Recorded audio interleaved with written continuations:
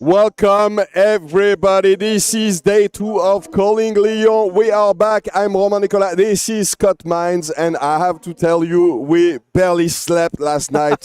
We wanted this day to start. I couldn't wait so much. I'm so excited for this one. I mean, we always said that we're excited, but that's because we're actually excited about these games. Why else would we be here? I mean, yesterday was just the pinnacle of a calling, really. When you think about everything you want, some of the best games that we've ever seen. Some of the best games, full stop. Yeah. And a huge, just beautiful introduction to a new format of Rosetta. Absolutely.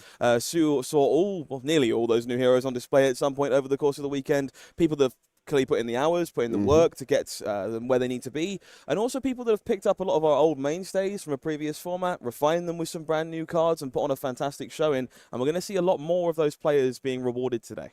Yeah, so let's take a look at the standings for this day 2. Look at the left side. Gregor Kowalski, we saw an insane game yesterday with Dash, his Dash fatigue deck. Sammy Weckx, Belgian player, if my memory is right, doing very well with Prism. And Pablo Pintor won the very first Pro Tour champ. One of the best players I could be in this game, playing his Enigma deck, and Jacob Clemens on 4th place. We saw you actually cast one of the craziest games we've ever seen. Jacob on that lovely Count Your Blessings Enigma deck. We had the pleasure of seeing against Verdance earlier in day 1 for what I think is my favorite game of the day yesterday, and definitely one that's worth watching if you haven't had the ability to do so. Plenty of other friends and family, of course, on the side here. We've got Sammy Braben on Kano, always the fun police. There's got to be somebody keeping everybody in check with all that extra arcane damage. Bartosz Ziemba rocking Aurora, brand new hero there as well.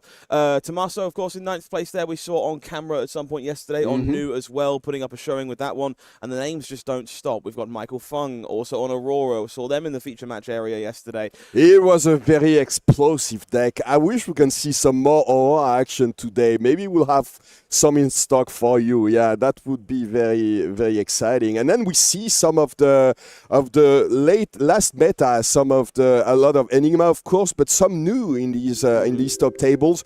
There's a couple of Azalea decks that are also placing very well. We saw Sebastian Spicher with Verdance.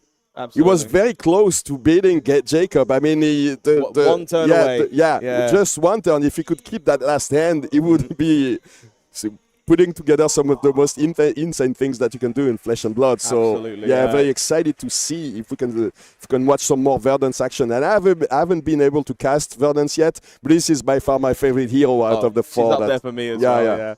Can't wait to hopefully see a little bit more of her. Plenty more friendly faces here that we're used to seeing. We had Paul Morand, of course, on Florian here as well. Was in the feature match. That was yesterday. A great game versus Jakub, on Azalea as well. Viet Pham, also a known name in the community, rocking Enigma as well. And these aren't the only players we've got for you today. This is just the top table. We've got 100, I believe, coming back today for day 2. So everything that was at 5-2 actually was qualified for day 2. Look at this, on the bottom right corner, Arthur Trehet, our Pro Tour Los Angeles champ. He didn't sleep that well yesterday. Hasn't had breakfast. I had to scold him this morning. I told him that there's no way that you can go into such an event on an empty stomach. But there you go. Maybe that's his special training. I don't know. Maybe. Might know something that I don't. Awful lot of Enigma here, also racking up in that kind of 5-point slot. We see in the bottom left, Kevin Zanka on Levia. Deck they had a lot of success with at the last Pro Tour. Clearly a favorite of theirs. And I think pretty well positioned into this room. Good to see some brute. With so many Enigmas, I think he must be very happy to be placed in that, to be in that position. But look at this. guys, at table at number 35 is Farid Findik with Zen. Maybe Zen is not gone for the world in a room full of Enigma.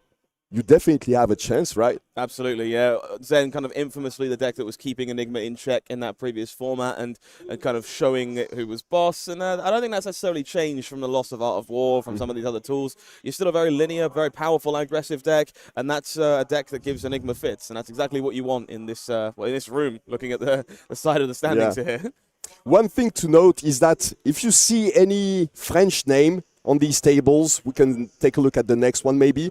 There are a lot of players from the local community in Lyon, and I think there is something to be said about playing at home, you know. These guys were telling me that they came and they've never been as relaxed playing at this event. You're playing at home, basically, so maybe there's actually something there. They were very confident coming in. I was talking to my friend Marc at number 59, who's the lone Vynsett player actually in day 2, and he was saying that it's really great finally to be able to play a major event at home.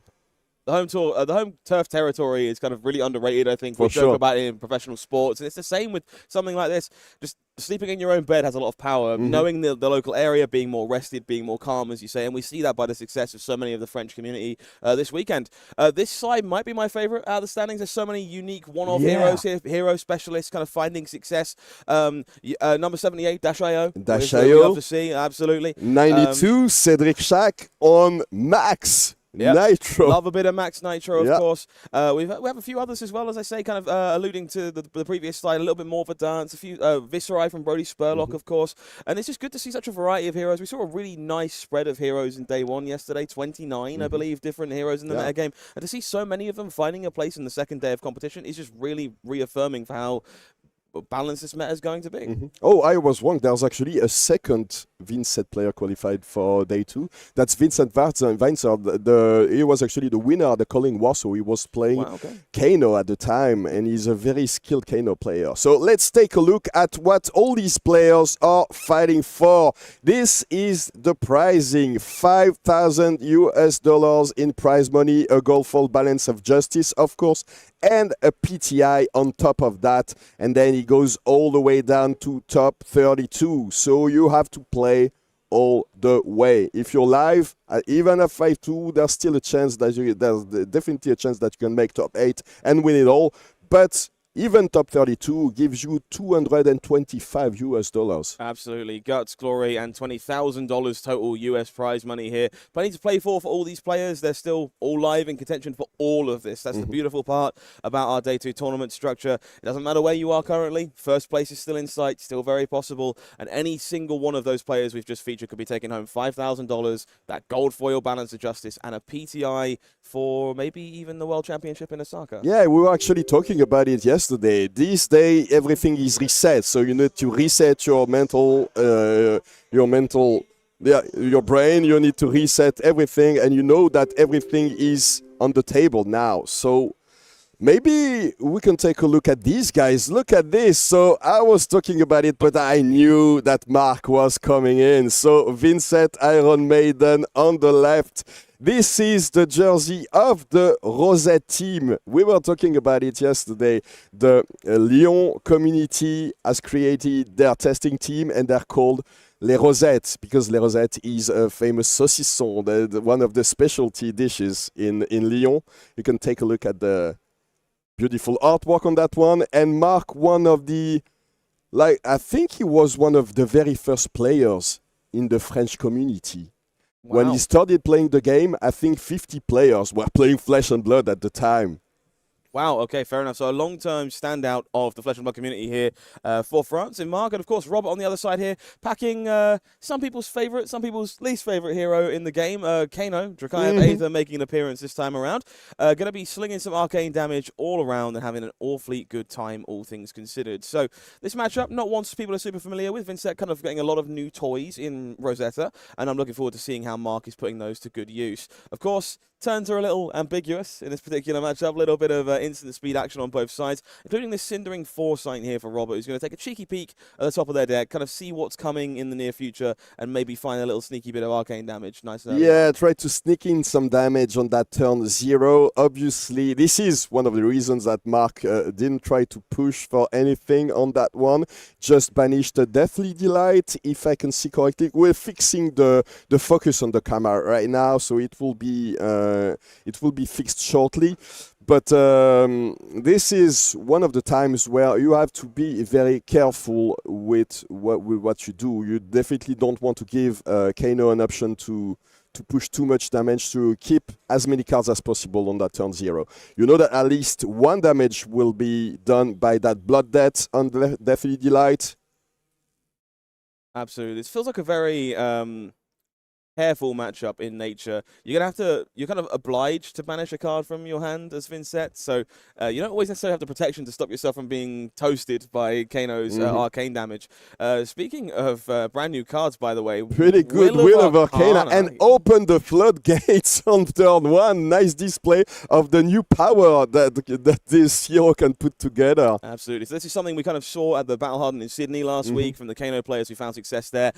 Kindle, not even more so, Kindle. A little bit more amp. So we've got an amp from Kindle here, a bonus card being found, an additional amp coming in from the Will of Arcana, and that Crucible means this Open the Floodgates is going to be 3 bigger than it is on its base. We're coming in for 7. If we connect with enough damage, we're drawing 2 bonus cards here. This is huge. This is +4 actually, because of the Will of Arcana that has amp. Kindle has amp, and there's +1 on the Cindering Foresight and the Crucible. This is actually crazy, so there's no way he can prevent it unless he wants to get rid of... I mean, the thing is with Vynsett is that you have Spell Void, you have AB3, and you're able to play with the Shadow Blood Debt equipment that prevents 2 damage. I don't remember the name of all these cards. Yeah, I'm trying the to Darkness take a look. suite of equipment, one way or the other. They are kind of very, very powerful tools for these Shadows heroes, Leviathan and Vynsett included, that they can prevent 2 damage once when you choose to, but they do have Blood Debt and they get banished upon preventing that damage, which means they're a great resource to stop turns like this, but once you've used them, well, you're taking damage for the rest of the game. For the rest of the game, so very painful. This is definitely something that you want to keep for the last turns of the game, for the combo turns, the big turns with... Oh, so he's pitching 5? So we to prevent 3. Yeah, we have access to AB4 here between Dyadic Carapace, the actually, and of course yes. the Grimoire as well. So yes, we do have the Grimoire has AB1. That's a good soak point. up 4 damage, which means this Open the Floodgates is going to connect for 3, but we're not going to be drawing those no bonus surge. cards. It's a very big deal in this case. Very important there. What a start from Robert on this side, showcasing all the new shiny toys available to Kano, Drakai of Aether. We'll move ourselves back to Marc, of course, spending a reasonable amount of their hand there to prevent arcane damage. But this is the beautiful play pattern of Vynsett. You'll be able to leverage very small card hands by using those rune chants to play rune gate attacks out of your banish zone to kind of get ahead on the amount of value you should be able to generate thanks to those cards. So, Marc, one thing to note is that this Will of Arcana, this Open the Floodgates, 1 Kindle is already gone, so this is definitely something that you want to keep for the big combo, for the Aether Wildfire combo turn, but they won't be coming anytime soon now. They're at the bottom of this deck. At least the Will of Arcana is at the bottom of this deck, and a couple of these very big cards that can make the Kano turns insane are gone now. So this doesn't look like the happiest face on Robert here. If you see a Kano player pausing on their top card, one of 2 things is certain. Either there is a gem there or something they're not happy to see, or your game is about to be very short and very punchy, and we'll have to see which of these it is. Robert, very uncertain about whether or not they want to banish this card. Now that we have things like Will of Arcana, all these decks, I know that you're a Kano aficionado, so, this is the reason why. There was an Aether Wildfire. Maybe an early one, because that's your turn, so you definitely not the best way to utilize that Aether Wildfire. It doesn't have any additional effect on your own turn. It needs to be on your opponent's turn. Of course, one of the most powerful cards that Wizard has access to, because every single damage that you do with Aether Wall of Fire during your opponent's turns means that all the arcane damage from your other spells this turn will be boosted by that much. It's a very powerful counterplay here from Marc. Haunting Rendition, brand new tool from Rosetta as well. Able to be discarded to prevent 2 damage and generate a rune chant if it successfully prevents damage. So tag teaming here with AB3 to prevent that Aether Wildfire in its entirety. Very nice. Yeah, Wildfire early here, not an easy pill to swallow, as you kind of allude to. Definitely a card you're looking to use in your opponent's turn, stockpiling that arsenal for later on, find these big combo turns. But when you do find it off of Kano, it's hard to say no to just presenting 5 points of arcane damage. Still a very reasonable rate. On the follow-up, we have Eloquent Eulogy here, a card that people heralded as the savior, the savior of Vynsett, once again. The Vynsett Renaissance, if you will. Yeah, that incredible expansion slot card, great at generating those Eloquence tokens and doing all kinds of funky nonsense alongside non-attack actions. So this is going to be a nice one because Machinations means that there's going to be overpower on this one. It will be very difficult, I mean, for Kano, impossible to block this one cleanly, and it's coming with 3 rune chants as well. Yeah, Machinations, absolutely a very underappreciated card when it was revealed for these Runeblade players. Another Movrian Skies adjacent card. Doing its best impression here of that powerful effect from Crucible of War, but also providing us with that additional overpower, some evasion, to guarantee that we can squeak damage through in spots where that's important. Obviously, pretty free in a deck like Vynsett because every time the turn starts, you have to banish a card, which means that you're getting an aura, which means that you're getting the additional effect on these Machinations. Is that the way to pronounce it? Machinations? Yeah, Machinations is what I'll go with as well. And I'm sure the chat can correct me if we're also getting it wrong. I'm French, so I would say machination, but I'm okay with machinations. And that sounds better. I have no excuses whatsoever in this case. So, block here from Blazing Aether, another one of those cards that you really would like to save for later, but at least it does block for 3. You don't mind expending some copies early, because 1 is often all it'll take. Following up with Flail of Agony, one of my personal favorite weapons, the Vynsett specialization, spending life to attack. Absolutely. This is one of the greatest weapons ever designed, in my opinion. I'm a Shiana player, so obviously this is my weapon of choice. This is really a crazy design. I just love it. So obviously it costs 1 health to attack with it. It's free in terms of resources, but it costs 1 resource. It costs 1 health. In this situation, it doesn't really matter because the Deathly Delight means that you will get +2 health at the end of this turn, so everything will be offset. Very powerful tool provided to Vynsett here. Lots of synergies to enjoy, courtesy of the rune chant that will be made on hit. Gets you kind of fuel those rune gate cards for the future. And of course, that self-damage effect does help activate these clauses on your rune gate attacks. So this is really important in this situation because there's almost no way that Kano will spend a card to defend his Flail of Agony, right? Yes, it's hard to rationalize blocking 1 in this space, and Kano, not a hero with expendable health, doesn't really have the ability to use armor to cover up those breakpoints or anything, so you're going to see an awful lot of 1s sneaking through a lot of the time, should Vynsett choose to present it. Nice, lovely tempo turn here from Robert on Kano. It's that just a lesson in lava. Great tool for finding whatever you might need access to as Kano on top of your deck, but just pairs up very nicely with that Crucible to keep chipping away damage, getting Vynsett closer to that life total that is very attainable for these big Kano combo turns.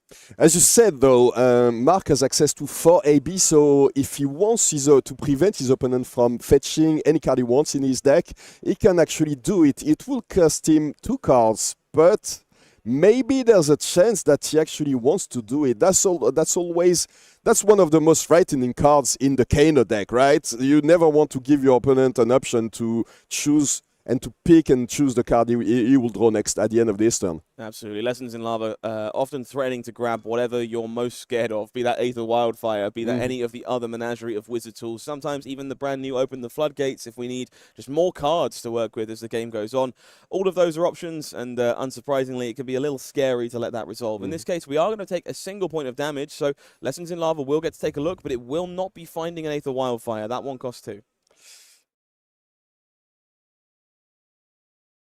So Robert taking the time. Now Robert takes a look, yeah, and he also be able to shuffle his deck, which means that some of the tools that he put at the bottom of the deck, like Wood of Arcana, who can be very powerful to get rid of. Oh, interesting. So he even went to fetch Scour, which is probably the best way to get rid of these Runechants, these pesky Runechants, who can help Marc assemble some of the strongest turns for Vynsett. You can just destroy these Runechants and do some damage on top of it. This card is crazy.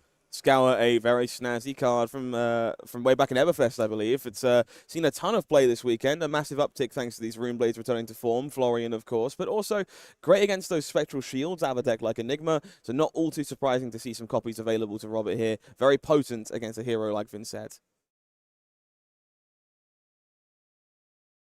He won't be able to play it on Marc's turn, though, so Marc knows what's coming. And you can try to play around it now. Of course. That's kind of the benefit of a card like Scour. At the very worst, it's a blue block 3 card. So if Marc chooses to respect it, doesn't want to leave too many Runechants lying around, well, you can still use that card to pay for the rest of your turn, to do something else productive. It makes Robert fairly comfortable in searching for it in terms of what they're looking for. Absolutely, yeah. So that Runechant count ticking up here with a widespread annihilation making its way into the Banish Zone. This one, very dangerous should you manage to get to 4 Runechants and worth keeping an eye on over there. Absolutely, and if he chooses to, he can even go for it now because he has access to Vexing Quill, and Marc told me before the game that's one of his fail-safes, you know. Sometimes you can break with Vynsett. I mean, Vynsett is a Runeblade, so you have Runeblade hands sometimes, what we call Runeblade hands, but Vexing Quill lets you out of that hole, and it can definitely help you put together some of these very important wide turns. As long as you only do 1 attack each turn, Vynsett is not really frightening, but when you can do a couple of these Runegate attacks, she starts to be very annoying to deal with. You could definitely kind of break the parity of what you should be able to do in a turn by chaining together multiple Runegate attacks. Powerful way to not have to pay for resource costs if you can keep stockpiling those Runechants with powerful enablers. Marc here kind of taking the time, clearly has a hand of numerous options. As you said, a Quill hand looking very appealing should they want to throw that Annihilation, but we can save that for later, keep our Arcane Barrier for now, spend those Runechants to play out that Eloquent Eulogy from earlier on. This one coming in for 4, threatening to make that Eloquence token. Interesting. So there's no go again on this one. Doesn't have access to sneaky things like Spellbound Creepers that can give an action point out of nowhere. Maybe there's a Succumb to Temptation or something like that. To Temptation that'd be great. In Marc's hand. That one, another new tool from Rosetta that does give that action point back. Absolutely. I think that's something that Robert is considering right now. If there is a Succumb to Temptation, you might be tempted to prevent all of this Runechant damage and all of that Euloquentology as well, which would be difficult because it demands 2 cards if you want to block it cleanly. So it is the arcane damage you've got to concern yourself with if you're worried about stopping that Succumb to Temptation, as it can be played as an instant if you've taken Arcane this turn. And I think you're right. Definitely something that Robert is considering here, aware of the card's existence, and maybe not the cleanest hand to do it with. We see another Aether Wildfire there, Spell Spindle that might not be particularly blue in colour, but we do have that Scour we know about, so that there's definitely the option to prevent this if we want to, but a difficult choice if it leaves you with a fairly non-functional hand afterwards. For sure. This is an option that Runeblade players didn't really have before. I mean, some of these Vynsett decks used to play Pummel, for example, and that's one of the ways that they could go over the top and create some disruption for their opponent. But this Succumb to Temptation is really an amazing card. Yeah, powerful on-hit from the brand new set Rosetta. Definitely expect to see it in a number of Runeblades. Maybe a little less Florian because of the requirement to be a Runeblade card in order for it to trigger, but definitely a powerhouse in something like Viserai as well, and I'm sure we'll see that more as the meta begins to evolve. Robert here definitely giving this turn the respect it deserves, considering pitching for those Runechants. And this is very heads up, something that's very easy to miss if you're not familiar with the Runeblade card pool. Definitely aware that Temptation is lurking and doesn't want to succumb to it. No. Yeah, he's taking his time, thinking everything through. But, I mean, there's only one thing that destroys you in this turn, so he probably knows that something, like that is coming. preventing all of this arcane damage on the Runechants. Still has one floating. I think there's also a Revel in Runeblood in his hand, so... That's what it looks like to me. Yep. That would have been a very potent turn It here. would have been a huge if the turn. action point had been refunded. That's widespread annihilation following this, and you can see what Marc's intention was at the start of this turn, having banished that widespread annihilation. But unfortunately, 4 is going to be the name of the game here for the rest of this turn. Yeah.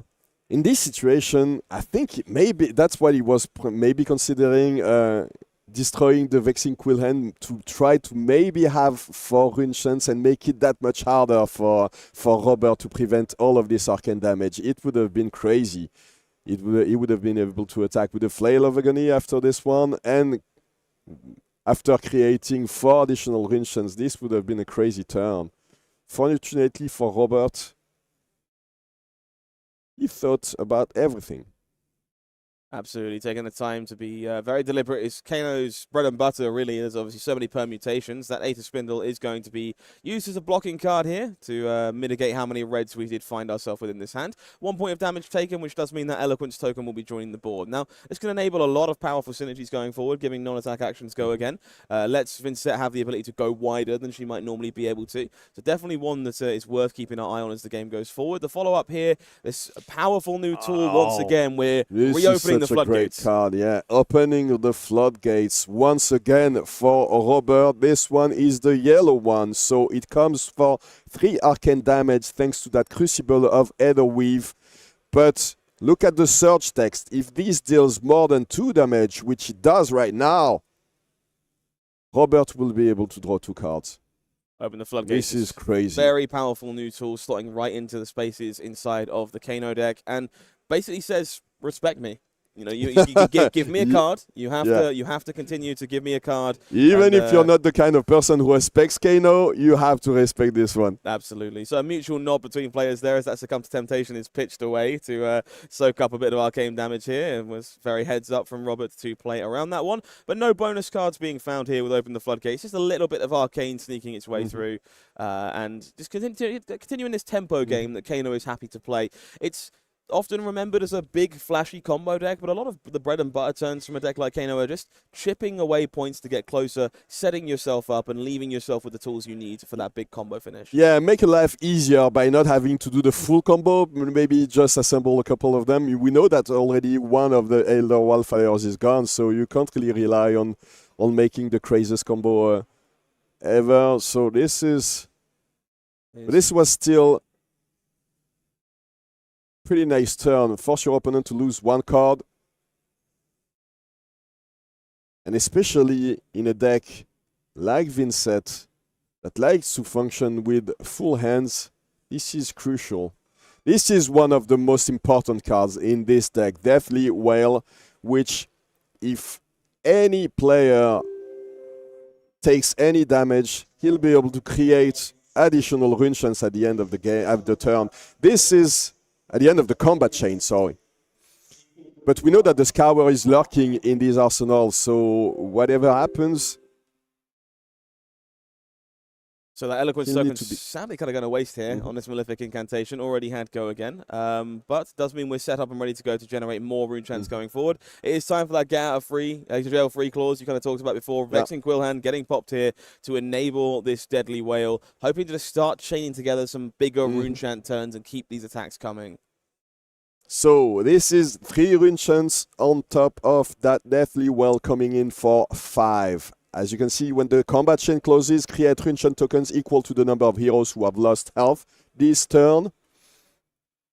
This is really the kind of card you're looking for, as Vynsett. It is your main 9 of. It enables your most powerful turns by generating more Runechants after the first attack has been played. Much like Malefic Incantation, that means you can use some of these powerful go-again enablers to throw multiple of these big Runegate attacks over the course of a turn. And that's something that we're not necessarily threatening here without any bonus instant speed, but that widespread annihilation still lurking off there in the banished zone. It could definitely be a powerful follow-up to this with a card like Revel in Runeblood. Of course.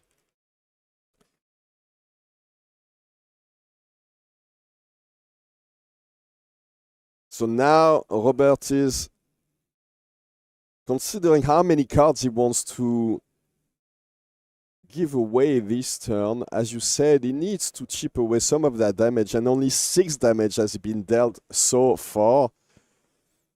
And even though this turn doesn't seem that threatening, as we alluded to earlier, Vynsett can do some powerful things out of the blue. Absolutely. I think Robert is definitely taking a moment here to kind of consider their options. I seem to recall seeing another Aether Wildfire. I think it might be in their arsenal at this moment in time. And if that's the case, we're now in the kind of stage of the game where when these attacks get presented, you're familiar with a little more Arcane Barrier being removed from Vexing Quillhand being broken. Oh. You need to do a little bit more math about what is possible. I thought he kept the Scour in the arsenal. Did he pitch it last turn? It's very possible. I didn't see it pitched. I think it might still be in the hand. I'm not sure. All right. But it's very possible I'm also wrong. But having seen that second Wildfire, we are definitely kind of in that stage of the game at the very least, even if it's not with us still. There is now less Arcane Barrier to consider. And this is a tough one. Like, Vynsett provides a wealth of protection from an effect like Aether Wildfire. So combo turns either have to go very large, or they need to have kind of chipped through all this and then re-establish a second combo. There's just a lot of things for Robert to think about here. How much do you want to respect Deathly Whale? Am I just buying my time still? Or do I finally have a hand that can present, 25 or 30 of the damage to kind of put Vynsett into a dangerous range and let a smaller combo finish the rest? This is, when you're facing a Kano, this is the turns that you hate. Your Kano opponent is thinking about everything, he's taking their sweet time, and you're like, is there any chance that I'm dying this turn? I only have 1 card in hand. He knows the pitch, the pitch color of the card in his hand. I think it's a red one, but we don't.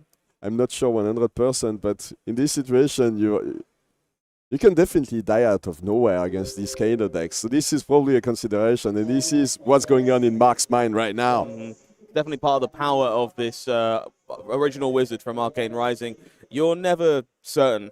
There's always the fear that you could be finding yourself in a bit of an awkward position. This time round, we are going to start expending some cards to protect ourselves, so unlikely to be much damage coming Marc's way. We're going to prevent that arcane damage, pitching Prognosticate to do so, soaking them up.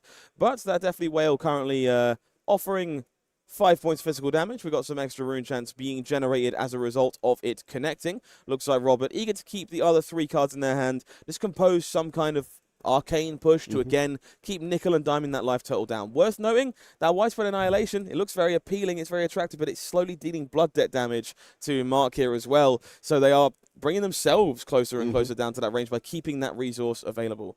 Helping Robert in a way by making closer to that combo range indeed. And look at this Sonic Boom. This is one of the most powerful cards that Kano has ever had access to.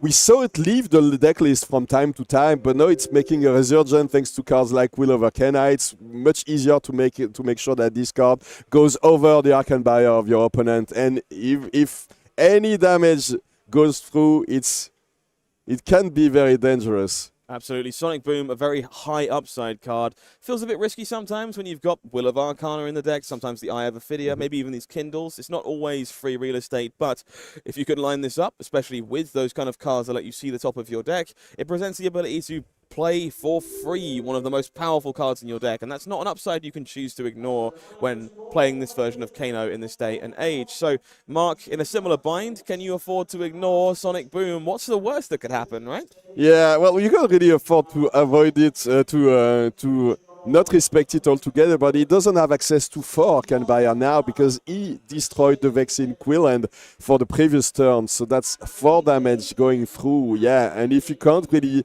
prevent everything, might as well take it all.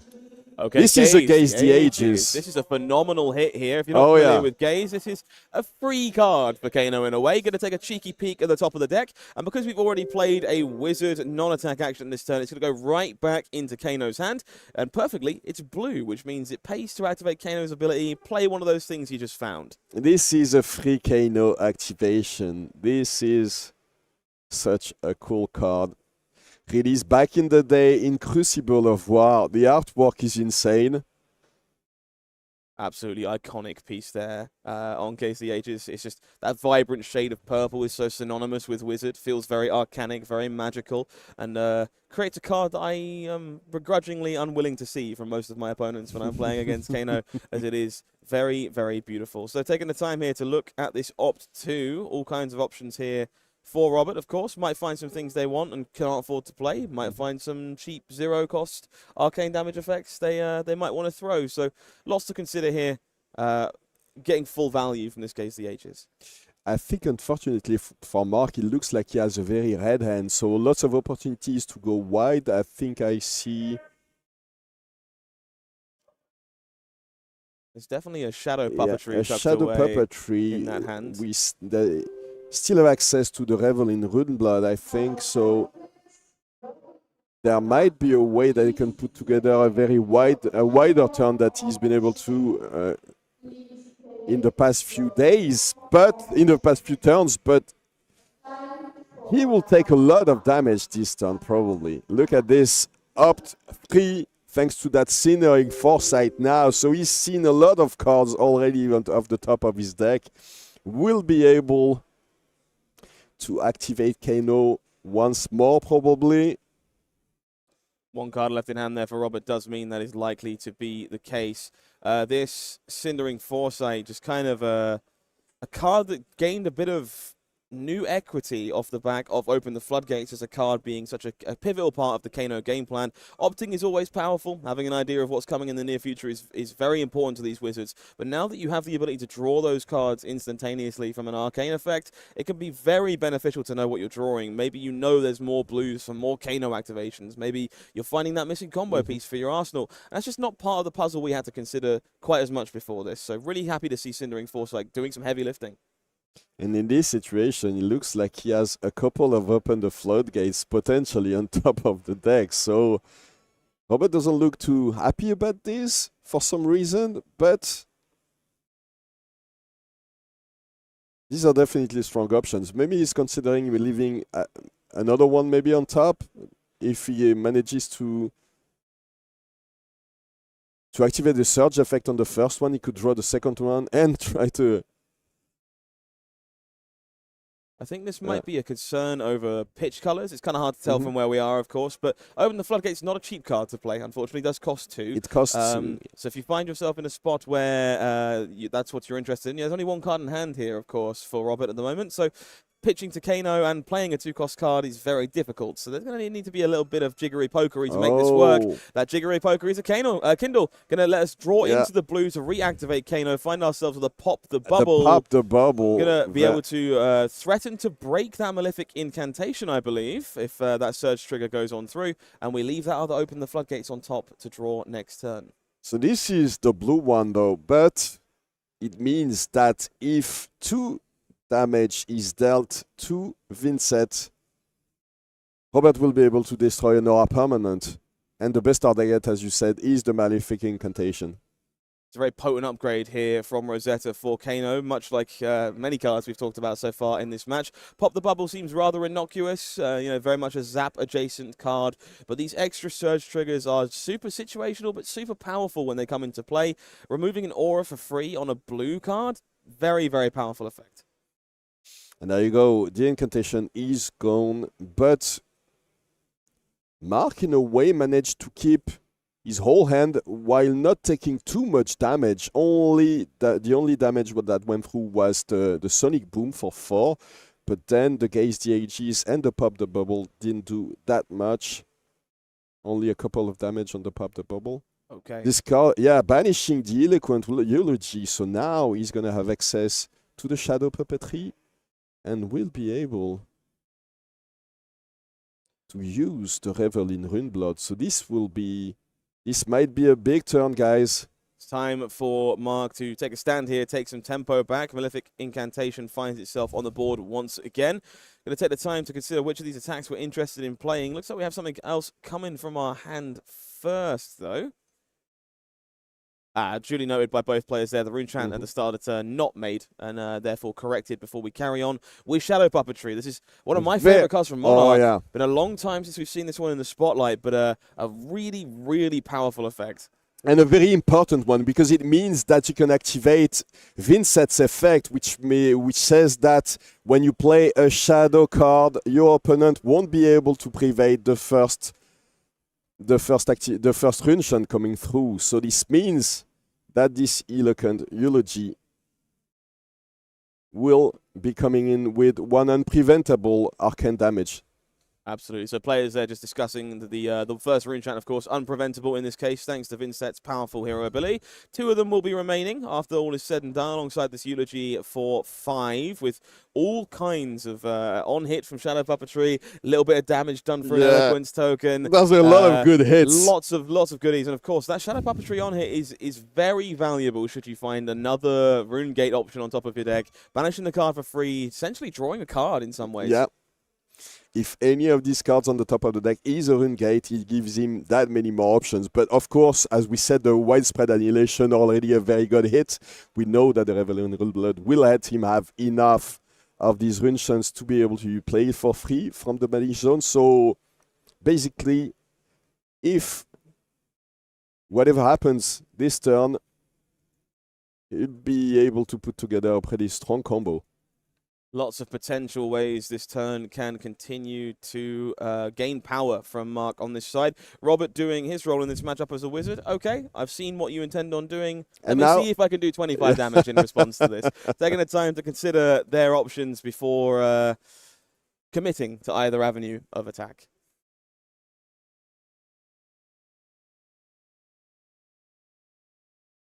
Has to be very frightening. So in this situation, when you know that there's Spell Void 2, Arcane Barrier 3, and 2 prevent 2 on the boots as well, how much can Robert hope to do in this situation? Best case scenario. It's a very off the top of your head, over the top of your head. I mean, anything can happen in these scenarios, but this is very much the kind of most terrifying equipment suite you could ever expect to see as Kano. This much prevention, this much arcane barrier. It's very difficult for the first wildfire turn to achieve very much. The problem is you do kind of often need to commit to that turn to get through this prevention equipment in the first place. So what we'll expect to see in this matchup the majority of the time is Robert committing to some kind of powerful wildfire turn, maybe a little bit bonus damage, amp, crucible, this kind of thing, to get it to 5, 6 kind of range, and expect to earn the spell void to prevent the damage on that. And that then gives him the green light to set up a second wave of arcane wildfire damage and try and finish the game that way. So for the most part, that first combo turn really can't get big enough to get over all of this prevention. But I have seen weirder things happen. Kano is very capable of chaining together all kinds of chaos on the top of their deck. So who knows? Anything is possible with Kano Drakaya Veta. Robert deciding that he's happy taking some of that arcane damage. A couple of Runeshots came through after the first one, and the Succumb to Temptation. Yeah, we were talking about it since the beginning of this game, so now it's coming in because the Eloquent Eulogy hit. This means that he'll be able to look at Robert's hand and discard a card. In this situation, with a couple of, if I remember correctly, a couple of Open the Floodgates in hand, Robert might be tempted to go for it. I mean, not maybe go for it entirely, but this is a bit get of a rid of situation. some of these cards. Succumb to Temptation here, a very pressing new tool from Rosetta, one of these biggest upgrades to a deck like Vynsett. We've kind of alluded to it a few times, this powerful on-hit, looking at hands, taking away cards. We've seen it in other classes beforehand, and it is equally potent here. Just considering the damage, of course, for Robert here, knows they've only got 13 life left to work with, so not a ton of breathing room. Needs to decide if there's anything to be done before resolving this on-hit, and we are. Oh, the Storm Striders are up now, so this means he's trying to look for solutions. He doesn't want to give Marc the option of discarding a card. He wants to use this hand fully. It looks like it's very blue, so at least he'll get a couple of Kano activations. Doesn't have an energy potion on the board, just a potion of Deja Vu, so not really any additional resources. Oh, the Wildfire was waiting in the arsenal.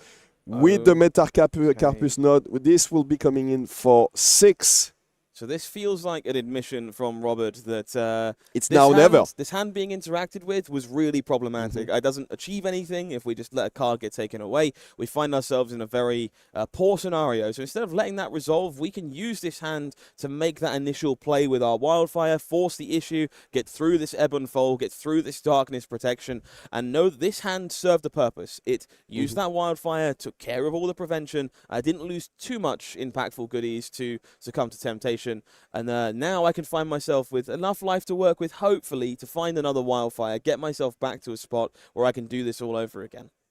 So this Aether Wildfire came through for 2 damage, but now what does he want to do with the other 2 blue cards in his hand?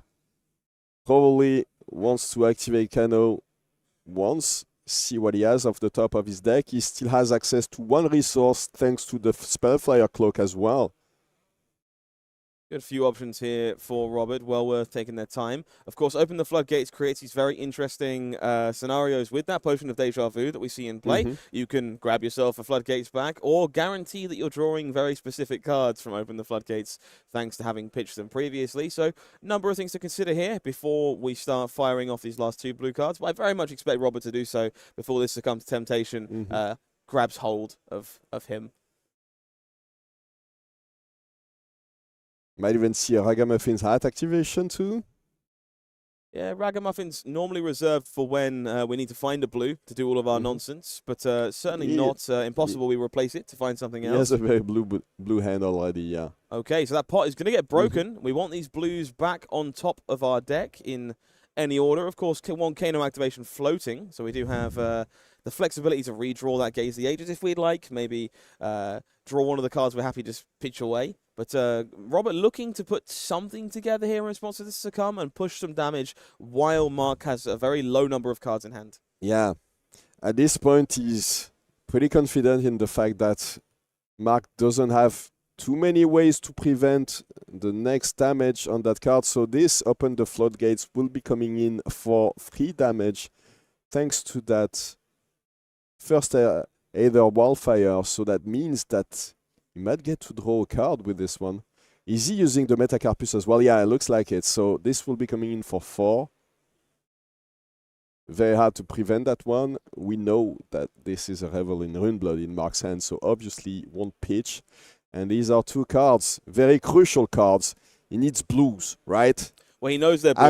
I'm not a wizard expert, but yeah, he's got the blues. And we know he has them thanks to that Potion of Deja Vu. They are back on top, so we know we've got a couple more Kano activations here waiting in the wings if we want them. Of course, as you alluded to before, that Spellfire Cloak does kind of give us another resource to play some of these cards we find in a pinch. And she has 1 floating, so yeah, Ragamuffin's Hat. Back on top with the card, so we know we have something that we're interested in playing. Kano will show it to us. It is that Gaze the Ages. Oh, so another Gaze the Ages. Rebuy this. Yeah, we saw this one in the pitch zone a moment ago before the pot went off.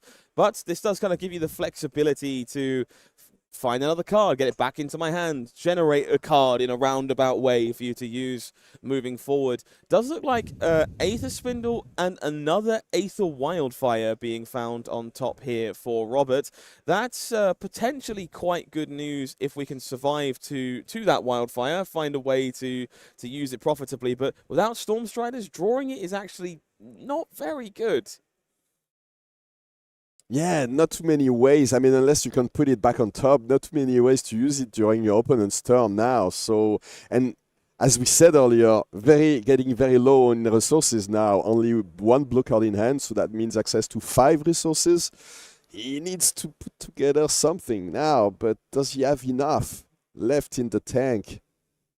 At this point, look at Marc, just crossing his arms, and he's like, yeah, well, I can't really do anything about what you throw at me, so come at me. This is the average pose of a Kano opponent at this point. I know what I'm intending to do after this. You do all your things. I'll figure out whether or not I need to pay attention in a brief moment. If I'm still alive after this one, we'll have fun. But in the meantime, do your thing. Do your thing indeed. So, Gaze the Ages here, a tough resolve for Robert.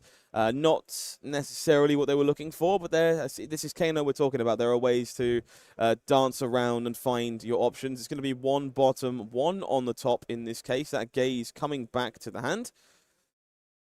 and likely being used to facilitate another Kano activation. We'll flip off that Aether Spindle we saw. Oh, this will mean more cards look off the top of the deck. Aether Spindle, of course, letting you opt for as much damage as you're dealing. So this is coming in for 6, thanks to the Aether Wildfire.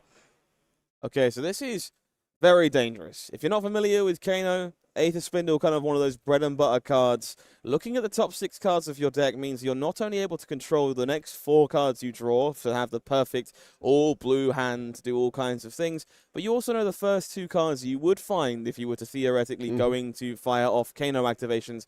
This means that there is perfect information available for here for Robert going into their next turn cycle, and that's exceptionally powerful in the hands of a wizard. So what does he want now? I assume that something like Blazing Aether seals the deal? Blazing Aether here is... I don't think we have a card left over this turn, do we? We have 2... Oh, okay, 2 resources left, and the Spellfire Cloak. You are right. There is a cloak left over. It would be coming in for 14? Yeah, Blazing Aether would be nearly perfect, in fact, to have found in this particular case. That Spellfire Cloak does provide another resource. We're going to flip it over. So, yeah, the Gaze the Age is trying to fetch something. We'll keep going. So this is, again, kind of free, is the beautiful part of Gaze the Ages. By putting this one on top first, you can take a look, opt some more cards, and you're always going to get it back. Yeah, I don't think that's it. He needs a 0 cost to deal some damage, but the only one that kills his opponent is... So Blazing Aether is what we're looking for. It's Gaze the Ages coming back to the hand, of course. And now this is the last Kano activation. The thing is he dead if Marc can finish this turn off? He'll be very low, but it's going to be very close. Yeah. There's going to be a lot of damage coming in from Marc this turn. What do we find on top? That is keeping the card on top from Kano. That's not a 0. That's not anything we wanted to play. That is not what we were looking for. That is very unfortunate. So, no banish from the Shadow Puppetry, so no additional activation. But, of course, there is going to be the Revel in Runeblade coming from Marc's end. So, that's 4 additional rune chance, because he played an attack action and a non-attack action, and the widespread annihilation coming in for 6 plus 5 rune chance. So, the good news is that Robert isn't dead yet. But now he needs to find a lot of cards from the top of his deck if he wants to finish Marc off. So lovely little bonus here as well that Marc gets to throw on the end. That Succumb to Temptation was played as an instant, so it made an additional action point upon being played. Oh, yeah. Meaning we could even pay a life to send the flail on the end here and put Robert down to 1. At this point in time, any unpreventable damage from Vynsett will seal the deal. This means that any shadow action is GG, basically, which is very flavorful. Of course, that's the way you want it to be. But of course, it's never GG when it comes to Kano. You can try and prevent that arcane damage, and they can go off and do all kinds of powerful arcanic effects in response. So Robert hanging on by the skin of their teeth. They will be passing back momentarily and allowing another onslaught of damage coming from Marc on Vynsett. We'll see what this hand has put together. Yeah. There is a Moravian Skies. I think I see... Oh, he's punishing the Skies. Okay. Maybe he's found the shadow card that he needs to make this first rune chant unpreventable. There is no arcane barrier left over on Robert's side. So this was nice and simple. This is just, I'd like to make a rune chant, please. I would like to keep as many cards in my hand as possible and present lethal damage. So we're going to see Robert partying, and this is a damn good way to start. Using the Eye of Ophelia, one of my favorite cards in this game, trying to find a solution to stay alive, kill his opponent. To kill his opponent while he's being killed. This is the last resort, basically. Is there any chance? What does he need to find? This would need to be a crazy sequence. This would need to be a very powerful combination of cards. Of course, there is only 3 Arcane Barrier left on Marc's side. So in a world where any Open the Floodgates could reach 4 or more damage, they can be chained together to draw you numerous cards, kind of close to what we used to see from Tome of Fiendel, Tome of Aetherwind, similar styles of play patterns. Unfortunately, this first banish from Kano is going to be a Pop the Bubble, which is not ideal, but does offer some damage maybe after a wildfire, if we can juice this up in some way, but not really what we were hoping to find. Robert likely going to have to keep digging here to find some kind of more impactful way to interact with Marc's life total. Okay, another kind of activation looks like... I mean, there are not many ways to go with this one. You need to activate Kano until you find a solution. Absolutely, Marc. There is absolutely no life gain in this deck. Oh, look at this. Lesson in Lava. Maybe that's the beginning of a way out for Robert. So Lessons in Lava definitely represents a lot of powerful options. The issue is the amount of resources we've already spent at this point. In order for Lessons in Lava to find what you need to pay 1 for it and 3 for another Kano activation, and then whatever the cost of the card you found was as well. With only 2 cards left in hand, that's going to be awfully hard to stomach for Robert here without inevitably taking this rune chant. With the Lesson in Lava, he'll do 3, can do 1 with the Pop the Bubble. Maybe, yeah, even with the Blazing Ether, it would only mean 8 damage.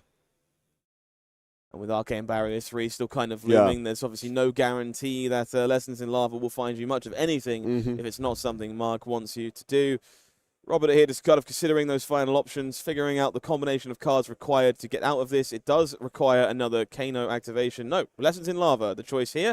We are going to present that 3 damage and see if Marc cares enough to stop us from finding a tool of our choice. So is that lessons or... oh, that's lesson. So that's a single lesson in Lava. A single lesson in Lava. My apologies. We don't do sequels here. You have to pay for the additional lessons in Wizardry. Yeah, there you go, yeah. Single Wizards always make you pay for everything. It's a Kickstart course somewhere in the future, I think. So there's a single Lesson in Lava from Kano for now. 3 points of arcane damage being presented here. So clearly not enough spare resources to use that Crucible for any bonus points to guarantee we're getting over the top. Going to see what color of pitch values are lurking in Marc's hand as to whether they choose to respect this Lesson in Lava or not. If there is any blue in that hand, that you're definitely using... needs to give away at least 2 cards. Come on, Marc. Don't let it hit. There's only one way to die. No, I can't blame either player for taking their time here. Plenty of time left in the round. This is clearly the last turn of the game. Absolutely. This is all the decisions that matter. So we are going to be pitching 2 reds here to prevent 2 points of damage from Lesson in Lava. So 1 does connect, means we have the ability to find something off the top of our deck. From Robert. But anything that costs 1 or less is a viable option here as a wizard card. And this is my favorite part of Lesson in Lava, personally. I'm not sure what saves me, so why don't I take a look? Let's go through my deck. Does this help? No? Does this help? And I can kind of reevaluate the situation from there and try and recompose myself. It's a small benefit of this shooter effect. Yep. Robert doesn't look too happy about what's left in his deck. Obviously, he knows what's in it, but it's always useful to take a look at the cards and see if there's maybe some piece of text that you haven't really read ever and that you don't know about. This is a Nether Flare. Blue Aether Flare making its way on top. So we have to see if there is a way to utilize this flare or whether or not... My feeling is with it being a blue one, maybe there's a way to try and draw some cards here, gain some extra cards from the top of the deck, and we're looking for more blues in order to fuel Kano. But, of course, not the most common choice from Lessons in Lava, Blue Aether Flare. So I'm excited to see what Robert has planned here. So this would mean with 1 more Kano activation, you can do the Aether Flare for 1 additional with the Crucible of Aether Weave, which it would be coming in for 2, and boost the Pop the Bubble up to 3, but it'd still be dead. Yeah, unfortunately. Without killing Marc. Not seeing a line for this to present enough arcane damage to take care of Marc in this case. We are threatening to. Of course, Marc, just making sure they're not missing anything and don't want to fall behind in this spot. I think that's what he's asking. Is that only 3 damage? 2 damage? Okay, so that's 2 on top of the Pop the Bubble. He's doing some quick math. He's at 9. There's 2 damage presented on that one and 1 on the Pop the Bubble. It will be 2 on the Pop the Bubble then? Yep. Yeah. Damage coming through This here. is the end of the line for Robert, and apparently. And the Rutschent is going connect. through, and Robert knows that the writing is on the wall. Congratulations to Marc. Both of these players seem very stressed. Look at how relieved Marc is now. Wow. He needs a moment to recompose himself. Whoa. There's a lot of mechanical decisions in a matchup like Vynsett versus Kano, and you can see both these players being very deliberate with their actions, taking their time to think these things through, and that stress is going to get to you eventually. There's a lot of thoughts going on there, a lot of brain power expended, so both players are going to enjoy that well-deserved rest before their next round, and a very exciting one to watch as a result. We still had something like 5 minutes in the round, so maybe Marc will have to find a quick way to get back into it. You definitely don't want to face another Kano, maybe, so hopefully you will find an easier matchup, if you will. But it was very well navigated on both players. It looks like Robert was one blazing ether away from winning this one, right? There was definitely avenues there to finding cards. We opted a lot there between Spindle, Cindering Foresight, any number of other cards. Looked at a lot at the top of our deck, and sometimes that's kind of what you sign up for when you're playing a deck like Kano. You're consistent from looking at so many cards, but sometimes the cards you need just aren't there, and you do have to keep digging and filtering, and you can't find it, and you've got to make the best you can with what you're able to find. Whoa, this was a nice one. Fortunately, my friend Marc won, so we'll have a short interview after a very quick break, because as we were talking about, only 5 minutes until the next round. So we'll have the next one, we'll have an interview very shortly. We'll be right back, don't go too far. And it's going to get the fist bump. The Phoenix rises. An incredible display by. Listen to this room right now. The room is erupting, celebrating our Flesh and Blood World Championship.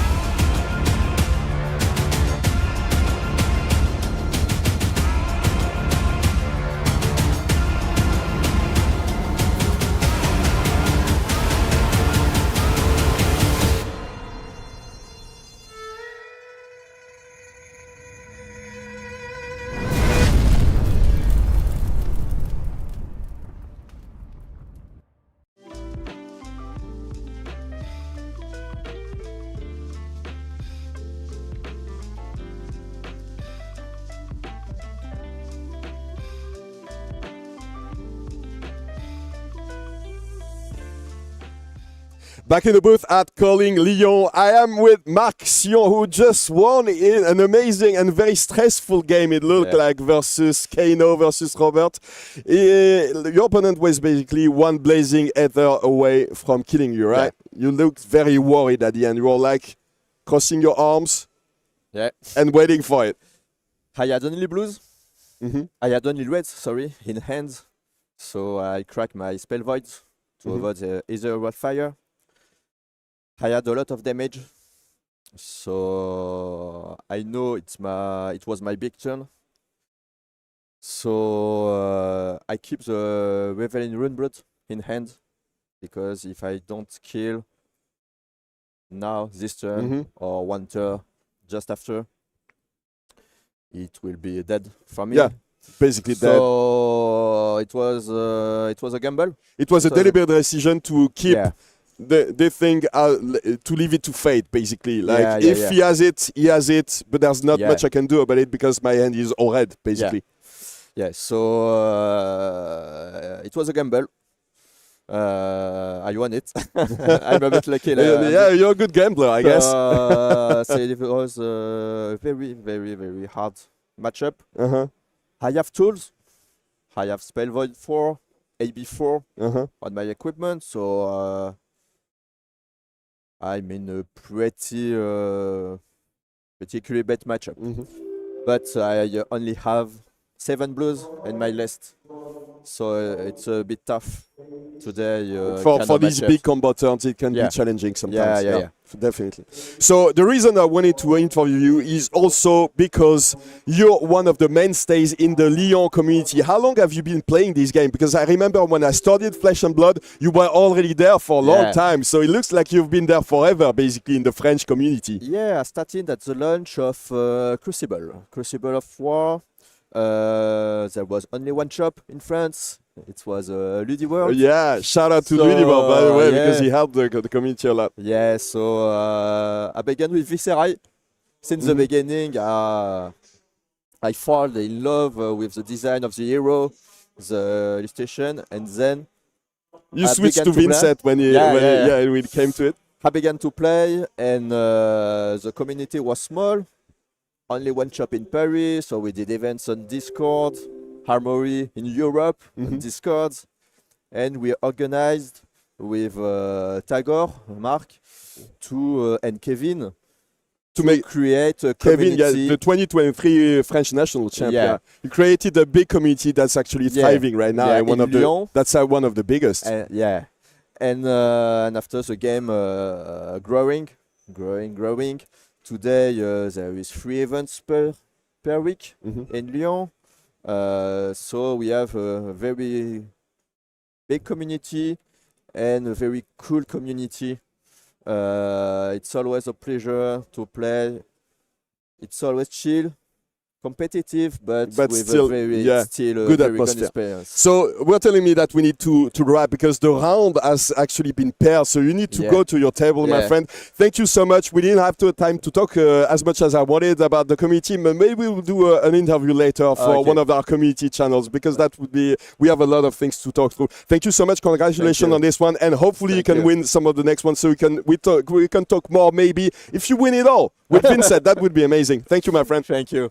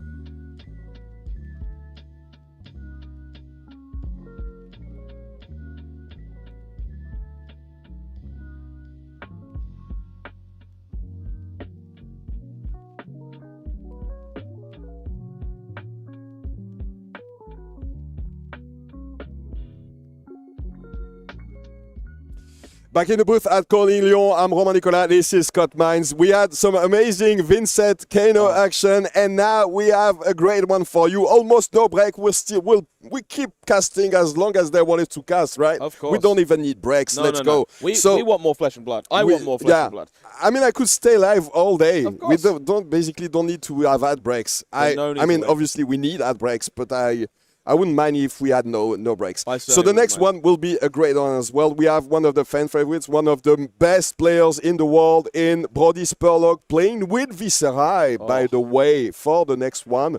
Yes, Brodie, the only Viserai to make day two of this event, which is obviously very impressive. But Viserai having a bit of a standout showing, definitely making a bit of a return. We saw some success from it on the other side of the world in Milwaukee. Yesterday, the Battle Hardened. So definitely a deck to be considering going forward, and I'm looking forward to watching a player of Brodie's skill kind of pilot this deck.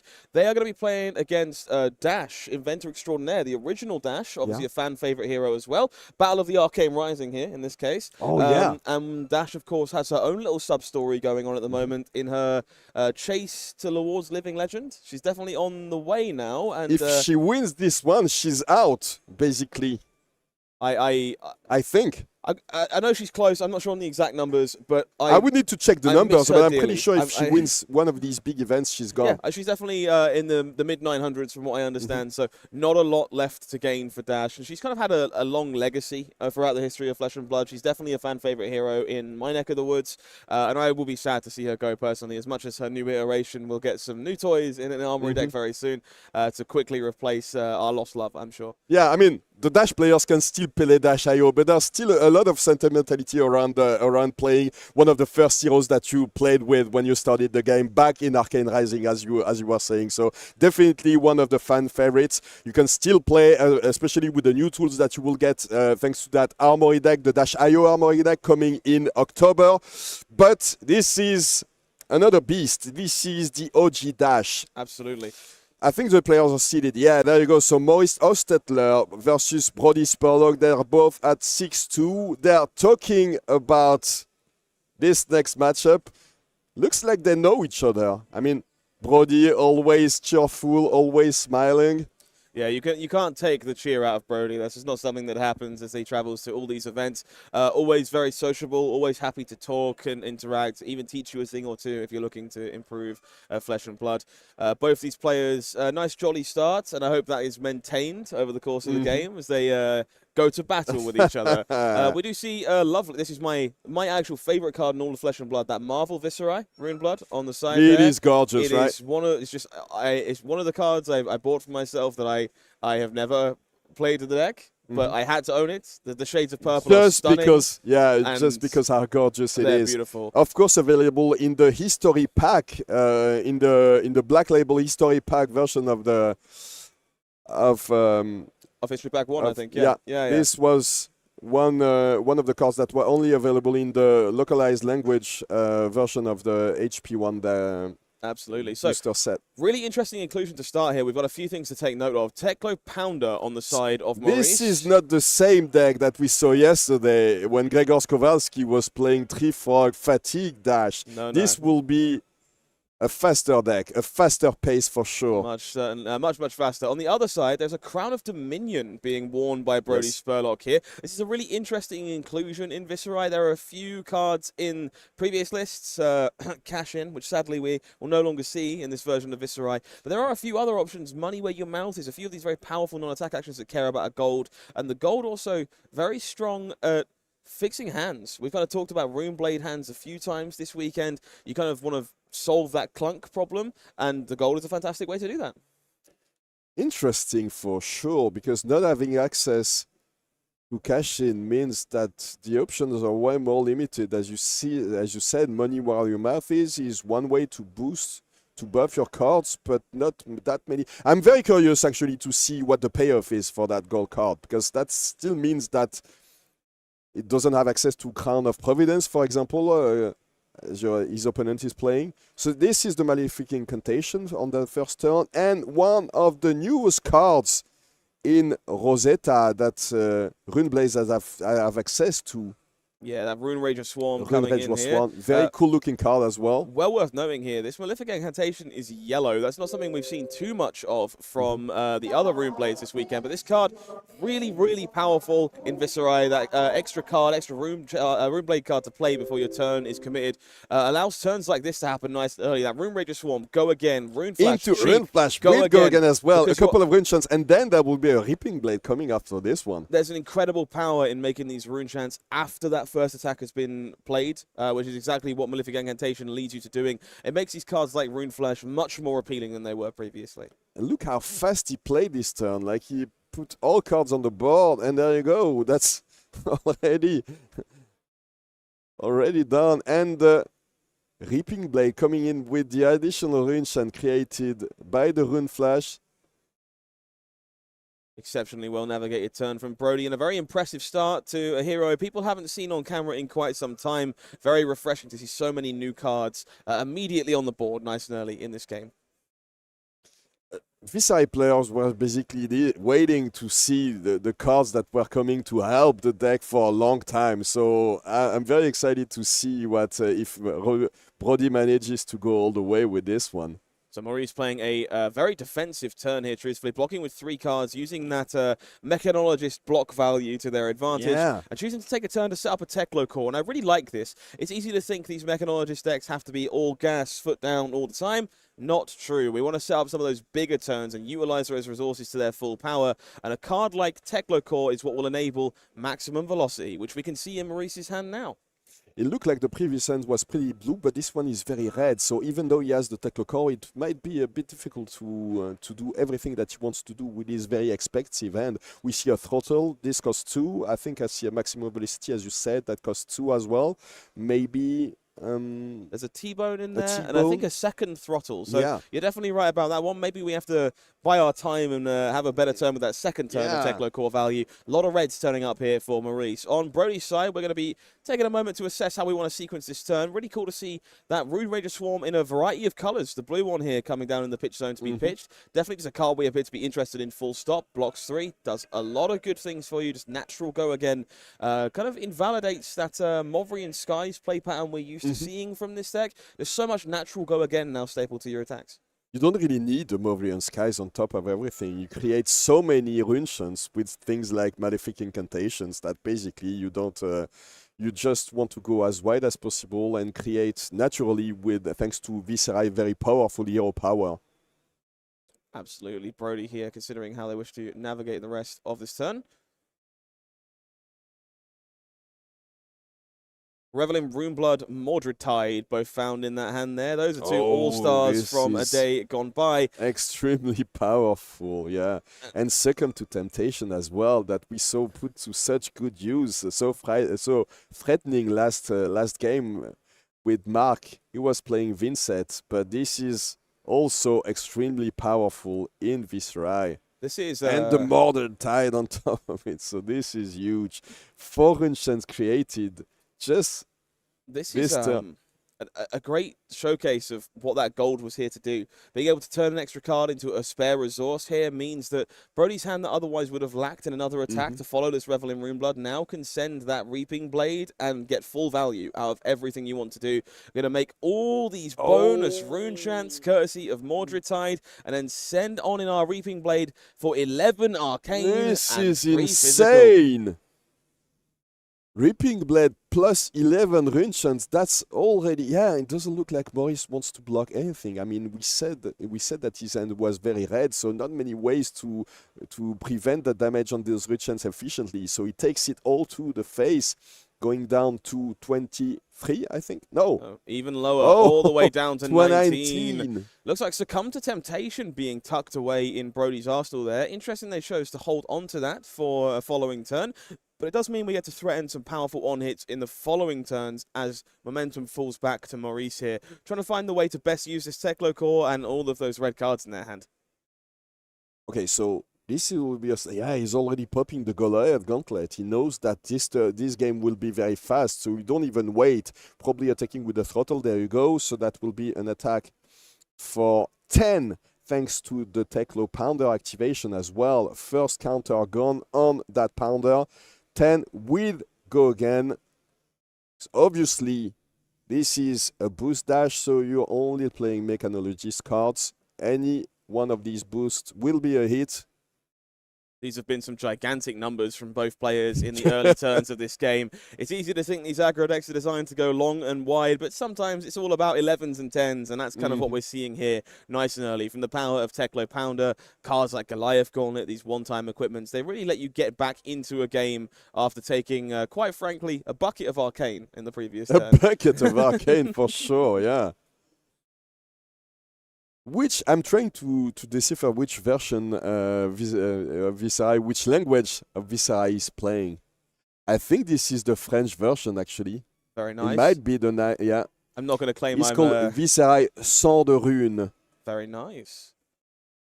Yeah, my eyesight is nowhere near good enough to see that from here, so I'm going to have to trust you on that one, I'm afraid, Roman. Oh, it may be. I mean, Italian and Spanish, the translation is very similar, I think. So I don't remember exactly what it is, but...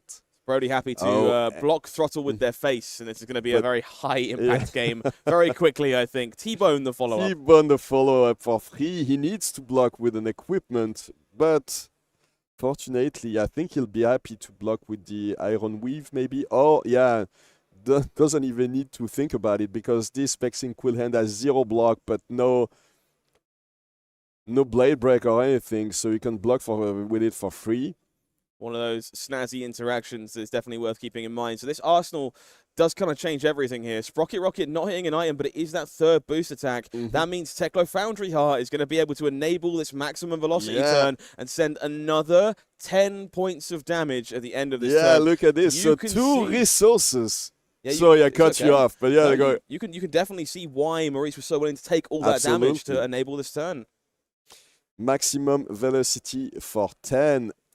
And now, Brodie is thinking about it, because 10 is a lot. You're down to 25 already, going down to 15.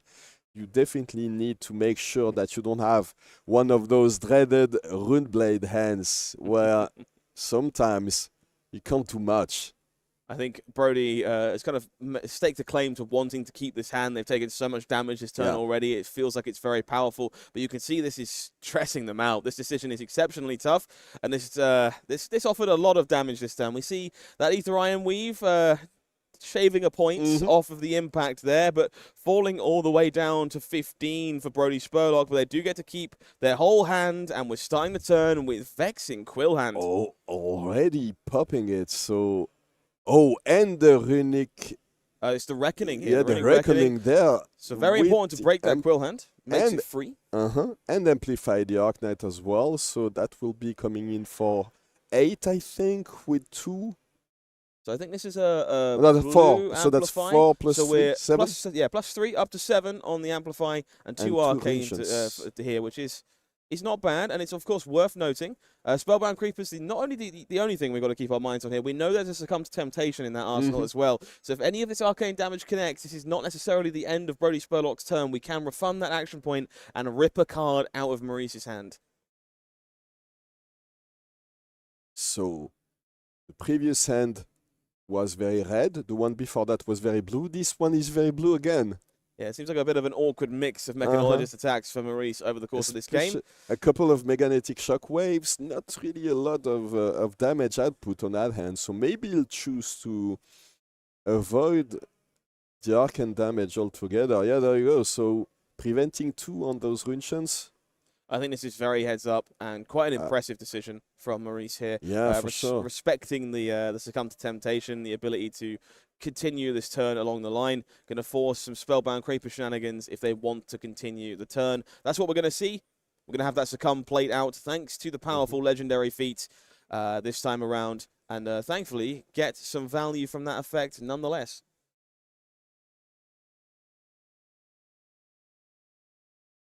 So 7-3 here, 4 damage taken for Maurice. It's going to be the remaining 2 cards in hand that are visible. As we say, blue Sprocket Rocket and a blue Throttle. Get to choose one of these and take it away. Definitely feels like Throttle might be on the menu given that Teklo core is still around. Yeah. Brodie taking the time, of course, to consider the implications of that.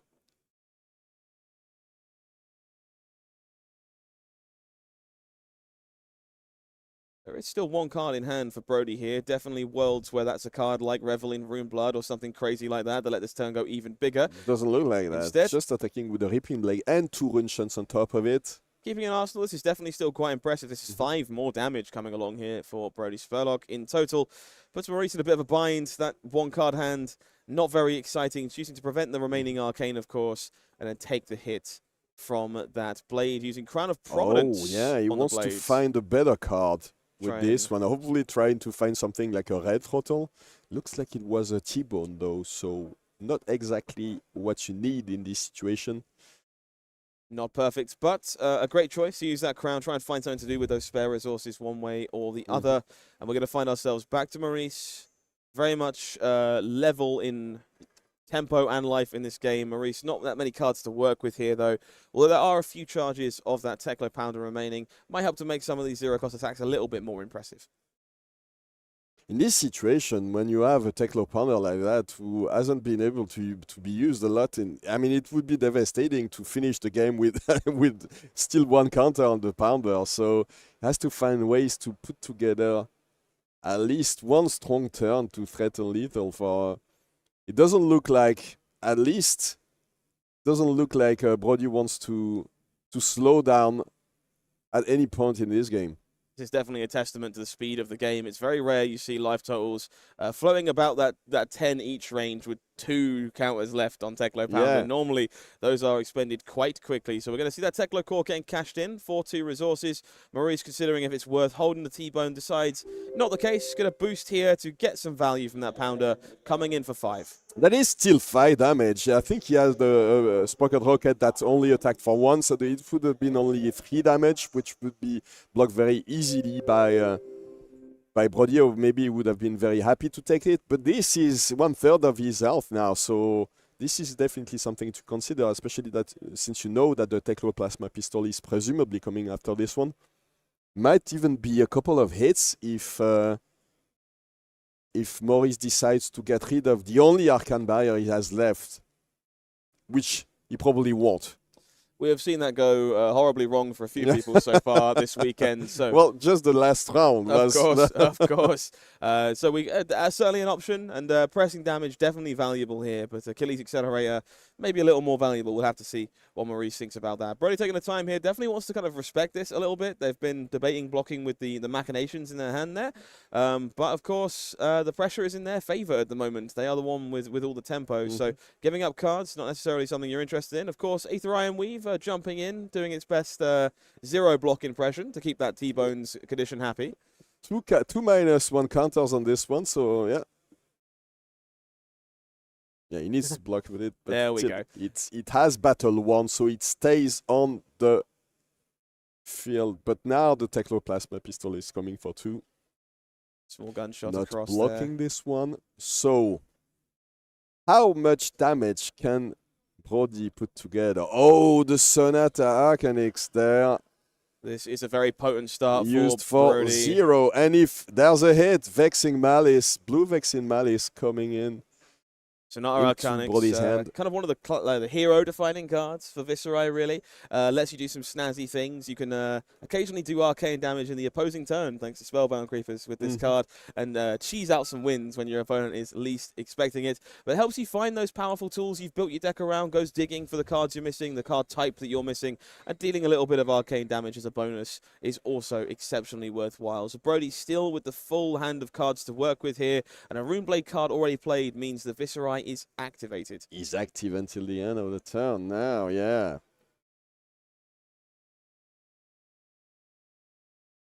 So 1 arcane seems to still be floating here by the looks of it. Maurice taking a moment to consider if it's worth preventing that damage.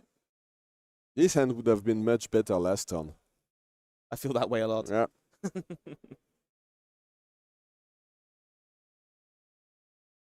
So now we're going to see the pace slow down a little bit, looks like.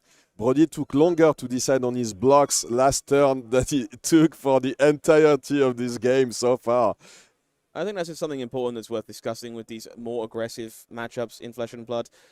Just because you're wanting to go fast doesn't mean you have to. Taking your time to slow down, consider the important moments in these final turns that really matter. Use that time you're given. You've got it for a reason. Swarming Gloomveil going to be making its way across here as the follow-up, making another Rune Champ behind and gaining that go again. One of the all-stars of these Runeblade decks. You see it everywhere these days.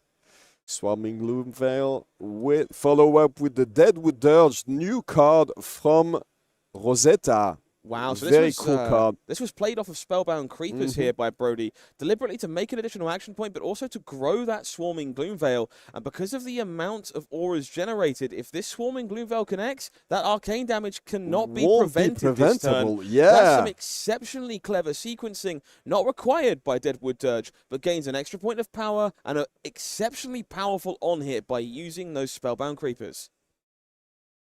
And drawn to the dark dimension with 4 rune chants on top. This is very, very threatening, very big turn from Brodie.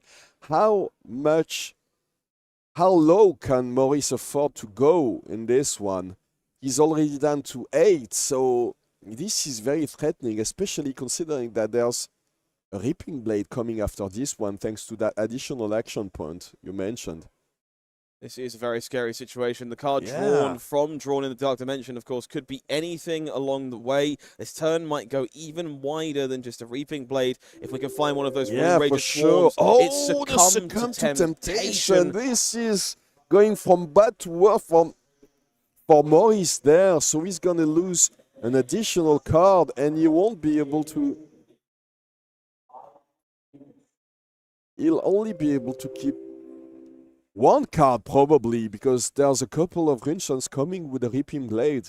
Well, the Runechants are unfortunately a done deal thanks to that Swarming Gloomveil. They're going to be connecting whether we like it or not, meaning we are kind of obliged to block this Reaping Blade in order to stay in this game.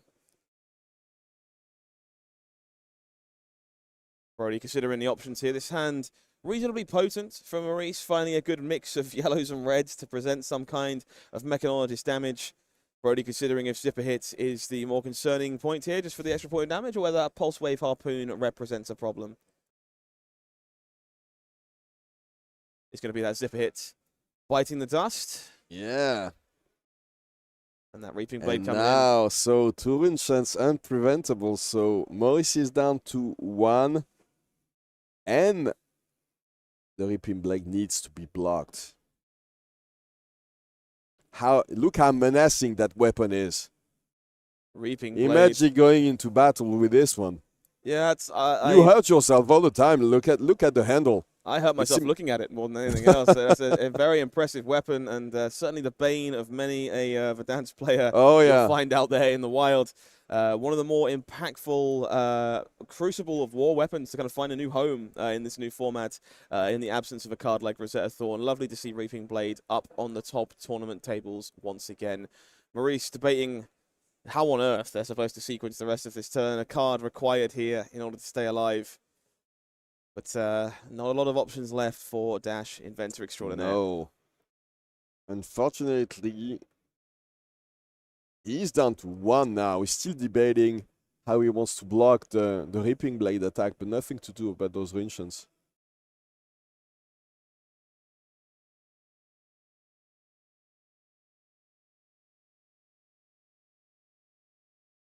Yeah, so there you go. This is... Chance connect is going to sure. be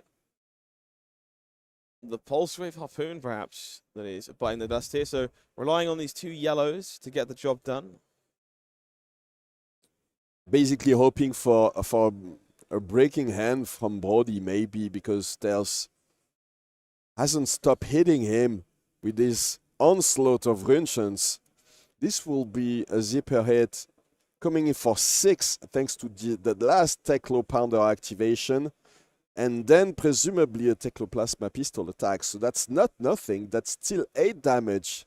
A very respectable turn from 2 cards here for Maurice. Definitely applying a little more pressure to Brodie Spurlock. We've kind of alluded to this a few times this weekend. Runeblade has hands that don't necessarily do everything you want them to do, and that's kind of what Maurice is hoping to see on the other side of this to gain some tempo back in this game. Brodie kind of considering their options. Rowbones there, definitely offering some options from the banish, the graveyard, sorry, including that Swarming Gloomveil we saw earlier on. But he has 4 red cards, so Rattlebones is very expensive. It costs 2 resources. He has another Amplify the Arknight, I think, so that... So not the ideal hand here for Brodie. Yeah, look at this. I mean, if he had the perfect 10, he wouldn't be thinking about his blocks like that. He knows that he needs to prevent. He won't be able to use his hand fully, probably. Definitely might find ourselves in a situation where either Iron Weave needs to come and bail us out to enact our turn as intended. But Brodie definitely in the blender a bit with this one. This hand not lining up as they had hoped to see. Have to consider how to navigate this going forward. 6 from Zipper Hit, as we say, not exactly game ending, but certainly a sizable chunk of Brodie's life total here. Oh yeah, he's in the tank now. One of the things that impresses me a lot with Brodie is the way he flicks his cards as well. Apart from his obvious skill at this game, one of the best players in the world, but I love watching him play for that reason, you know? Watching him, like, Little known fact, the hall today being powered by a generator, which is powered by Brodie Spurlock, shuffling his cards at lightning speed. At lightning speed, for sure. Keeps the power of the production going. So thank you, Brodie. We appreciate you. 5 coming through from the Zipper hits. Spellbound Creeper's going to be soaking up only a point. blocked with the Creepers, yeah. Gun, Tekla Plasma Pistol there, sneaking on through for an extra point. Down to 4 points of life for Brodie Spurlock, but does have that 4-card hand to work with. We know it's not ideal, but it can still function. Let's see what he can put together. So, at least one Tekla core. I think there's a Tekla core, a High Octane, a Spark of Genius, and a 0-260 in Maurice's hand. This was probably one of the hands he was looking for towards the beginning of the game. Now it's not exactly ideal, but at least the Tekla core can be used to prevent some arcane damage.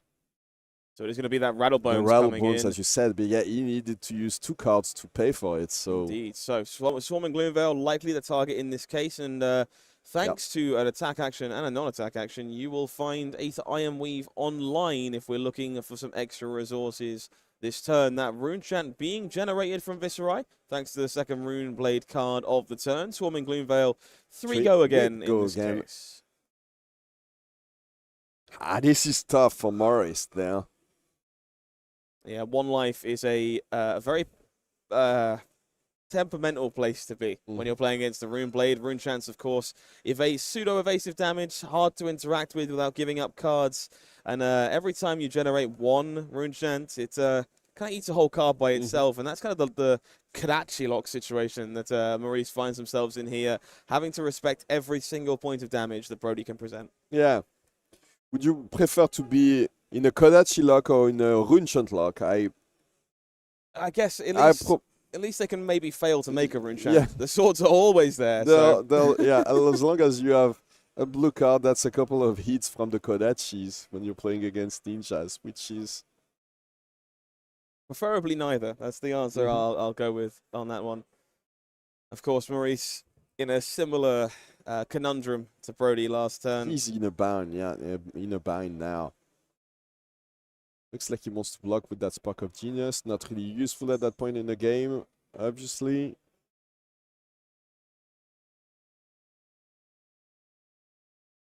This is tough. Very, very tough scenario for Maurice Hostettler here. This game went at lightning speed. I think the last time we looked at the clock, it was like they still have 40 minutes left now. There are 27, but it might be slowing down a little bit. They might be thinking we'll live way more during these last couple of turns. Probably only a couple of turns left in this one. Yeah, it just goes to show how dynamic these final turns of the game are, how important they are, and just how many crucial decisions have to be made. There's just more time required to make sure the correct plays are being made. So the judge is just having a discussion with our players there, making sure that everything is above board.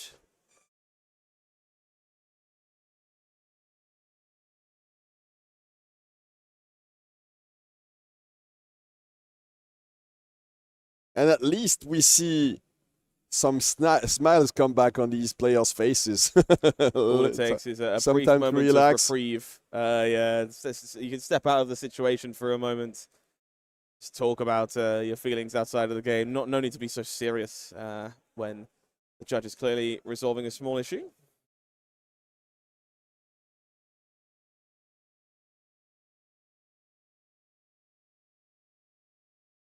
So we're going to wait for that judge call incoming very soon. As you saw, judge intervened to stop play for a little bit. But the clock is stopped as well. Absolutely. Brodie doing what all good card game players should do here. Carry a laborious bottle of water with them and rehydrate at every possible opportunity. We'll try and get some information on exactly what this discussion is about when we have a chance. Oh, he wanted to change his pitch, apparently, so he used the Amplify the Arc Knight to pitch. I see. So just clarification, I suppose, that nothing in the game state had changed, no information had been gained, and so that can be adjusted if you wish. And players kind of just taking the time to discuss that with the judge, making sure everything was okay to do so before committing to allowing that to happen. And we see very quickly the body language switch on Maurice as they go back Yeah, into the the smile tank. is gone now, To try and Maurice. figure out how Back to in stay the alive. tank. Yeah. So staying alive for this warming loom veil is pretty straightforward, but what do you want to keep for the follow-up? As you said, the Ether Iron Weave popped to gain 2 resources, so that means one Runshan, sorry, and 1 Reaping Blade attack. This very pointy weapon. Very pointy indeed. High Octane going to be the block of choice there, Yes. leaving Maurice with 1 card. Again, it is that Techlo core, which we kind of expect him to establish here, but that does mean Brodie going to have a full 5-card hand to kind of continue that pressure. So Brodie didn't have the best hand last turn, but how many of these shaky hands can he have? Yeah, it looks like this one is way more potent.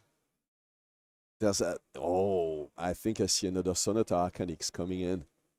Sonata Arcanix definitely represents a serious problem if there's enough resources yeah. to pitch here. Only 1 arcane barrier on Maurice's side, and that card can present more than 1 arcane if you'd like. Yeah, and look at this, another very red hand there, so not many ways to prevent those pesky Runchans if he manages to assemble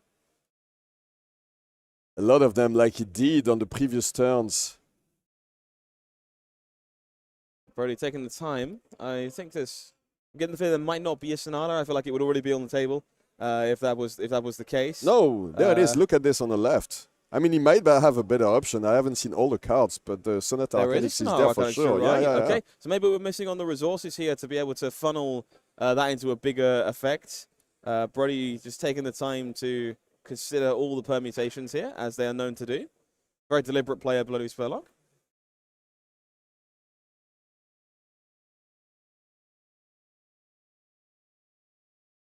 This goes to show how good he is at the game, thinking about this one. Because if it were me, I'd definitely start my turn with the Sonata Arcanix and see how it goes. But maybe he can find a way to make sure this turn is 100% victory on this one. This is what we kind of expect from the masters of the game that we see succeeding. And not from at the me, is that highest what level. you mean? No, yeah. Okay. no. I understand. No, For the I record, get it. I didn't say that. Yeah, I can read between the lines. That's okay. I know. Oh, I'm never getting hired again. All right, Brodie, taking the time to consider these options again. I just hope he ends up playing the Sonata Arcanix so I can say that I would have done the same thing as Brodie Spurlock, you know, but... It just makes you feel slightly better about your ability as a player, right? Following through that graveyard. If you were hoping to get a sneaky peek at this deck list from Brodie, take a still while the graveyard's being fanned through and grab that one for yourself. This is definitely one of the most exciting things that you can see at the beginning of a competitive season. You take a look at the metagame and you look at the deck list of the best players in the world, and then you take your pick. You decide which one you want to play. All right, it's going to be that Mordred Tide. Take some inspiration. Oh yeah, the Mordred Tide. So this will be. I think that's what he was debating. Did he want to play the Mordred Tide, the Sonata Arcanix? Yeah. Okay, as long as with full information, I would have done the same thing. To be honest, I didn't know the Mordred Tide was in there. There you go. Yeah. Everything's fine, Roman. So we're going to take a look at the top 3 cards here. If we do, top 4 cards, I should say. We're playing into this, so we are going to secure one hit is attack. Enough to so sadly not deal 1 damage. Not a guaranteed lethal here. Only the 1 point of arcane, courtesy of only the 1 attack coming off, but. Much like we alluded to before, that has to be respected here, so that Protocol Red wasn't doing an awful lot else, so might as well pay to cover up a point of arcane damage. But more rune chants made behind, courtesy of Mordred Tide, meaning this rune flash. And the rune flash is coming in, so this is an attack for 2. We'd go again, creating a couple of other rune chants. And unfortunately, there's that. And there you go, the writing is on the wall, yeah. Maurice very gracious in his loss. The quick fist bump. And the smiles are coming back to these faces. Congratulations to Brodie. So now he's at 7-2, getting very close to that top 8. Only 3 other wins. Absolutely, 3 rounds to go. If anyone can make it. It's this guy. Absolutely. Flesh and Blood's most infamous wunderkind by the metrics of many. And I'd love to see the big purple rune blade making another top 8 after so long. So I am certainly hoping Brodie manages to put these last 3 rounds together and find a way to find success for Viserai. So, what's next? How do you expect it to perform versus these? We've seen a number of Enigma decks in these top tables, especially, I think, on the first page of the standings. When we were looking at them this morning, there were something like 15 of them. That's a lot of Enigma at the first table, at the top of the standings. How do you expect a deck like this Viserai deck to perform against these decks? I think having seen a bit more of what Brodie is up to, all these Rune Rager swarms, all this Rune Flash, a lot of these go wide, go again style attacks, I think this deck can possibly be a pretty significant headache for a deck like Enigma. There's a lot of sources of damage to prevent, a lot of incidental rune chants coming up over the course of the game. We saw they're often able to kind of create 2, 3, 4, 5 rune chants in the same turn. That could be a real problem. Yeah, the card with like Swarming Gulvenveil that totally prevents the ability from these ward auras to prevent the damage on these. So absolutely, even more of a nightmare in that case. So I think Brodie's in with a good shot. Honestly, the deck looks pretty well positioned, and I look forward to hopefully seeing them taking on some Enigmas later on. We'll be able to follow some of the action, and we'll take a look at the standings to see how Brodie performs in the next few rounds. We'll take a short break, and we'll be right back in Lyon for the calling. Don't go too far. We'll be right back. Thank you, Scott. Thank you.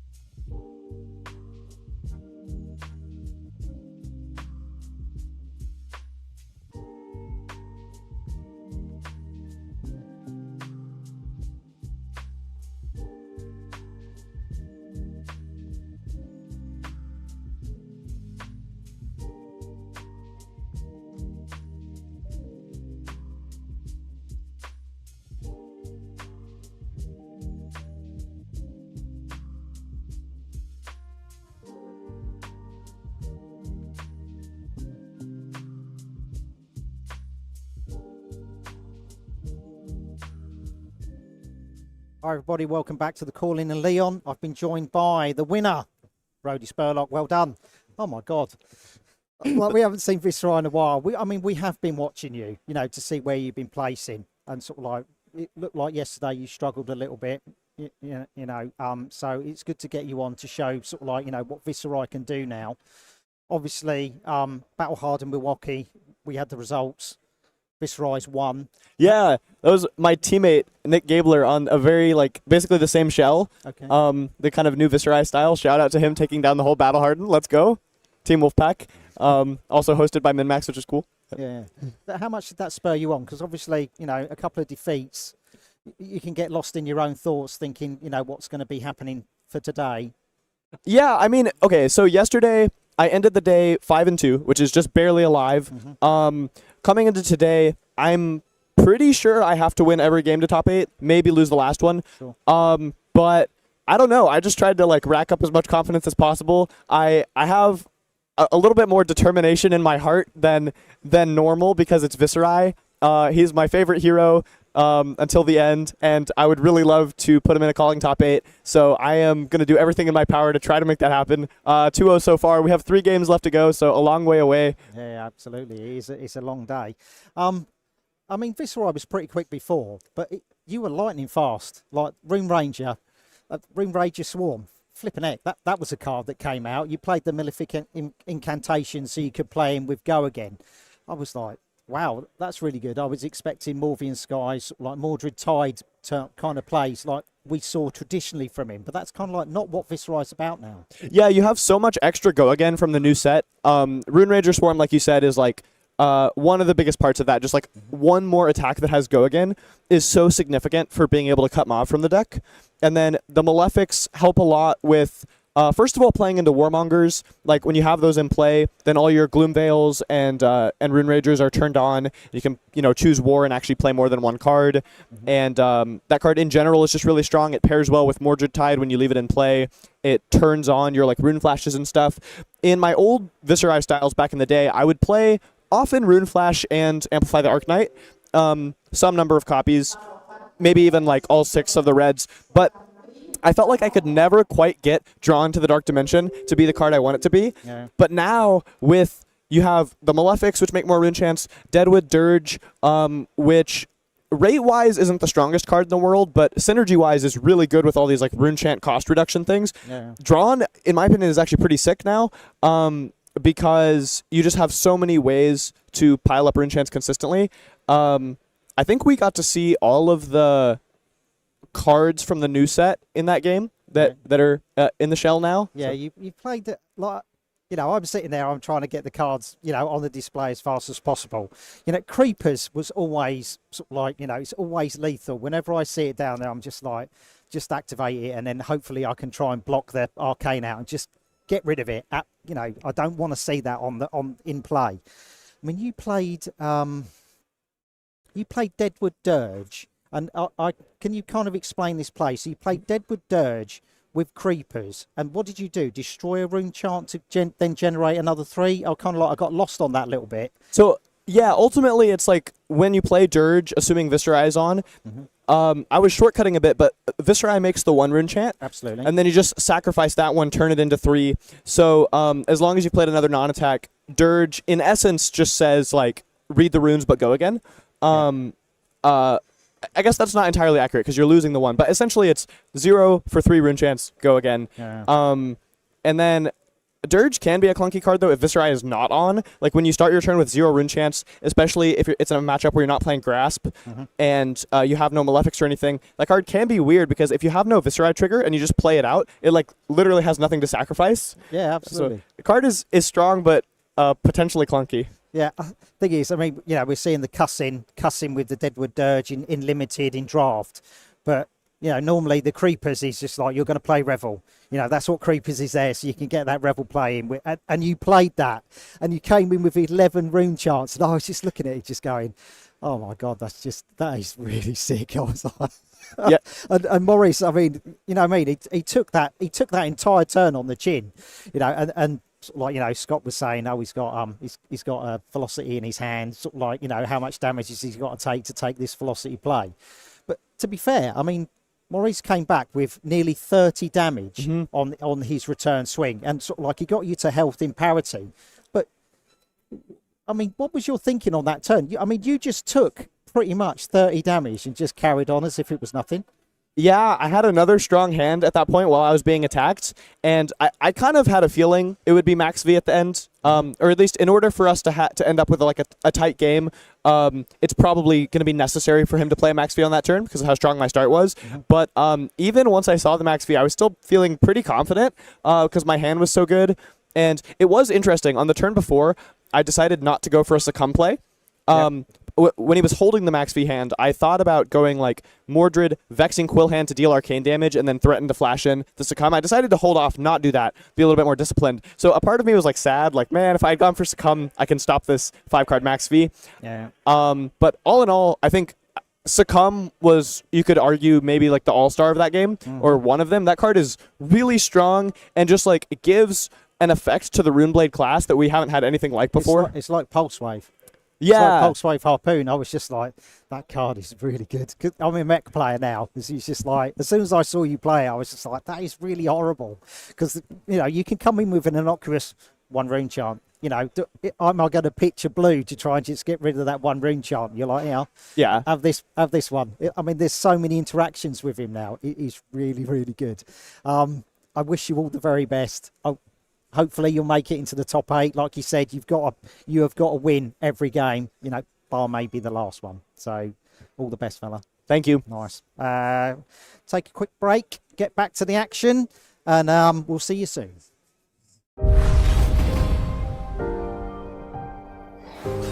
The history of Ikaru is smeared with blood.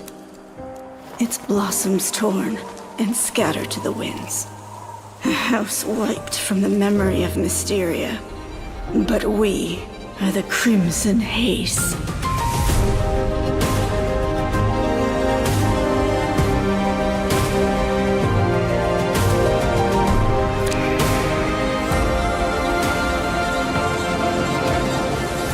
And we remember.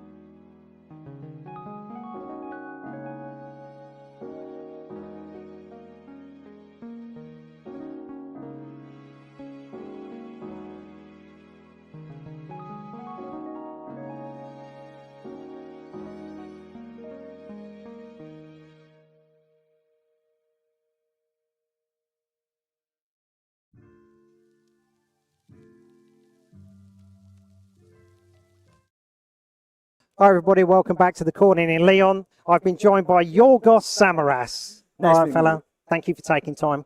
I always grab you at events. I always love seeing you as well. It's just like brilliant. Always my pleasure. I'm so excited to be here again and talk to you about all the new stuff. Yeah, indeed. If you don't know Yorgos, he's got a Twitch channel called Fab Chaos. So check him out. He pretty much is there every day. Every day you're I there. try to. Let's not, I try to be every day, but, sometimes we need to take some break off. Yeah, everybody needs a break. So you've been practicing a lot, the new Rosetta meta, sort of like how you feeling? I mean, it's with the bannings as well. The Rosetta meta is like a completely different book. Everything has been revoked. I mean, there are so many new things that we need to experience. Some old decks become way less powerful, so now we need to figure out in which state they exist right now.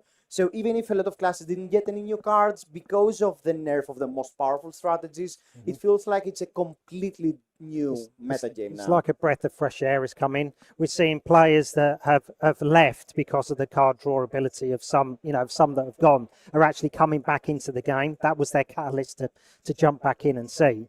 So, I mean, you're experiencing it as a renowned player in these events. New is what you're playing. How's it going? I mean, it was it's a rough deck, I think, for the current meta game because you have a lot of bad matchups. Because I feel like a lot of the top decks at the meta are decks like Kayo or Florian or Enigma and all these strategies that can still perform these powerful turns even if you disrupt them. That's what you don't want to face as new. Where I'd love to see a field full of, Azaleas and Auroras and ninjas and stuff, but it feels like the field probably won't be as such for me to be in a good spot. Still though, the Mystic Heroes have this power in them where you can still, if my deck performs, my opponent could potentially do nothing, just watch me play. So you always win those games. So that's why people love Assassin. Yeah, that's why people love New, I guess. Everyone loves New for that. How do you see sort of like the meta progressing? Sort of like we've seen Florian do very well. We've seen Kano do very well. Sort of like with Stephen Young winning in Sydney. Are you teched out for playing into Kano just in case he comes today? I think one of the strengths for New has to be the Kano matchup and the Wizard matchup in general. I think New has a pretty decent matchup into every single one of the Wizards. So if the Kano field goes well, that's a good thing for me. Is that because of the new equipment? I will call it the Widow Suite. I mean, these cards are amazing. I mean, Kano used to be one of your worst matchups by far, the pitch stack whole thing. But now after the bannings and with the appearance of the Widow set, Spell Void and Arcane Barrier, I mean, the matchup, it's so easy to be in your favor because if the Kano doesn't do something extreme, it's really hard for them to kill you off Spell Void 2, Anti-B3, so you basically take no damage from an opponent's Wildfire, so they actually need to perform 2 full big turns in order to kill you. So that's pretty hard to happen in a full, in a game where you just attack them and they have only 30 HP and their cards don't block insanely great. They just block for 3. So they most of the time do not have the time to set up 2 such turns to kill you. Okay, so the pitch stacking Kanos you're not too scared of? I mean, the pitch stack Kano I don't think exists right now anymore Okay. because of the banning of the tomes. You can still stack your deck and do a slow strategy, but it's not as explosive. I mean, when Kano reached the second cycle, it was a perfect win no matter the life totals. That's not the case now. Even if the Kano setups 5 potions or something, they still won't be able to kill you out of 40 with cards in hand, where that used to be the case, where the Pizza Kano could kill you out of virtual any amount of life. Okay, cool. So do you see New making an impact into Osaka, or are you thinking that this might be your last run for her prior to going? I think it will really depend on how the meta game will shape up, because Assassin in general is a class that wants to react to the meta game rather than be the one showing how the meta game is going to be like. So if the metagame shapes in a way where we see Aurora being the top deck and, aggressive strategies showing off, so the Chaos and the Florians and the Enigmas won't be able to handle all these really aggressive strategies, maybe that will be a great time for Nu to sign, because that's the thing. Whenever it's a bit like Kano with her Chain Barrier. Whenever people forget about Nu, whenever people, don't have a clean game plan with their 80 cards versus the new player, that's where Nu signs most of the time. Right, cool. I wish you all the very best. I hope to see you on the table. Wish me luck. Check Yorgos out. Fab Chaos on Twitch. If you jump onto his stream, you could even get on and play him as well. So, yeah, check him out. Nice. Stay tuned. More games to come. Grab a drink and be right back.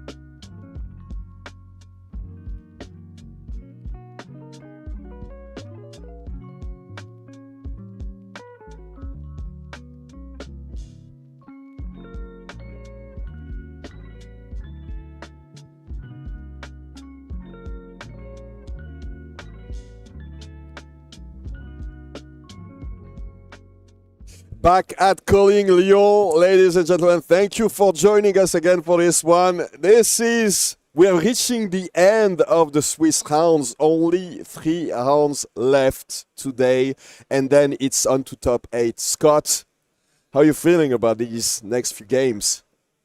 I love Flesh and Blood. That's all I'm going to say on the matter. These games today, all the games yesterday, there's been such a variety of heroes, such a variety of game plans. Some of the best players on the planet. I am having a blast, and the fact that we're coming towards the end of the Swiss just makes me sad. I want more rounds of Flesh and Blood. Look, after the Swiss, we still have 3 rounds left in the top 8 to finish this day off. So this is not entirely over. We still have some exciting Flesh and Blood for you today. Before we go to the game, we'll take a short look at the metagame afterwards. But first, we want to talk to you a little bit about one of the greatest events in the history of Flesh and Blood. This will be in conjunction with the 5th anniversary of the game. The World Championship will be happening in Osaka this year, October 31st to November 3rd. It will be an amazing event. Obviously, if you know anything about LSS, you know that they are able to put together some of the best events in the competitive scenes for TCGs. This will be a great one. We'll take a look at the pricing for this one, all the events that are going on for this one. So the World Championship, the Fable event package, and the World Championship Players package. Yeah, this event is really squaring up to be something very special. I can't wait to be there. It's the kind of event you can't afford to miss. Look at this World Championship package. If you're playing the event yourself, you're going to get this lovely Part of the Mistfell themed playmat that is exclusive to you, and this lovely pack of Ira Scarlet Revenger sleeves, I believe, are going to you as well. And, of course, the promo to go with that. Finally, the adult version of Ira Scarlet Revenger joining the game to celebrate that 5th anniversary. This will be a great way to celebrate with us, well, this is a big deal, right? 5 years. I mean, I haven't seen any of these years past. I started playing this game almost 4 years ago, and it seems like it was yesterday, so I'm I'm feeling a bit old right now, looking at all that has happened in the past few years, you know? Oh, it's just more memories to appreciate, and I look forward to making some more as we get to Osaka for many more years to come. If you're not lucky enough to be playing the World Championship, there is plenty going on over the course of the weekend for you. First of all, the Calling, another Premier level event, open entry. If you want to test your mettle against the best players in the world, you can on Saturday, November 2nd. It'll be classically constructed with that lovely special Sigil of Brilliance promo going out to you there if you'd like.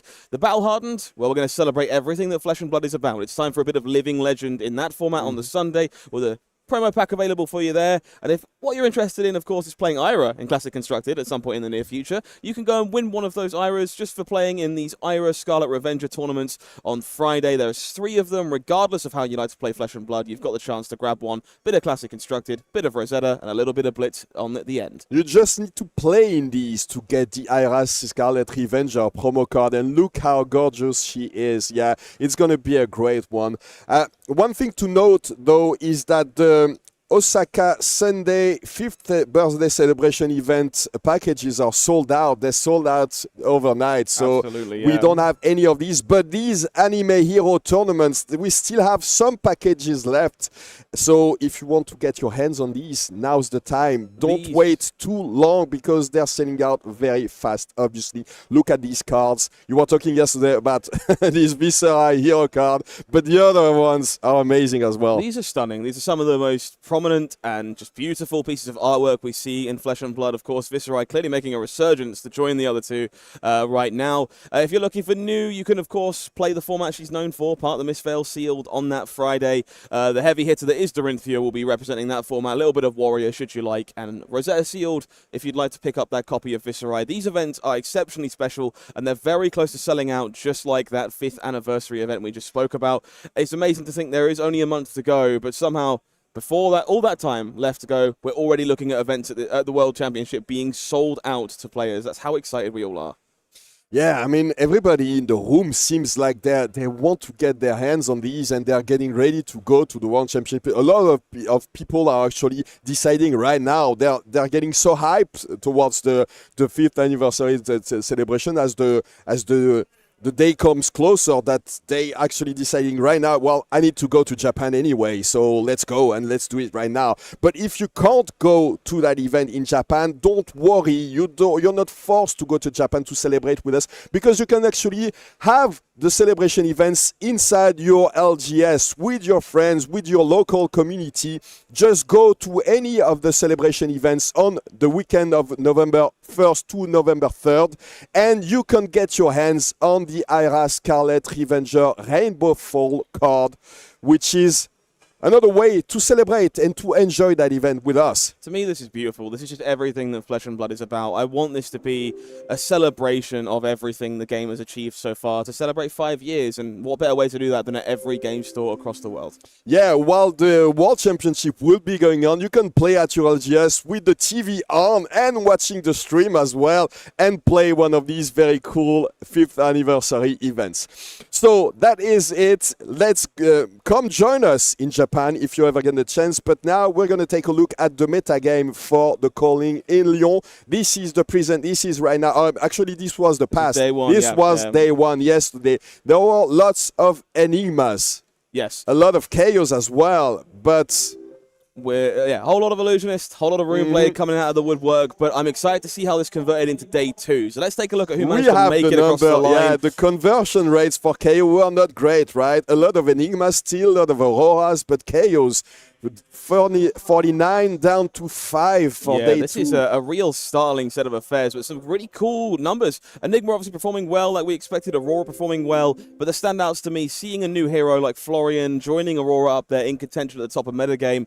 The biggest loss to me, Victor, 21 copies in day 1, not a single one managed to convert to day 2, which is very, very surprising. I love to see such a variety of hero specialists making the cut though. Dorinthea, we of course saw Brodie on Viserai. A lot of people that specialize in what they do, finding success this weekend. We also saw a couple of ninja players, so everybody was saying that the class was basically dead in the water without Art of War or without some of their tomes. But look at that, Fi and Zen managed to go into day 2, especially in a field full of enigmas. Sometimes the ninjas do very well. So absolutely, we also have had one Riptide, one Dash IO. You mentioned how important it was to get your reps in with these new heroes, especially Dash will get access to some very powerful tools in the next few weeks with the Dash IO Armory deck coming at towards the end of October. Of course, the lone Betsy. I think there was a Betsy that was playing a full suite of counter blessings. They were didn't manage to go into from day what I two. heard, they lost their winning in. We were actually very close to Betsy joining us in day two. I was which very would have been excited, very excited. Sadly, not quite there. If you're looking for percentages, of course, we can take those up on screen. Fi confirmed best deck in format. Only person in the room playing 100%. it. So day two. Clearly a busted deck. Numbers never lie, so 100% conversion rates. There you go. Just below that, it does seem to be a little bit of illusionist supremacy here. Enigma, Prism, great conversion rates. And then, of course, this selection of Rune Blades we've been talking about all weekend. Two of our brand new heroes, Aurora and Florian, finding great success here in Lyon. Yeah, and if you take a look at the lower side, 11% of the maxes, and I think the max was doing very well, maybe until the last round. So we'll see if there's any chance that we can take a look at some max nitro action, which is probably one of my favorite decks to commentate on because it has some of the most explosive turns that you can see in Flesh and Blood. It's awfully high octane. You can't argue with that. Absolutely. Speaking of high octane, we've got a match of two juggernauts this round. Pablo Pintor, the first ever Pro Tour champion, joining us on Enigma Ledger of Ancestry against, well, no slouch themselves, Bartosz Ziemba on Aurora Shooting Star. Two-time finalist for Pro Tours, Bartosz Ziemba. Of course, Pablo Pintor, one of the best players in the world, obviously. But Bartosz Ziemba, one of the nicest guys as well. I mean, I've talked to him. I've interviewed him. I've talked to him numerous times. Every time I see him at the tournament, he's one of the most pleasant people that you can meet in this community. Such a cool kid. And pretty good at the game too. What do you make of this matchup? Because there are still lots of Auroras in contention, lots of Enigmas as well. Is that one of the ways to beat this dreaded Enigma deck? Play Aurora, go all in, full of explosive action? Is that the way to go? Yeah, this matchup is still the talk of a lot of contention. Obviously, Aurora, a very new hero, lots to figure out in how to be correctly built and how to correctly attack matchups like Enigma. That being said, much like we kind of alluded to with Viserai in the last round, split damage can be a bit of a problem for Enigma. They want to protect those ward auras some amount of the time to build some kind of board presence and continue to pressure their opponents, and arcane damage from Arc Lightning can make that really difficult.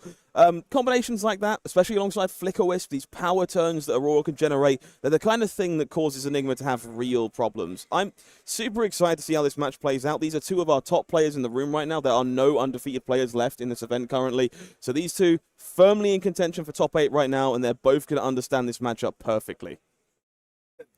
Bartosz not even hiding his setup for this one. So he's playing with the Face Purgatory with a Fiendal Spring Tunic. We've seen yesterday, I think that Michael Fink was playing Aurora as well, was playing either Iron Wave, if I remember correctly. I know some of these Aurora players tend to want to have access to these automatic resources at any point when they need them.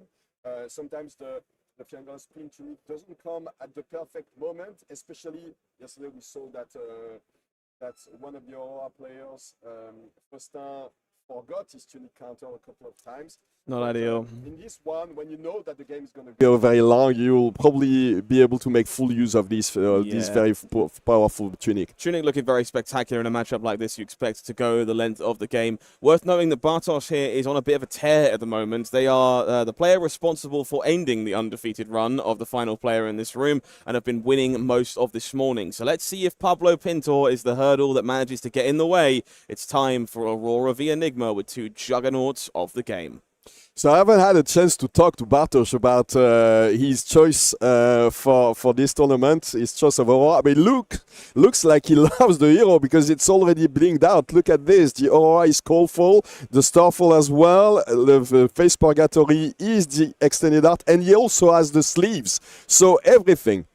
You can certainly see maybe a hero that resonates with Bartosz Ziemba here a little bit one way or the other. We're going to be starting this game off with Pablo Pintor. However, this opening hand looking reasonably solid. We can establish this Vengeance nice and early, pitching away that Rising Sun, Setting Moon. No chance to transcend that one just yet.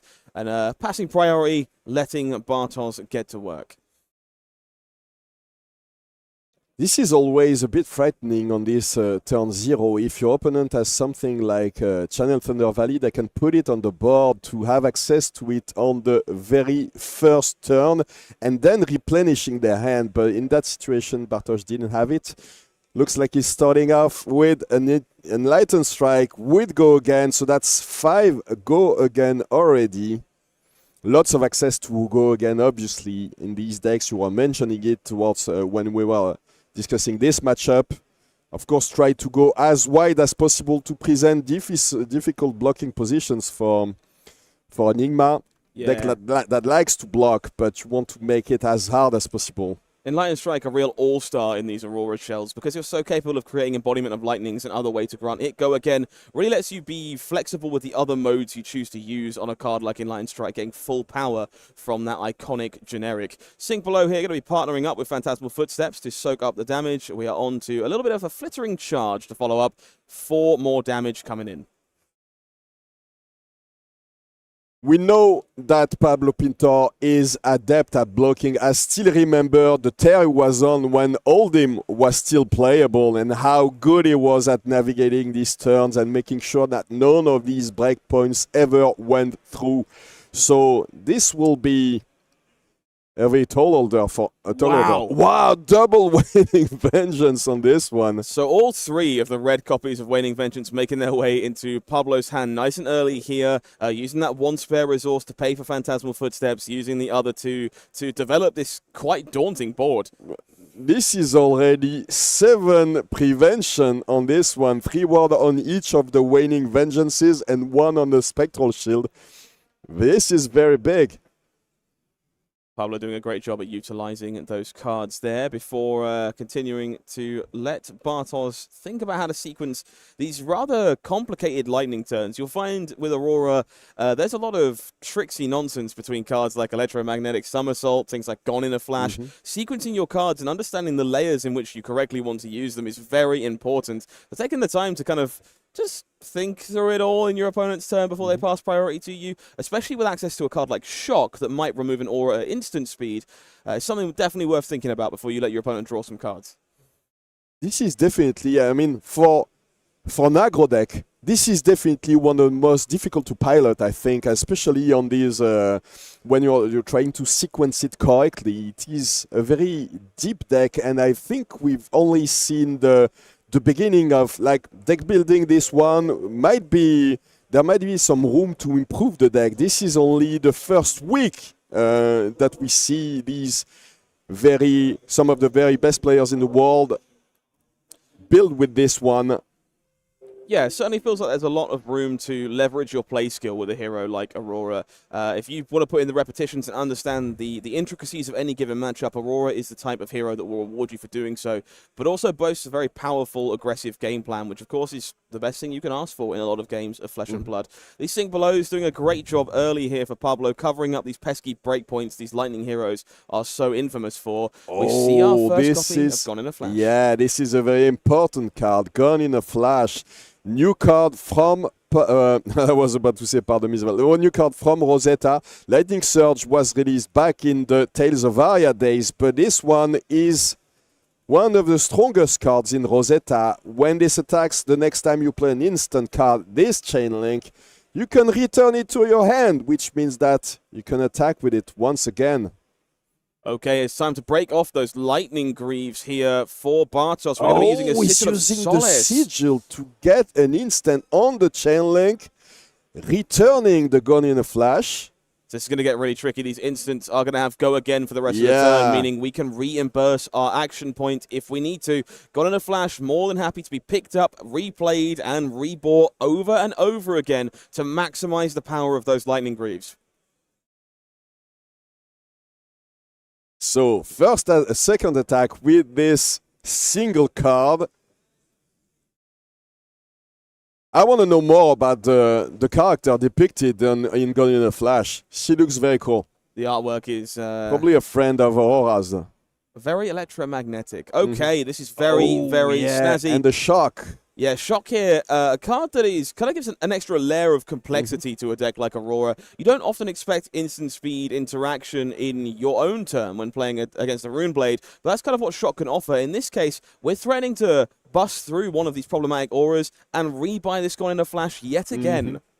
This will be 3 attacks with a single card. So obviously you can't use the burn-up side of Shock, but Shock manages to get the gun in a flash back into your hand.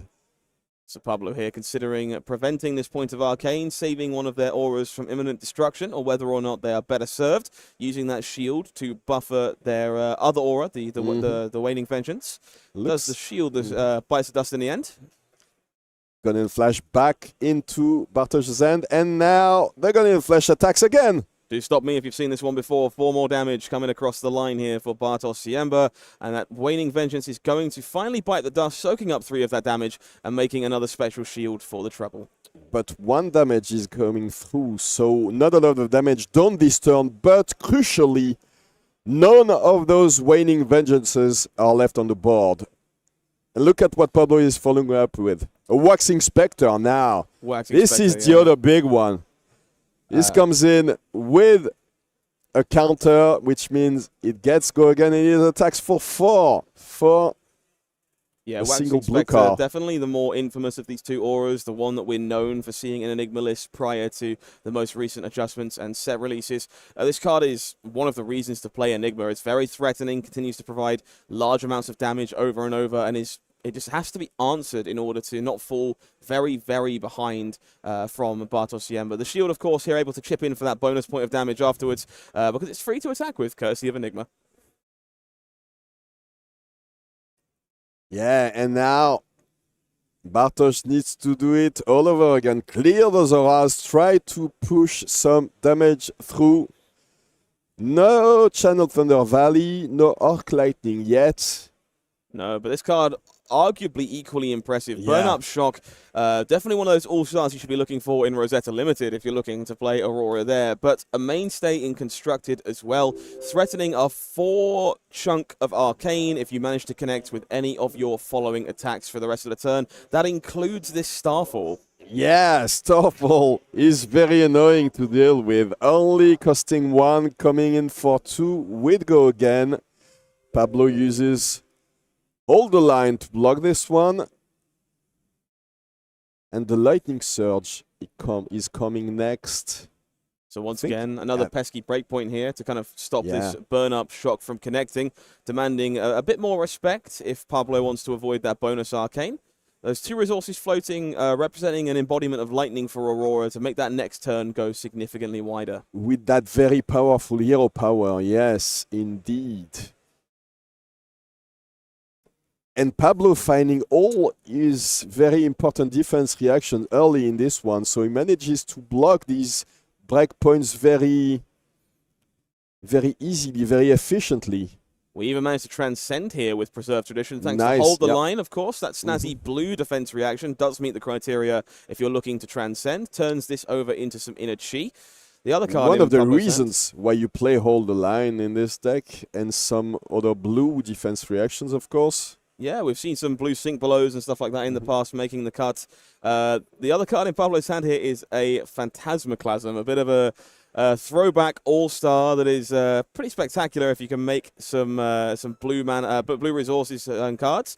The shield going to be the card of choice here, though. Going to leverage the advantage we have with these auras on board and save that big attack for a resource card here to send in that Waxing Spectre. I saw Bartosz take a look at the card that he pitched with, so yeah, it was like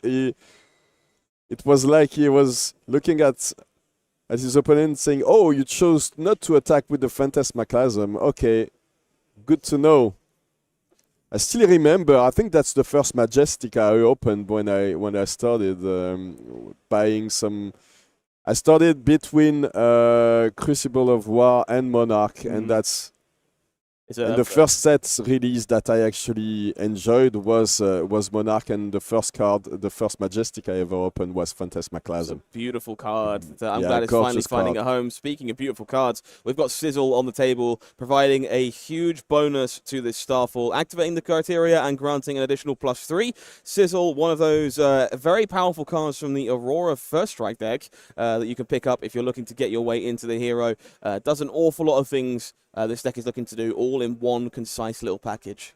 Very important to note that these First Strike decks include a lot of the cards, a lot of the mainstays, a lot of the staples that you want in this Aurora deck. So definitely, if you want to see if the gameplay is something you like, pick up one of these and see if Aurora is for you. You'll already have a lot of the cards that you will need for a constructed deck or even for a Blitz deck. Most of the deck is already there. At least the mechanics are there, but some of the cards like Sizzle are already in this one. A spectacular product. It's going to be the Auras taking the hit here for Pablo Pintor. Damage soaked up nice and easily. The embodiment of lightning going to be granted to another copy of Gone in a Flash to make sure it already has Go Again. And we'll see whether or not it finds its way back into its hands shortly. Looks like it will. So more defense reactions available here for Pablo. More Fate for Scenes lurking. Definitely a very defensively inclined version of Enigma.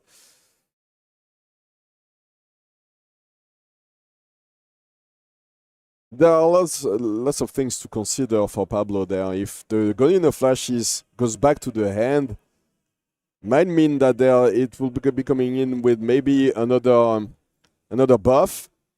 But in any case, for Bartosz, yeah, it doesn't matter because he still has a pretty strong follow-up in that E-Strike, even if he doesn't have a chance to get it back to hand. We've got something a bit snazzier, I think. This electrostatic discharge is going to pick this up and hopefully send it right back in for 7 points of damage again. We can save that E-Strike for later. Alternatively, we can, of course, send Gone in a Flash back underneath our deck for that Enlightened Strike and go full power on Enlightenment, should we prefer.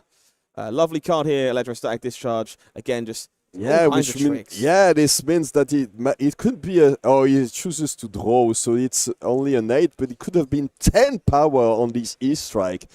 This will be 8 attack, 8 power and a draw on this one. Yeah, and beautiful. Drawing the current funnel there to make another embodiment of lightning on the end of this turn. Setting up another Go Again with the embodiment of lightning for next turn. Pretty nice choice there. He could have chosen to keep it in his arsenal, but a bit underwhelming. Those embodiments are super important to keep these turns going wide and strong. We're going to see Spectral Manifestations here for Pablo Pintor. 3 counters landing quickly on that shield. One of the most iconic cards of Part of the Mistfell Limited, creating a rather large shield that can follow up this levels of Enlightenment. Yeah, and especially powerful when you compare it with something like 10,000 Year Reunion. So if a card like that is hiding in his arsenal, it could be. It could be. You think it's the type of card that you would play in this matchup? Because blocking, I mean, having 10 ward might be a bit difficult to protect against a deck like Aurora. Yes, 10,000 Year Reunion, a very powerful card that has a place in matchups against decks like KO that provide large numbers where it can soak up a lot of damage after attacking for a whopping 10. But against a deck like Aurora, this pesky chips of arcane damage, your small, otherwise insignificant swords, well, I don't want to lose my entire empire to a quick flash of lightning, so I'm probably leaving that one out of the list if I have the choice. Back to Bartosz here, Tunic up, and we're going to take a cheeky peek at what we've got going on. There you go, the big specialization card, Arc Lightning for Bartosz. So this will be a very powerful turn, especially when it's paired with a card like Snatch, which I see in Bartosz's hand. So this is, I think, one of my favorite designs in all of Flesh and Blood. It's so carefully worded to let you do a menagerie of powerful things. Whenever you go again this turn, you will deal a point of arcane damage. Now, that includes Arc Lightning itself for the first point of damage. It also grants the next attack Go Again, meaning it will not only give you an action point back, but deal another point of damage. But it's not just action cards that this card cares about. It cares about when you go again. That means Grasp of the Arknight. That counts. Anything that uses an action point and gives you go again will trigger and ping for the opponent. We see that coming up here immediately. Bartosz using that Grasp to make a rune chant and gain that bonus point of Arcane. Go again on the sword, another point of Arcane. So many ways to get go again. Of course, still an embodiment of lightning on this board. That Snatch going to be the beneficiary of that embodiment somewhere down the line. Ping for another point and hopefully draw a card if it manages to connect. This is an incredibly powerful turn by Bartosz that's exceptionally well sequenced, showing you the power of what Aurora can do. This is one of the difficult ones for Pablo. Really need to be careful about all those pings that might be coming up. We know what is in Bartosz's end, but Pablo needs to consider what might be coming next. Yeah, this is undeniably a bit of a headache for Pablo here. Incidental ones, especially once you go past the first blue card pitch to cover 3 points, become very problematic if you're hoping to save that Spectral Shield from arcane damage and also have any semblance of a turn on the way back. Bartosz doing a fantastic job at forcing that shield to be protected in slightly inoptimal ways. Starfall coming for 2 with go again, which means that Arc Lightning will deal 1 damage as well.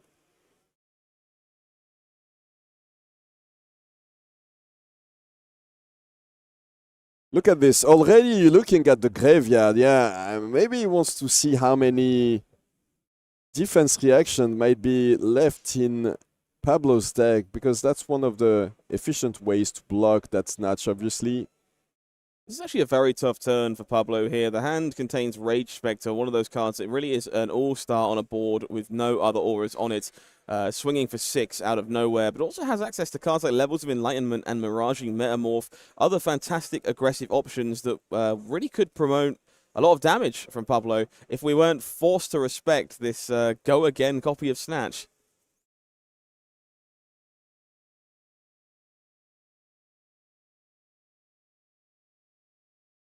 Another point of arcane damage inevitable here, courtesy of that embodiment of lightning. Snatch threatening its infamous on-hits, one of the most impactful cards in the game's history from all the way back in Welcome to Wraith. Fan favorite. Nice and simple. I don't think I've ever seen a metagame where Snatch wasn't played. It is certainly one of those with all the potential you could possibly need.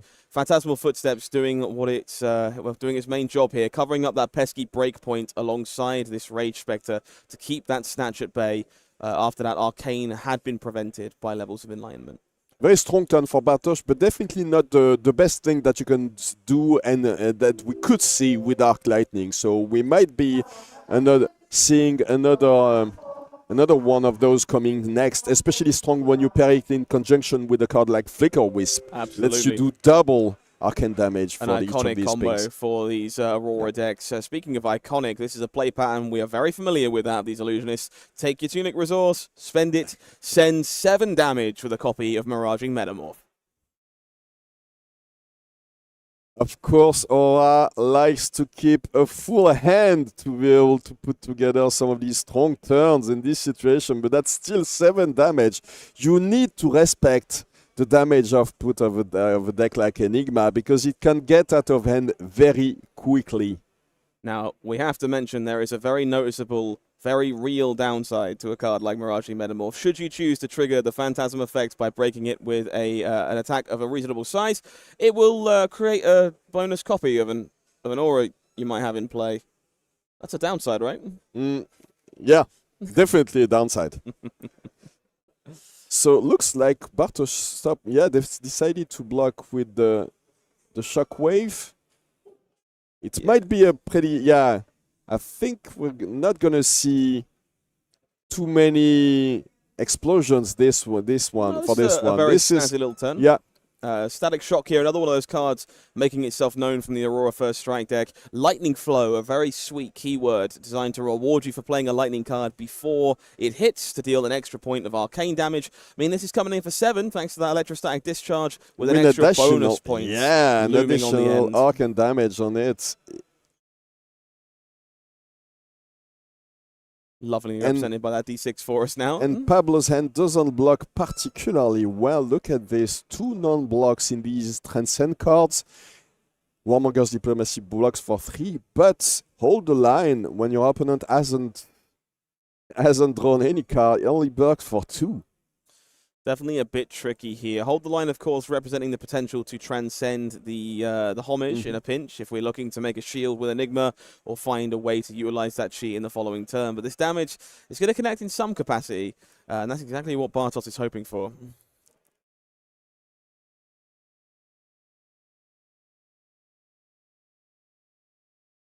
Pablo rightfully taking the time to decide how to manage this attack. It's been a very back-and-forth game so far. Aura's successfully pressuring Bartosz as they go, but finding they're not sticking to the board very easily as the game continues. Aurora continuing to use that evasive damage to make ward a thing of the past. Warmonger's Diplomacy getting in the way, sucking up a little bit of this damage, but the rest of it sticking coming for through. This one, yeah.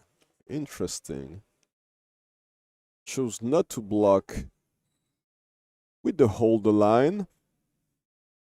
Okay, we'll so get to double transcend with the homage to ancestors and the grain that tips the scale. Of course, using the grain after the attack, you don't want to boost it, obviously. So, yep, one of those sneaky things you can do with some link step shenanigans. Wait for the damage to be dealt and target then your you opposing buff the attack. Bump it up. Yeah. Don't take any extra damage, but you can still transcend all of those powerful inner chi and set yourself up to make some spectral shields or utilize them to pay for the rest of your cards. Bartosz clearing his arsenal by playing the Sigil of Solace, and now he has... He knows that not much is coming probably from Pablo there. A couple of Transcend cards in hand, a third card that he doesn't know about yet, but... This is a reasonable start, I think. So this shield is obviously free to attack with, has go again, courtesy of Cosmo. But we know the shield was made during Bartosz's turn, so we have the ability to make another one, courtesy of Enigma's ability. Meaning we have the ability to attack with that as well. And this isn't particularly flashy or exciting, but setting up 2 points of protection, pushing 4 damage, that's still pretty good value for a hand that otherwise didn't block and do much of anything else. I think we've reached a point in the game where if there's no disruption from Pablo, Bartosz will be very happy to take everything to the face and try to assemble the strongest turn possible, and that's exactly what happens. Look at this. This is the Fiendal Spring Tunic turn. You can get the extra resource right now.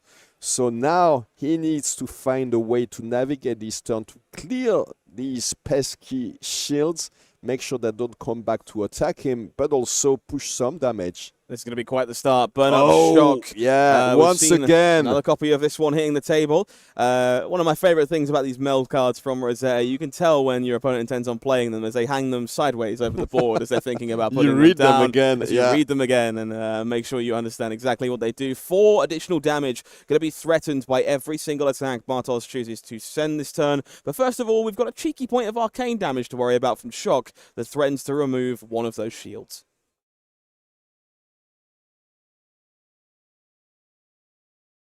Looking at the graveyard once again. Yeah, just checking. Yep, that is indeed the 3rd copy of Burn Up Shock. Congratulations, Bartosz. And making sure we're aware of what else is available there. Absolutely. So a difficult hand here for Pablo to navigate. Not only could you prevent this arcane damage to save these shields, if that's something you're interested in, but we also see a copy of Restless Coalescence in the side of the hand there at the back, capable of stealing those +1 counters away to make more and more additional shields. Something that's worth thinking about before the turn gets started, but maybe a bit hard to keep alive against Aurora. We see Starfall as the immediate follow-up. This is a fairly common sequence, coming in for 2 thanks to playing a lightning card and threatening that powerful on-hit should it manage to connect.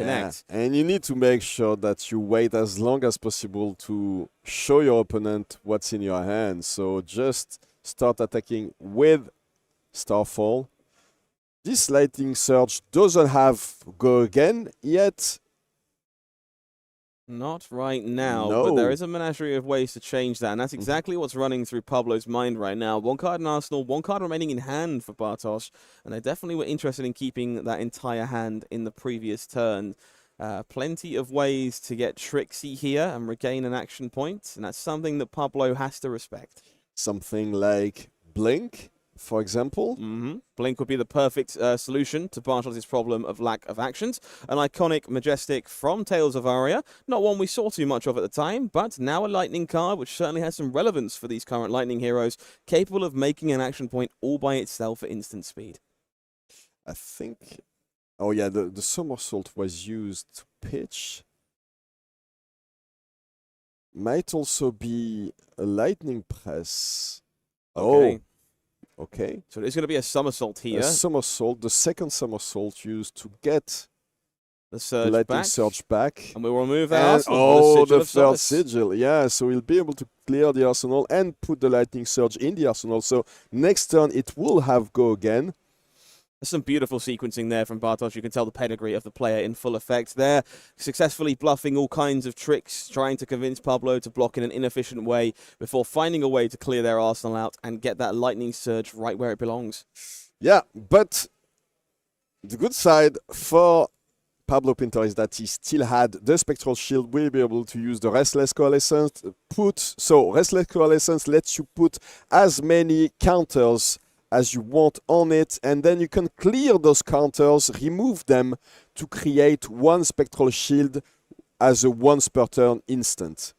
Very strong card, obviously, can attack as well, thanks to Cosmo. So definitely something that Bartosz wants to clear as fast as possible. Absolutely. Very powerful Majestic, represents more and more auras, but also the ability to kind of move your damage around as you get on the aggressive with it. Attack with your auras with their +1 counters and then move them across onto a second aura to use that damage again. Sadly, if that's what we're looking for, we're going to have to defend it, and Lightning Surge makes that a little bit difficult with that really problematic breakpoint. So cashing in that counter, going to make a bonus shield, and then consider if we're willing to let all of our auras go to soak up there this you go. hit. Yeah. Forward used very efficiently. Pablo keeping a full hand for now. The resource from the Tunic used to attack with Starfall. Now it's a 2 with Go Again. And the follow-up is an Arcanic Shockwave that will be fused with the Lightning Press. Not much of a surprise there. So this will be, if you don't want to take too much of a hit, you know that there might be a press coming up. The Lightning Press, there's some real mind games to a card like Lightning Press. Revealing it to Lightning Fusion, not always what you want to do, but sometimes there's just a lot more gasoline in the tank. We're going to look at this. This is 10 damage on this one because there were a couple of Lightning Presses. Yep, 10 and 1 Arcane thanks to that lovely effect from Arcanic Shockwave. Been ecstatic to see this fusion ability making its way back into the classic constructed metagame. One of the real signposts of Tales of Aria coming back in full force. Follow-up is a Spectral Manifestations coming from Pablo. Again, we've seen this card doing some good work earlier on. 3 more counters deposited onto this shield. Represents 4 damage and maybe some trickery if we can move those counters around later. This was a big, very powerful turns. Of course, Pablo had lots of defense reaction early in the game, but on this one, nothing to cover these 6 additional damage on the Lightning Presses. What are these sleeves? These are it is a very custom Ponder tokens. Yeah, it looks like it. I believe that might be Mr. Pintor himself as Bravo. Showstopper, of course, after a very iconic victory on the hero. Back at the calling, second place, I believe, in the calling in Birmingham on Bravo. So known to be a gentleman, you could say. Phantasmaclasm coming in here, showcasing all of the shiny goodies in Bartosz's hand. We see a couple of lightning instants, another electrostatic discharge, that blink we alluded to earlier, and an E-strike that is not allowed to be there anymore. Get rid of this E-strike. Probably the best choice in this hand, but then you get to give your opponent a card that you don't know. Also, the Ponder token, so that means that Bartosz will be very happy to play with all these cards. But that's 9 damage. Half of what he has left. Yeah, Phantasmaclasm, definitely a this foundation. Is a very big card. Yeah, that's why Pablo chose not to block anything last turn. He could have prevented some of it with the Moon Chakra, not very efficient, but he chose to keep everything to come back with that Spectral Shield attack into the Phantasmaclasm. A similar choice made by Bartosz here to take that 9 damage, falling all the way down to 9 to keep that entire hand of action. We got 4 cards to work with and a Ponder coming up to build our following turn 2. Tunic, not forgotten, taking that one up to 1 before we begin to look how to sequence this turn. It's going to be Entwine Lightning being fused to gain that go again We know value. it can easily be fused. Entwine Lightning, once again, a card that was maybe forgotten a little bit because it wasn't as easy to fuse it. Maybe when you are playing Briar, you had too many of these Earth cards, but now that you're playing a Runeblade that's entirely made up of Lightning cards mostly, this big elemental attack can usually come in for with go again. Yep, Entwine Lightning, just one of those all-stars of this deck, representing the Aurora strategy in a nutshell, looking to present those really problematic breakpoints over and over again with 4 power attacks. Starfall coming in here, currently only 1 power, as there's no lightning card play, but we do know there's a certain lightning instance something inside his lurking in the hand. hand. Yeah, absolutely. So very likely to be 2 damage in just a moment. The discharge which can be used with the other Entwine Lightning to boost it, which means that in addition to that +1 on the Starfall, which will make it to a 2 power attack, he will be following up with a 7 power attack and still have 2 resources left to create that embodiment of lightning for next turn. And you will have the Ponder indeed. Yeah, thank you, judges, for giving us actual Ponder tokens. So we will still have basically 5 cards to work with next turn. Okay, this is a bit of a decisive moment here. Traverse the Universe, one of those most impactful pieces of equipment from Enigma, used to search up a inner chi. Now, it normally indicates the want to turn the corner with a big, powerful investing into manifestations of Mirror Guy, but not always. However, this one-time resource is being cashed in, and that chi is now available. Sadly, there's 7 damage on the other side of Pablo Pintor right now. Yeah, you need to consider blocking some of it. You're already down to 10. You know how powerful these and how explosive Aurora can be. So definitely don't want to allow your opponent to put you too close to death. Yeah, it looks like he's considering giving away 2 cards plus the Tunic. Yeah, there's a pretty good chance that he won't be able to use the resources ever, the potential resource. Ponder Pop to give a card in his arsenal. Spectacular sequencing that turn there from Bartosz, choosing and finding ways to do it all, making that embodiment of lightning and finding an arsenal thanks to the Ponder token. It's going to be another attack with the shield from Pablo Pintor here. This is quite pressing, honestly. Bartosz only has 9 life left to work with themselves. This represents 4 of it, and we can see there is another miraging metamorph lurking there in Pablo's hand at the very least. One thing to note, though, is that we can see the health on Bartosz's side. He only has 9, but there's still a lot of blocks on these equipments. He has 2 on the face Purgatory, basically 3 on the Grasp of the Arc Knight, and he can still block if he chooses with the Fiandal Spring Tunic. It not only does resources, but most of the time when you know that the game won't be long enough for you to profit from it, as Pablo decided earlier on the last turn, you can just block with it. So if he can afford to keep his whole hand, we see a Flicker Wisp there, maybe probably a Channel Thunder Valley. So the 4 damage does indeed connect. It's going to be that Metamorph coming through here for Pablo Pintor. So Armor can, of course, keep Bartosz safe should he choose to, and that's a lot of what we're going to be seeing here. Soaking up the damage, looking to keep that entire hand to send a very lethal volley back at Pablo Pintor. So we were talking about sparks earlier. This is when Aurora sends sparks all over the place. Flicker Wisp is probably one of the most explosive cards that you can have in this deck.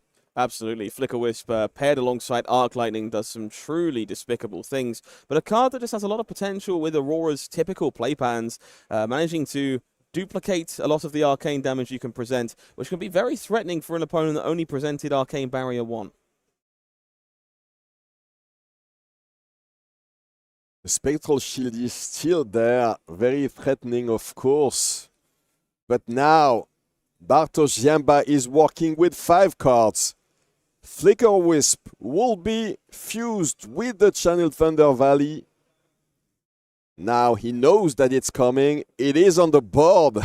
That Lightning Valley, All maybe, right, this is maybe the best card in this deck, honestly. Threatening to draw cards in both players' turns with a card like this. Very potent for a hero that's so focused on small amounts of damage. maybe the best card in the set, right? Very much so. Channel Lightning Valley putting on a bit of a clinic so far this weekend. Shines in Acilio and Aurora as a brand new lightning tool from Rosetta, utilizing that channel mechanic we used to see back in Tales of Aria. First time you deal damage to an opposing hero each and every turn, that'll be yours and your opponent's. You can score yourself a bonus card. So look out for spots you can use those cheeky shocks we saw earlier on to draw some bonus cards. For sure. And remember, it's the first time you deal damage. So that means arcane damage works as well. Absolutely. Arcane damage also on the table if you're looking for bonus advantage. And that's, again, great when you're working with Flicker Wisp, looking to present 2 points of arcane. It's going to get blunted by this Moon Chakra to stop it from connecting and drawing that card. Rising Sun, Setting Moon going to be joining that Moon Chakra, transcending and granting Pablo a little more in a chi.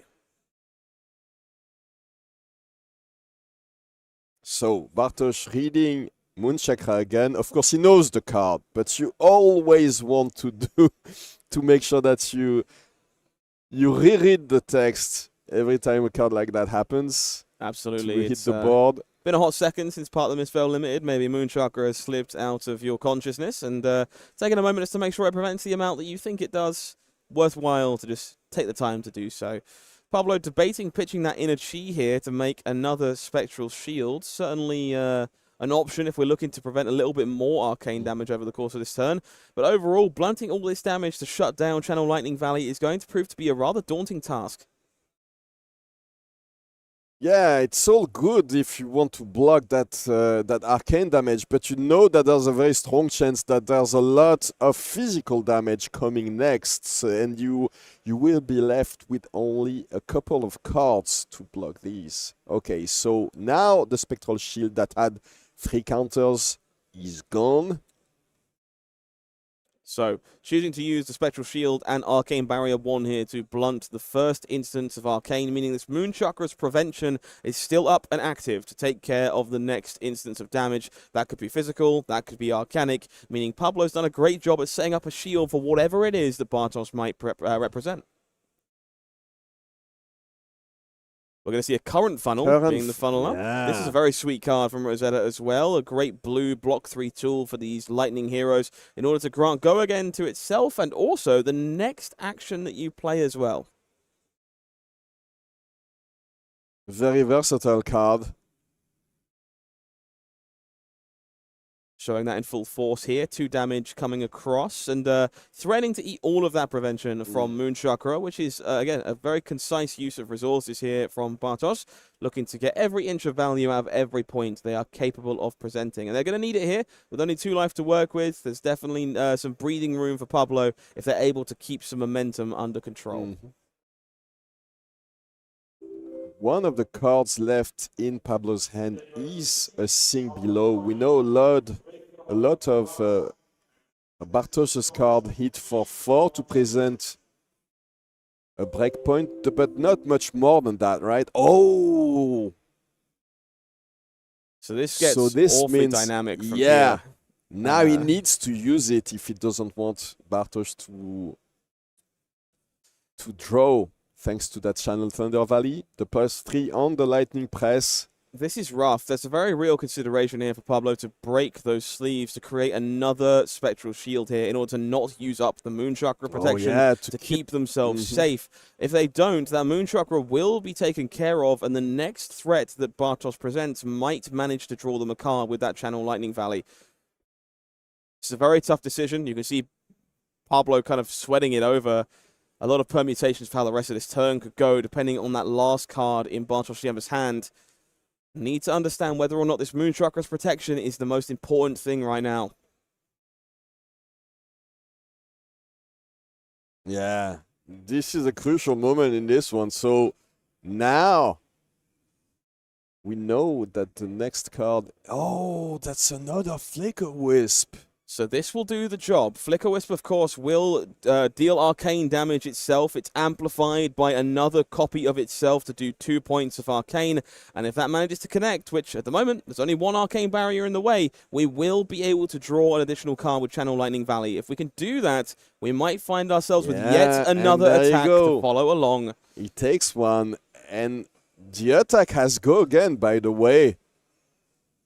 If it was a snatch... It would have been, that's a static shock. That is basically as good. Not quite drawing cards, but 4 and 2 in this situation. Yeah, but the leftover resource lets him use the Phantasmal Footsteps for one additional block. So, Bartosz managed to make sure that Pablo was empty-handed during his turn, but now he needs to do it all over again. The Channel Thunder Valley is gone, didn't pitch anything this turn, and now he needs to assemble another strong turn. You can see the stress on Bartosz's face here. Full tempo pass back to them, but perhaps not a hand they're excited to see. This is going to take some masterful sequencing to put this together. All the momentum in their favor right now. Lightning, showing the Heaven's Claws here. Heaven's Claw to fuse. So that's 4. We'd go again. Once again, Heaven's Claws, a card that we haven't seen a lot, but now very potent. You can either pitch it, use it to fuse. Yeah, Heaven's Claws. The red version attack for 5 Absolutely. also, so very strong card. Almost as iconic as Autumn Touch in some ways as the Block 3 elemental cards from the original Tales of Aria set, and lovely to see them back out in force in this classic constructed metagame. Perfect fuse target here for Entwined Lightning. Pablo looks to be taking this damage. Taking it, down to 5. I think I see another Flicker Wisp. Yeah. So the third Flicker Wisp is hitting the board now. And it's going to be 2 points of arcane threatened by this Flicker Wisp. And again, these 2s, they're such a problematic number when you only choose to present 1 point of arcane barrier into Runeblade. That is usually the correct choice. Most of their arcane sources are 1 point of arcane. The Flicker Wisp providing you with a lot of endgame reach if you choose to play Aurora. Much like Arcanic Shockwave. Shockwave coming in with 2 arcane damage thanks to that Flicker Wisp. So that's an additional unpreventable damage. And then he has 1 to prevent and 4 physical damage on this amazing card. Once again, released in Tales of Aria back in the day. Very important fate for scene here for Pablo Pintor, needing to cover that breakpoint. We are going to park an Arsenal. Pablo alive on 1 point of life, has 3 cards to work with to pressure the low life total of Bartosz Ziemba. This game is on a razor's edge.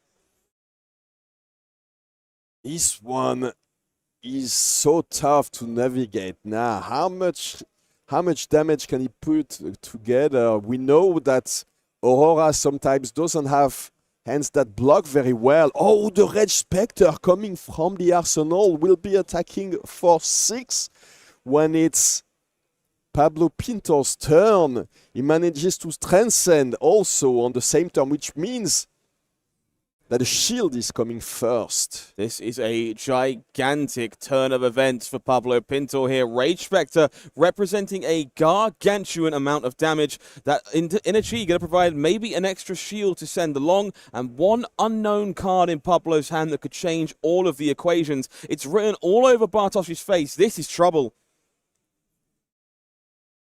This will be a huge turn. He can even attack, with the levels of enlightenment as well afterwards. This, I mean, is there any way that Bartosz can block out this turn?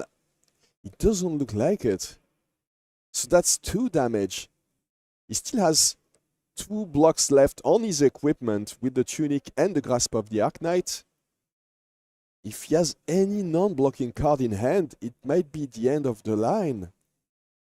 Bartosz taking every moment of consideration to understand how they can go about surviving this incredible tempo swing from Pablo Pintor on Enigma, Ledger of Ancestry. That lovely promo Electrify going to be sucking up 2 damage from the Spectral Shield. It is that Levels of Enlightenment coming through as a follow-up. We're drawing a card. We're going to give this go again. 3 points of damage that Bartosz has to respect with that Rage Spectre looming.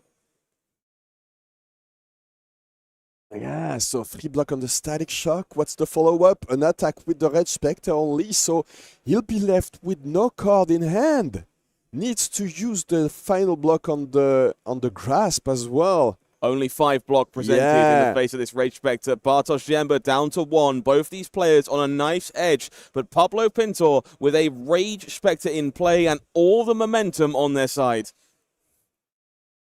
Pablo Pintor is basically at 3 health thanks to the Rage Spectre having Ward 1 during the opponent's turn and the Spectral Shield as well. So that will only be an attack with the Heaven's Claws. Of course, he needed to keep the Funeral Spirit Tunic to be able to clear that arsenal. But look how threatening Pablo's hand is. There's a myriad of threats stocked in there. Miraging Metamorph, Phantasmaclasm, Blues just to that pay for it all. Phantasmaclasm, is so much damage.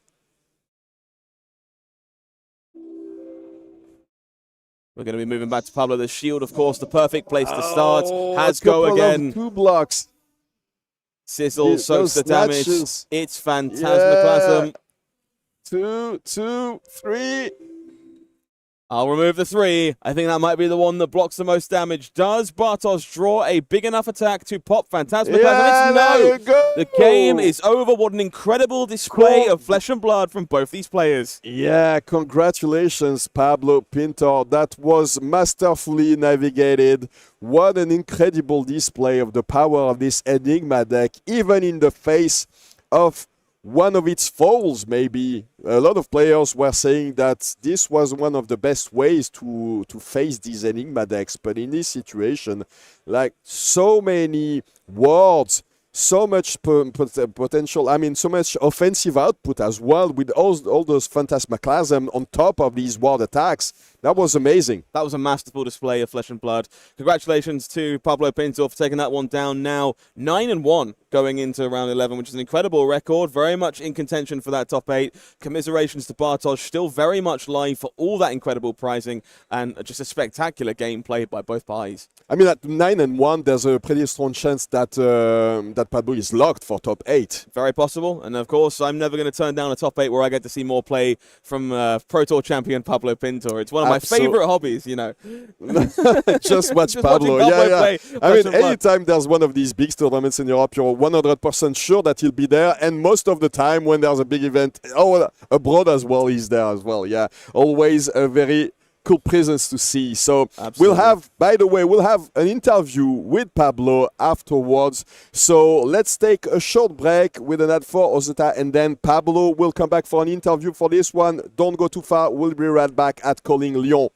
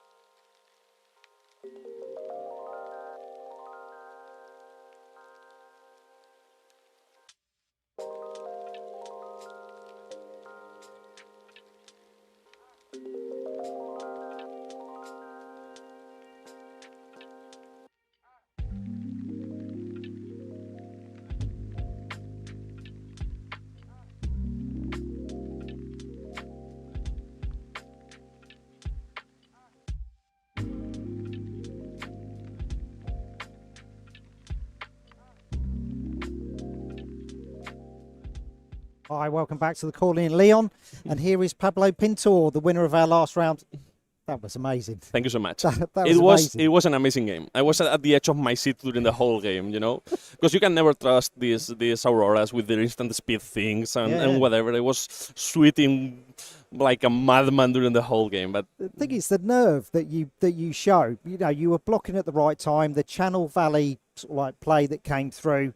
I mean, you have to be so precise on how you're blocking.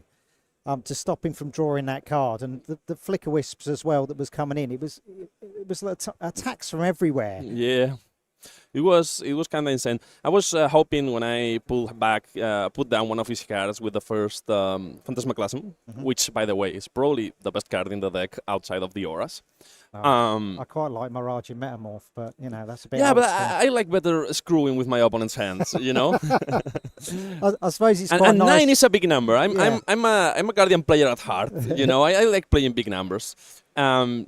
So I thought that maybe he had an off turn there, or maybe draw a blue, maybe not another attack, but he absolutely blue metal mid. I made his hand better, so so that didn't work out for me. But the good thing is, he's not really going to be drawing a 6, so you just he's got to do something about this 9 coming in.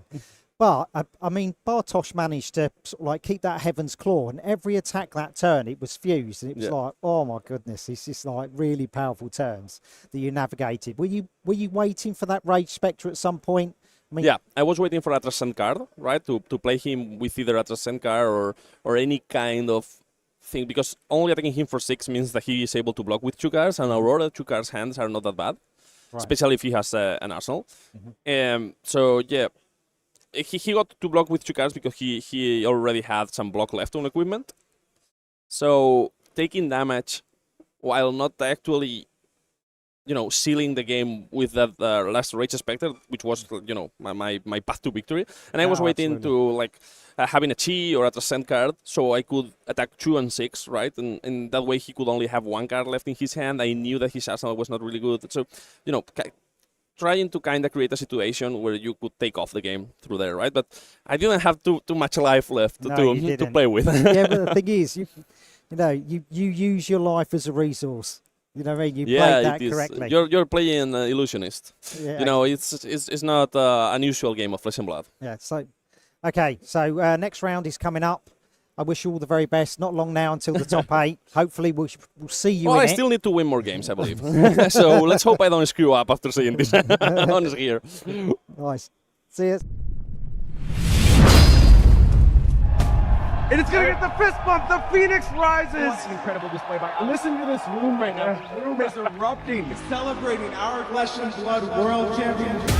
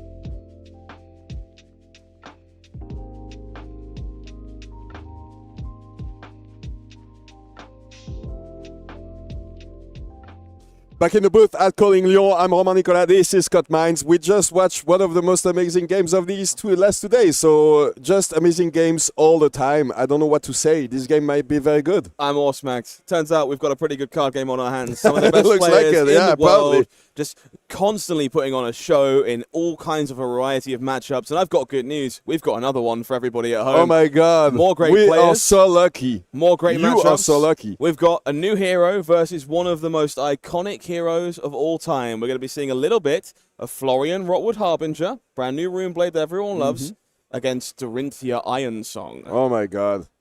And also, another piece of information, the player playing Dorinthea Ironsong comes from Lyon. I want to stress it out every time I get the As you chance, should. but these guys are good at the Absolutely. game. They are going all the way. I mean, look at this. All right, so David Rodrigues, Lucas Ruzafa, I believe, is going to be where we're at. Florian versus Dorinthea. This is not a matchup I imagine very many players in the world have a ton of experience with. Very much the new school, a little bit of mixed damage versus the raw power of Dawnblade in the hands of our original warrior. I can't wait to see how this one shakes out. Which shows this one also, because these guys need to win this one and the next one if they want to make 100% sure to make top 8. So they definitely need this win right now. What do you make of this matchup? We know that there are lots of defense reaction for Florian, especially those dreaded rootbound carapaces.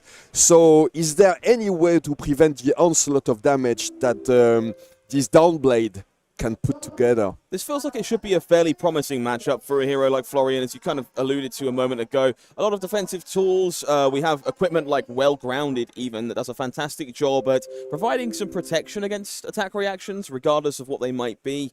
But Lucas is not here by chance, and I believe they're the only Dorinthea in the second day of competition today, and they are putting on a clinic. This is a matchup they're going to have played at some point over the course of the day, and I imagine they're very familiar with how to sequence those attack reactions to get full value out of their weapons. So in the dark, I think Florian's definitely got a better shot, but it's hard to write off someone who's clearly so good on their hero of choice.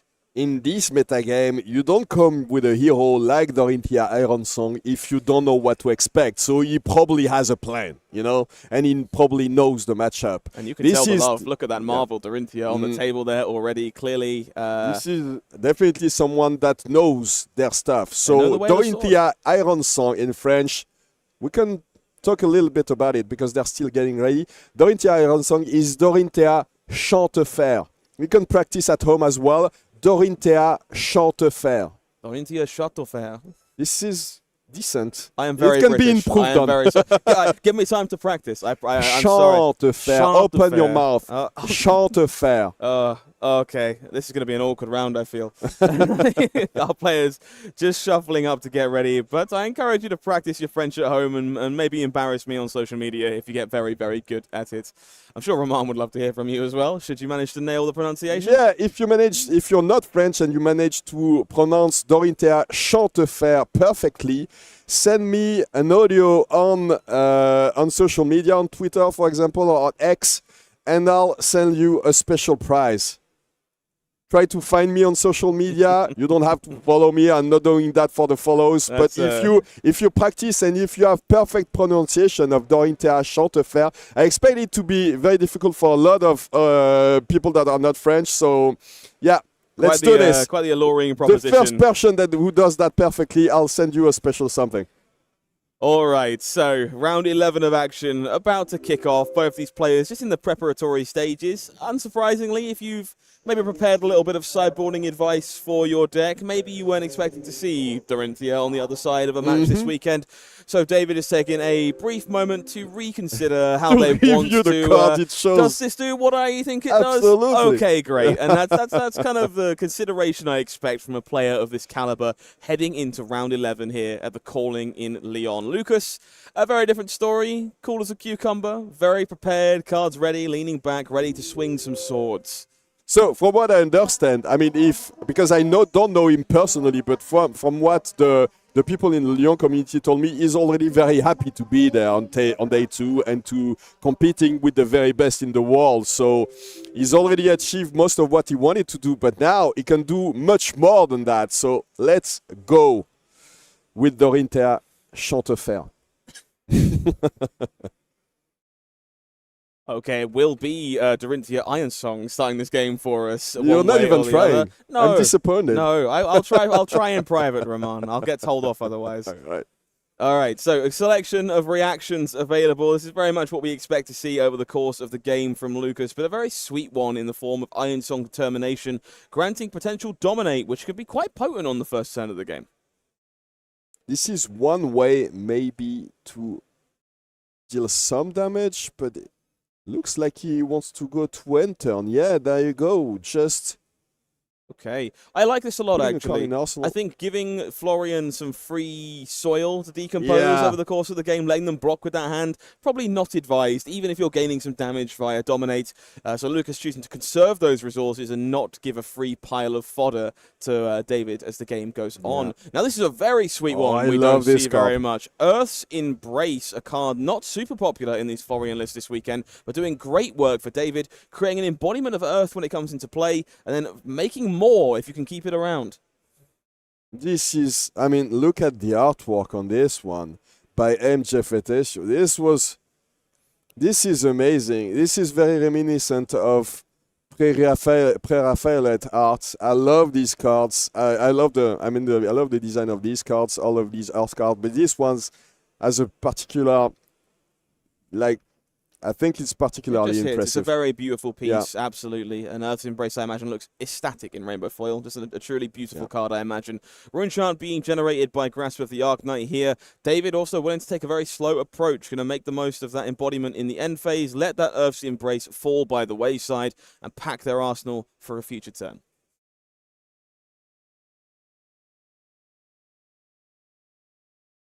This embodiment of Earth, well, of course, will make it easier for David to prevent the damage on this downblade. But look at this.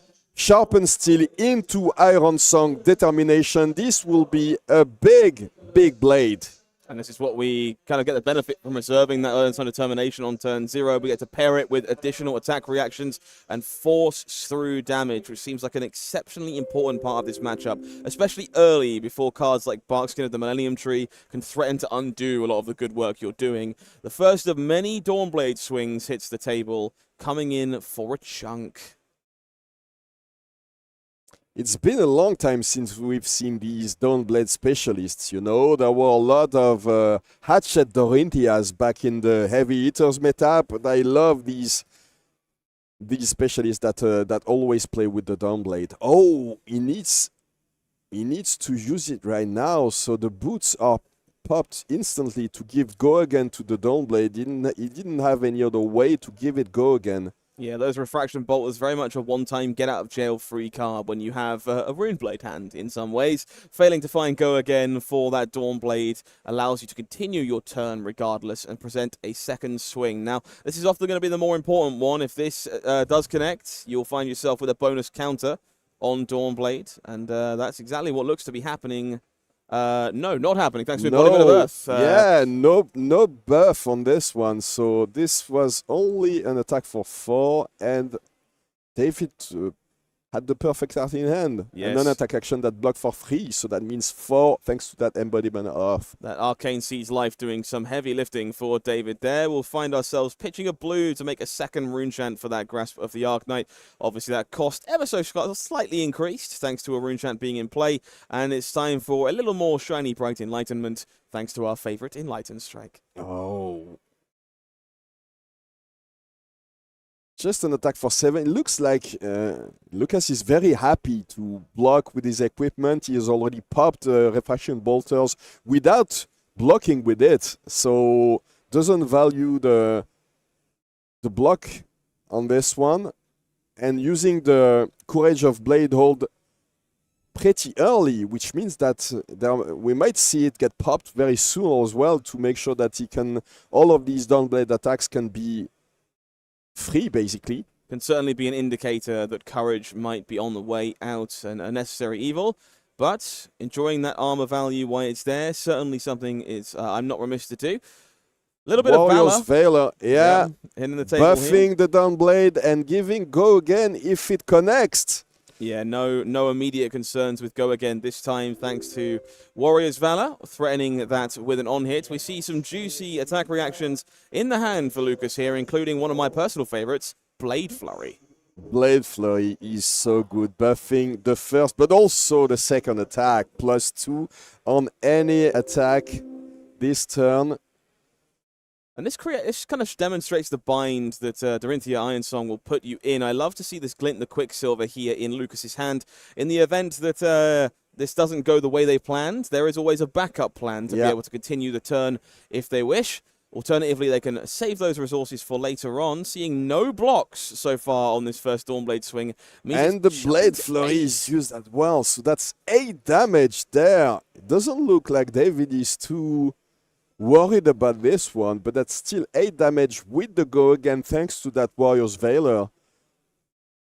That's a pretty stunning swing from Lucas and yeah. Dorinthea. David finding themselves all the way down at 25, and no doubt another sword swing coming over the course of this turn, thanks to the Go Again granted from that Warrior's Valor. The next hit will be coming in for at least 5. But that's the thing with Dorinthea. If you're not 100% sure that you can cover the first hit, you have to let it hit. Absolutely. The second hit, always the one that's going to threaten to generate that counter, and it will be slightly bigger this time around thanks to Brave Forge Bracers being activated here. Going to gain a bonus point on that extra sword swing. Means we're coming in for 6 to start with the potential to go even bigger. And you know that there might always be something there, so I haven't seen that many defense reactions yet. I don't think I've seen a single Rootbound Carapace in David's hands, so this is difficult to block. Do you want to overblock this one to make sure that you can cover? Usually you want to cover at least 3 additional damage if you want to overblock, so it would mean that you would have to give 3 cards there. David kind of debating their options here. A pair of Command and Conquers, the highlight of their current hand. Definitely a tool worth throwing if that remaining card is going in the arsenal, but significantly less impressive if it's not. And that's definitely part of the tension caused here. We're going to be blocking 7 on this Dawnblade swing with Grasp of the Arknight. Just enough to prevent 1 point. But a singing Steel Blade, making his blade sing, so he'll be able to fetch any attack reaction in his deck. Singing Steel Blade, one of the most Giving iconic Dorinthea specializations. Yeah, but the reprise effect means that if your opponent has defended with a card from their hand, which is the case, you can search for any attack reaction.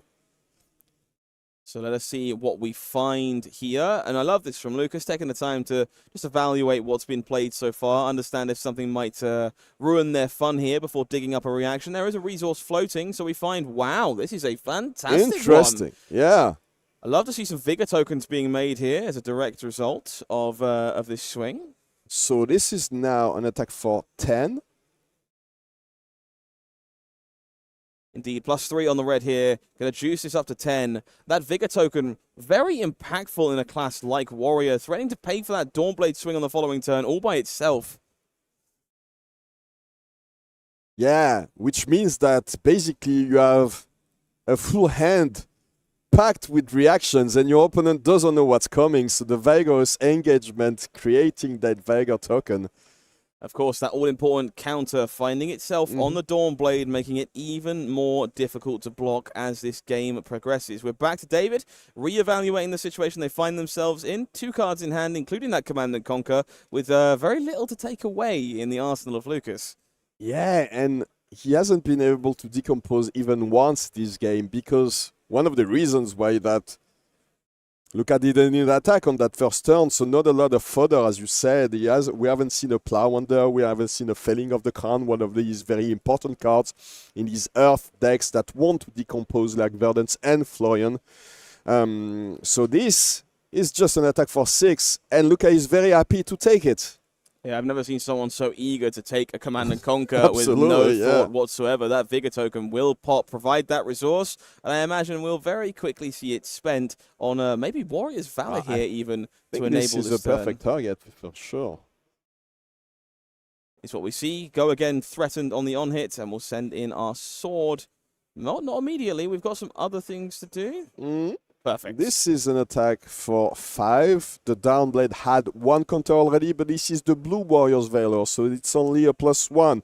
But the effect on it is the same, so if it hits, it gets go again. 2 cards remaining for Lucas. 1 resource available does mean their entire deck is online outside of maybe a card like Route to threaten to push this Dawnblade through in a pinch. In this situation, if there is a chance that you can get rid of those counters, maybe you give away a big chunk of your hand. I think he's considering giving away 3 cards to try to block this 100%.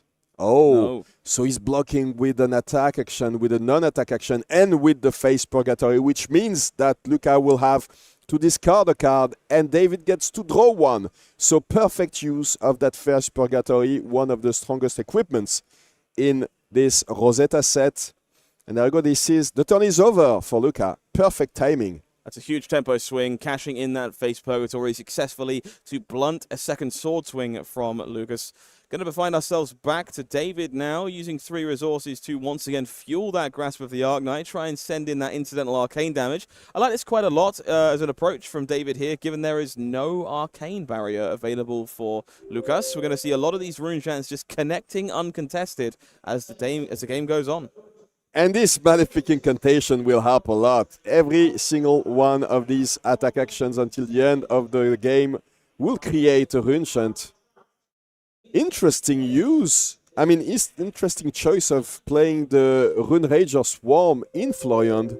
I don't think we've seen it in the other decks that we featured. There's definitely a variety of ways to build this deck. Rune Rager Swarm kind of shown its power in Brodie Spurlock's Viserai deck on camera earlier on, and is just an all-star from the new set for these Runeblade classes. If you find yourself with a way to make a rune chant on demand, such as that powerful Grasp of the Arknight, it's always going to be an attack with Go Again. At the very worst, it blocks for 3, and that makes it an all-round exceptional card. Yeah, and following up with 1 rune chant and that's amazing. Oh, it looks like it's a non-English version of Reaping Blade. the Reaping Blade. I'm trying to some hometown representation in the terms of equipment there. Nice. Lucas. I'm sorry to bore you with this, but I love non-English language cards. No, I very much agree. I think one of my favorite parts of Flesh and Blood as the game has grown is watching people represent their home countries and their card choices. And I applaud you for drawing attention to it. Speaking of the things I want to draw attention to, Unsheath. This is a brand new card, fresh out of Rosetta. Such a cool card. We all talked about its power in a deck like Kasai, but it turns out Unsheathed has a world of potential alongside Dorinthea Ironsong. There you go. So as long as your sword attack is greater than twice its base, it gets Go Again. And now, on top of that, there's a Blade Flurry. So that is an attack for 10 with Go Again. This is a huge combination of some of the most powerful tools available to Dorinthea. And the Spoils of War means that there's also a copper coming in. A couple of copper tokens. Absolutely. We gain our agility and vigor, courtesy of that beverage used by Lucas as well. And sending in that second sword swing for 5 extra points. You need points. to block this one. You absolutely don't want to put to let your opponent put another counter on this one. Florian already pretty low, down to 12, not even close to having decomposed enough to get that 0 power. But look at this. We were talking about it earlier. Fading of the Crown coming in for 4, won't be able, doesn't have enough Earth cards, obviously, in his banished. But this now is a he start. can banish 3. Definitely a start on Getting the close decompose to it. here. Yeah, but that's only 4 damage. And we saw how easy it was for Lucas to take some of this damage. He was very happy with it. Absolutely. This game has been surprisingly punchy, given how resilient both of these heroes have the ability to be. Both players very efficient with their resources and just swinging, just absolutely going for it. We see these life totals tumbling below 20 at quite a rapid pace.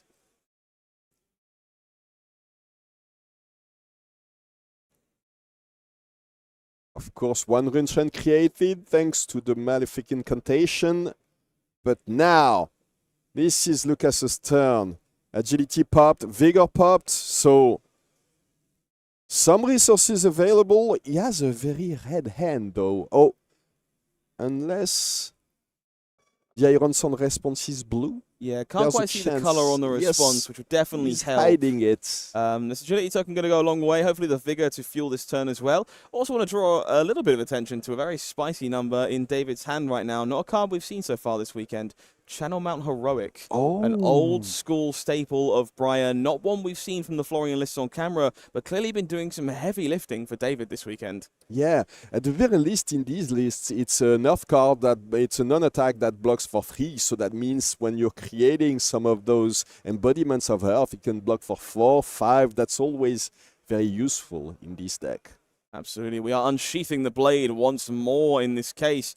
Dawnblade coming in with that bonus attached. 6 damage on the table. Go again, It thanks gets to that agility. double go again, actually, because of that agility token, yeah. Shame they don't stack, alas.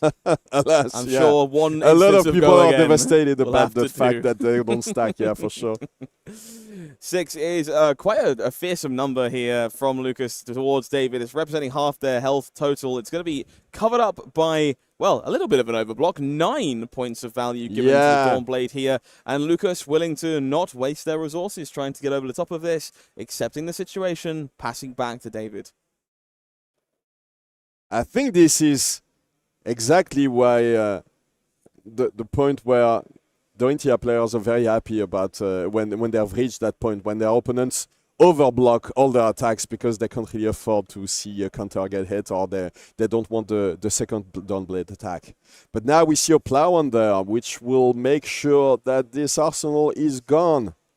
At least for now, So, go to the bottom of the deck. And yeah, when you start decomposing towards the mid game, that's even better because you have full access to all Earth cards, so you start decomposing that much faster. Usually, you have to make sure that you can get at least 2 Earth cards, obviously, but sometimes the third one is a bit elusive. But in this situation, when you have a full graveyard, you can just decompose in 3 turns, and that's perfect. Absolutely. So, while Florian's ability isn't quite online at this point in time, 6 is a bit of a magical number here too. Truthfully, it's 4 because that Barkscale Millennium Tree and that Well-Grounded are now active, and those are going to play an instrumental part in shutting down some of these larger Dawnblade swings in these final turns of this game. Well-Grounded, such a cool card. I don't know if you've seen it in Coldfall, but it looks amazing, yeah, in person. We saw it, I think that was Andrei, who was playing, our Romanian player who was playing versus Prism. At the end, towards the end of the day yesterday, had the Coldfall version of Well-Grounded. It looks amazing. I opened one yesterday, which is why I'm talking about it. But it's, I love this card. I would like to flex about my pulls. I got some pretty nice pulls. I don't want to flex right now, but maybe we can talk about it later. Now this is Lucas's turn, and he needs to find a way to put something together, to put together a strong enough turn to make sure that he won't get covered by the onslaught of Runestones that might be coming in as soon as Florian Zero Power is online. So this is quite a big deal here. This Courage of Bladehold being broken to enable this turn. Clearly either a little resource light or very interested in keeping a handful of reactions to force this Dawnblade through. Courage of Bladehold is a big moment, and David Rodrigues is going to have to respect it. There are so many cards, so many potential big attack reactions in Lucas's hand. Look at the Singing Steel Blade. We see an Iron Sun response. Of course, that gives the +3, so that's already 10 potential damage, plus whatever he can fetch with the Iron Sun, with the Singing Steel Blade, which might be an additional 3. So he's giving 9 there. I think he still kept a defense reaction. It might be a Sing Below. I think it's a Sing Below. Okay, so the onus on Lucas here to decide if this is a fight worth picking or whether you're happy to take your Is 3 that cards. enough? Yeah. I'm not sure this is a fight you can pick forever. You've given up your Courage of Bladehold, and you have no Arcane Barrier. Inevitably, one card is all Florian needs to make a Rune Chant and swing that Reaping Blade, and that's a ticking time bomb. It will win the game eventually. So Lucas deciding if now is the time to buy their time or whether they are obliged to unleash their full onslaught. So let's do some quick math. He has the Singing Steel Blade, one Iron Song response, which I assume is a red one. And I think I see another Vigorous Engagement. Yeah. Oh, that was a blue one. So that's going to be +3. An additional +1 with the Singing Steel Blade. So far, that's 9. But we, of course, The have red seen a card Vigorous from Engagement hand, means so 9. that Steel Blade does throw in to So grab that's- a little something else. Yeah, but we know that there's a thing below in David's hand. It's exactly what David This was will hoping to not see. hit. Oh, Glint the Quicksilver giving go again regardless, but if it doesn't hit, you won't be able to do anything with So- that down blade. It needs to hit. We're looking to draw from Reprise here with this Glint the Quicksilver. See what we find. Well grounded. Well grounded. Perfect. Going to be used to soak up the extra. We drew an Iron Song response to nudge this to 12. Currently, 13 even, 13. sorry. Currently 1 point down because I think below. Yeah. Came prepared. All the defenses available for David here to make sure this gigantic Dawnblade doesn't find a way through. That's as big as it can get, right? Like 13 is already big without having counters on it already. So unfortunately for Luca, David had everything to cover this downblade attack. But that means, that winning blade would have been amazing, actually. Yeah, that would have been a very, very good draw on that one. It was 2 cards away, unfortunately, for Luca. What an incredible showcase of the power of well-grounded in that spot. That all-star piece of equipment from Rosetta showing exactly what it can do.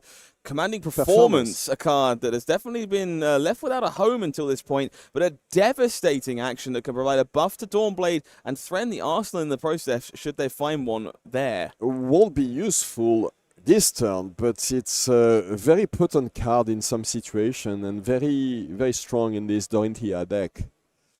So now, that's another Duskblade attack. This one attacks for 7. It demands a defense reaction that I think I see that David at last, found his Rootbound Carapaces.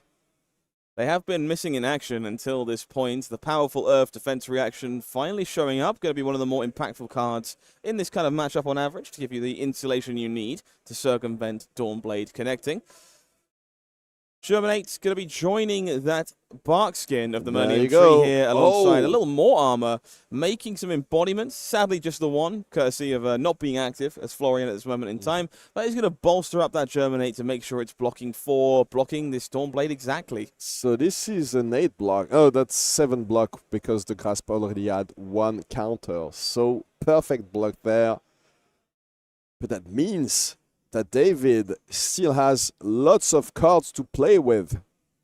If he has something like a Plow under, he has a couple of Carapaces.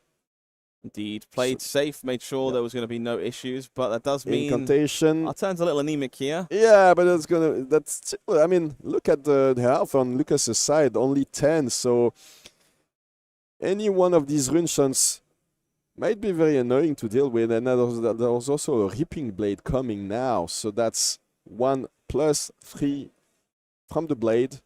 This incantation threatening quite a lot here, actually. With no Arcane Barrier floating, that's 3 health you have to assume you won't have at some point over the course of this game.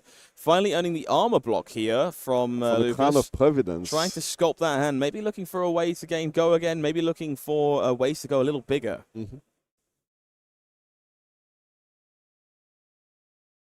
No blocks, no Arcane Barrier for Luca now, so he needs to find a way. But if there was ever a time, it's going to be now 5 cards to work with here for Luca. Some very sweet ones in there. A little bit of lead with speed available on the table if we're interested in agility tokens. Instead, it will be hit and run to enable this turn. Lead with And speed the lead with to speed set up for the future yep. one. And sending in a rather large Dawnblade. It will already come in for 5, yes. The go again from the hit and run. Yeah, and the plus, no, there's no plus. Oh, that's it's plus 3 on the lead with speed. Yes, Yeah, it's a red for copy. Scales in size, so 6 damage being represented here with go again from Luca. And of course, that agility token stockpiled to do this again at a later date. David with a hand of Summer's 4. Looks like maybe an Autumn's Touch somewhere in the back there. So a couple Earth cards alongside Rune Rager Swarm and another Runeblade Majestic we can't quite see underneath. Hastily put in front to block some damage. The puncture is coming in, but the Rootbound Carapace will cover it cleanly, and he'll be able to finish decomposing to get fully online. There you go. So that's an active hero power for Florian. What's the exact name? Of Florian? Florian Rotwood is Harbinger. Rotwood Harbinger. There you go. Yes. Florian's good. I was about to say Rootbound Harbinger, but that's not it. But it looks like he has a lot of Rootbound Carapaces, so in a way. It's rootbound in every way that matters. Absolutely. Okay, Summer's Fall. That's a lot of damage there. And the Malefic Incantation creating the Rune Chant on top of it. Yeah, another 6 physical points of damage coming through here. More importantly, Florian now active, meaning that Incantation is making 2 Rune Chants each and every time it triggers. And it triggers and it gets rid of that agility token. This is pretty backbreaking for Luca here. Impending doom looming with those Rune Chants. 6 physical points of damage to prevent in this case. And no agility heading into their following turn. A handful of attack reaction options, including that powerful twinning blade, but maybe not enough time to use it.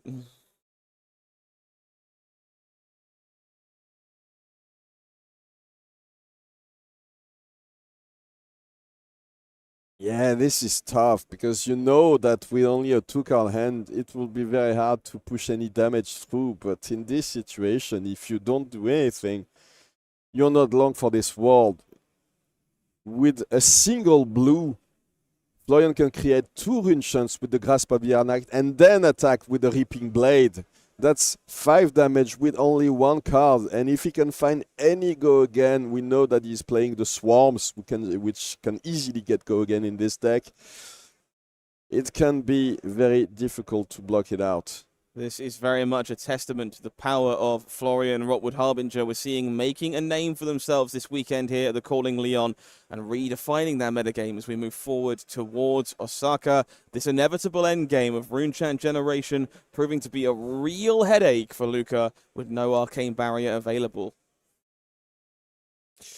Of course, some of the strongest cards in this Florian deck are the Majestics, the Plowonder, the Felling of the Crown, but look at Summer's Fall, just a rare but so powerful in some of these instances. In this case, even in a deck like Dorinthea, where you don't expect that many tokens that many auras to hit the board, it manages to get rid of an agility, which is devastating for Luca, as you said. So very, very strong card. A lot of power in these common and rare cards in Flesh and Blood.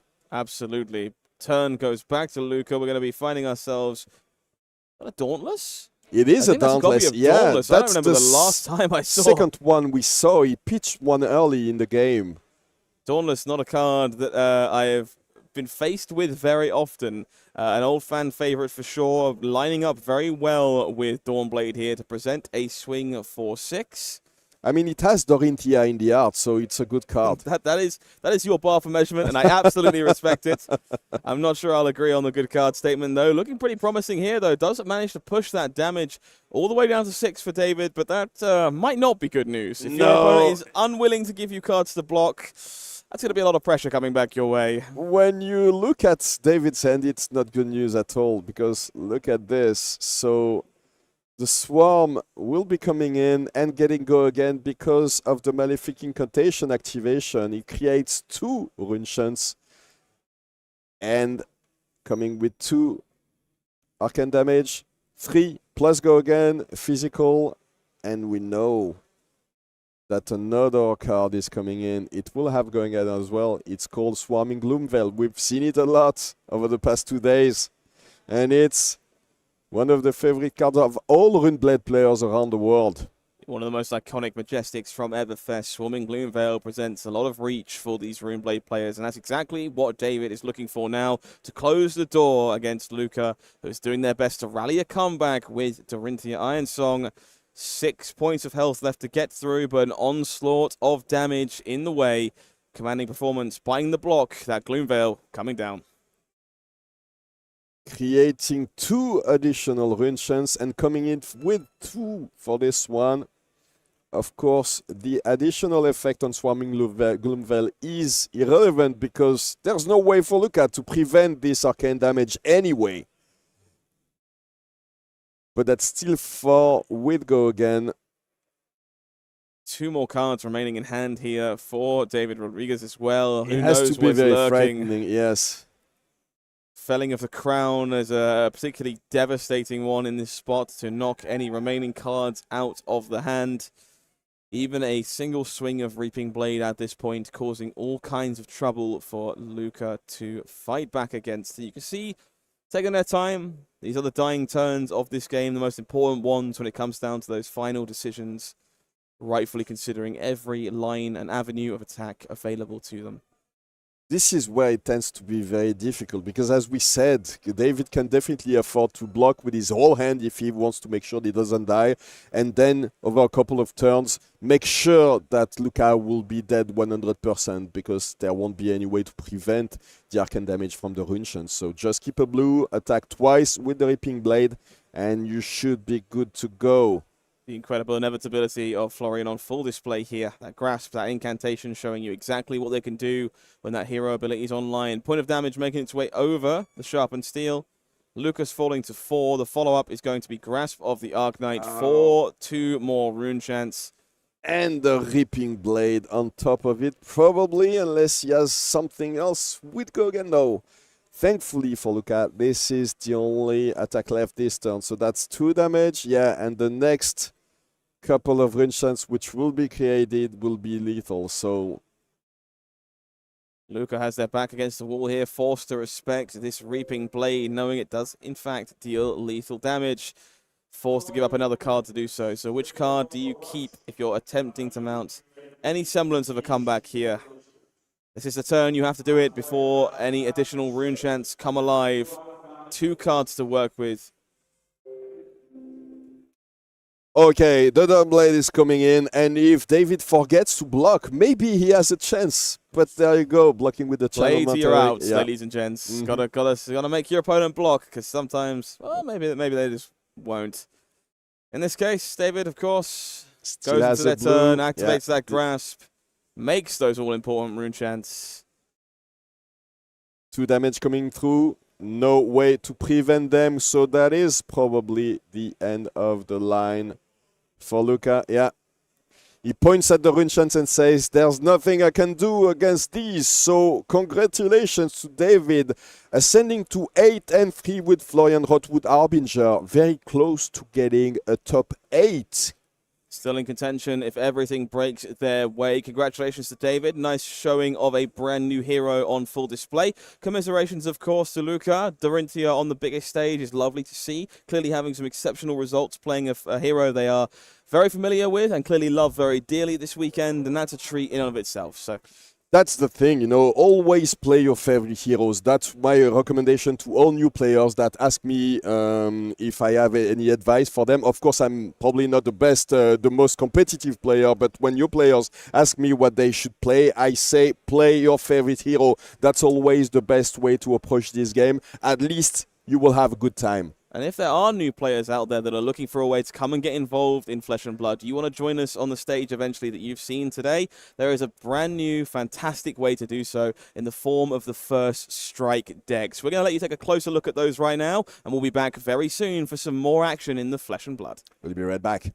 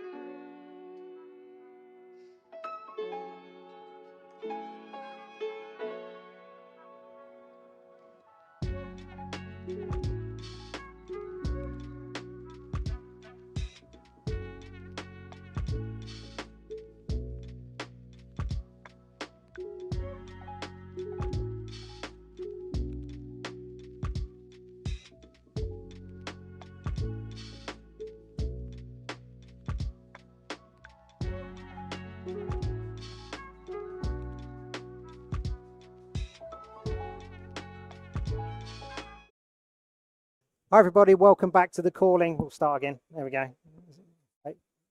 You sorted? Yep. Right, nice. Okay. Hi everybody, welcome back to the calling in Leon. I've been joined by Jacob Nowicki. It's very kind of you to come on for an interview. My pleasure. So the reason that I brought Jacob onto the show, you were sitting at home during the premiere event. They had a competition for buy a Fable package, be in the draw for a trip to Osaka. And lo and behold, your name came out of the hat. How are you feeling? Absolutely aghast. I was in between watching the rounds. The stream was, I think, finishing up. I was just organizing some of my own cards and deck.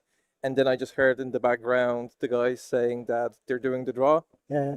And I didn't think much of it. I'm like, oh, that's nice for someone. Keep doing my stuff. And then I hear the first winner from Japan.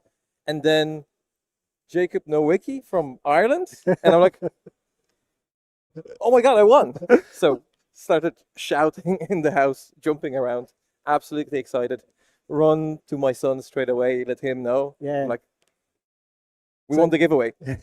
Like, this is brilliant, because my plan was to go to Japan anyway. I had stuff in place. Yeah. But it's been a dream for both of us to go on like a father-son trip to Japan and do all these things that, you know, you can only do in Japan. It'll be absolutely amazing. Yeah, so super chuffed, both of us.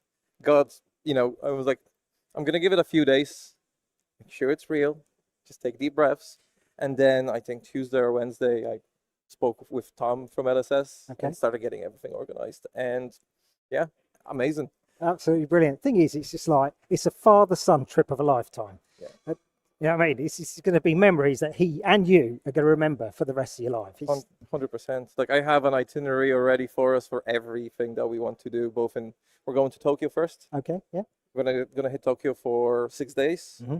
And then after 6 days of, you know, like Akihabara and visiting the Museum of Japanese Swords and all, like Studio Ghibli and all that kind of stuff, we're going to take the Shinkansen, go to Osaka.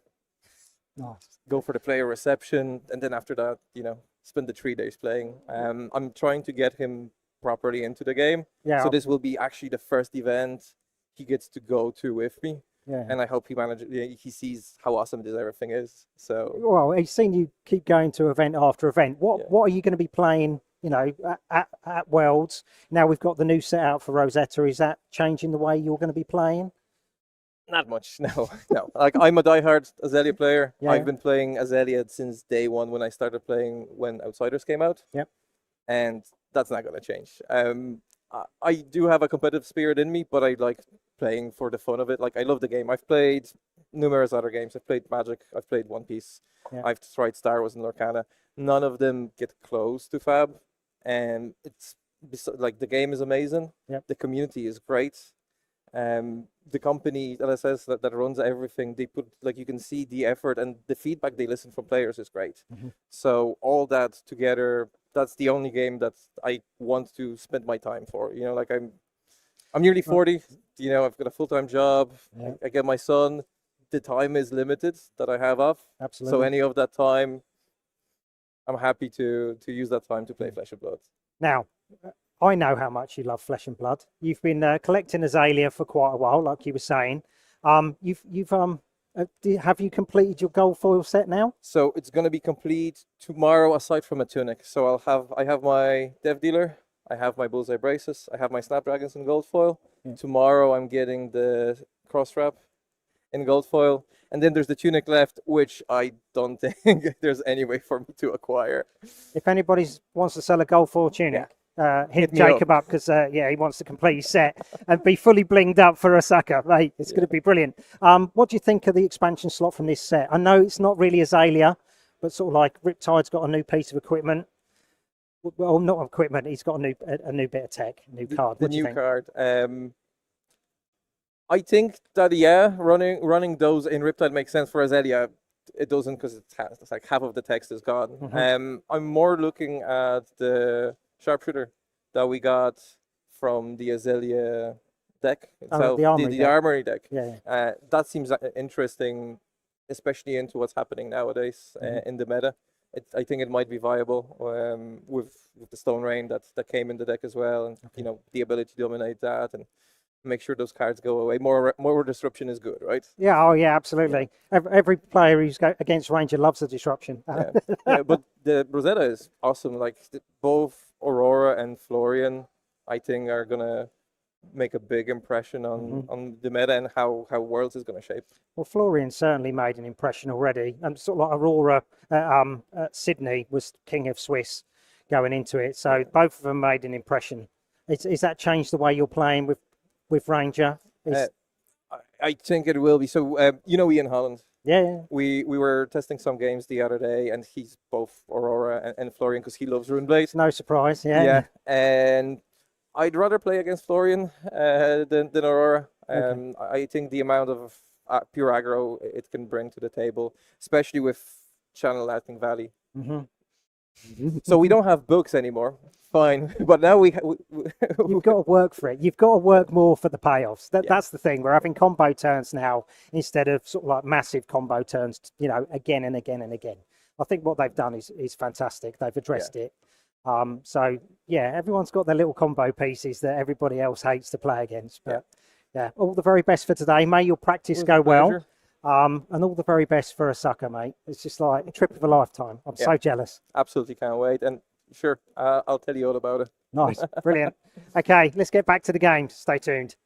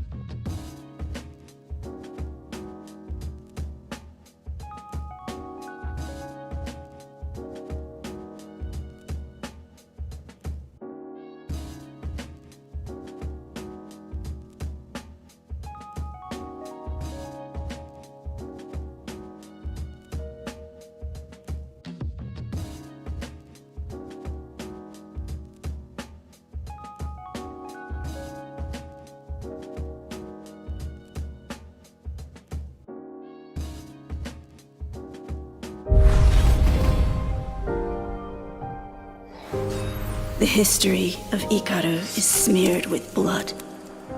Its blossoms torn and scattered to the winds. A house wiped from the memory of Mysteria. But we are the Crimson Haze.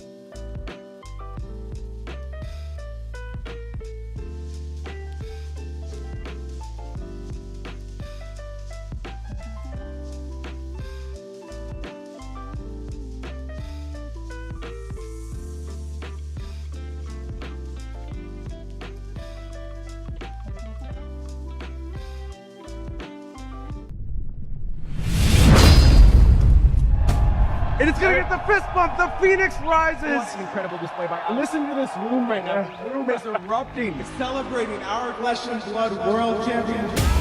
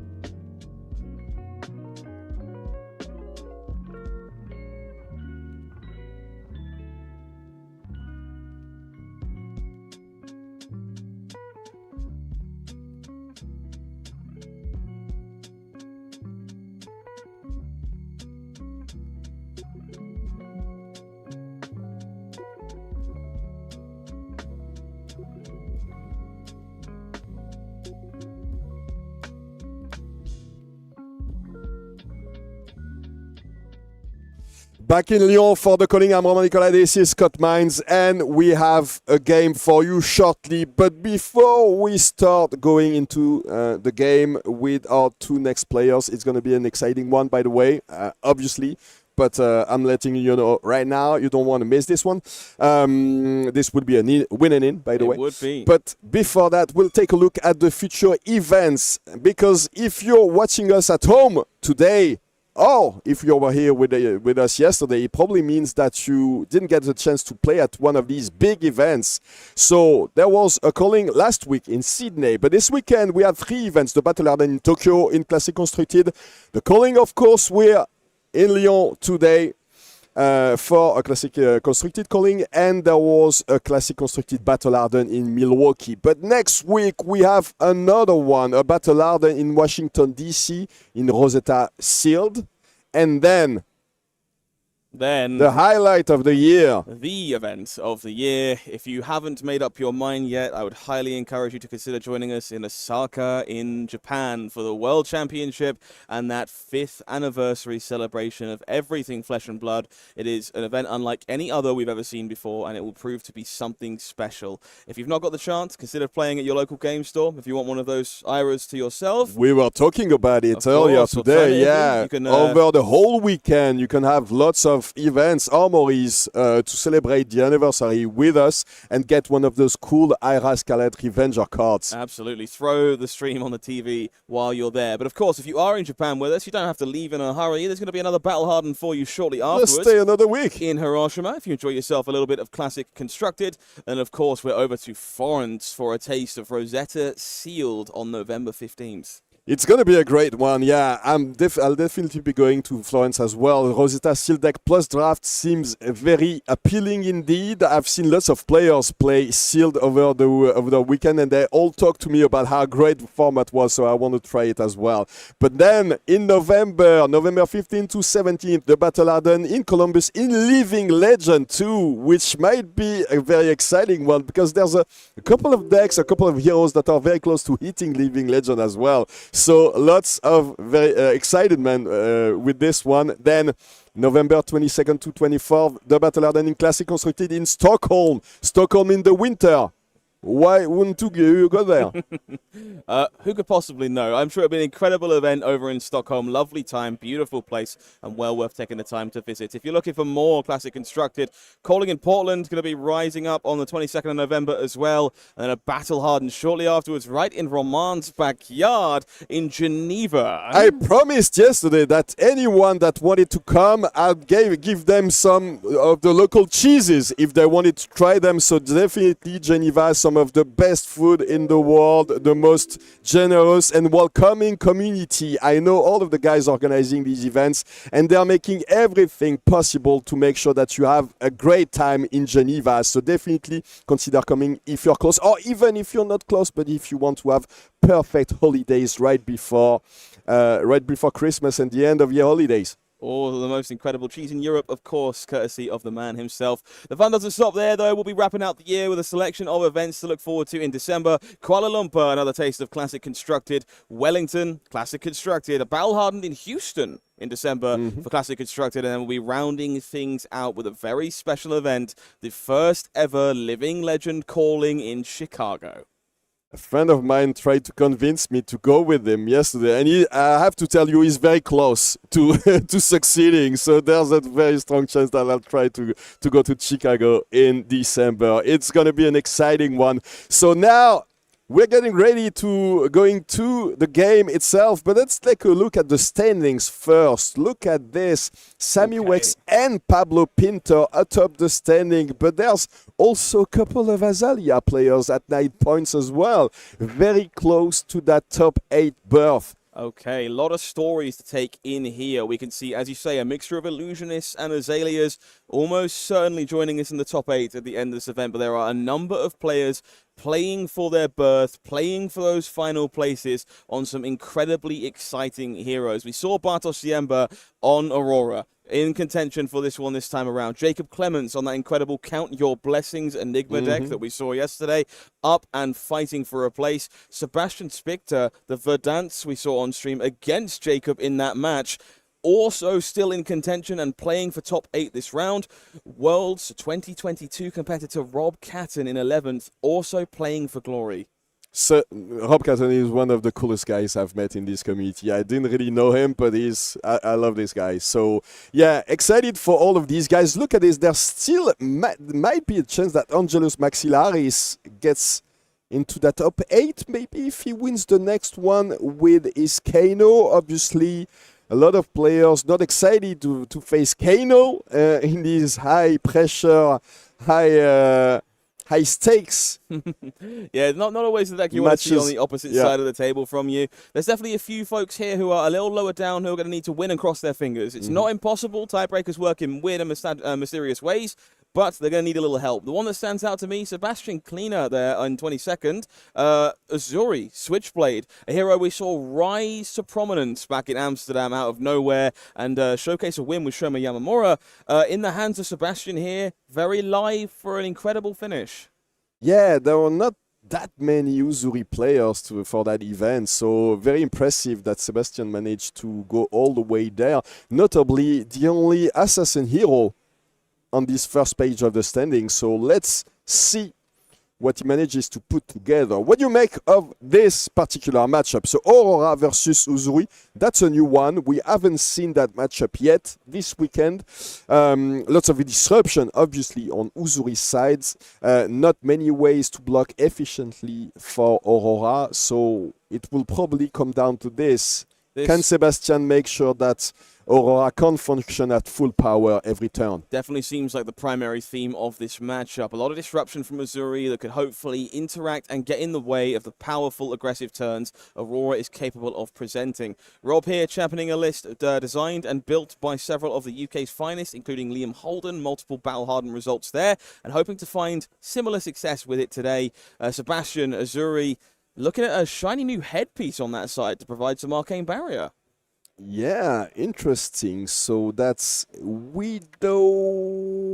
I don't remember exactly the name of that card. It's the Widow set of equipment. In this case, we're seeing the headpiece. Starts with Widow, but yes, they are a lovely set. If you're not familiar, they provide you with the balance between Spell Void and Arcane Barriers. So you get the unique ability to use both, which can definitely be very important if you find yourself unable to pitch to save yourself from some of those pesky Art Lightning turns. Very unique design, of course. So just an attack with the Nerf couple. Notably, I think Rob didn't attack on the first one. He just used the electrostatic discharge to be able to create that embodiment of lightning, but he didn't even bother attacking with it. He needed a couple of cards to do it, so he wanted to have an arsenal and didn't attack and didn't try to push any damage on that first turn.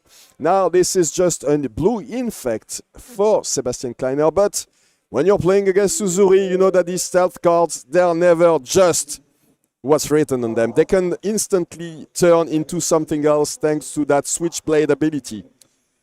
Just one, the infamous words of many assassin across just the table. One of the Bloodrot Pucks, right? Us. It could be anything hiding in Sebastian's hand, courtesy of that powerful hero ability, and almost certainly something hiding on the fact that there is 2 cards remaining. You think a switch is bound to happen. Rob taking the time to consider the repercussions of any particular on-hit. A very potent hand on their side, including an old favourite, Coaxer Commotion. Not a card we've seen too much this weekend, but definitely standing out in Rob's hand. Coaxer Commotion that was used to great success in decks like Briar, obviously. So Aurora making the best imitation possible of Briar when she was played as a redliner deck. Okay, the surgical extraction is pretty pressing. Yeah. Looking to interact with the hand as early as turn 1 here. Rob taking the extra 3 damage, showcasing that hand for all to see. We've got some somersaults. We've got another discharge, that Coaxer Commotion, and what looks to be a static shock. Yes. It's a very red-heavy hand here, looking to provide all the damage you could want. Which of these do you think Sebastian's taking away? I think you're taking the Coaxer Commotion, right? Because when in conjunction with the embodiment, it can be very frightening. You don't know what's in the arsenal, and just a hit from the Coaxer Commotion might mean a quicken, so that's additional go-again potential for a deck like Aurora. You don't want to give away too many of those, right? Electrostatic discharge is obviously very strong, but still, as you said, it's a very red hand, so I think taking the The only non-lightning, non-elemental attack might be the way to go. Oh, it looks like he's choosing the discharge, so yeah. So Sebastian choosing to remove the buff from this hand. Happy to let the attack go slightly wider. Maybe has some well-sized defense reactions. Doesn't want to deal with a breakpoint of 7. Removing that discharge from play. We're going to see another Coaxer Commotion, sadly banished away to that surgical extraction. And we'll make our way back to Rob with that embodiment of lightning at the ready.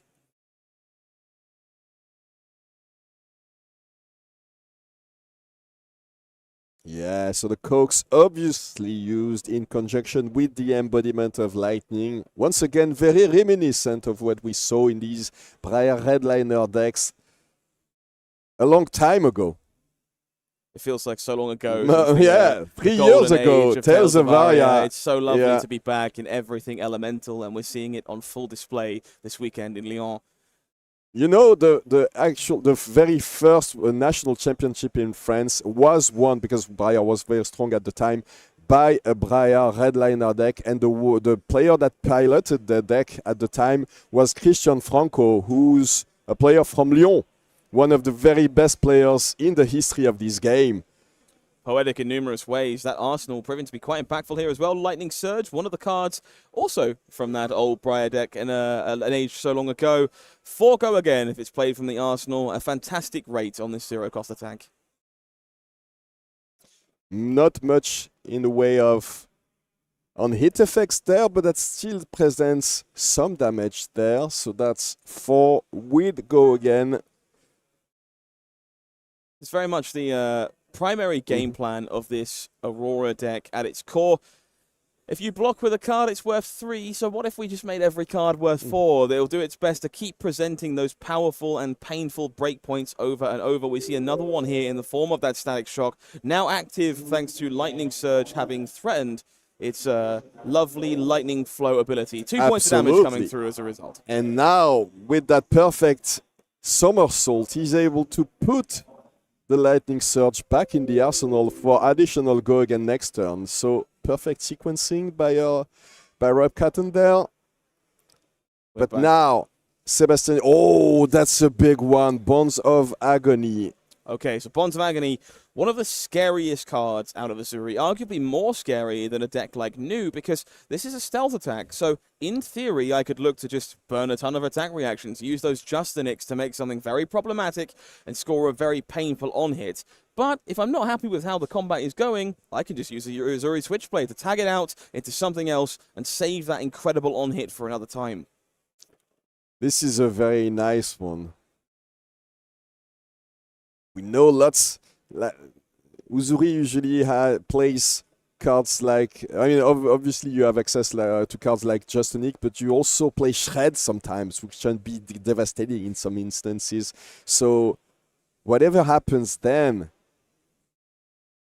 Tough situation. It's a tough situation for Rob, exactly. Understandably, considering all their options, reevaluating the cards in their hand. We see some Ravenous Rabbles in there, a Blink, which of course doesn't block in this particularly painful scenario. Much to consider for Rob here. Yeah, it looks like he says he doesn't want to block it, so the Flick Knives has been activated. The Nerve Scalpel is destroyed in the process, and he will just choose. Oh, that's the Justinic, and then the Black Tech Whisperers activated, so that's +3 on the Bonds of Agony. In addition to that, you have a couple of effects. This is the fear of letting Bonds of Agony go uncontested. 9 damage coming through in this case. Going to get a fresh look at Rob's hand and evaluate all of the options that could be taken away and stripped from the deck permanently. I think they're talking about the timing of all of these effects. So now he gets to decide which order he wants to do them. There just seems to be a little bit of communication between the players. And, of course, lots of triggers just happened in one quick burst here. Yep. So taking a moment to understand everything, make sure that everything is above board, sequenced the way you expected. That's how you become a winner at an event like a calling. So taking the time to process, well worth doing, and a very civil discussion by both players. 9 damage is going to come on through. I'm going to get a closer look at the hand Rob has. That is 2 Ravenous Rabbles. And if you're not aware, you can theoretically take them both with this Bonds of Agony. It is devastating there. I mean, there's no question that that's the best choice, right? Yeah, there you go. I think Sebastian and agrees. Even be able to get the third one from the deck. Bonds of Agony proving to be an Such all-star here. an insane card. One of the best Majestics out of Part of the Misfail, showcasing its power in Uzuri Switchblade, stripping 2 cards from Rob Catton's hand and giving Sebastian perfect information about this deck list for the rest of the game. And in a game like Flesh and Blood, information is power, a lot of power. There you go, gets to shuffle as well. Take an extra glass. Just want one more glance on the way through. Make sure I saw everything I thought. Take your time. You're allowed to take your time. Not too much, of course, but yeah. And on top of that, that's still a lot of damage. And Very that's not impactful over. turn. That might not even be over because there's some go again thanks to that the Black Tech Whisperer. So there may even be a leave no witnesses, maybe in Sebastian's Leave no hand. witnesses in this spot would be utterly devastating, knowing that Blink is unable to save the Arsenal should it be important. And that is the There follow-up you we go. see. Leave no witnesses hits the table, 4 more points of damage, and an Arsenal being threatened for Rob Catton. Fortunately, he has the Crown of Providence ready to be used there to prevent 2 damage and also crucially protect that card. He's gonna block. Yeah, he's gonna block all 4 damage.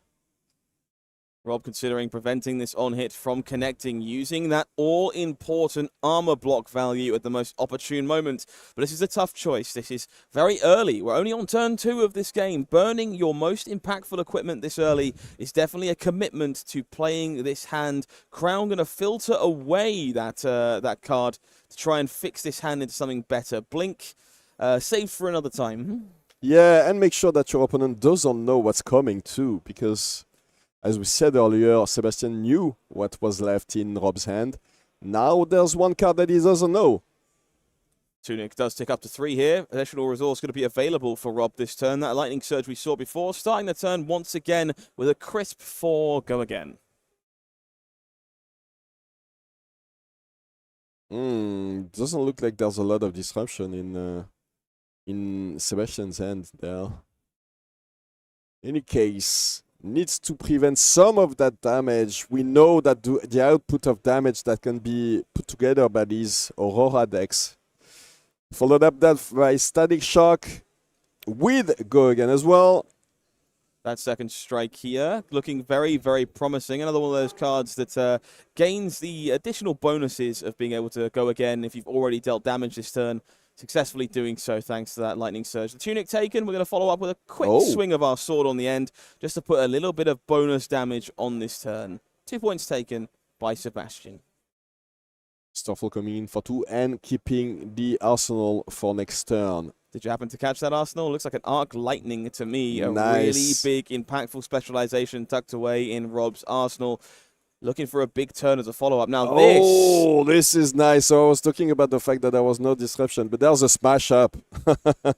This is quite the upgrade. Brand new choice coming here from Rosetta once again. Smash up threatening maybe a little bit of fear, depending on how Rob wants to navigate the rest of this turn.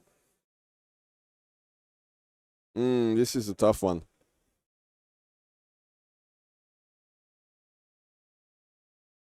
Of course. We know there's no attack in the Arsenal, which is a big deal. So you can just decide to take it, but yeah.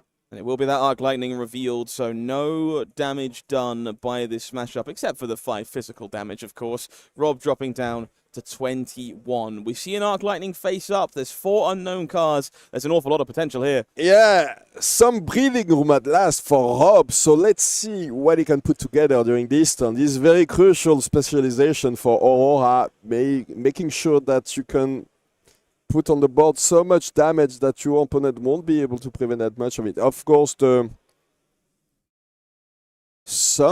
at least one Arcane Barrier for Sebastian, but there might be a lot of Arcane coming through. Certainly possible here. So, numerous sources of arcane in this particular case. A little bit coming from the Arc Lightning, a little bit from the Arcanic Shockwave, which is lovingly fused for an extra point along the way, presenting 4 physical damage as the first attack of this turn. And that Go Again will indeed be dealing another point of arcane when all is said and done.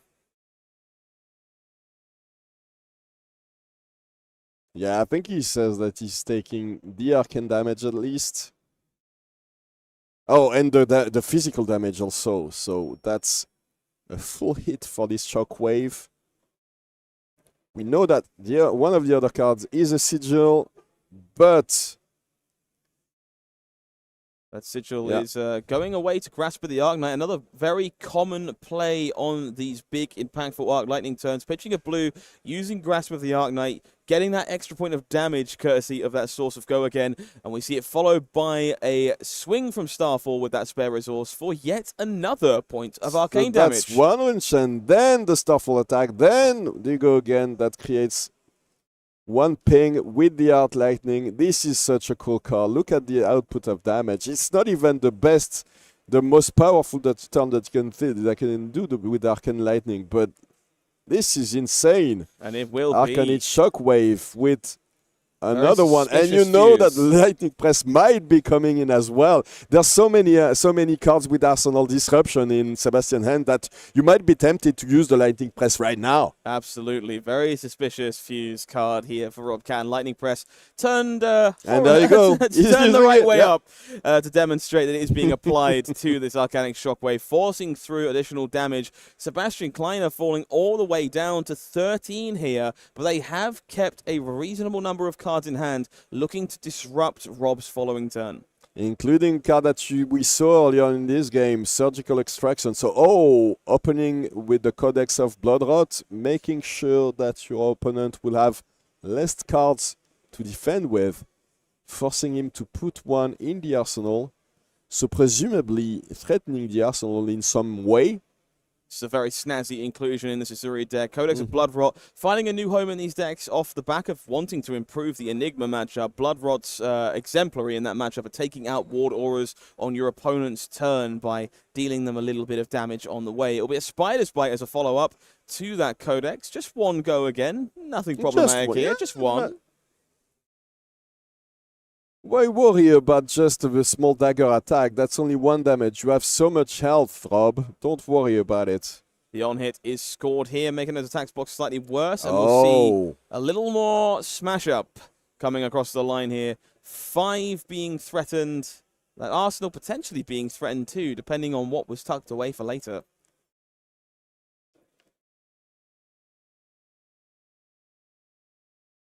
Yeah, Rob doesn't look too happy about it. Maybe he put an attack action indeed in his arsenal. A number of permutations. A little bit of an awkward electromagnetic somersault in the hand here. Doesn't look like there is a second attack to go alongside it, so only the option to use it to bounce back one attack, thanks to the other card being Channel Lightning Valley, a card we've grown to love over this weekend. But it doesn't block in a situation like this. It's bound to have a drawback, right? I mean, it's such a powerful card. Imagine if it blocked also. A real tough decision here for Rob. Aurora, not a hero known to block particularly well, and that makes these on-hits rather painful in spots like this, should you care about saving the card in your arsenal. 5 damage taken. It's going to be another Channel Lightning Valley in the arsenal. 3 life gained from a special little sigil from Sebastian, and that Ponder will refill their arsenal with a little bit of gasoline for later. So it will probably just be a setup turn for Rob there, because he doesn't have that many ways to attack efficiently. He can just play this Channel Lightning Valley, probably create an embodiment and pitch with the somersaults to make sure that he keeps the Lightning Valley for next turn and Arsenal the other one, I guess. Certainly a sequence that could be played. Any turn involving 2 copies of Channel Lightning Valley has the potential to be anything from incredibly awkward all the way up to unruly amounts of powerful. And I wouldn't blame Rob for taking a moment here just to consider how they wish to navigate this in case there might be some card draw to be found. That Starfall is a good start. This one is just one, I promise. There is a face-up lightning instant in the arsenal, but couldn't be relevant here, could it? Don't worry about this one. Of course, Channel Thunder Valley, if for the first time you deal damage each turn, you get to draw a card. So that Starfall would be hitting for 2 and then helping Rob draw a card. Sebastian rightfully taking their time, deciding how they wish to go about respecting this Starfall, or if a card drawn would be fine. Very deliberate, expressive face on Sebastian right now as he ponders over the possibilities. So I assume that in this situation, with this hand, Rob will try to prevent the damage on the Bloodrot Pox. That's 2 with go again. Now that the Channel Thunder Valley has hit the board, Starfall has seen a lightning card played. It gets +1 and go again. Oh. So we may be reconsidering if we would like to go about doing this. This is definitely a little bit tough all in all. Rob could choose to prevent that blood rot. They could choose to make an embodiment of lightning and arsenal the other card, accepting the 2 damage. But either way, this turn feels slightly lackluster and very much forced to be a bit of a setup turn. Is probably the phrasing for it, I would think. Very recoverable from here. Obviously, earning a card blocked on Starfall is theoretically quite powerful, even if these Lightning Valleys aren't used at this moment in time.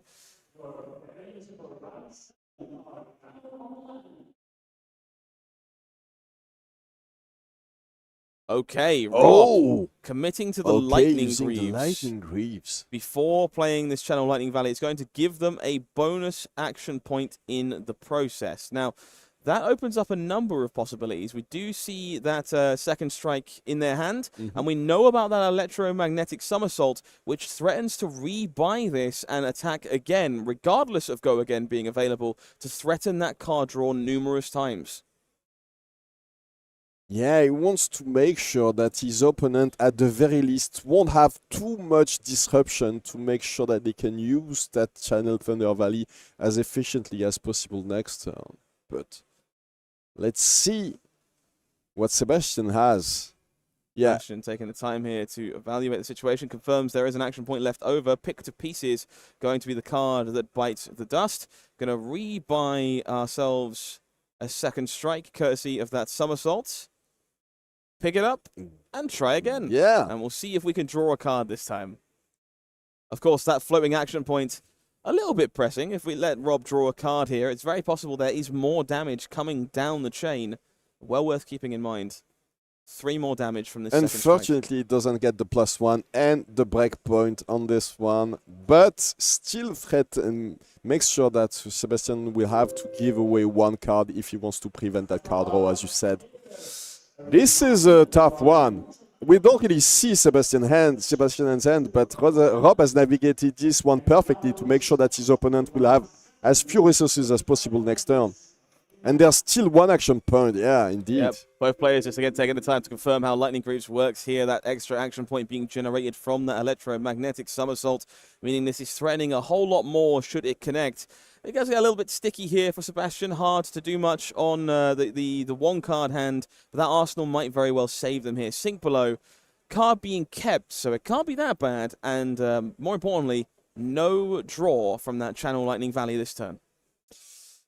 But the Channel Lightning Valley, stays on the board because he pitched a lightning card. So there's still a chance that it can be used next turn. Oh, yeah, very important to make sure that your arsenal is cleared in this situation. So that's only 6 damage. But when you're down to 13, it's still pretty relevant to make sure that you don't fall too low too fast. So is there any chance that Rob wants to block this one? I have some bad news. Yes. He can't. He can't, yeah. There is he has only a single block 3 in his hand.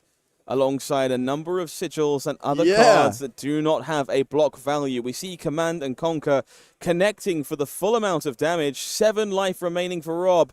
It's going to be a big, flashy start to this turn thanks to Burn Up Shock. Burn Up Shock, a card that we love to see. We've seen it numerous times over the weekend. And this one, remember, if it deals any damage with either side, I mean, Shock is the first one, and Burn Up will happen only if another card hits. But this will activate Channel Thunder Valley, so this will help Rob draw a card. So how much do you want to dedicate to preventing some of that arcane damage there? The first ping from the Shock, and then whatever is coming next. This is that terrifying hidden power of Shock stapled onto these meld cards. Does enable cards like Channel Lightning Valley to be exceptionally terrifying and threaten card draw before the turn has even begun. Of course, there is a small amount of Spell Void sitting on Sebastian's equipment suite, but cashing it in here would require him to give up Arcane Barrier forever. This is a tough decision. So if you don't know how these meld cards work, you are supposed to pay for each side of the card. Of course, this one costs 0, so this costs 0 overall. But you get to play the right side first, and then you play the second one, and the one on the left. And you get both of the effects, and both. Okay. So this one is a lightning instant and a Runeblade action at the same time. So, Sebastian accepting they are unlikely to stop all the damage this turn. That card was going to be drawn eventually either way. And we see the card drawn for Rob. It looks like an Arc Lightning joining the fray. It does. All in all, that's a hand with no attacks, I think. That's two There's a Sigils of sigil, Lightning, a a blink. blink, and an Arc Lightning. Oh. And you can see Rob, of course, trying to find the correct solution to salvage this situation. Arc Lightning looks exceptionally threatening here if you are Sebastian. This Arcane coming through, not threatening a card draw, but definitely setting up the start of the turn. If we're committed to taking the Arcane, I'm not surprised to see that we are again. But there's not an awful lot for us to do except follow this with maybe an attack from Starfall, maybe a Rune Chant from Blast of the Arc Knight. We'll have to start with that, but there's not much in the... This is a very in terms of damage, clunky and unfortunate hand here for Rob Catton, one of the known downsides of playing such a powerful Runeblade hero. Starfall, the attack of choice here to represent some amount of damage and threaten that very impactful burn-up trigger.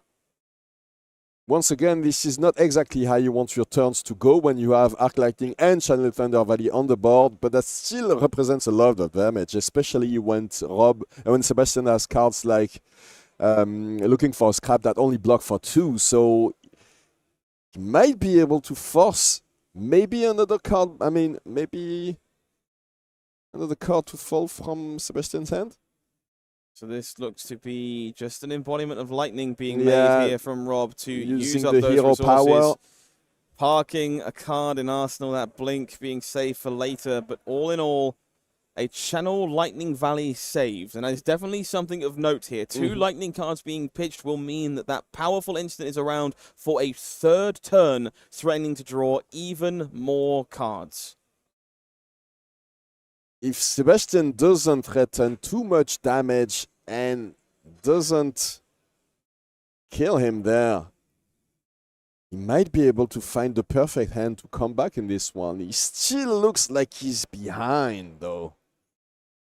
The Spider's Bite coming in for 1, making sure that all your attack actions, if it hits, your opponent's attack actions will be having a harder time defending. But as we saw, Aurora doesn't block very well anyway. That doesn't mean she isn't required to sometimes, as her life total begins to dwindle. 6 health remaining, looking for a scrap. Going to be the follow-up here for Sebastian. This one active with Go again as well. And this is a terrifying attack. 5 is not representing lethal, but in the face of flick knives, this game is on a literal knife's edge.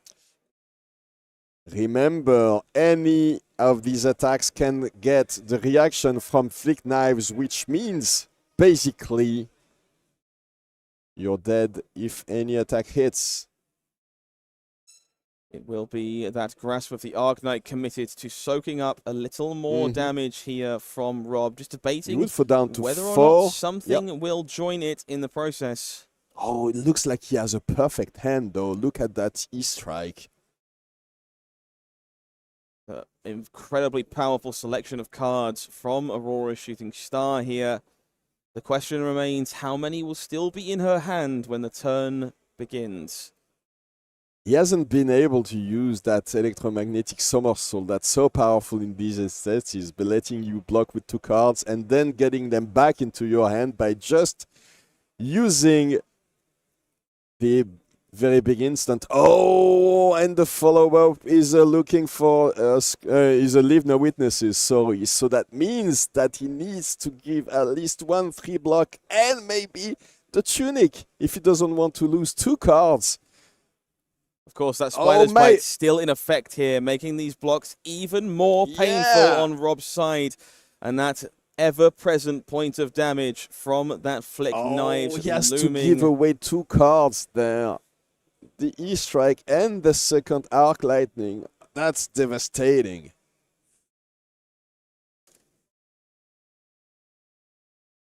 Rob taking just a moment here to consider what their turn will look like should they commit these powerful resources to keeping themselves alive. Second Strike and Lightning Surge available in hand, both presenting very threatening breakpoints. Gonna need some help in order to achieve the damage they're capable of.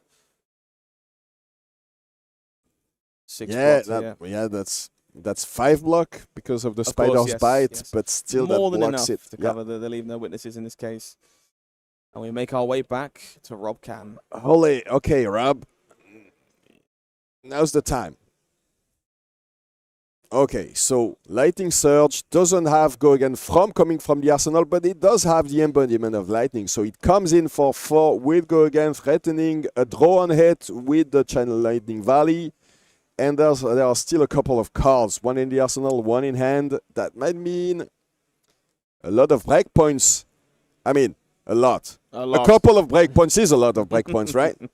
Yeah, that counts. That's more than you want to see when you're the opposite. Absolutely. I'm not interested in seeing any of these 4 power attacks heading my way, threatening more card draw from that Channel Lightning Valley and making Rob's turn even wider should he find a way to connect. Sebastian taking the time here to consider how to best navigate this damage. Of course, little bits of armor left over that could cover this breakpoint, but that Flick Knives feels exceptionally valuable heading into these final turns, and giving it up would be quite the investment. Yeah.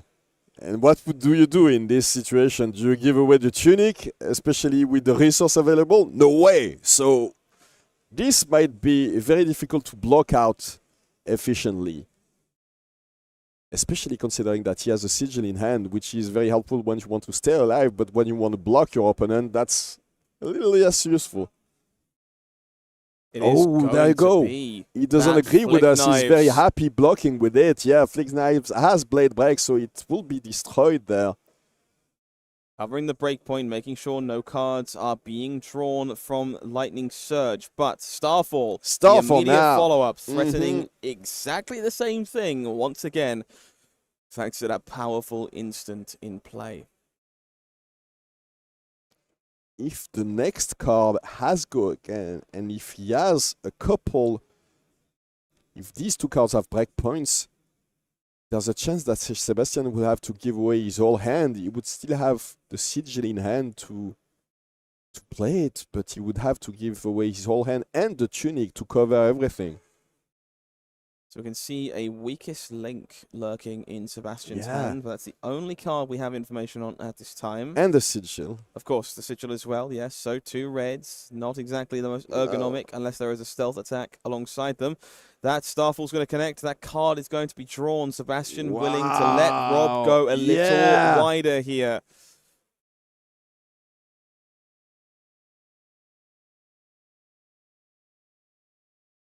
And here comes that and the strike. static shock, so that means the second strike, sorry. Yes, so that good. means go again on this one because damage was dealt. So we knew this one was coming. So this was +1. What's the other card in Rob's hand?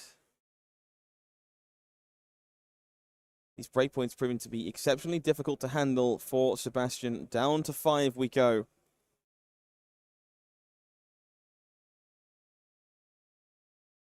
What is next? Is that a shockwave? Oh, that's a confernal. So that's 2+ go again. The next attack action will have go again, but whatever happens, it will be the last attack. That's the last card, and nothing is left in Rob's hand.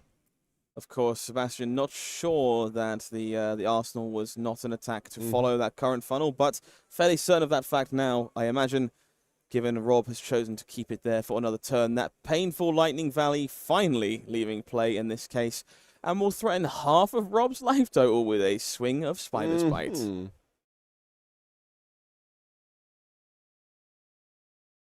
Yeah, I can't really afford to let this one hit, especially considering what's coming after it. It will be Entwined Lightning getting in the way to soak that up. Tunic required, weakest link, the follow-up. The weakest link, yeah. And this one ranges from incredible against Aurora to totally blank. In this case, 6 damage means it's never blank. It is never blank, especially when your opponent is down to 2. Once again, Aurora doesn't block that well, so does he have a way to cover this one efficiently? Does he have 2-3 blocks in hand? It doesn't look like it. No, that snatch here, a bit of a hamstring lightning press going to be sitting in the hand, unfortunately, which cannot block for Rob. He has to block with both cards and the Tunic. And I think this is somewhat heads up as to not let Sebastian draw a card, but the Tunic going to cover that final break point here for Rob. That lightning press likely going to quickly fuel a Starfall swing as to not hinder future defenses. This is not what you want to see. Only a 1 power attack on that Starfall. We know that there's a sigil in the arsenal as well, so there are 2 6 blows in Sebastian's hand, which are not exactly what you're hoping to see when your opponent is attacking you for 1.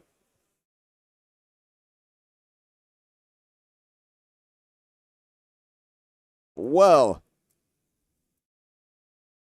I'll be curious here what the other 2 cards are. Maybe there's a world. Sync Below has to fix our hand somewhat here to present a amount of damage that is acceptable on return fire.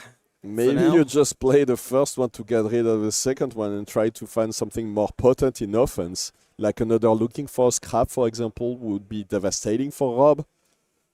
At one point is going to connect. Clearly, Sebastian happy with the situation as it stands. Tunic going to tick up ever so slightly. And a moment of reconsideration as to how to best proceed with this turn.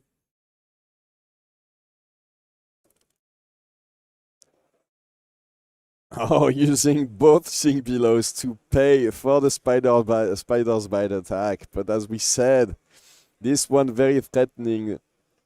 Half of Rob's health, and on top of that, making it that much harder to block with your attack actions, especially considering your attack actions block for 2. For a lot of them. Oh, this one is tough. So isolate means that he can only block with 1 card. So if any of the cards, if the card left in hand for Sebastian is one of these big 6 power attacks, he would be dead. He blocks for 3. The Uzuri activation. And what is it? We'll see what we have.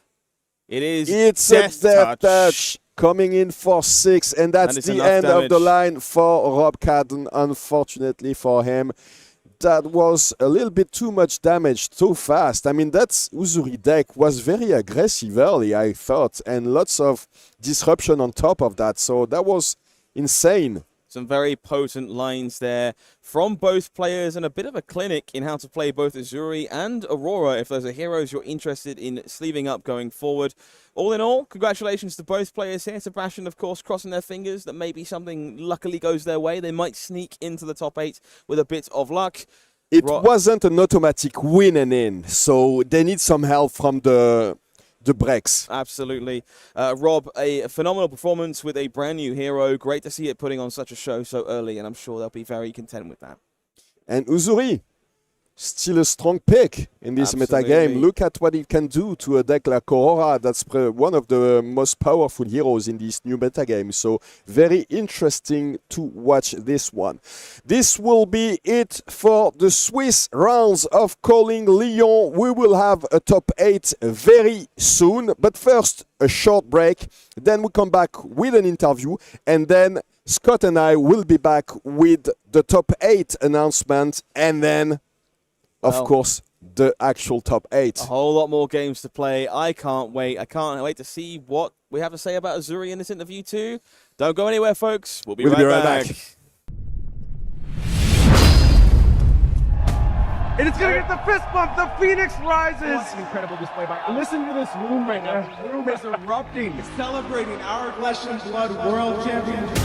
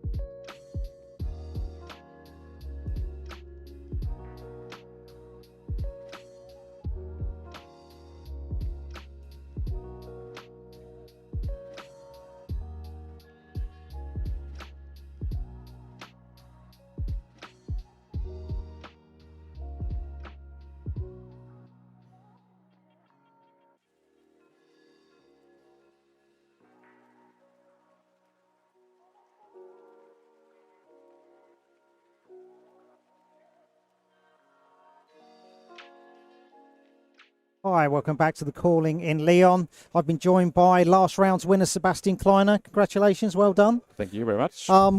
When we pick these last rounds, we think they're, looking like a winning in. It is, depending on other results, it might just be you might have just been sneaked out. But what a heck of a game that was. That's very cat and mouse. Yeah, against Aurora, it's really difficult. It's always very close, and you don't really know what they will do. Yeah. Yeah, so you have to make a lot of difficult decisions, and sometimes they're right, sometimes they're wrong. Yeah, you had a good start, sort of like Bonds of Agony, one of the new cards, in Uzuri's toolbox. It's got stealth, so it can go either way.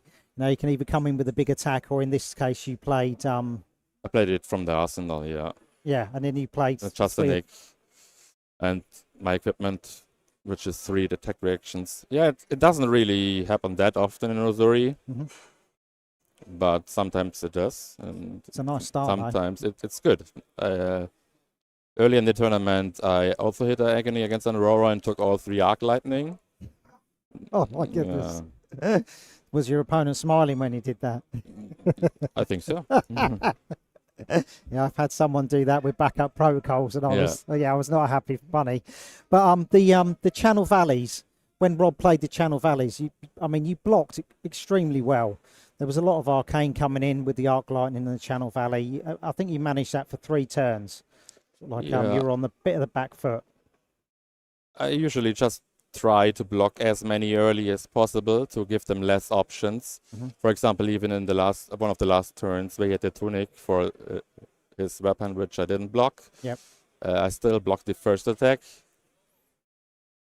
Just because if he maybe has only a yellow and he wants to make a rune chant, he needs to now decide which it or something like that. Yeah, absolutely.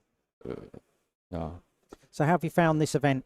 Sort of like overall taking Uzuri, with all these new heroes from the meta. Yeah, I only played Aurora for the new ones. All right, did all right then. I'm not too sure how the Earth matchup is for Uzuri. I didn't play that much before this event. I just like what Uzuri is doing more than what Nu is doing. Because I also want to play some red cards, some yellow cards. For example, I think Bloodrock Codex is very good right now, and Yeah. it's worse in Nu.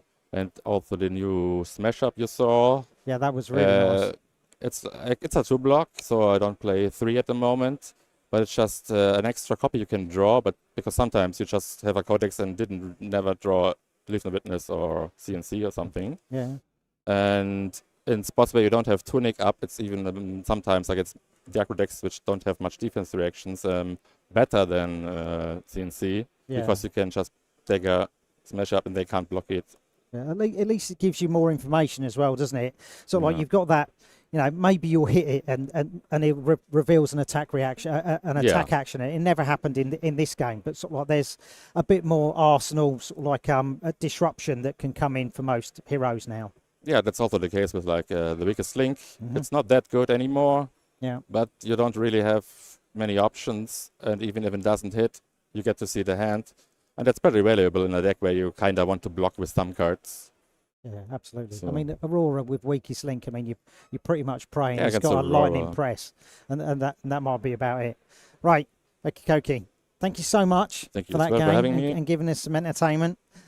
Stay tuned. Top 8 is being compiled now. Results are coming in, and we shall update you when we get that in. See you guys.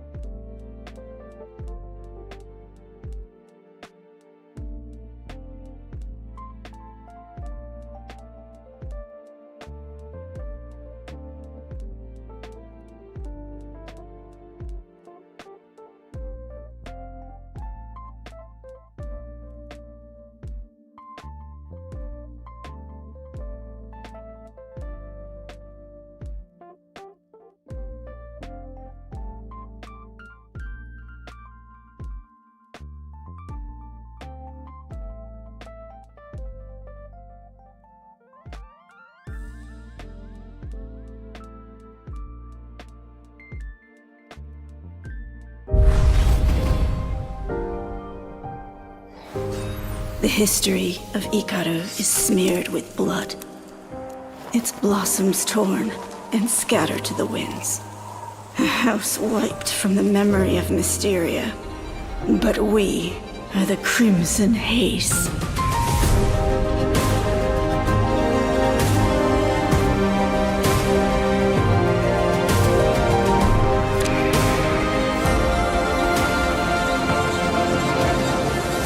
And we remember.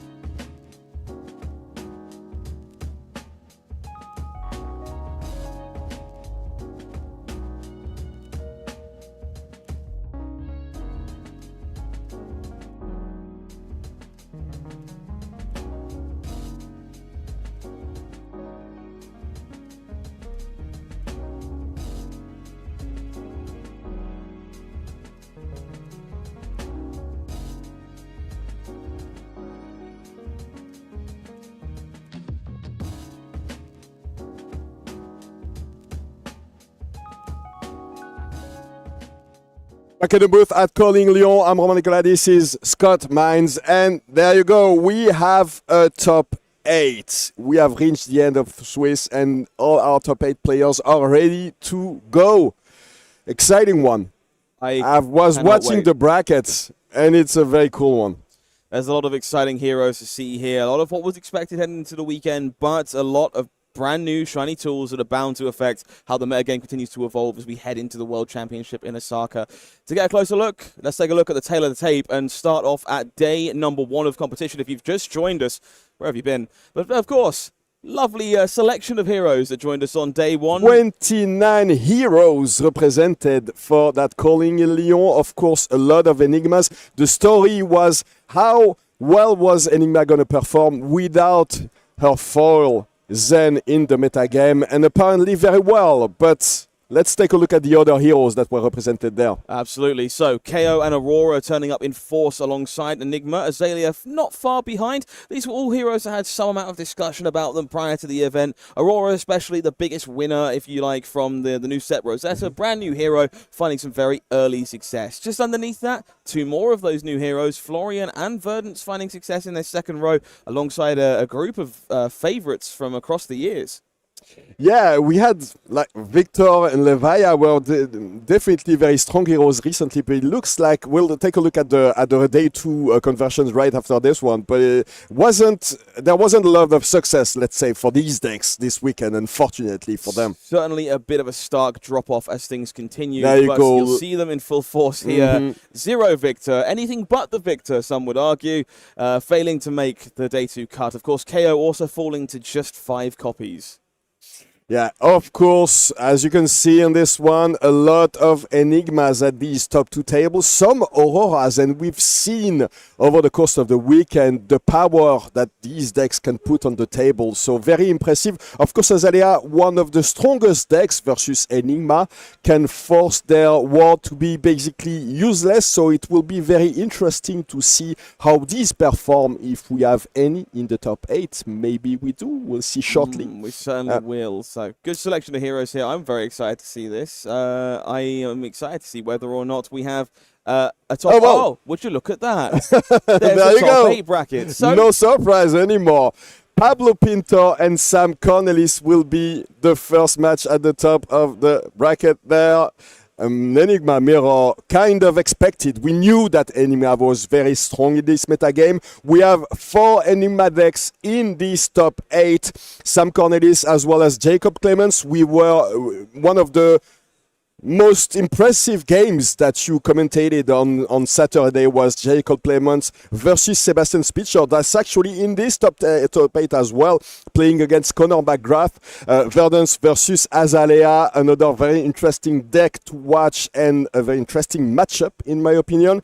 And then Sammy Weckx, the Belgian player, versus Peter Markovic with Enigma versus Prism. That's going to be another one. This is an incredible lineup. You have that pairing of Illusionist mirror matches to kind of tell the story overall. Of course, the most interesting standout list from this Illusionist bunch, Jacob Clements finding success with that Count Your Blessings list of Enigma. Yeah. I'm hearing some rumors that somebody might have to eat a copy of Count Your Blessings now that it has made a top 8 here at a calling. But we'll see if that comes to fruition in the near future. I think she's really ready.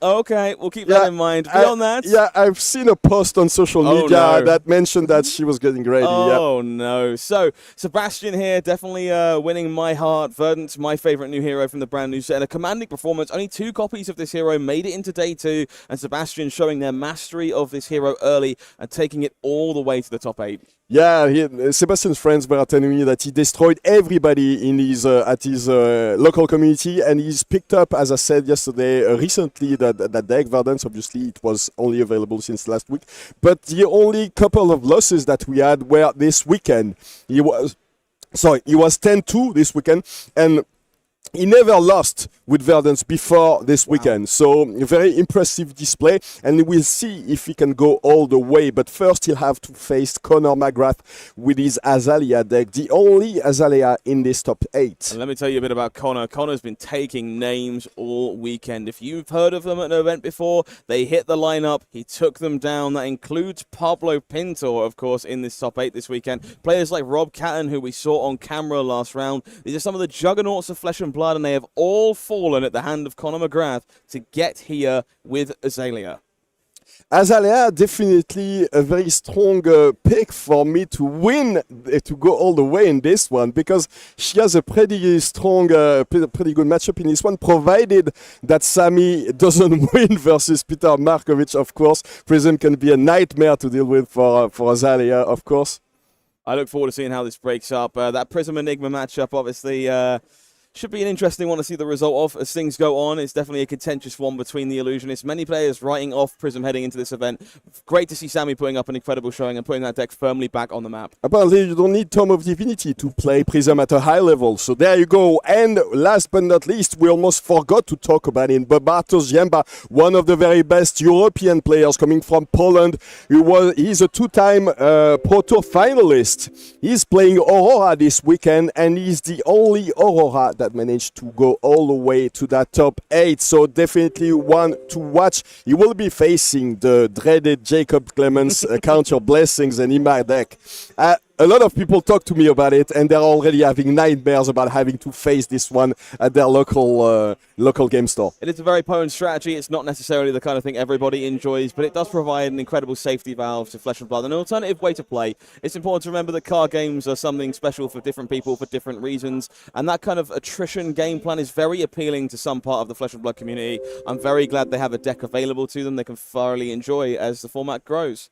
And as we've seen, it's still possible to beat it. Jacob wasn't undefeated this weekend, so there are probably some decks that can make life very difficult for these strategies, especially considering that Count Your Blessing doesn't even block. So just attack them until they die. That's the way it goes. Attack them this till is they my die. Yeah, this is my strategy. Flesh and Blood. There you go. In a nutshell. So if you need some more advice about how to approach these games, yeah. Best professional in the room right here sitting next to me. Of course, we do want to talk a little bit about how some other players managed to finish up this weekend. Didn't quite make the cut, but there was all kinds of promising results just underneath the surface. Of course, a few Azaleas not quite joining Connor in the top 8. It was very close for my friends Medin and Michael. They are 11 and 9th. They are the best ranked French players this weekend. They were very close to making it. It wasn't to be. Unfortunately, they lost their win and in. But still a pretty strong showing, and I'm very happy for them that they could prove that they beat some of the best. I know that May is called May in this one.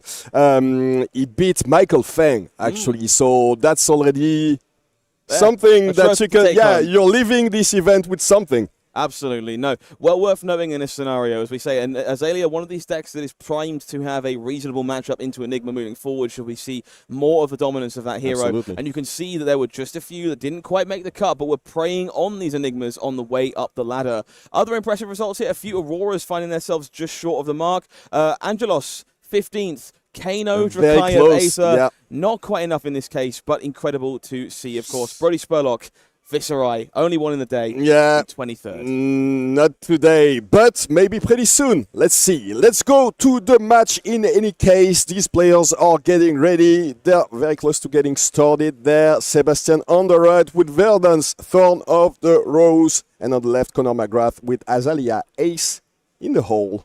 I am so excited to see this matchup play out. Just very much tale of a tried and true deck that we know has exceptional power behind it against one of the most exciting pieces of innovation granted to us by Rosetta. This is going to be a masterclass. Look at this, already showing off with the Verdance Marvel version. Look at how gorgeous this card is. Don't weapon, all the stuff is... And the Sergeant Ethertide is a Marvel version. Yeah. We saw it on camera yesterday. I wasn't there, but yeah. Yeah, there. Oh, the box skin isn't the extended art version, though. 0 out of 10. Sorry, no. He can still improve on this one, but pretty good. Yeah, some real bling on display and a show of passion for this deck from Sebastian. It will be Azalea starting here, which is obviously a bit of a blessing and a curse. Going second means you often have control over the tempo, but Azalea capable of these huge dominated arrows that are a bit hard to stop on turn 0. Especially when you have a knock the death whistle, so you can control the top of your deck and make sure that this arrow will be very hard to block. which one you're picking in this situation. And I think that one of the best targets might be, oh, it looks like he wants to take something like a drill shot. Usually it's not really relevant against a deck like Verdance to take Red in the Ledger, which might be useful against aggro decks, but this is definitely not one of those aggro decks. I'm actually a very big fan of Drill Shot here. Yeah. We kind of saw this taking effect against some of the Florians earlier in this event. That Barkskin of the Millennium Tree is an absolute haymaker in this matchup for providing those embodiment Earths once the hero ability is active, once it's been activated itself. By taking points of block off of it, you limit the amount of times your opponent can make embodiment of Earths with that powerful chess piece. This is a huge deal. It is going to be big. And now we get to see how many buffs he can put into on this one. At least a couple, apparently. Yeah.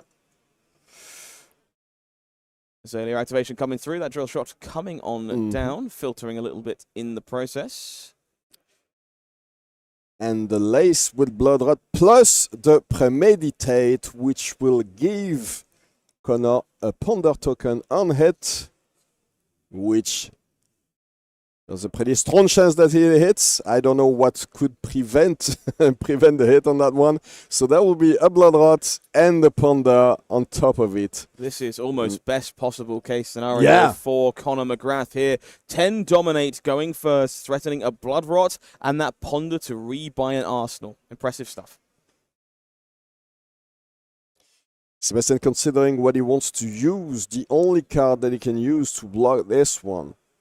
So we do see a few sink belows tucked away at the back of the hand there. That will do a reasonable job at preventing a bit of this damage. Sadly, that Seeds of Tomorrow, without an Arsenal going first and cannot be used to prevent 5 damage, would be a bit of a haymaker in this spot otherwise. Sebastian, just considering how they want to go about this, how they'd like to fit with their hand and whether or not maybe one of those sink belows can improve what we see so far. Oh, no. He's using everything. So that's already 5 block and it will give -1.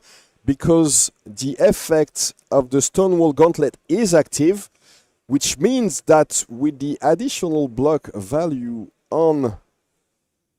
So this is the Crown of Providence trigger resolving here. So just all this armor being cashed in early. Incredible. Yeah. And now the sink below can be used, so that's a clean block for 9. Wow, I did not think Sebastian was going to find a way to...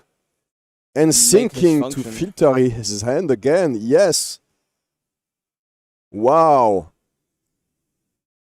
Remember, Sebastian is a master of this deck.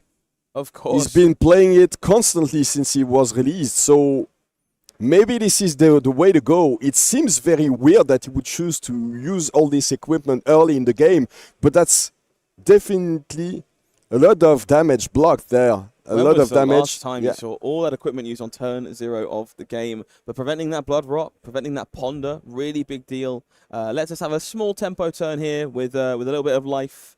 It even shows to use life without the rampant growth effect just to get that +1 on his opponent's turn and gets to get more cards in the process, see more cards.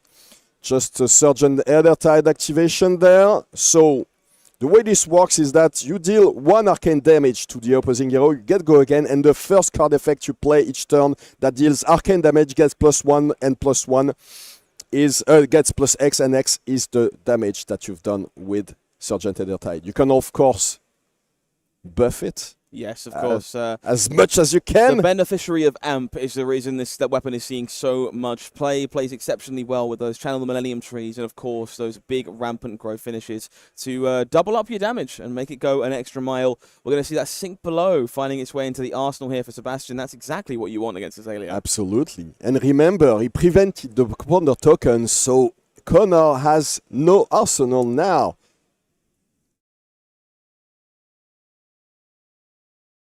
Going to see a take aim to remedy that issue. One of those powerful buffs that can offer a reload in a pinch and also fuel that Skullbone cross wrap to take another look at the top of the deck to try and find something a bit more pressing than a Bolton shot. This is not an arrow, unfortunately, so this Bolton shot will still be able to come in. Yeah, a lot of buffs on this one. So this will mean 9 plus 3. This is an attack for 12. It does have go again, but, well, There's no follow-up anyway. But once again, Ponder on hit and the Blood Rot Box on hit. Very reminiscent of the first turn. This is the kind of bread and butter turns you expect from Azalea, ace in the hole, just large numbers on a single arrow, time and time again, with some crippling and problematic on hits. We see another one of those rampant growth life lurking in Sebastian's hand. That one not going to be of much use to block out this arrow. Might make it a bit difficult to turn off that blood rot, should that be of interest. This is definitely not the spot where you want to see that many rampant growths. So this is most of the time this is a finisher in this deck if you want to use the combo finish to kill your opponent. But in this one, in this situation, Sebastian could have definitely chosen to block with the thing below in his arsenal, but he decided to keep it maybe for a dominated arrow. He knows that it would be too expensive. I think that's very reserved and very impressive play from Sebastian. Very easy to just want to soak up all that damage and prevent the problems, but it will be other problematic on-hits that cause issues later down the line. This, however, is one of my favorite plays in all of Flesh and Blood right now. Summer's Fall, capable of targeting that blood rot box and ceasing to exist. It ceases to exist. This card continuing to impress in the blue and the red in just about every Earth hero we've seen this weekend. Truly an all-star rare from Rosetta. Happy to see it on the tabletops. The value on this one is huge because that prevents 2 damage, doesn't have to pay anything to cure that Blood Box. So perfect timing to get the Summer's Fault there. And of course, on top of that, getting able to decompose a little bit. Already 2 Earth cards in this Banished Stone. So this is kind of a lot of what I expect from this matchup. I expect Sebastian to be somewhat defensive with 2 to 3 cards, maybe utilizing defense reactions in Arsenal to shore up those particularly problematic dominates, and look to keep 2 cards in order to throw back a powerful physical attack in a lot of cases. We have Command and Conquers, we have things like the Weakest Link, not at their best in this matchup, but just the kind of attack you have in mind to kind of keep tempo and bring those life totals down at the same time, letting Stormstriders leverage itself later for a big finish. When the life totals are both very low. Yeah, of course. And obviously, getting able to make full use of Failing of the Crown of Plow Under to be able to threaten your opponent's arsenal. Plow Under, devastating sometimes for decks like Azalea. Certainly a card to keep your eye on as we move forward in this game. Reading the glide path does not reveal an arrow for Conor Mcgrath, unfortunately. But there is an Endless Arrow tucked away in that hand, meaning that we are not without pressure this turn. It's going to take a moment to see where we are in the Earth count moving forward and make sure we have an understanding of what Sebastian has played so far.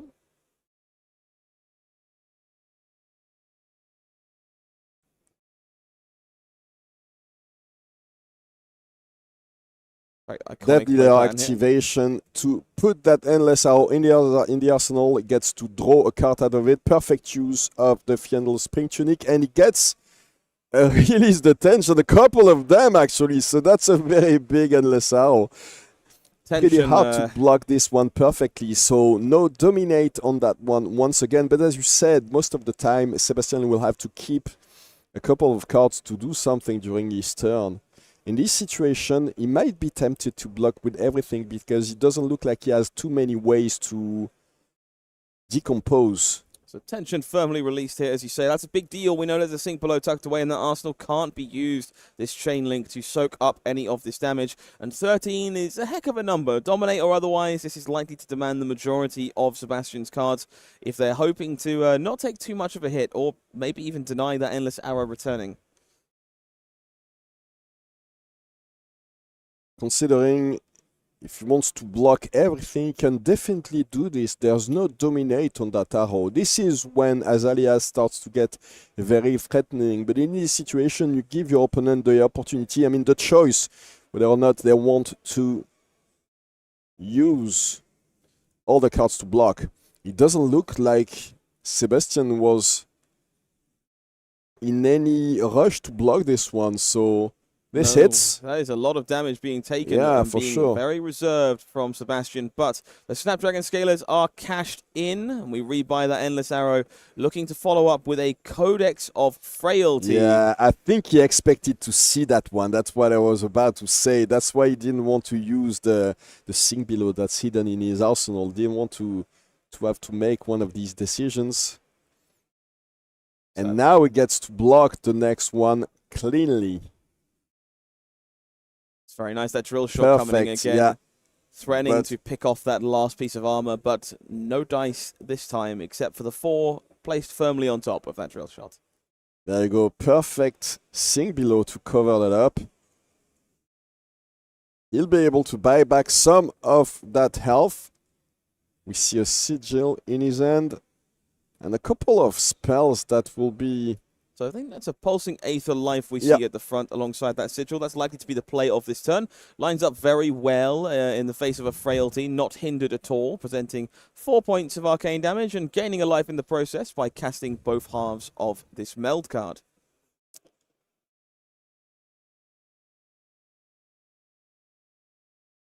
The frailty doesn't matter in this instance, so perfect. And then he gets to play the sigil of Solace. Sigil of Solace, a particularly impressive tool available to this Verdance deck. Obviously not available at this moment in terms of the ability being active, but once it is, that extra point of arcane damage can go an awfully long way. In conjunction with Rampant Growth, it can make that Sergeant Heathertide that much threatening, and it's... But this is not for now. This might be for, what, 10 turns? Down the line? Something like that. Later, yeah. But now, Sigil of Solace is going to do a fantastic job of bolstering some of the life that was inevitably lost to that rather large Endless Arrow, bringing Sebastian back up to 25. That's plenty of breathing room to work with moving forward, and we do see that weakest link making its way into the hand. And more importantly, maybe, that Plow Under finding itself there, a way to decompose and threaten the arsenal of Azalea. Plow Under and Rootbound Carapace, so he'll be able to... There's even a chance that he may be able to get online very soon. Might not have enough Earth cards, though. So, Codex of Bloodrot being used to refill the arsenal for Kano, and the Bloodrot box on top of that. Sebastian is very sick today, but fortunately, looks like Verdance is a master healer. Interested in which makes sense. Some diseases laced with frailty, threatening another one in this situation. Death Dealer going to go digging for some additional action to pair with this Endless Arrow. We do find a lace with another sickness there. I believe we call that a bingo in the business. If this Endless Arrow hits, that will be all three of the Outsiders diseases plaguing Sebastian and Verdance next turn. 10 damage on that Endless Arrow. Once again, no dominate though, so Sebastian gets to choose if he wants to get hit by all these illnesses. The ball firmly in Sebastian's court here, control over how diseased they would like to be. 10 damage coming in here, definitely a threatening on-hit when combined together. Wouldn't surprise me to see some of these defense reactions used to shore up this 10 ball. Yeah, I think he can use the Rootbound Carapace first, decomposing in the process, which means that it will go up to 4 defense. So no decompose happening here, which is very deliberate, I think. I think we're tight on Earth cards, and we know there's a Ponder token. He needs to use it with the Plow Under, yes. So Sink Below expended, not worried about that inertia as a result, and that Arsenal now clear for the first time for Sebastian, not clear for Connor. That's going to be a big deal when this Plow Under comes into effect. Perfect. So yeah, he probably didn't have enough Earth cards to use the Plow Under and the Rootbound Carapace. That is to the challenge. Decompose with both of them. Yeah, we were talking earlier about the fact that these Earth heroes need a lot of cards in their discard, in their graveyard to be able to decompose efficiently. But in this situation, when it's that early and you don't have that many Earth cards, you need to wait a little bit until everything is online. But at least this Plow Under is coming for 6 and getting rid of the arsenal. Perfect. Of course, that first magical number being met thanks to this Plow Under. 4 Earth cards in Banished is then the second most relevant number next to 8, of course, enabling these big buffs on attacks like Plow Under, but also the remaining part of that bark skin of the Millennium Tree, should that be potent in the future.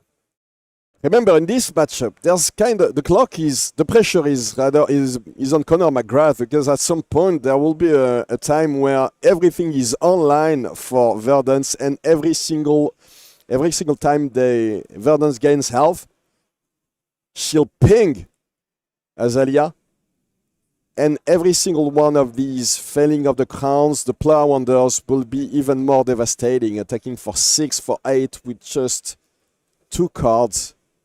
A very obvious look of dissatisfaction from Sebastian there. This is not going to be the easiest 8 to stop. Would command all of their non-Sigil of Solace cards if they wished to keep an arsenal this turn, or just prevent this additional Blood Rot Pox. Bit of a sticky situation to find yourself in. In a way, it would make sure that he would have enough earth cards to decompose very shortly if he chooses to do it. So that's true. That's the only silver lining, I guess, to that situation. He definitely doesn't want to take this 8 damage. So yeah, has to give away 3 cards there. No better way to fill up the soil than to aggressively block a large blood-tipped arrow.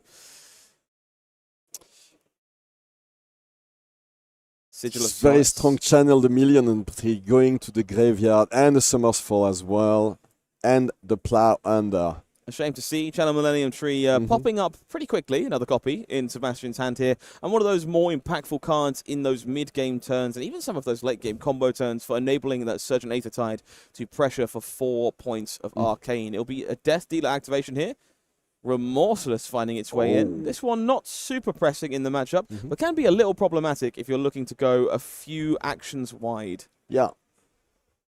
Lace with Inertia on top of that one, so that will be coming in for 8. But once again, no Dominate, no actual pressure, and we know that the Stamp Dragon Scalers are gone now, so no real way to push damage if Sebastian doesn't want to take any.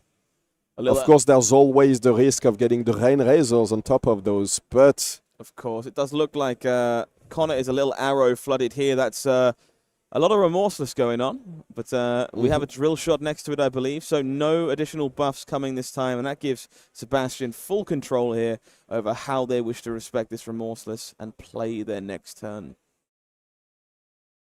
It still demands 3 cards to block cleanly, so that's not the best situation for Sebastian, but it gives him some time to have more options, maybe to try to find another Decompose in defense with the Rootbound Carapace.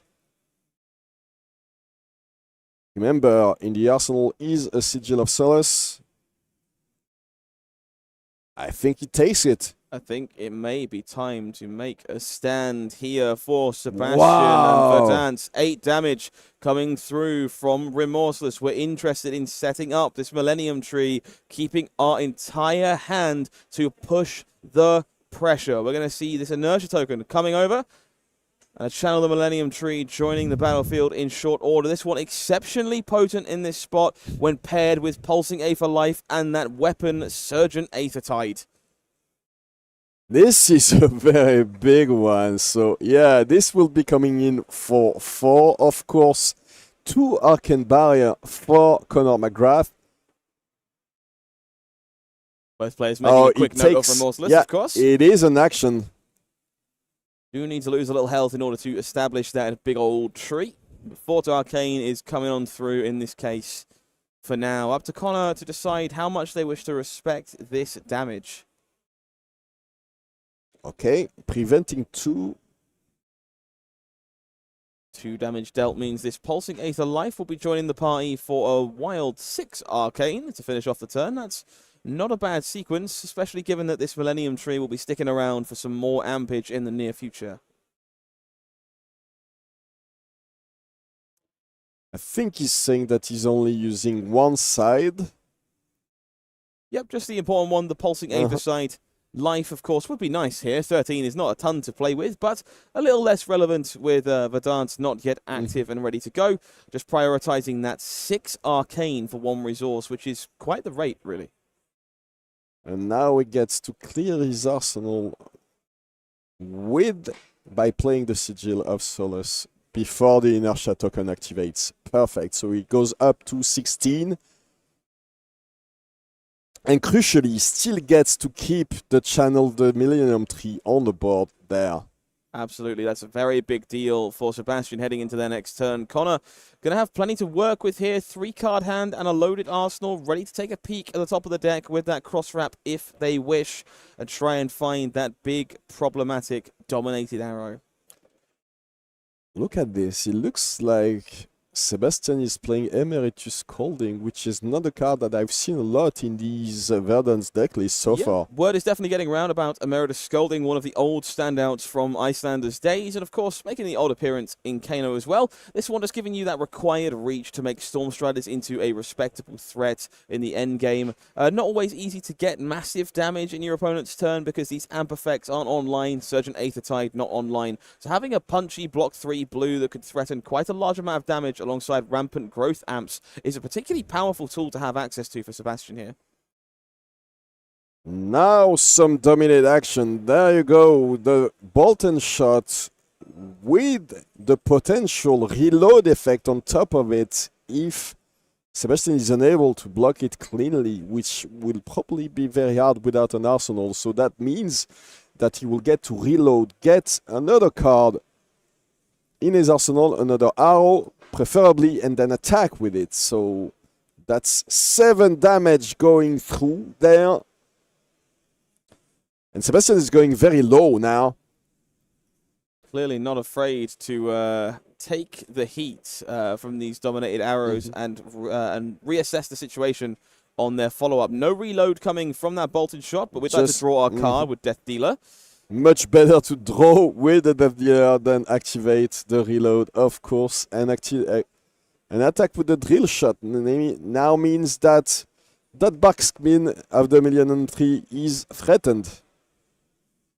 That last counter of block up for grabs. Wouldn't surprise me if we see it going underneath the drill shot here, regardless of other blocks, just to use it up before the on-hit connects. Sebastian considering how they wish to navigate. Looks like a yellow Rootbound Carapace in hand for us here, which of course does offer 3 blocks in the reaction step and will continue to decompose. We're going to find ourselves at either 6 or possibly 7.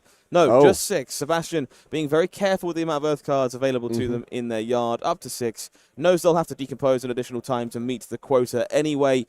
So might as well take at least 2, or they keep them in pairs to make sure that you can use them a couple of times very shortly. So we will once again see that Aethertide coming on in, threatening 4 points of arcane damage thanks to a little bit of amping from the Channel Millennium Tree. Once again, preventing 2, Kano is very careful not to take too much damage from the Sergeant Aethertide. I assume that he's played this matchup a little bit. Definitely concerned about the power that card possesses, and time again they are being shown to be correct. Shutting off arcane damage from Pulsing Aether Life on 2 separate occasions this time. This is, however, another 6 points of arcane damage for Sebastian.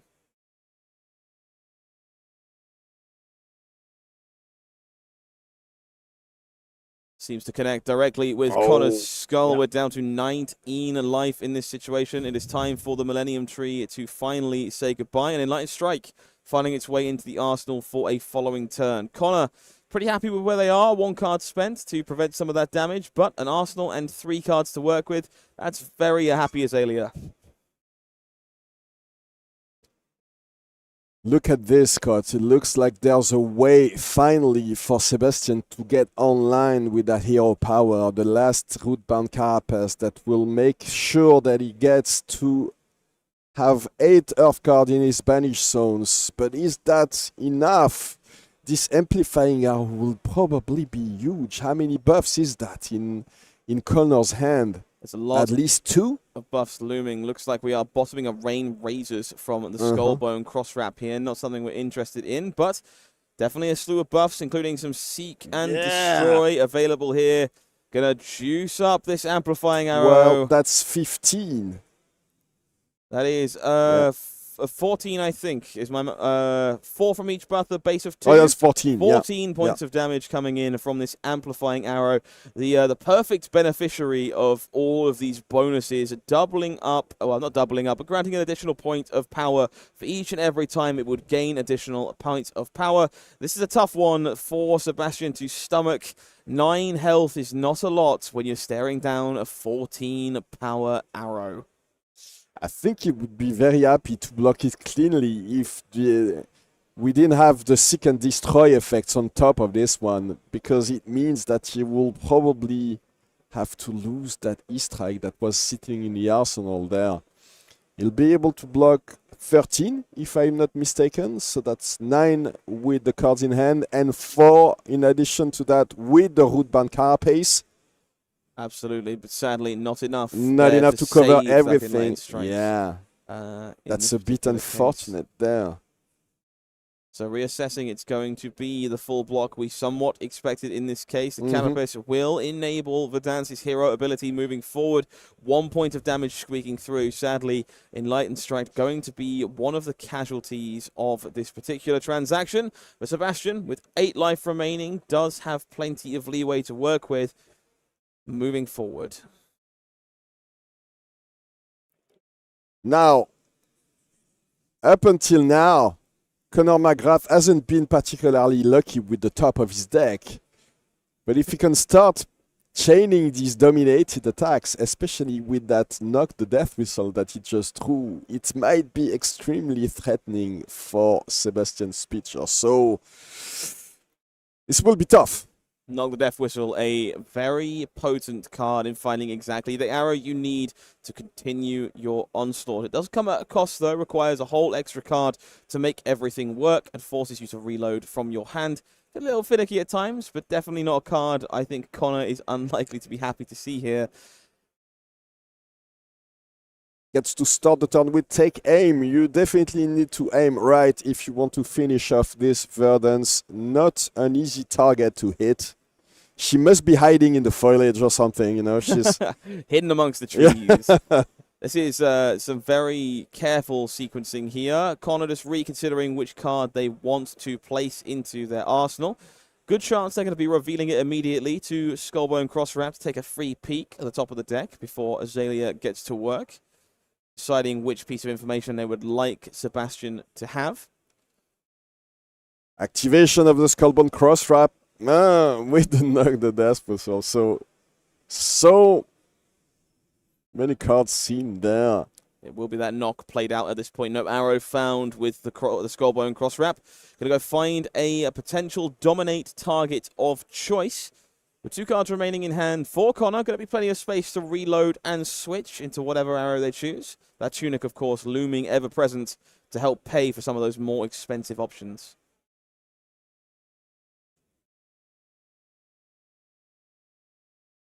Which arrow would you choose in this situation, Scott?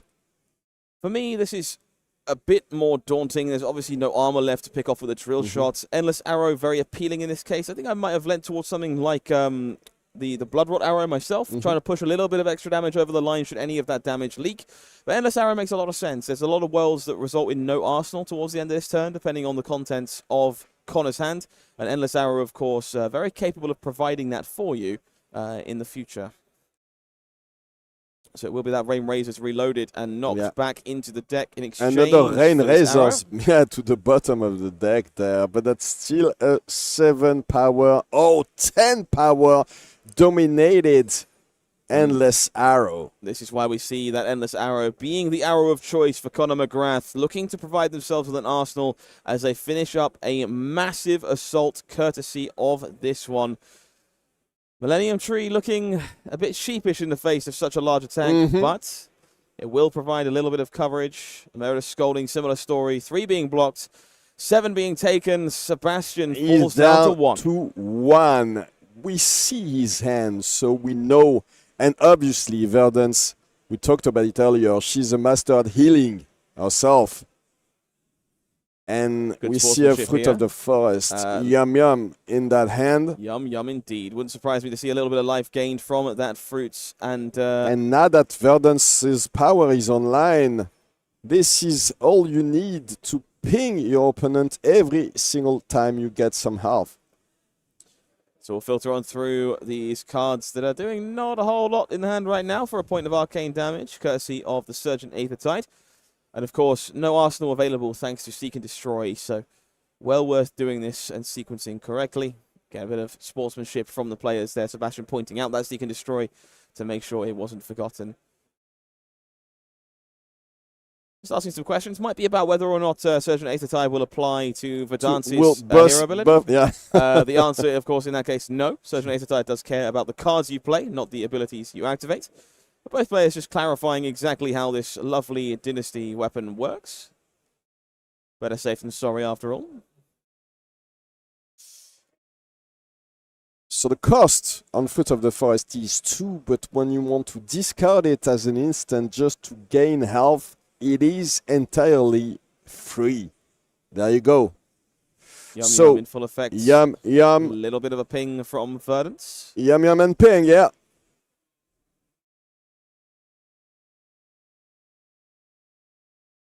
This will be very difficult to claw back into this one, because any dominated arrow probably means it's the end of the line for Verdance there, right? This is looking problematic. It's hard to argue that Sebastian finds himself in a difficult spot. Being on 3 life against Azalea is never really where you want to be on account of all that dominated damage. However, there are some ways this comes together. Some clunky hands on behalf of Connor. No arrows, little arrows perhaps. Failure to find Dominate might give Sebastian some breathing room, but we do see an amplifying arrow. This is a depending on how many buffs he has, it can be absolutely devastating. I think I see at least one. There is a Read the Glide Path in Connor's hands, so that would mean a dominated 6 power arrow at the very least. That doesn't guarantee the win. In this case, we know it does, but is that what he's going to try to do? Connor thinks the amplifying arrow not good enough. Going to take another peek courtesy of Read the Glide Path. Not good enough either. Codex, not exactly what we had in mind. It is time for the blind look off Azalea. Endless Arrow makes its way to the bottom. What will we find in exchange? It is amplifying arrow. Anyway, okay, well, sometimes you don't get to choose which friends you have. An amplifying arrow deciding it is going nowhere. It will be that 6 points of dominate. And he knows that he couldn't cover this one. Unfortunately for Sebastian, Azalea was too fast. Assemble, even though there weren't that many dominated arrows, the output of damage consistently, turn after turn, these 13 arrows into 14 power arrows, it was way too much for poor Verdance. That is the driving force of Azalea Ace in the hole, and the reason so many players are looking to play this deck after an Armory deck release to support her directly. We see time and time again, power, power, power, all these arrows coming through. And truthfully, not an awful lot of copies of Plough Under or Felling of the Crown found by Sebastian on Verdance there. Those are two cards that definitely feel very pressing in the matchup to provide direct interaction with Azalea, force them to respect you. And with limited copies showing up, definitely a bit of a sad story in the end for Verdance. Definitely one of the stronger heroes right now, as Conor Mcgrath just proved. So, Azalea, if you're ever interested in picking up this deck, very challenging to play and to master. We've seen players play Azalea for a long time, since the beginning, since she was released back in the days of Arcane Rising. So, if you're ever interested, there is actually a deck, as you mentioned, that was released, the Armory deck for Azalea, full of very powerful cards, and you actually don't need that many cards to turn it into a competitive deck. The Armory deck is basically the only thing that you need to get started when you want to learn Azalea. Absolutely. If Ranger is the kind of class that appeals to you, we're going to show you a sneak peek of what would be involved in that lovely Armory deck, and then cut on back to an interview with Connor to talk about that incredible win with Azalea Ace in the hole. We'll be right back.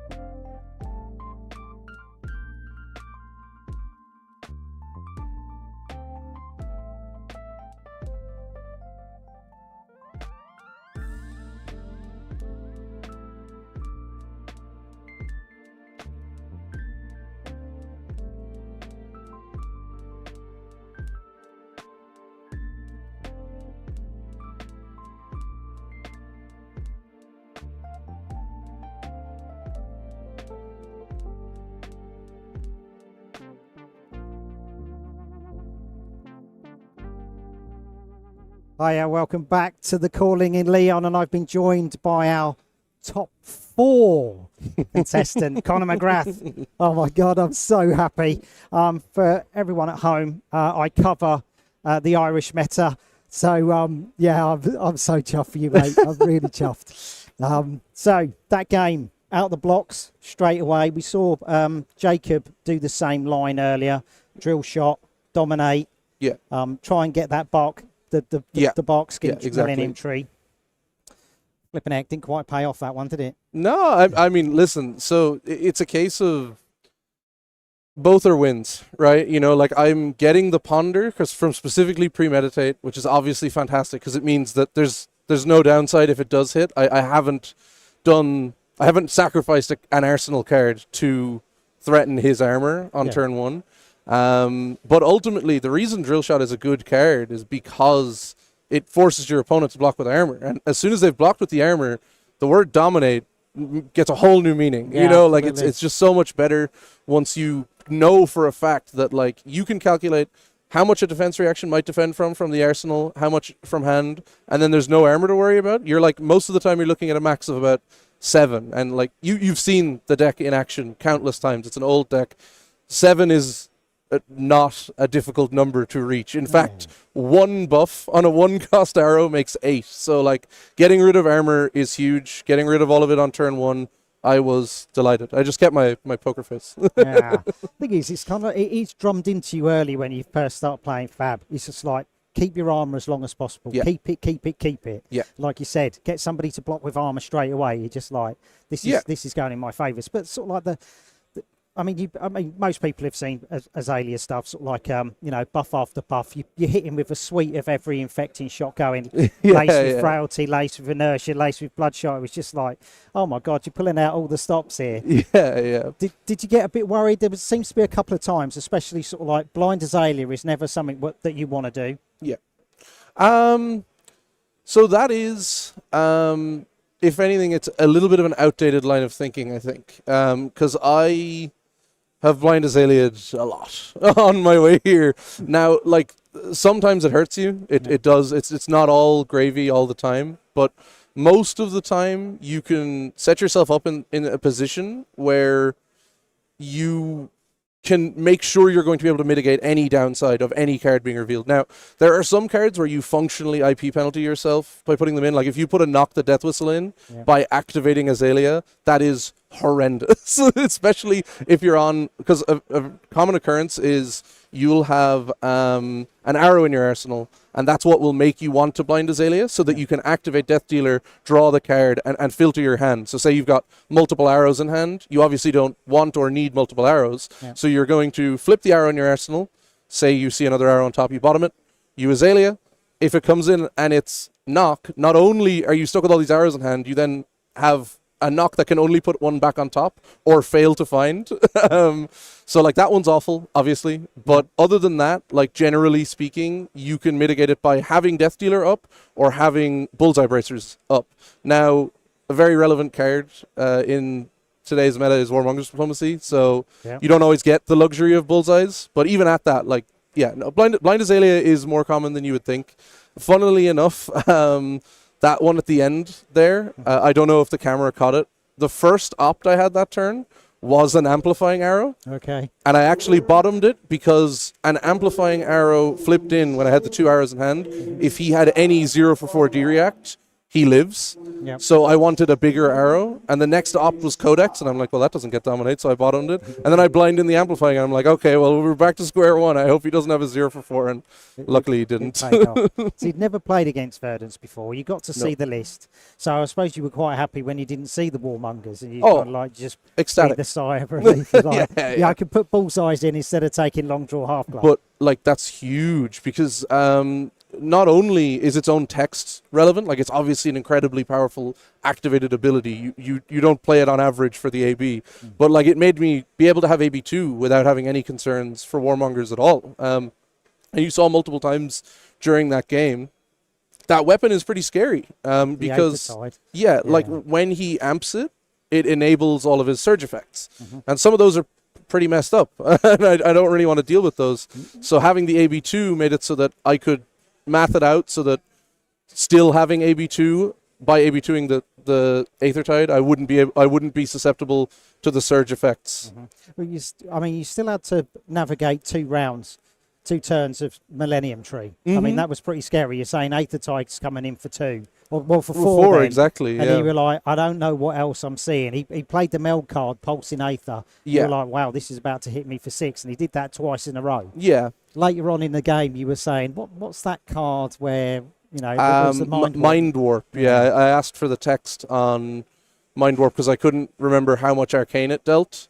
And I wanted to know if I ate the Surgent, would I be susceptible to the surge effect? As in, like, would AB2 be enough? Which I think is a stupid question, actually, because every surge effect won't, being pumped by 1, AB2 will still be enough. Yeah. But heat of the moment, better to know what the card does than not know what the card does anyway. Sometimes you need clarification. You're in the big times, you know, you're in the top 8, and you're just like, I don't want to make, like you said, a silly mistake. Yeah.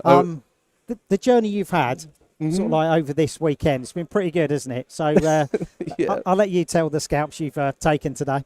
It's actually just been today, pretty much. Like, I don't think, I can't remember everyone I played against yesterday now. Obviously, it's been a lot of rounds, but I don't remember any particularly big names. Like, I didn't go over to my friends afterwards and go like, hey, guess who I just beat? You know? But I did that 4 times today because I played some very, very, very good players, and my hero just really wanted to beat them. So, like, my deck just gave me all of the gas, ran them over. I've been saying a few jokes repeatedly about today. One that I've been saying to a lot of the guys that made top 8 is I feel like I'm a bit of a top 8 tourist. You know, I've never been here before, and I'm playing against all the locals. You know, so like today's matchups were my first 4 games. I played against Pablo Pintor, who, you know, historically known to be pretty okay at Flesh and Blood. Yeah, he had an amazing game on stream. That was a delight. Oh, I mean, he's an incredible player. But then I had Rob Catton, who also, again, Pro Tour history. There's part of top 8 worlds. Yeah, worlds. Yeah. Sorry, yeah, worlds. Yes, but like these are people that when I started playing the game around Dynasty, these names were people I was seeing as like people that were way out of reach. You know, like I'm nowhere near these guys. And then the third big name was Matt Rogers, who actually like huge shout out to Matt, because like the whole Flesh and Blood community is so nice. It's fantastic. I get on so well with like basically everyone I play against. But he's just so nice. like such an insanely nice guy. We actually had a little bit of a nightmare trying to get a taxi out of here on Friday. And it was me and one of my friends, and I saw that Matt was on his phone outside. I was like, oh, are you getting a taxi, Matt? And he's like, yeah. He joined us, and we have now become the taxi trauma trio, because it took about an hour to get a taxi. The apps just kept canceling. So I talked to him loads, and that was the only time I talked to him. But then we played today, and it was like playing with like a close friend, like genuinely, like just so back and forth, lots of jokes and stuff. He didn't get upset at all that my deck was on literal fire. Yeah, I mean, you pretty much have like you were saying, you had enigmas in mind when you took the deck. Very much so. And you have played quite a lot of enigmas, sort of like in this room. Five on the way, yeah. But this is the thing, it's a meta call, isn't it? You've made the meta call to take on enigmas. Enigmas is the most popular deck today. You know, Gem, you should sort of like face a lot of enigmas. Yeah. So, any tips for somebody wanting to play Azalea for the first time? Picking up an armory deck, of course, it's probably the best place to start. Where would you go from there? So, it's a bit of a weird one where there's this like huge dichotomy in prices for Azalea cards, because obviously not everyone that picks up an armory deck for Azalea is going to want to immediately own 3 Codex of Frailties and all of the blitz and glitz, but like most of the power of the deck is still relatively cheap. You make sure you have all your Bolton shots, you have all of your outsiders kind of arrows. Codex of Bloodrots are still cheap, and like that card has shone for me. It is incredible against Enigma. Even Crosswrap, as far as legendaries go, is pretty cheap. Now, it would be one of my first upgrades, I won't lie. Like that card is so huge to like core function. It's genuinely like an extension of Azalea's hero text. Pretty much, you're using it every turn. Yeah. I would also definitely pick up, like, there's no bullseye bracers in that list. We just talked about how big bullseye bracers is. Yep. The reason to play it over something like sharpshooter that's in the deck is for its interaction with bolt and shot, because you pump it, you pump it so it gets go again from itself, and then you haven't activated Death Dealer, so you can activate Death Dealer afterwards, load, draw, continue doing the thing.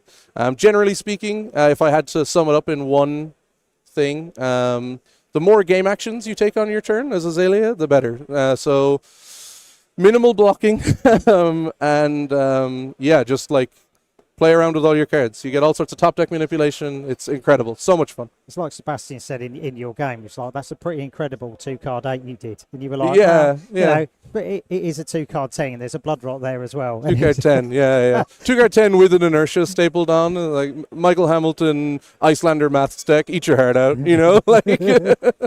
So going forward, where do you see Azalea sitting, you know, in this new meta against the new heroes? I think Azalea is in an incredible spot. I think once you understand the Enigma matchup and get it down, and now admittedly, it's much more losable than I made it look. Like, I'm undefeated against Enigma this weekend. Right. But I've drawn very, very well. I've drawn so that I can be entirely aggressive. But even at that, you almost need to take risks in a matchup like that, where, say you have multiple arrows in your hand and you're not sure if you're going to, when you pitch one, to load one, you're not sure if you're going to draw a buff or an arrow, and you might end up with like 2 cards when you go to Arsenal. Things like that, those are the kind of risks you kind of need to take, because the way Enigma functions, she deals damage by gaining life almost, like weirdly like Verdance. Like, you know, she puts ward in play, deals you damage with it, so you need to keep on top of that. And obviously Merkmeyer Grapnel is a great way of doing that. You just like, damage can't be prevented. Here's 15. Eat it all, please. It'll give you a series of diseases also. Nice. So, Irish community, you travel en masse. It's great. You know, normally, sort of like, we see Ian Holland here, we see Dylan Thompson. Sadly, they're not here today. They are not. But sort of like, you know, Tig's here. You know, Jacob we've seen's here. Sort of I think we have nine people over, and like, for context, for the greater Fab community, there's probably maybe like a max of about 50 or 60 Fab players in all of Ireland across like 3 stores, which I'm sure if you're a Baz the Bard watcher, you'll know all the stores from the meta report. The 3 that are covering progress. There's one in Limerick, there's a couple in Dublin, and there's one in Belfast. But like, we're some dedicated Fab players, and we just love the game. Now, nobody's ever gotten close to this far. Like, the next closest we had was Dylan, Day2'd and Cashed in Antwerp, which was like huge. Like I can't stress enough how ridiculous this is for me and how surreal this whole situation is, because like, that caching a calling seemed unattainable to me before this, and now here I am talking to you, lights, camera, action. This is like incredible. But I can't say enough positive things about the Irish community, and like I said, the community at large for Flesh and Blood is incredible. It's like, I am such a huge perpetrator for the game to like almost everyone I meet. I'm like, yo, you should play Flesh and Blood. You should come. We'll recruit you. I'm like the Uncle Sam. Like, Flesh and Blood needs you. But the community is such a huge selling point for me. Like, I can be like, hey, anyone in Ireland, in Dublin, I guess, because I'm based in Dublin. Like, you know, you want to learn to play Flesh and Blood? We've all got spare decks. We're all super friendly. We're not going to like shark you out of some pack at an armory or whatever. We will teach you as much as we can possibly teach you, as long as you're willing to learn. And we're going to be friendly and jovial throughout. And like, it's just it's such a huge difference between other card games I've played. Like, I played an amount of Modern for Magic competitively, and those guys are pretty cutthroat even at like the weekly events. It's actually hilarious. There's been a regular, like, almost running joke that the Modern players in Gamers World, when we're doing our armory, will be like, God, those guys are being so loud, all they're laughing and stuff. And we're like, grow up. Like, we're having fun playing our hobby. Like, so sorry. But yeah, no, like, God, the whole community worldwide, incredible. But Ireland especially. Brilliant. Okie dokie. Go try and unwind. We've got top 4. We're going to see Connor in action again. He's king of the hill on the table. Mate, very best of luck. Thank you very much, Baz. Stay tuned, because we have got top 4 coming soon. And it's going to get the fist bump. The Phoenix rises. What an incredible display by. Listen to this room right now. The room is erupting, celebrating our Flesh and Blood World Championship.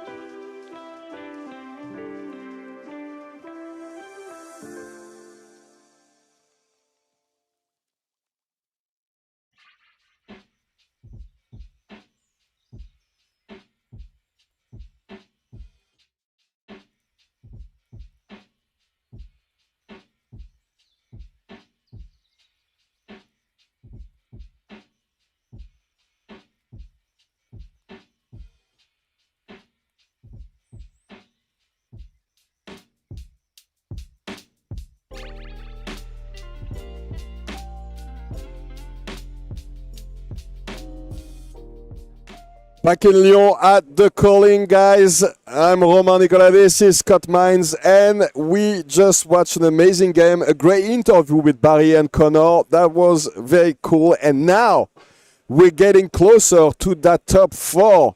I was actually watching some of the games going on. Not all of them are finished, but we still wanted to come and see you guys again to talk a little bit about what will be going on very shortly. In 1 month, only 1 month, the biggest event of the year. I cannot wait. The World Championship in Osaka, Japan is now knocking on our door. It is, of course, the next big thing for many players across the world. And I can't wait to explore everything there is to see, not only in Japan, but in this incredible celebration of 5 years of Flesh and Blood. This is just the beginning of the competitive Rosetta season, but there's still 1 month to tune these decks to the max and to make sure that you come prepared for that event. So if you're still considering going to Japan, now is the time, because a lot of the packages have sold out. It's incredible stuff to see. We've kind of got updates from the team over the weekend as we've been talking about this incredible event. More and more of you choosing to join us and pick up those packages. The 5th anniversary booster pack event completely sold out. Everyone is ready for that one. And so many of these other events are approaching 90% or more sold. I can't wait to see a sellout full house for everything in Japan. Of course, plenty of goodies up for grabs over the course of the event. Some incredible packages on screen for you now. The World Championship event entry that includes the sleeves and the Ira Scarlet Revenger, as well as the playmat. What region is that? Is that Mysteria? It is. Looks, the Mistcloak Gully in full force. Nice and beautiful on that playmat there. And on the right, you see the Fable event package with the Ira Scarlet Revenger playmat, as well as the sleeves and the channel, the Millennium Tree, the Channel Lightning Valley, and the Runeshunt, the Earth Runeshunt and the Lightning Runeshunt. Gorgeous, gorgeous cards. This is a random 2-card promo pack. These are actually the same that we got for this event at the Calling. Very cool cards, by the way. Absolutely. Extremely cool looking. Those channels look great in cold foil, but they aren't the only great-looking thing up for grabs in Japan. If you're not joining us for the main event, don't worry. The Calling is open entry and ready for you. Just like the one we're here today, you can be the one in our feature match area, taking up all the glory and showcasing your brilliance. Much like the sigil you see on screen, the promo you'll receive for playing that event. Battle Hardened also coming along on the Sunday. Living Legend on full display for that event. A celebration of everything Flesh and Blood has ever been in the best possible way for Battle Hardened Sunday. Of course, if you're looking for one of those Ira Scarlet Revengers for yourself, you want to go pick one up in a tournament, you can do. There are 3 separate opportunities to do so on the Friday before all the festivities kick off. Classic Constructed, Rosetta Sealed, and a little bit of Blitz. Take your pick for how you'd like to pick up your Ira. And you just need to play in any of these events to get this Ira Scarlet Revenger card, the English version. But of course, this is not all there is to pick up at the World Championship in Osaka. Look at these anime heroes. You have new on the left. You just need to play one of the Part de Misvel sealed event. I mean, this Part de Misvel sealed event on Friday. Then on the Saturday, you get the Dorinthea Iron Song in Heavy Hitters sealed. You mentioned it. Definitely a heavy hitters, the Dorinthea hero, and then the coolest looking card. I know that you love this one, Scott. I love this Viserai Rune Blood. Real anime villain energy coming from this card. Available to anyone who chooses to play the Rosetta Sealed event on Sunday, November 3rd. Worth noting, all 3 of these heroes have been in our feature match area at some point this weekend. Shows you exactly how powerful and potent all of them can be. And there are some slots available still for these events, but they're selling out very fast. So don't hesitate to pick them up right now if you're still hesitating. Of course, this one, the 5th anniversary pack, this one is sold out, unfortunately. But look at this Ira Scarlet Revenger anime art. It's a bit of a loaded gun to be like, look at what you're missing out on all over the screen to people, but it goes to show you just how in demand and how popular this event will be. This is an incredible promo card, only available for people playing this event, and of course in that souvenir pack as well. A testament to everything Flesh and Blood has been by celebrating the hero that started it all. It's so cool to get this adult version of Ira that, I mean, we hope that at some point it would arrive, but I didn't expect it to see that early, to be honest. It has been 5 years, but it's it took me by surprise, I'll be honest. That was a long time. I think many people thought Ira would be a bit too powerful for the Classic Constructed metagame. Obviously, just consistent value time and time again. Clearly not the case, and we finally get a chance to play with so many people's favorite hero of all time in one of the premier play formats, and I cannot wait to see what she can do. If you want to get your hands on an Ira of your own, but you cannot join us in Japan, do not panic. There will be many opportunities for you to do so at your local game store. Celebration events taking place. All you've got to do is turn up. Turn up at an event on the weekend of Worlds. What you can do is just put on the TV, turn on a computer, go on the main coverage, watch the event with us, but you can also play at the same time. The best of both worlds. Just play, enjoy the games on the live coverage, and get one of these Ira Scarlet Revenger cards. It will be an amazing weekend. I won't be going to Japan, so I'll be watching you and your friends having fun over there. What a way to live. I am lucky enough to be in But Japan. I'll be playing that weekend, that's should. for sure. Absolutely. Go rock a game store. That's the beauty of this event. There are reasons and ways to celebrate all over the globe. So come and say hello to some of your favorite people in the Flesh and Blood place and celebrate, there's too many C's in there, celebrate your 5th anniversary of Flesh and Blood together all at the same time. Of course, if Japan isn't on the cards, then maybe one of our other events this year are. Don't panic. There are still so many left to come. We had 3 events this weekend. Of course, the calling in Lyon is very close to getting finished, but let's not talk about that because we're probably going to cry, and it will be devastating to see 2 grown men cry. I will never be the same. Yeah. So let's not do that. But next week, we have a Battle Harden in Washington, D.C. It will be Rosetta Sealed. It will be... I talked about it yesterday. Washington, D.C. at this time of the year is amazing. So if you're in the U.S. or if you're planning to travel in the U.S. at any point next week, definitely try to make a small detour and go to Washington, D.C. to play some Rosetta Seed. It will be amazing. And then the next big event is, of course, the World Championship in Osaka. We talked about it. And if you can afford to take another week off, definitely try to go to that Battle Harden in Hiroshima. My friend Pedro told me everything about how Hiroshima, at that time, is the most gorgeous region in the world. He showed me pictures, and I have to be honest, I'm devastated that I can't join him. But it's not in the cards for this year, but I'll try to make it as soon as possible. It will be in Classic Constructed, and it will be a great one. Then next in November 15th to November 17th, Florence, the calling in Rosetta Seal Deck Plus draft. It will be very close to here, and it will be another amazing European event. If the second half of this last few months is more up your street, don't worry. Battle Hardened in Columbus coming up for you, showcasing the Living Legend format on full display over there if you're looking to get your first taste ahead of the end of the year. Stockholm shortly afterwards. Going to be a lovely place to be this time of year as well. Classic Constructed on full display there. Portland available, similar story, little bit of CC if that catches your fancy. And then the Battle Hardened in Geneva will be joining us at the end of November. What did I promise to everybody that joined us? If you would like the best cheese on the planet, Roman has promised. Go see them in Geneva. They will take care of you and showcase everything dairy that you could possibly want. Did I convince you already, or do I need to do more than that? I booked tickets on my lunch break. Oh, okay, perfect. I'm absolutely going to be in Geneva. By the way, the registration just opened yesterday for the Battle Harden in Geneva. We haven't looked at the registrations yet, but I was talking about it to my friends who are organizing the event. It looks like a lot of people are very excited for this one. So don't hesitate and book your ticket right now for that Battle Harden. Absolutely. Plenty more to follow. Geneva as well. Kuala Lumpur for the very first time gets their taste of Classic Constructed at the calling level. Same with Wellington, of course. Same weekend. Depending on where you are, you might find yourself in Houston. All kinds of options between the calling and 2 Battle Hardens for Classic Constructed before we end the year on something truly special. That first ever Living Legend calling in Chicago.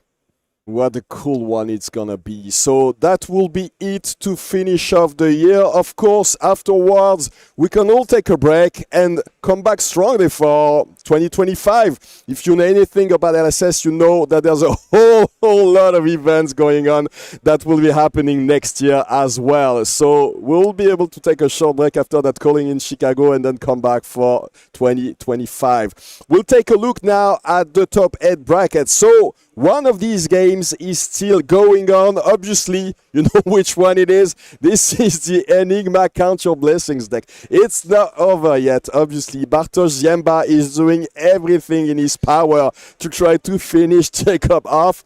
But it's not easy, as you can imagine. Putting up a fight for sure. I look forward to finding out more about how Bartosz manages to tackle that matchup. Of course, we saw Conor Mcgrath taking down Sebastian on Verdance there. Not quite how I'd hoped it would go, but an incredible match nonetheless. Absolutely. Happy to see Azalea making their way into the semi-final. They're joined by Sammy Weckx on Prism. Managed to beat Enigma, from Peter Markovic down there. I hear it was an incredible game. Some great library of Solana staying intact this time. Yeah, I had to take a look at that one, to be honest. And that board was insane. I think he had 4 figments on the board. He had already activated Suraya, the Archangel of Erudition. So every time he had some soul to spare, he drew 2 cards with the Library of Solana. Obviously, very easy to make full use of very big hands. So he managed to take it in the end. His opponent Peter wasn't too happy about seeing all these permanents on the board. That big landmark that stayed for a very, very long time, and that managed to get Sammy to the win. Of course, Pablo Pintor, as you can see, won his game as well. He was very relieved. It was a very tense game. I saw him at the end. He took his face into his hand and he pushed a sigh of relief. Yep, Enigma mirror match, one that is definitely going to rack the nerves and really put those skills to the test. Commiserations to Sam, of course, but no match in this case for the Spanish submarine himself. Pablo Pintor moving on to the semi-finals. We've got a semi-final ready to go for you to enjoy. Azalea versus Prism here. We've even got some lovely player profiles to talk all about the 2 people who have managed to make it this far. So we just saw Conor Mcgrath win against Verdance, and look at this. It looks like, well, Azalea is one of his 2 favorite heroes, Kasai and Azalea, and he was one of the top 8 players at Battle Harden Birmingham. Yep, Connor here kind of showcasing another accolade to add to that list. Kasai, a long-time favourite. Azalea, clearly a favourite based on that lovely marvel we've seen so many times this weekend. Their local game store, Gamers World in Dublin, wanted to make sure they got the shout-out. Good to see a lovely local scene over there in that neck of the woods, and I'm sure they're all very proud of Connor today. A very active store in the Dublin area. It looks like a very cool place to play games, to be honest. And I'm sure, yeah, as you said, that they're very excited about seeing him perform that well. Sammy Weckx, of course, preferred hero. Well, Prism. Obviously. I can't say I'm surprised. These Prism players, they're very attached to this hero, let's say. He was the national champion. He was a top 8 contender at the national championship in Belgium. I cast that event and he was very close. He could have gone all the way, to be honest, but there were lots of Zens at the time. So it wasn't to be at the time. And then a top 64 player at the Pro Tour in Amsterdam. Of course, he was playing Prism both times. He's playing at Starspeller in Lommel in Belgium. Another very active store in the Flesh and Blood community in Belgium. So I've seen him with his friends there. They were all around him to congratulate him when he won that event. Very heartwarming to see, and that's exactly why you live and when you go to these events. You travel with your friends, you play some cool card games, you see the world. That's why we're here for. Speaking of very heartwarming, a lovely embrace across the table there from both of our players to kickstart this game. From what I understand, they are very close friends, and you can see that by the smiles emblazoned across their faces. They're laughing, they're having a good time. The pressure means nothing when you're playing friends in a game of Flesh and Blood. We see kicking things off here with the infamous Herald of Protection to start for Sammy Weckx. This is a very challenging one to block because it attacks for 7. If you don't have a popper in hand, it means 3 cards, and that leaves the door open for Sammy if he chooses to attack with another Herald, which means that it would hit. And any hit on that turn 0 means a lot of things. In this case, it means, yeah, that he will get first the Spectral Shield token because the Herald hits, it goes to Soul, and then he gets to activate the hero power of Prism, Awakener of Soul. He gets to choose a figment, and put it in his hand. In this case, it will probably be the Figment of Erudition to get that Ponder token and get a card in the arsenal. Yeah, it's very much what this matchup is all about. Azalea obviously not wanting to block too often. Going to be relying on those strategically placed poppers to do a lot of heavy lifting. But we're going to be finding ourselves with a number of Figments in play. No time for Erudition this time. Going to save that for a better opportunity. Instead, it came ready for war. There you go, Figment of War. Bellona is coming soon, apparently. Wow. Making its way into play. Now, this could mean a number of things, of course. That Courage token going to be very valuable in allowing these Heralds to pressure in the future, but also very possible that Sammy is just interested in establishing an Angel here nice and early with that Empyrean Rapture. One, they're not worried about taking the brunt of an arrow from Conor Mcgrath. You don't want to lose Soraya to an early dominated arrow, but that Empyrean Rapture, of course, does enable these early Angels, and they provide a huge life total buffer in the face of Azalea's Dominate. Absolutely. That's basically as if Sammy had won 4 health there. So that's a pretty good point. So let's imagine that he has 4 health. The Spectral Shield is up 37 now. Very impressive what Prism can achieve on turn 0 of the game. We throw momentum back to Conor Mcgrath. They're going to take a look at that opening hand. Leading on Read the Glide Path, trying to get a cheeky peek at the top of the deck. They find an Infecting Shot. Now, that one not going to be what we're looking for. Looking for something a little more important because, well, it's hard to get an arrow into that arsenal and not accidentally draw that Infecting Shot, courtesy of Death Dealer. So not exactly what Conor had in mind. It will be a Death Dealer activation to follow.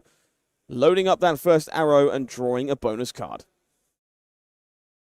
This Bellona will be very annoying for Conor. Of course, you want as many of those on hits on those devastating arrows. We've seen how big they can be in some of these matchups, especially last round when he won versus Sebastian with Verdance. But when they don't hit, because these angels are on the board, it can be a bit sad to see these arrows on the board. Of course. An arrow that doesn't hit doesn't do much. This Codex of Bloodrot certainly causes some headaches for Sammy Weckx. We're going to be looking at forcing a card into the arsenal and limiting those defensive prospects, but also that Bloodrot Pox is particularly pesky for your ward.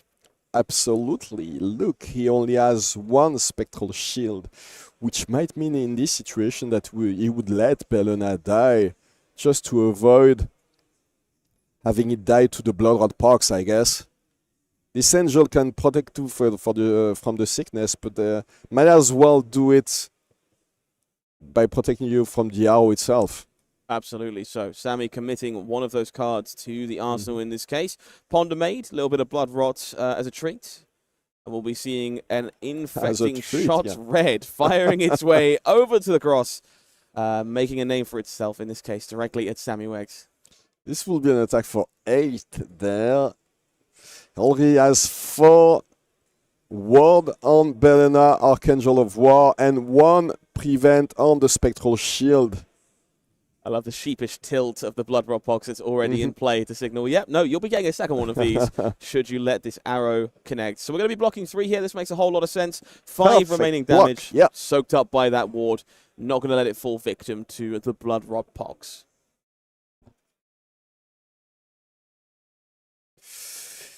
We haven't talked about the fact that he chose to use the Dreamweavers as an arms equipment, which might be interesting because there's not that many poppers in an Azalea deck. So if there's ever an herald that you want to make sure won't be popped, it might be interesting to use the Dreamweavers before that. You don't need that many of them to hit, actually, to get a big advantage. Dreamweaver is one of those impactful cards in this matchup. Azalea doesn't bring too many poppers to the battle, but she does bring a small selection. And choosing to extend your Herald of Eruditions is particularly impactful on hits that draw you bonus cards. Can be very dangerous if you're caught off guard by one of that select number of those 6 attacks. Dreamweavers, a nice nod to no equipment that blocks particularly well on Azalea's side, meaning those Eruditions can normally send themselves in carefree.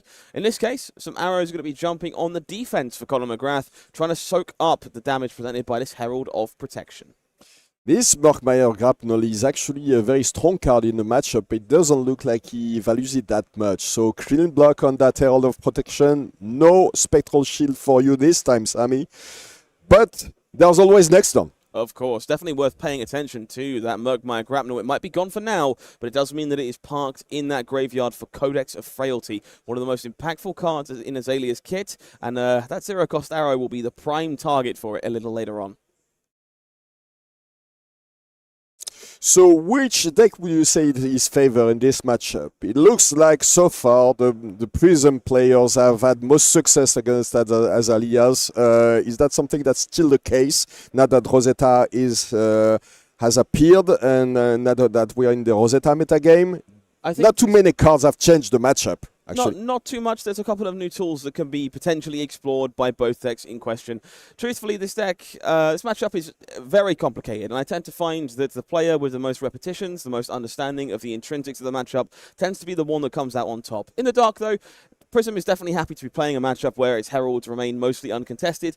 It's very easy to swing these in and continue to chain off figments if you want to. And it tends to let me give the nod to Prism ever so slightly. But both these players with phenomenal records, clearly very familiar with all the intricacies of this matchup, this one could go either way. No dominate on that red in the ledger, but as you said, if Sammy wants to go wide, he needs to block it cleanly, which is not easy. Red in the Ledger, possibly the most iconic card in Azalea's kit. You can tell because she's on the artwork. Exactly. I see Makes that I managed to convince you that it is a thing. Over the weekend, of course, shutting down the number of actions the opposing hero can take should it connect. Very, very problematic for a number of the most popular heroes in the format. Prism has a little bit more leeway, but it does get in the way of those multiple herald turns. And remember, it's not only cards. It's any action. You can activate only one action. So this can be devastating for some decks. Not only aggro decks, but decks that any deck that wants to do something before they attack. Absolutely. So we're going to see a Arclight Sentinel here. This is a thing. Sammy, this is a huge deal. This is my thing for this turn. And this is devastating for Azalea because you need to attack this one, which means that Sammy will have a full hand to attack afterwards. You need to attack the Arclight Sentinel. If you're not familiar with the Spectra keyword, Spectra means that the only thing that you can do if you want to attack is attack that Spectra aura. It gets destroyed and then the turn is over. Nothing happened, nothing resolves. Do not pass go, do not collect £200, very much the name of the game from Arclight Sentinel, and a very problematic tool for Conor Mcgrath to see. Arclight Sentinel, not that big of a problem if you're packing a weapon, but Rangers aren't really known for packing a weapon in their side pockets, so we're kind of obliged to send a fully blown arrow directly into Arclight Sentinel and soak up all of the pressure provided by Conor Mcgrath's turn. And in this case, even a buffed up Endless Arrow is sent into the Arclight Sentinel. Let's see what Sammy has to offer now. He has a full hand, he has an arsenal, and we know that when Prism can function at full power, she has a devastating suite of attacks. Let's start with the Wartune Herald. 5 with Go again. This is the blue version. Of course, Luminary says that when you've pitched a yellow card, your first Herald and your first Angel attack get to go again. Oh, okay. Look at that battering ball. This is one of the those poppers that you were talking about earlier, Scott. Time to see the first one of those in action. Battering bolt, a perfect fit, plays very well with those Codex of Frailties later. Obviously, can still be loaded by Death Dealer, unlike some of the other options here. Threatening the most effective Herald in the form of Wartune Herald, which matters a little bit. That means there was one resource left floating to pay for Phantasmal Footsteps, meaning that action point is returned to Sammy to continue with a Herald of Protection. And that second one is way worse. It attacks for 7, even more difficult to block. And it will also give Sammy access to one of those figments and a Spectral Shield on top. The cherry on top. I just want to take a moment to appreciate the body language of both of these players. There's continual laughter, there's back and forth, there's banter. You can tell they're close, they're clearly friends. But I love the fact that the pressure of this situation is not having an influence on how much fun they are having. So huge just praise to both these players for enjoying the moment they've earned this weekend. That's exactly what you want to see. An LGS, an armory atmosphere at one of the highest stakes tournaments.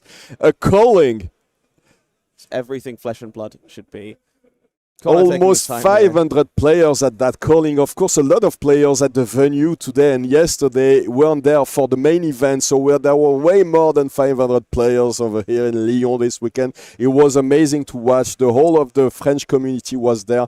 I was very impressed at the way they came in full force. A lot of players that had never played at a major event in any TCG came to join us. It was really a testament to what LSS is trying to do, make sure that new players, even new players, try to get engaged with that competitive scene. Absolutely. All the best of Flesh and Blood on display this weekend. It will be that Herald of Protection connecting for Sammy Weckx. Going to make that Spectral Shield and go digging for a Figment of Choice. Now, this is where things get a little bit more curious. Sammy knows that every Figment they fetch, every Angel they choose to find is in danger from Azalea. And the majority of them are going to serve as that Ward 4 buffer in this matchup to keep us safe from dominated arrows. We see that again with Figment of Judgment hitting the board here. Not a particularly impactful on-play effect, but going to do a great job at soaking up some of that onslaught.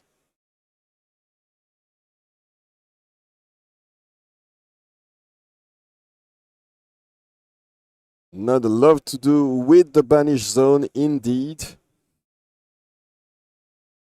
Now we're going to see an Empyrean Rapture activation. It is, so the Empyrean Rapture isn't activated, but it says that once you've had a card put into your soul, the hero power is free, and the way Prism Awakener of Soul awakens our angel is that by paying 2. So your hero power costs 2 less thanks to Empyrean Rapture, basically free with Prism Awakener of Soul, and that's a free 4 damage buffer.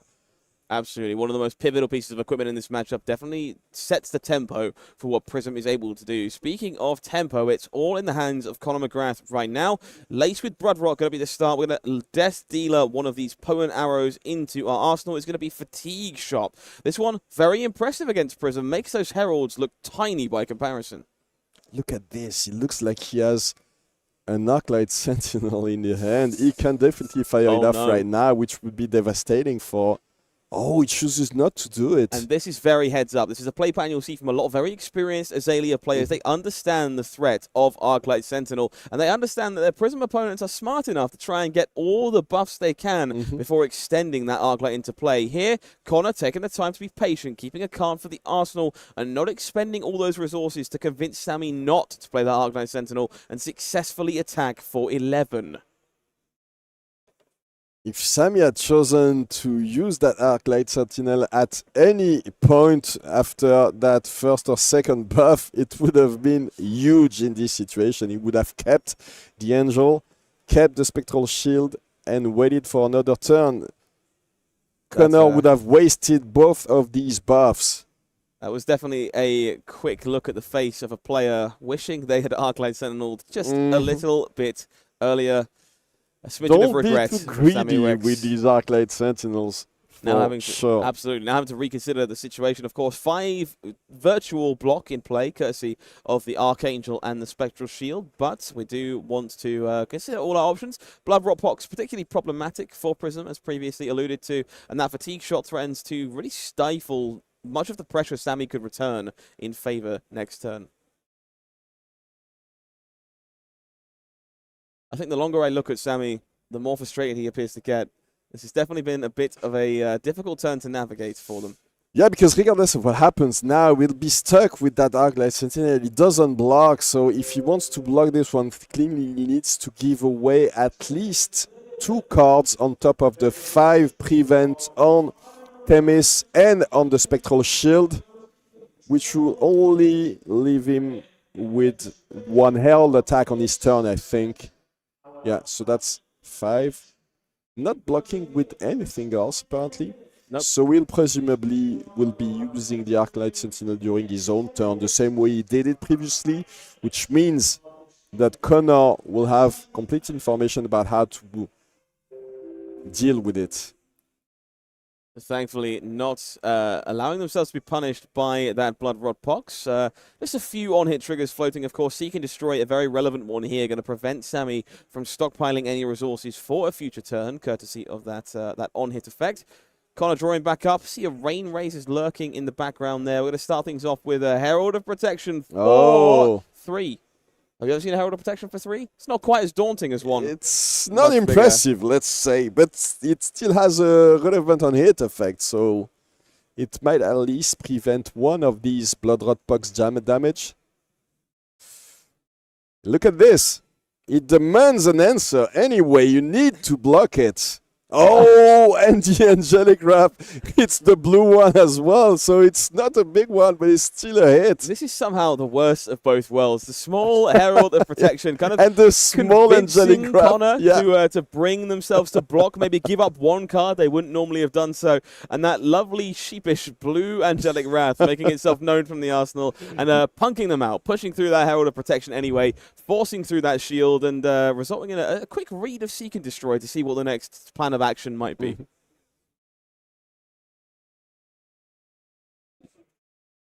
Yeah, I think it might be time to go get the Figment of Erudition. He wants to know probably if there's a chance to activate the Ponder after the Seek and Destroy resolution. That is almost certainly the question taking place here as to how those triggers are stacked. It turns out active turn player tends to matter, and you can see Connor fairly experienced with this situation, no doubt explaining how Seek and Destroy you can is do going it, my to friend. function. Yeah. I've been here before. I have Seek and destroyed several people this weekend.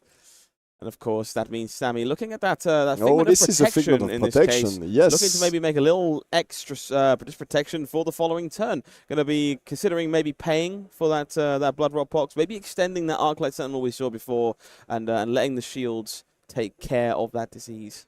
What's interesting, is that both shields will take care of the disease, and you'll still have the 4 ward for the next turn for Connor. So that's interesting, that and he's Archangel attacking with flipping. it as well. This is That's nice. 4 damage on top of it. It has go again because of Luminaris. So a little bit of extra pressure coming through from Sammy Weckx here, putting Connor Mcgrath all the way down to 25. And it'll be a War And Tune finishing Herald up to with the follow. War Tune Herald, with the big one. He can, if this hits, he can get another one of these. He won't be able to awaken it, but he'll still be able to get another Figment. This is very heads up from Sammy here. Knew the efficiency of their hand, understood that last resource could be spent to throw a unshrunk Herald, and really put the nails to Conor Mcgrath's Azalea this turn.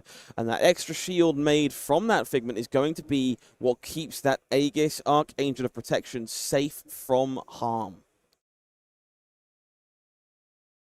Oh, at last, the Figment of Erudition is on the board, and if he finds a way to awaken it, he'll be off to the races. Races is certainly This apt. is when you turn the corner with this Prism deck. 2 cards drawn in this situation. In this game, in Flesh and Blood is huge, which is probably why a lot of these draw 2 cards have been banned recently, right? Absolutely. A testament to how strong these erudition effects are between the Figment and the Heralds. Very interesting to note, of course, the sequencing here, subtle but very clever. This is the first time we've seen Sammy fetch a Figment and not immediately flip it with that chess piece. And that's not only because they can't, but sequencing this the second time round means this is safe from being challenged. We know Soraya is going to be important over the course of the game. You don't want to fetch it and flip it in a spot where it's not getting you full value and risk it being exposed to a large dominated arrow. This way, Sammy gets full control about when that Herald of Erudition comes to fruition, courtesy of its Figment form, and that seems exceptionally snazzy to me. It looks like Sammy chose not to get an Arsenal this turn, so it might be a card that he doesn't want to see in there. Maybe a Light of Soul. Would be an unfortunate find from that Ponder token if Sammy found the gem in question. A very powerful tool for Prism. Helps you get Heralds into your soul in matchups where you cannot find the ability to do so through a number of poppers. But not a good find when you're looking for a Arsenal for the end of your turn. Absolutely. Connor here taking the time revealing that Codex of Bloodrot to Skullbone Crosswrap. We've talked about this card a few times this weekend. Definitely an overperformer in my books. That Bloodrot Pox continuing to be super threatening however you choose to play it. We are going to extend that out, force the Bloodrot through, and ask Sammy to put one of those cards from their hand into the arsenal anyway, whether they like it or not.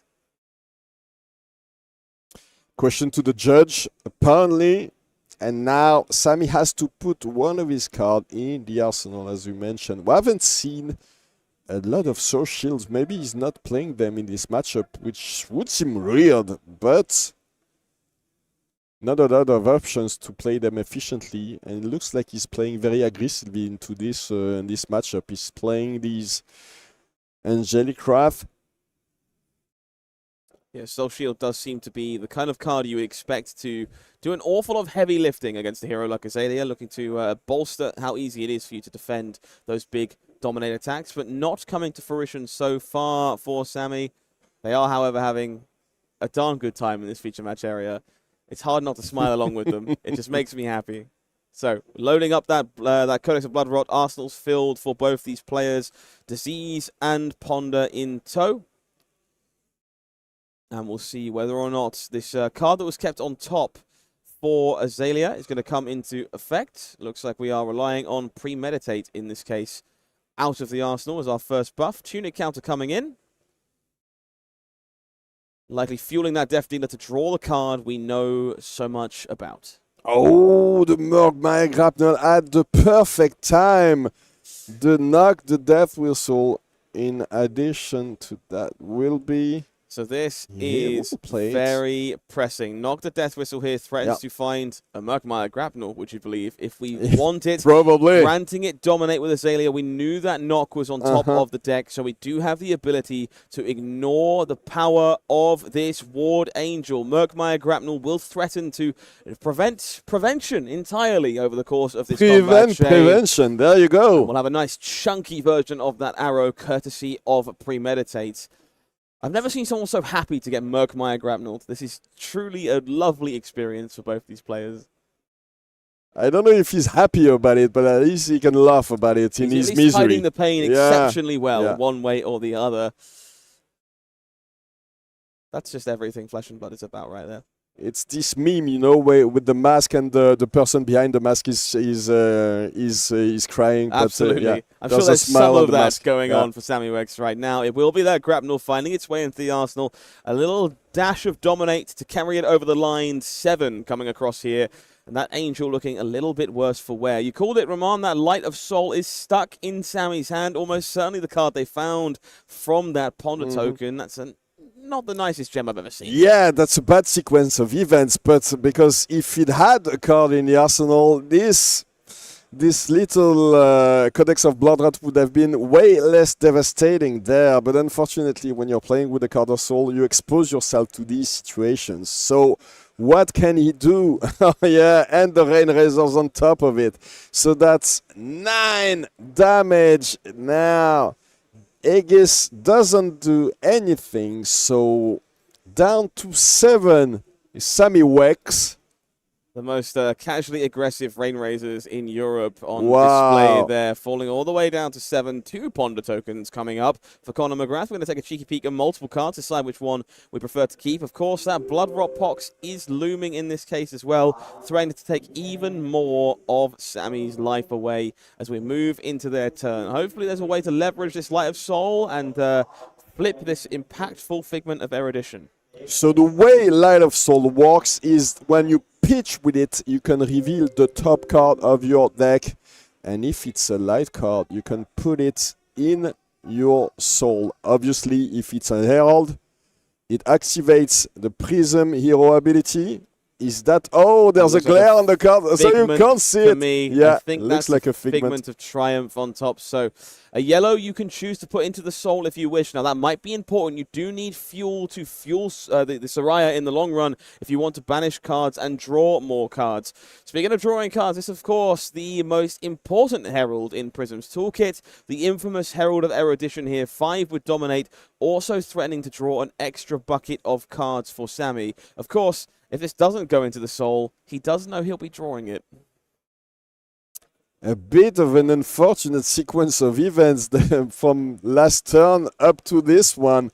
Light of Soul doesn't do much there, but there's still the matter of dealing with the Herald of Erudition for Kano. I can confirm that is that Figment of Triumph on the top of Sammy's deck for you there, making this a very difficult decision as to whether that's a card they care about keeping in their deck or whether the extra soul is the way to go. Either way, Herald of Erudition threatening a very pressing on-hit that could offer Sammy a way back into this game. Yeah, he wants to keep it on top, apparently. So, this is still a 5-go again with Dominate. Not only Azalea is not the only one who can get dominated attacks. There you go, this big Herald can let you draw 2 cards. And it works. Connor says, okay, draw this Figment if you want. Herald of Erudition making its way into the solos. Cards drawn before Prism's ability resolves. So I can guarantee you we won't be finding Figment of Triumph. We know where that one is, tucked away safely in Sammy's hand, but all the other options available to us this time around as to which angel we wish to find and maybe flip over into a rather offensive force. This might be one of the ways to protect the Figment of Erudition being flipped. So Suraya, and maybe he wants to do it now. Would certainly result in quite the big turn for Sammy if they are choosing to flip this Erudition over and draw even more cards. Of course, choosing to find the Figment of Ravages this time. One of my personal favourites, a cheeky point of Arcane for the trouble on the way in, and threatens significantly more Arcane when that angel is transformed into its full power. Connor hit on 14, not the most dangerous life total, but certainly in reach for a deck like Prism, Awakener of Soul. Yeah, especially when you add this arcane damage on top of all these big Herald attacks. Second is very dangerous indeed. And when you look at the art, I mean, we won't be looking at it right now, but when it's flipped, this angel is very menacing. Absolutely. Fits the role aesthetically and in reality. A full 4 cards to work with here for Sammy Weckx. You can tell they're taking the time to deliberate. Is this Soraya o'clock? Is it time to cash in the most valuable Figment in the entire Prism deck? Or are we more than content running away with some Ravages? There's a few Heralds popped away in there, a passing Mirage, and of course, that Figment of Triumph we know all too much about. Look how flavorful this turn is. There's a Figment of Erudition on the board and a Herald of Erudition was just played. And it looks like Sammy has a Herald of Ravages in his hand. 2 pair is a mighty fine hand. Whatever game you might be playing, it is going to be that Figment of Ravages flipped over. No time, of course, yet for Erudition. We'll save that one for another turn. This time, however, Secum making their way into battle. 4 points of strength coming across, and most importantly, giving up that last card in Soul for 2 more points of arcane damage. Sammy Weckx knows this is going to be a tight one, and every point counts. This is basically an attack for 6 with split damage, doing Prism doing her best impression of a Runeblade gameplay in a way. This is, so as I was talking about earlier, this is Secum. This is a very menacing and very angry angel, apparently. So a little bit of arcane taken care of for the trouble, courtesy of pitching a Codex of Frailty for physical coming across. Yeah, and another one. This is the yellow one, so he attacks for 6, but the on-hit is an additional arcane damage. Herald of Ravages doing a similar impression to its Archangel counterpart. Little tiny bits of arcane, showing you the versatility of Prism Awakener of Souls toolkit and threatening to really put Conor Mcgrath in a very difficult spot.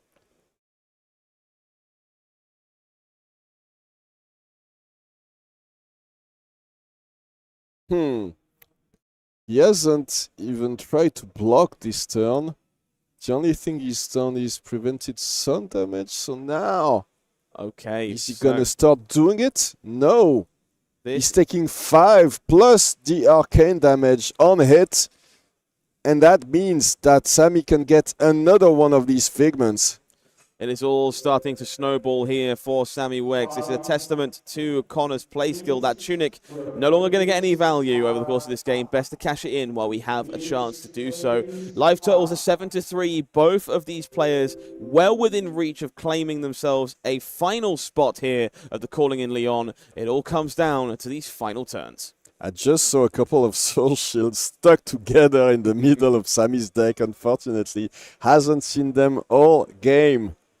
It will be that Figment of Rebirth being found this time around, popping a yellow action card of choice back on top of the deck. There is a small problem with going to Soul for Herald of Erudition and friends. They don't end up in the graveyard to be recurred with the Figment of Rebirth, so no profitable targets available here for Sammy. Just looking to flip that over for some value a bit later on.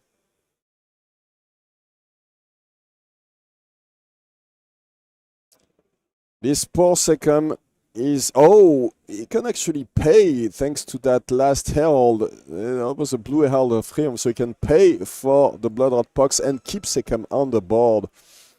Carefully protected in this case, which is very vital to how this next turn might go. 7, not a whole lot of health, definitely capable of being dominated out, and Secum going to provide a very essential layer of safety to that possibility. Now we get to see why Connor chose to keep that many cards in his hand. Of course, we know that there's at least one Rainrazors who couldn't block anyway, so didn't even try to block that many of those Heralds. But that was certainly a very nice turn for Sammy.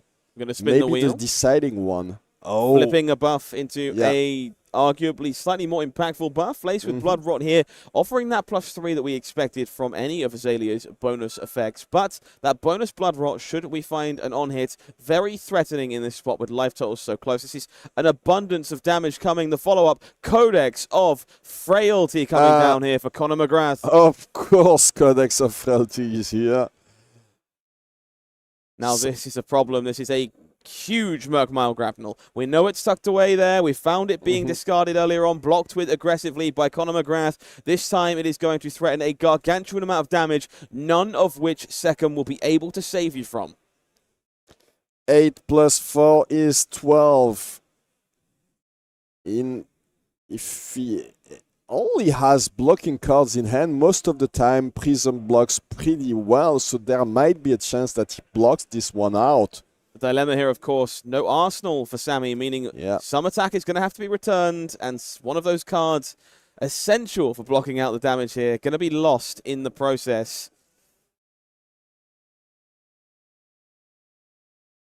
It's going to be razor tight if you're looking to stay alive here. Well, we have an answer now.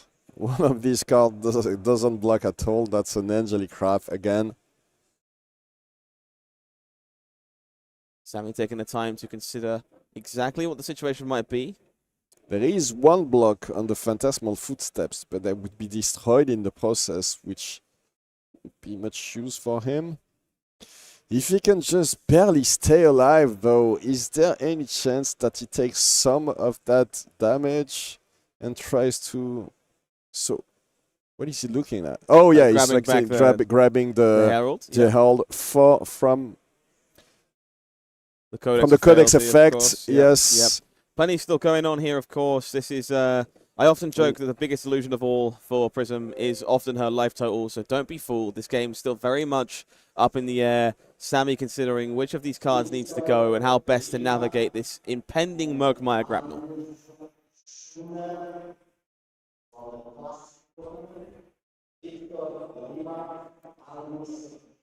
Connor's hands just kind of looming over the arsenal for a second there, very eager to get things to go. Going to push those diseases just slightly out of that pile behind the crow's nest. Don't forget, Sammy. Just to remind Sammy that there's something attached to that Merkmire Grapnel in case it's not menacing enough. Who needs the real arrow? We can just forewarn our opponents with a little damage dice and a couple of lovely cold foil tokens. I don't blame Sammy for taking a moment to consider all possibilities in this spot. This is likely the most pivotal turn of the game and decides their fate going forward in this top 4 match here at the Calling Lyon. Definitely in a bit of a blender. That's the thing now. How much damage can you afford to take? Connor giving his opponent an indication of the one of the cards that he's most worried about, because it might make it very difficult to block one of these herald attacks if Sammy decides to keep one card in hand to attack with the Herald of Protection, which is probably his plan. But which cards is he discarding? Yeah, Connor taking a moment to make sure they understand Dreamweaver is entirely certainly a card that could offer some amount of impact on the way back if Sammy is looking to get themselves back into this game. For now, they are stressed like I was back in university. It's all over the face, the body language, the most difficult decision of their life in front of them in this moment in time. Trying to find a way out. So let's say he loses his only non-blocking card, which is the Angelic Wrath. He can block 8 with the cards in his hand. He probably can't really afford to keep a card in hand to attack with the Herald of Protection, which means he would lose it to the Inertia token. He would still get the Bloodrot Pox. It is unfortunately that Bloodrot Pox, I believe, to be the problem here. Would be forcing through too much damage for Sammy to take care of. So wait, he takes 5 there. 6, 7, 8. He takes 5 there and gets the Bloodrot Pox, and well, it means he's dead, right? Certainly looking pretty bleak here for Sammy. Again, taking the time to just consider every possibility, try to find a way out. But 12 damage from Mcgrath, showcasing exactly how powerful this tool is against these illusionists we've seen so prevalent in today's event. Conor McGrath has been taking names, and Mcgrath is to blame. So this is 6 damages falling down to 1.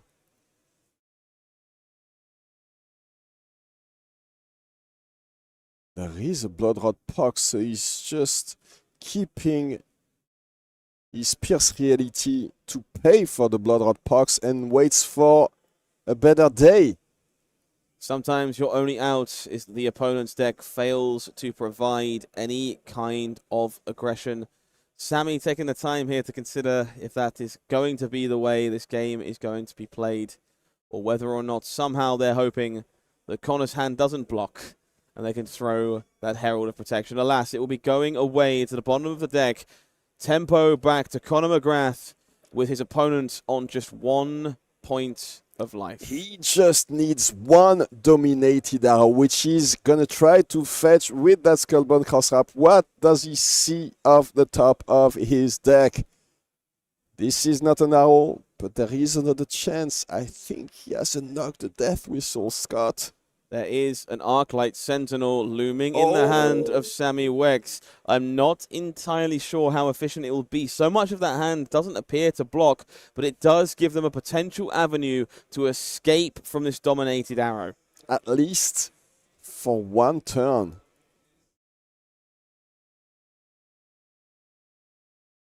Kind of vocalizing their thought process here. Sammy doing everything they can. Hand face down on the table. I don't want you to be paying attention to what I've got over here. Knock your death whistle. Load your arrow. Sammy acknowledges the situation. We're going to go taking a look. You just see Sammy's face when Doug the Death Whistle was revealed. He was like, yeah, okay, it's coming now. Yeah, that's pretty good. Okay, that's a good card. Yeah, that good choice. once again showing Is that the itself. 7th time that you're playing this one? It looks like it. It Certainly feels like it. Yeah. Absolutely. So, Sammy taking the time to give a quick shuffle, placing that grapnel on the top. We'll see a reload, courtesy of Knock the Death Whistle, and almost certainly a Azalea activation shortly afterwards. This would be the time for Sammy to pick that hand up and pitch to Arclight Sentinel. I will not be losing this game today. Not today, my friend. There it is. So has to activate Azalea, which means that this Murkmire grapple has to go into the Spectra. Wow. Okay, 1 more shot for Connor. I think that was the 3rd Arclight Sentinel, wasn't it? No, that's only 2 of them. The 3rd one was pitched earlier. It was indeed the 2nd, so 1 still lurking. We've seen several shuffles, and we do I saw the 3rd one. again. Yeah. An Arclight Sentinel might be the savior here for Sammy Weckx, depending on how Conor Mcgrath wants to sequence this important Azalea turn.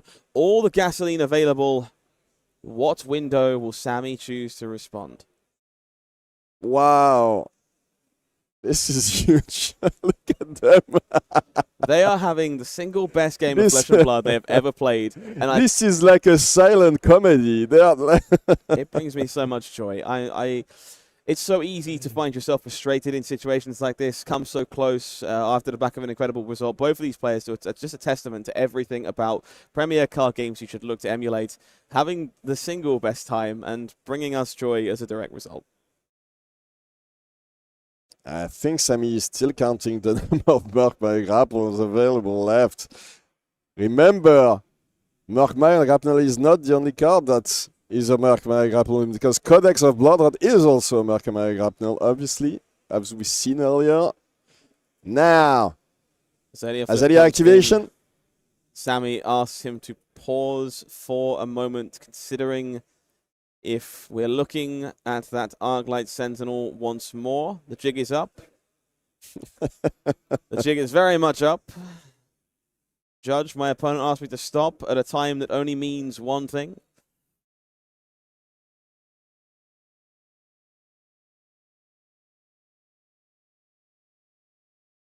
I have a video on full display. Thank you for the quick peek and demonstration. Nice. Connor, I appreciate it. Lovely sleeve there.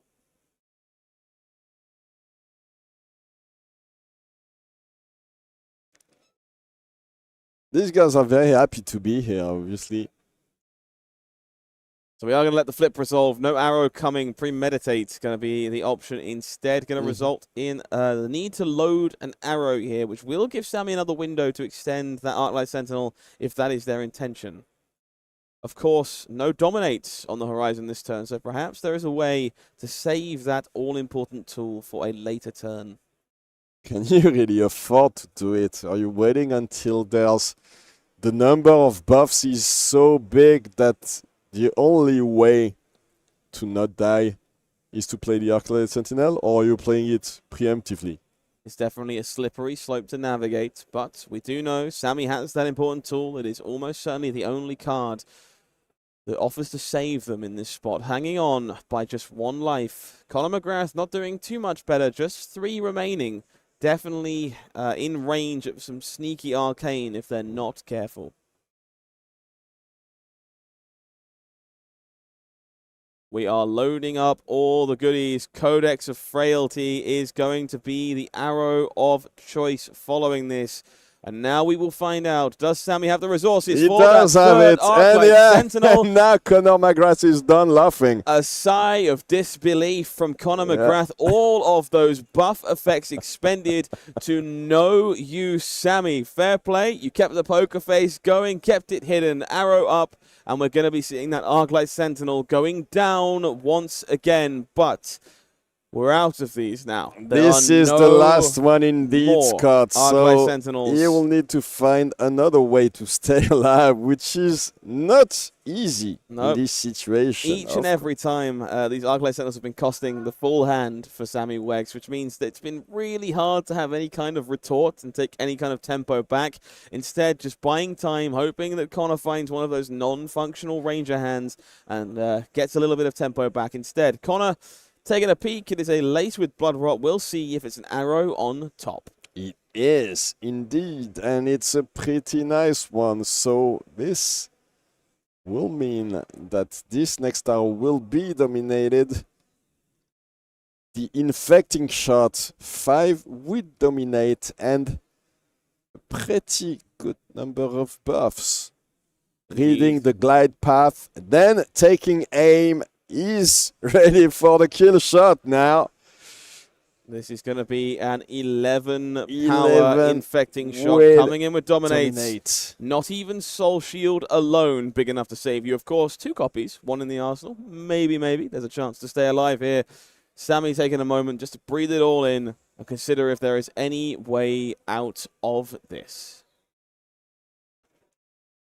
So one thing he could do would be to block with a potential soul shield from the arsenal, 1 block from the Phantasmal Footsteps, and then activate the Halo of Illumination to fetch a Herald, put it in his soul, So there is a few activate Prism to flip the Figment yes. that he would fetch, and then get 4 ward on this one, which would keep him alive actually, but he wouldn't have anything for next turn. So worth noting, Imperium Rapture, I believe, is only available on your own turn. Sadly, will not discount. So he would have to flip. pay for this one. You will have to pay to flip an angel, which means when there's no obligation necessarily to use Halo of Illumination, these are figments that are sitting here being lovingly gestured to by Connor. But that's could be transformed and turned into 4 points of wards. There are certainly escape avenues. It is going to be time for that Halo of Illumination. Either way, we're going to put a Herald of Triumph into the soul. I think he's looking for this soul shield, maybe. Take a draw. See if we that find a defense reaction. That does not look like the shake of a head of a man who found his defense reaction. Sammy taking a peek to see where they are. Of course, Figment of Triumph shinking this arrow down just a pinch to 10. Yeah. Oh, slightly easier to defend, but it's still a big dominated arrow coming in for 10. He still needs... So he has 5, basically. He would be able to prevent 3 with one of these heralds defending. We still don't know what the card in his arsenal is, though.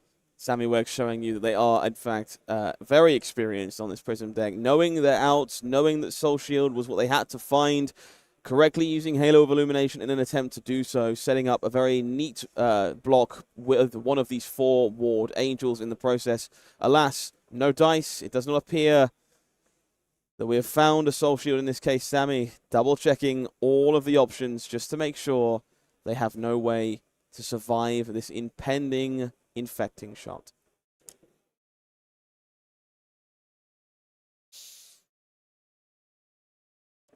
Yeah, Sammy trying to find a way out. Either that or, of course, just enjoying his time at the feature match table. I certainly can't blame anyone for wanting to drink it in for as long as possible. She's been enjoying himself up until now. Oh, yeah, the Rainrazors was on top of it anyway. So there was nothing he could do. Congratulations to Connor Mcgrath. So we've watched a lot of Connor today. We even had an interview with him, and it looks like we'll have him next in the finals of this calling in Lyon, guys. That was an amazing display of everything that Azalea can do when it goes our way. That was crazy. I'm so Even impressed. in an unfavored matchup like this one, the Prism matchup is supposed to be a very bad one for Azalea. He managed to find the perfect lines, the perfect cards, the Merc grapnels at the perfect moments, and when he didn't have the Merc grapnels, he had the codexes. Absolutely. That was the key card there. Merc grapnel. The threat of it, the ability of it, just all over that game, setting the tone for what both players were able to achieve. A masterclass by both, of course. We've seen plenty of Connor. We'll be seeing them again in the final. Very excited to watch that entire story unfold on the big screen. And commiserations to Sammy, who, of course, had an incredible run this weekend with a deck that many people thought had no place in this current meta game, showing you that Prism is nowhere gone. She is very much still in the picture, and you should be expecting to see her at events near you in the future. Prism in top 4 of the calling is nothing, is pretty special. Absolutely. Absolutely unexpected. So this was our top 4. We can take a look at the bracket now. It looks like Jacob Clemens prevailed versus Bartosz Ziemba. I assume that the game versus Pablo Pintor will still take some time to finish, but we have at least half of the finals. Connor Mcgrath on the bottom side of this bracket will be coming to these Calling Lyon finals, guys. So worth noting for those folks at home who may not be aware, Jacob Clemens, of course, on that Count Your Blessings version of Enigma, their only loss on the first day of competition, Pablo Pintor on the Enigma mirror. So we're going to see a repeat of that game here. Pablo did come out on top last time around. We'll have to wait and see if they can do it again. If King of Swiss has managed to fail. we got the result live, guys. So We are out Pablo of blessings. is in the finals. They are gone. No blessings left. You may have counted them time and time again, Jacob, but not enough blessings apparently. Well, we have a finals, guys. Pablo Pintor, Conor Mcgrath. That first seed for Pablo on the way in. Not submarining this time. A masterful display on Enigma. Conor Mcgrath, we've seen it live in the feature match area. One of the best Azalea pilots we could hope for, and those are the two players who will be joining us in the final for all the glory, all the prize money, and that gold foil extended art balance of justice. I can't wait. So what we're going to do is take a very short break because we can't wait, and I'm sure you can't wait either. So we'll be right back with the finals of Calling Lyon, Pablo Pintor and Enigma versus Conor Mcgrath and Azalea. Don't go too far. We'll be right back. And it's gonna get the fist bump. The Phoenix rises. What an incredible display by. Listen to this room right now. The room is erupting, celebrating our Flesh and Blood World Championship.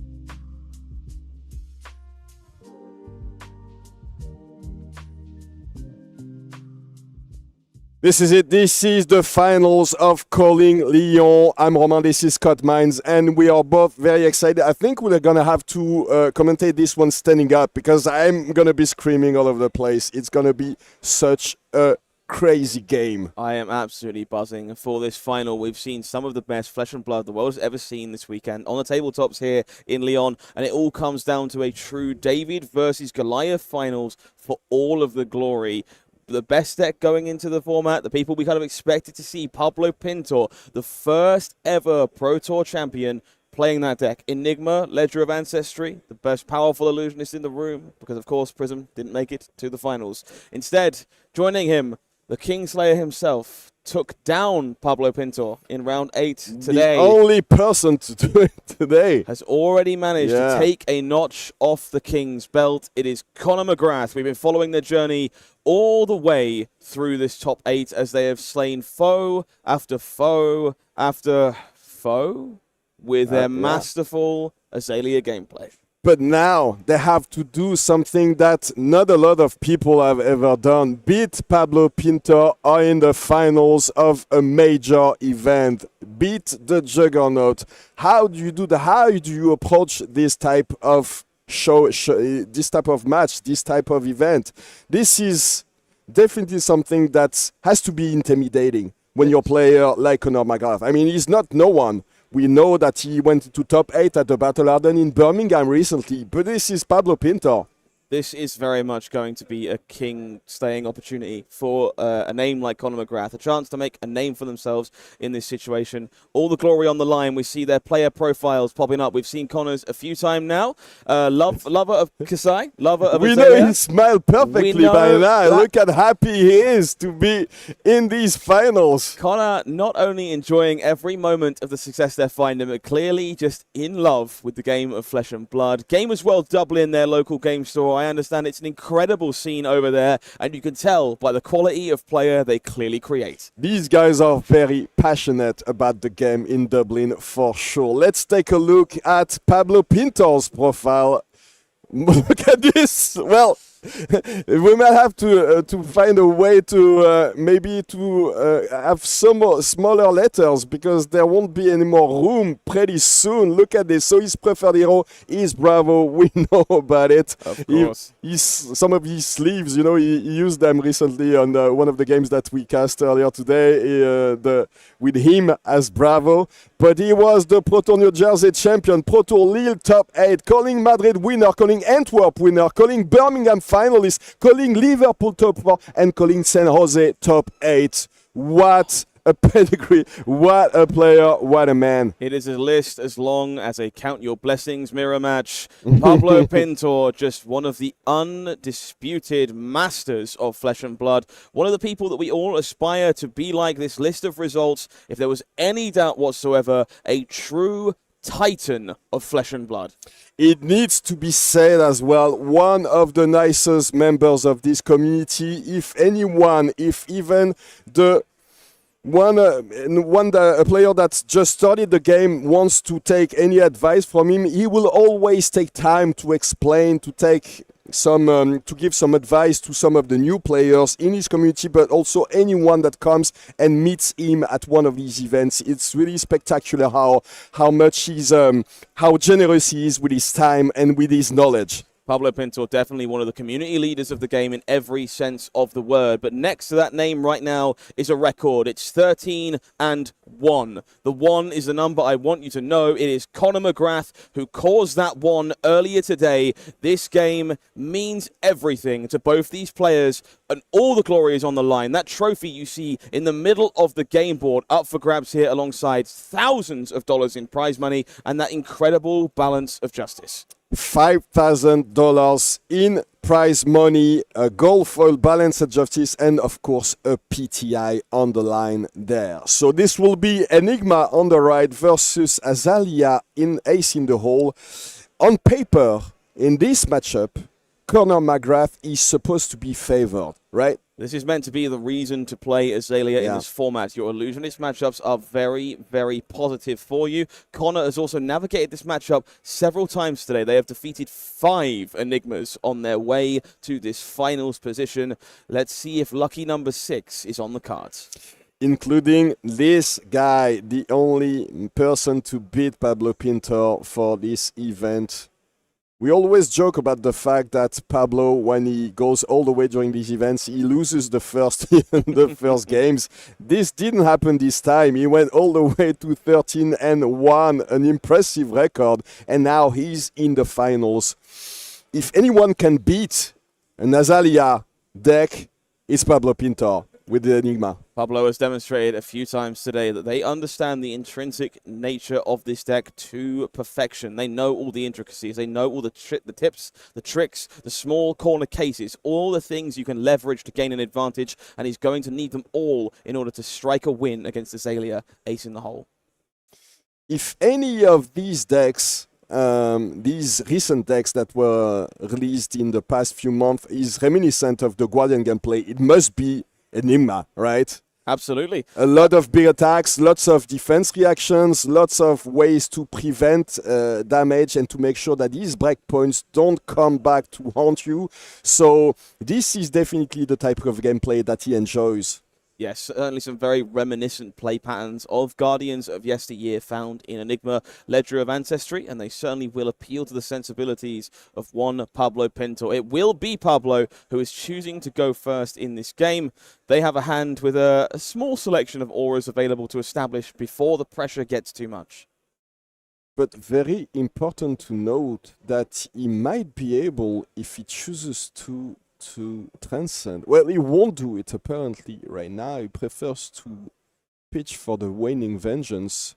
Absolutely. So we see a Moon Chakra in that hand. That's definitely a reason to hold on to that Transcend capability, try and get the maximum out of that card. And establishing these auras early is so important in this matchup. Not only are you refilling your hand here, so it's some free card advantage, but these wards are going to be the only thing standing between you and a deadly assassin in the form of Azalea. She's going to be firing off many arrows with Dominate that you can't necessarily use your tools to defend, and these ward auras will be the only thing keeping you alive. But as we've seen recently, these decks, these Ranger decks, they have access to a very powerful card that makes it irrelevant to have any damage prevention effect. It's called Murkmire Grapnel, and we've seen it a lot in the last game when Sammy Weckx was the victim of an onslaught of Murkmire Grapnels. So rather unfortunately, this opening hand, and it appears the next one as well, arrows are nowhere to be seen for Conor Mcgrath. We're going to be passing back and failing to find an arrow yet again. It is worth noting, I was speaking to Conor between rounds. This game today against Pablo Pintor, he managed to steal the win with the final buff in his deck earlier today. And we're seeing them played out here again from necessity, not from want. And we might find ourselves in that situation once again. Some transcending happening on this Levels of Enlightenment courtesy of this Rising Sun Setting Moon. And Pablo, of course, looking to gain some extra modes by activating Enigma with that inner chi. Yeah, remember, so when you play Levels of Enlightenment, you can transcend by playing as an instant one of these transcend cards like Rising Sun Setting Moon, and once it resolves, you can activate Enigma's hero power to make sure that when Levels of Enlightenment looks at the number of cards, of blue cards in your pitch zone, you have a couple of them rather than only one, which means that you can double activate two effects on that very powerful Levels of Enlightenment card. So in that situation, it chooses to go with 3 go again and with a 3 and draw card. Absolutely. Certainly a reason to be these Mystic Heroes, Levels of Enlightenment.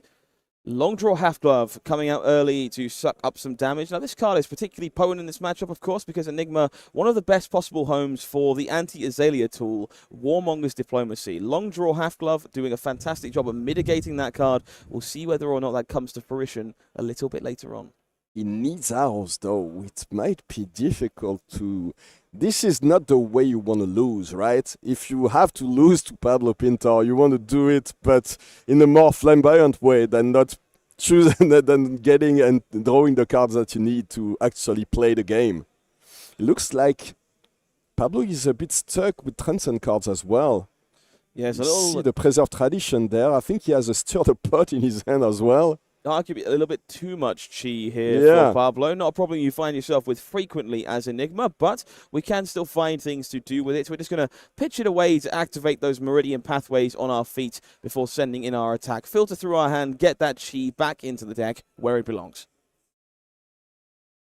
3 attack on the Waning Vengeance.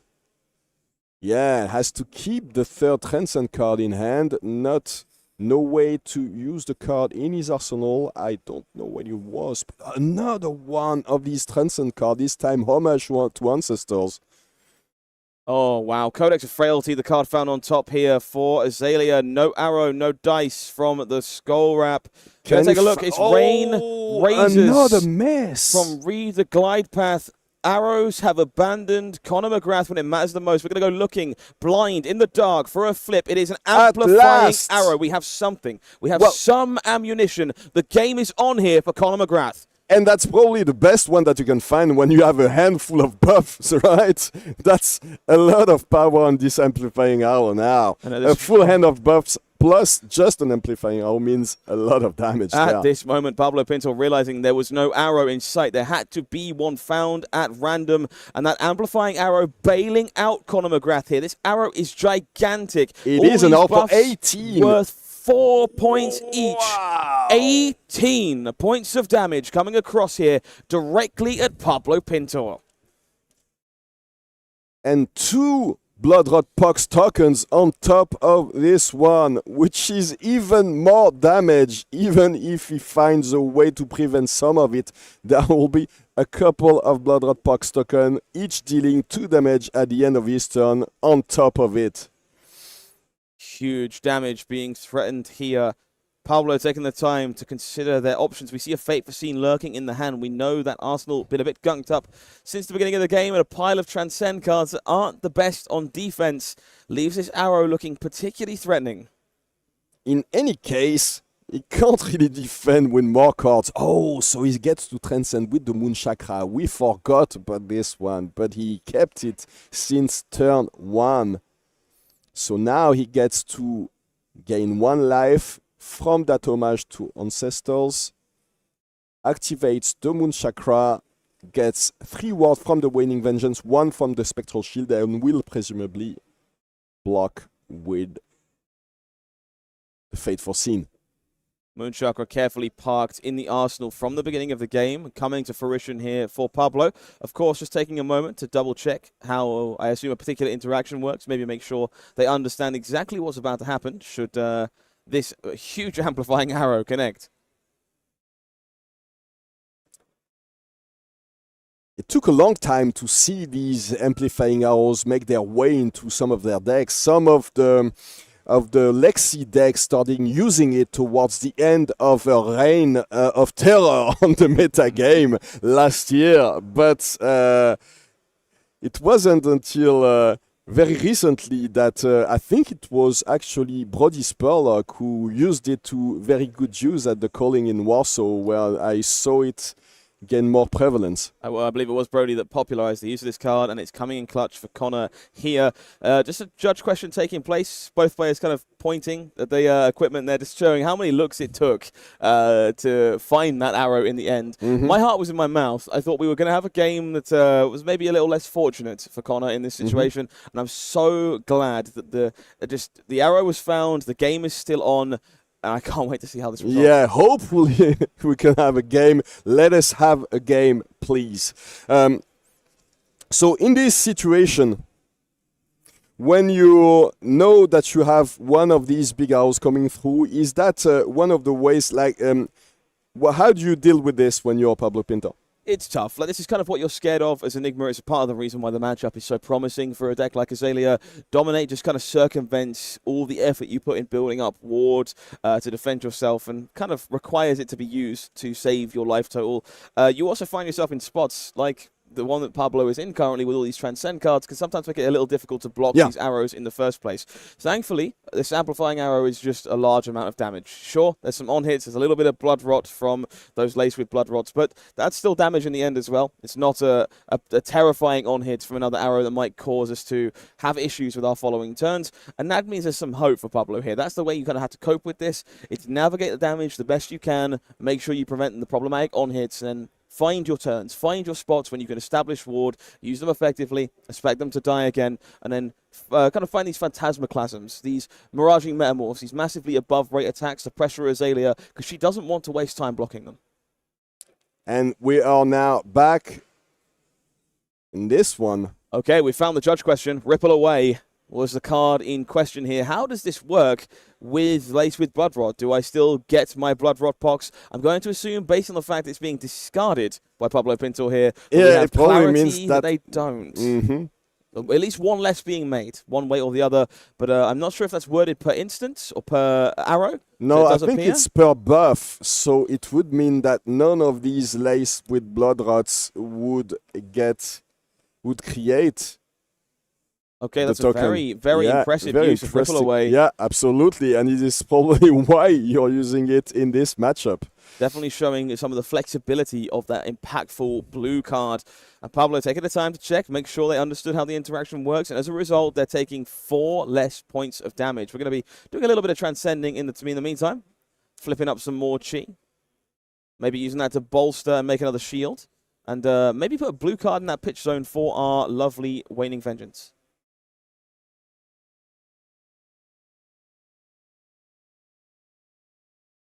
So even though he's going to take a lot of damage there, it basically means that he prevented 4 damage. This could be worse. This is going to be a lot of this damage being soaked up by Pablo's incredible navigation of this. Yeah. Ripple Away, removing those the blood Ripple rot. Away That's was worth huge 4. there. Yeah, we have 3 prevention from this Moon Chakra, 4 block from the Fate Foreseen, and of course another 5 points of prevention here, courtesy of all these auras that are going to be biting the dust. So all in all, 9, 10, 11, 12 points of prevention.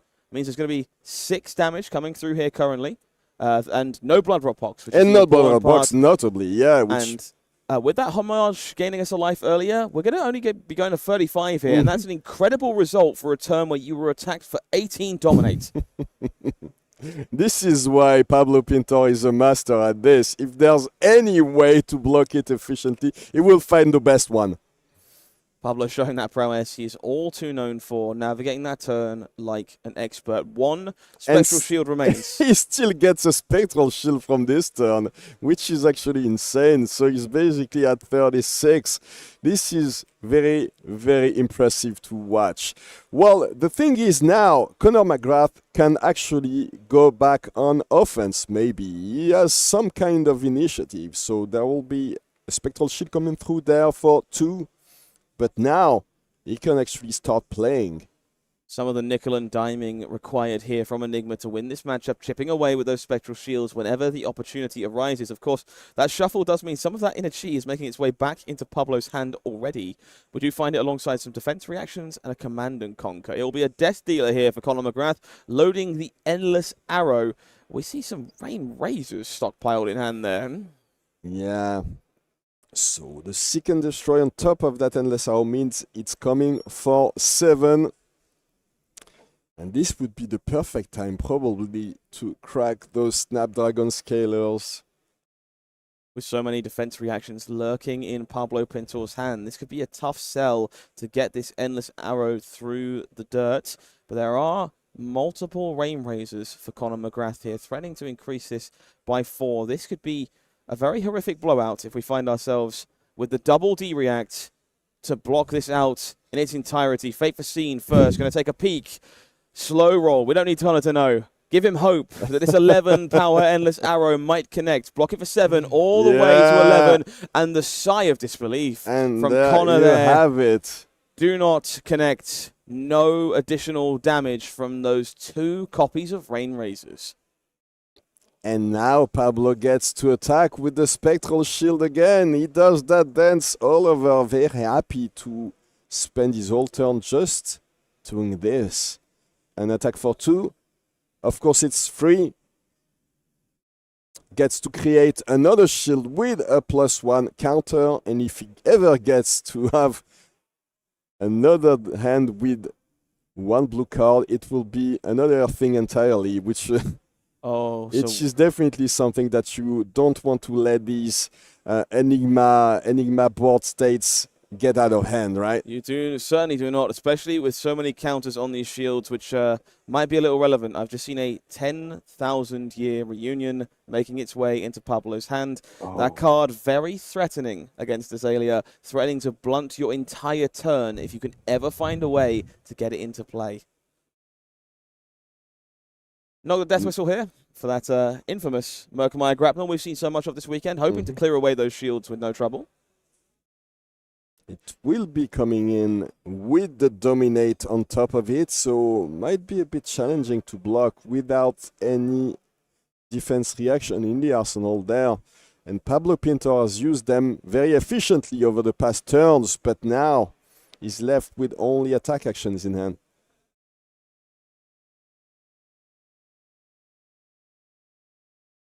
Brief moment to randomize the deck for Azalea. A few buffs still lurking there for Connor to utilize on this Mcgrath grapnel after Azalea does go into effect. We'll be putting the switch card, infecting shot, back on the bottom for later on. Mcgrath grapnel joining the party. How much damage can he put on top of this one? So release the tension, that's 3 with the lace with inertia, so that will be at least a 10 power Mcgrath grapnel coming in. This was very much a required turn for Conor Mcgrath here. We're going all in this case. 13 points of damage. Once again on this Mcgrath grapnel. No damage prevention going to function on this one. Should any damage sneak through, those spectral shields are toast.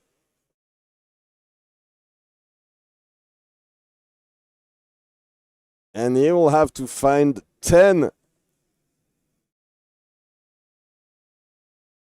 block out of nowhere, which is basically impossible. So there you go, taking 10 damage there, losing all the spectral shield, and also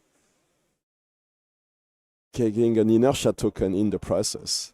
10 block indeed. Would have been quite the time for a 10-foot tall and bulletproof, but none to be seen by Pablo here. Instead, multiple copies of Levels of Enlightenment here. Going to let us get a little bit of go again with this 3 power copy. 2 resources floating, inevitably to make another play afterwards before that inertia takes hold. And we've seen a glimpse of the Command and Conquer in Pablo's hand, so there you go. Putting it on the board. There is no arsenal to threaten there, so it's just 6 damage. But at this point in the game, you have to respect everything. All those resources being utilized by Pablo Pintor in the finest possible way. Of course, Connor reviewing that graveyard, maybe a bit of a tell for what might be coming in the near future. Pablo incentivized to do the same immediately afterwards as a result. Or maybe just bluffing having a Codex of Frailty in hand. We know that he doesn't have it. That fear is worth something. Making your opponent consider Codex of Frailty as these turns continue is a power all unto itself. Tunic ticking up to 2. We're going to see Connor moving in and how they want to navigate this turn. That Knock the Death Whistle offers Dominate in a pinch if required. A number of buffs to go alongside a Bolting Shot. A number of ways to play this turn when all is said and done.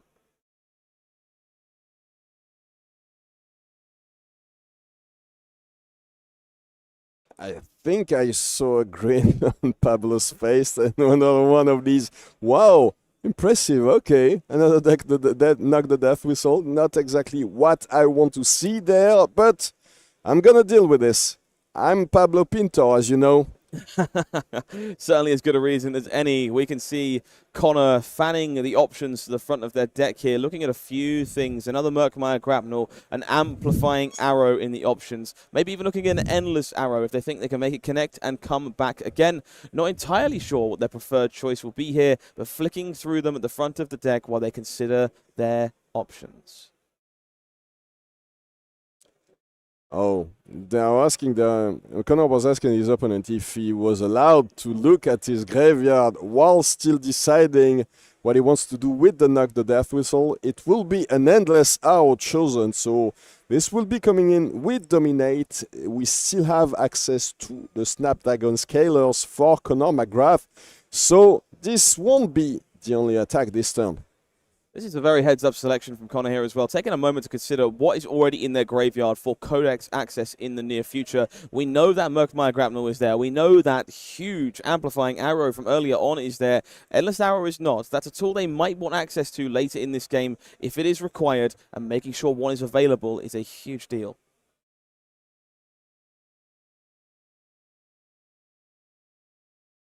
So our reload will take effect. Yeah, putting the cards at the bottom of his deck, and now the Endless Arrow is ready to be fired off. Dominated with the Lace with Frailty and with the Premeditate. Another 10 points of dominated damage. And only one card is allowed to be used to block this one. Premeditate, of course, threading that Ponder token to make sure that Connor has an arsenal once again, moving into that following turn, regardless of what they may choose to do with an Endless Arrow, should they receive one. Now it's time for Pablo to think.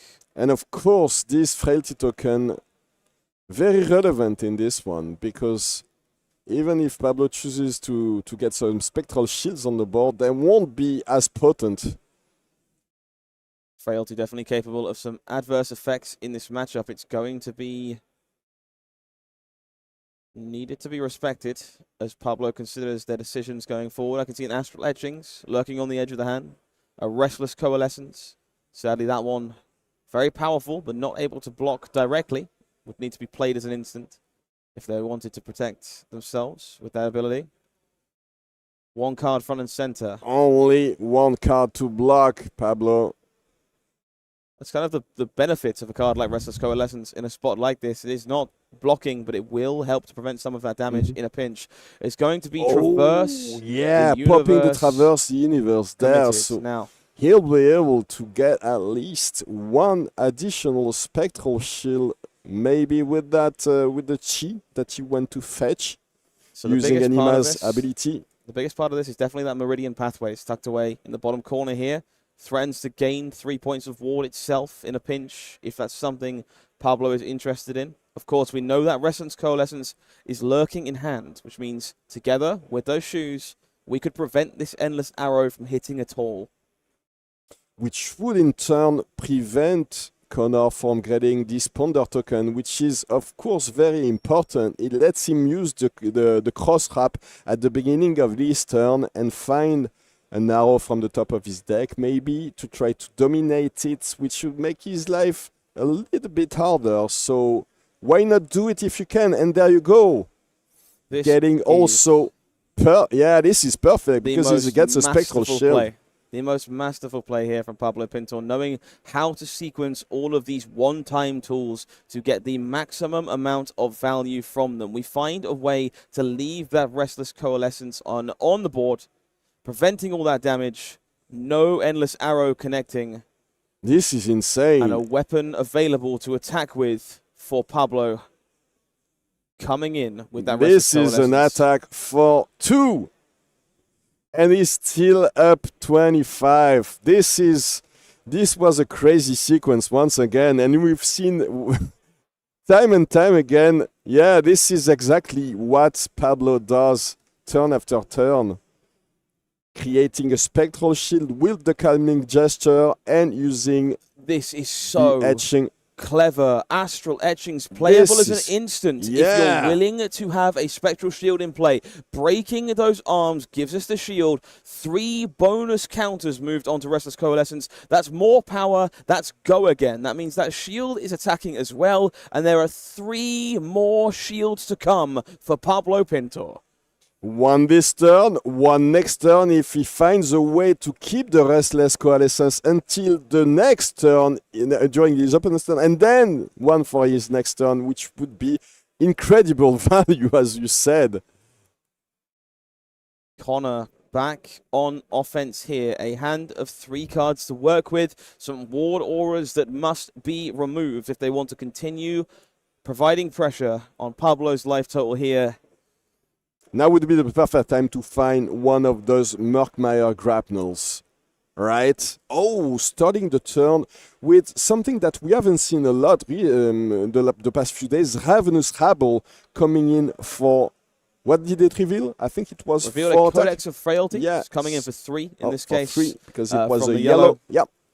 But that Codex, very important, as you alluded to. A Murkmire grapnel might be nice right about now. Well, we can pop one in our arsenal and even have one pretty available nice for next turn too, should we be so inclined, thanks to that Codex that we know about. This is roughly what was needed from Conor Mcgrath. Not the perfect Ravenous Rabble, but definitely able to go more than one attack wide and set themselves up for success on the following turn cycle. Pablo? Pablo has one way to block this cleanly. I think he has a drop in the ocean, so it would mean they can block with a 3-block card in his hand and use the drop in the ocean to minimize the damage on that Murkmire grapple. -1 with that Transcend card. He wouldn't be able to Transcend with it, but at least make sure that Murkmire grapple doesn't hit and doesn't destroy the Restless Coalescence. Taking a moment of consideration for Pablo here, reviewing that graveyard, understanding the resources that are currently gone, how many of each of these important effects remains available throughout the course of this game. Can I afford to let this Restless Coalescence fall for no value? Instead, a hand full of attack actions for Pablo alongside those blues. A Command and Conquer front and center. I believe that's a Phantasmaclasm tucked shortly behind. Wants to take a look at his opponent's graveyard now. Make sure that he knows how many of those threats are gone. Well, you know about that Codex of Frailty that Connor drew from their Death Dealer, so that graveyard more important than ever before. That variety of arrows threatening to break down the walls built by Pablo Pintor's Enigma. Might even be coming in this turn because the Snapdragon Scalers are ready to be used right now. Must be a bit frustrating for Connor because he managed to assemble some of the most powerful tools that you can put together in the with this Azalea decks, but Pablo still at 25. Of course, the threat of Snapdragon Scalers looming, as you suggest, at this moment in time. Threatening to extend this turn and force the issue right here, right now. Snapdragon Scalers, they are broken, they're expended. No more go again available easily for Conor Mcgrath this game. But we will be seeing that Codex of Frailty making its way into play and knocking another card out of Pablo's hand. Well, probably needs to use the drop in the ocean now, but it means that he's gonna have to deal with the next attack, which probably will be another Murkmire grapnel with only one card in hand. Oh, he decides to get rid of it altogether. Yeah. I think this is definitely a concession of understanding from Pablo Pintor.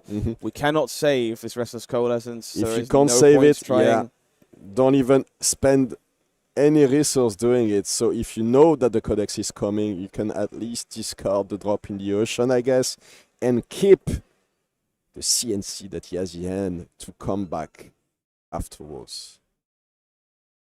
So a Invocation of Mirror Guy lurking on the outside of that hand as well. Yeah.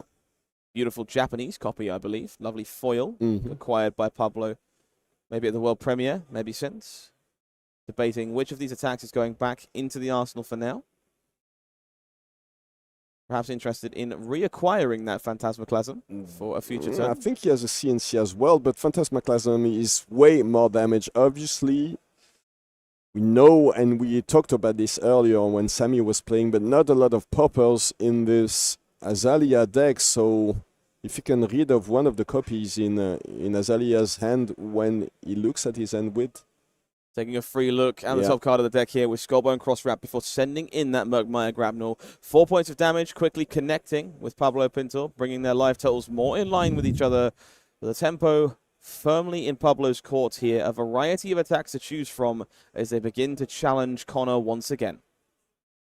Yeah, the CNC in hand doesn't get...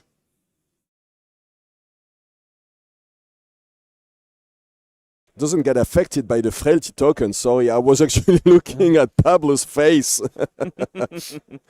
Getting lost, yeah. By such a handsome man. Yeah, that's what happens sometimes when you get in close proximity to Pablo Pintor. There's just an aura, an allure, if you like.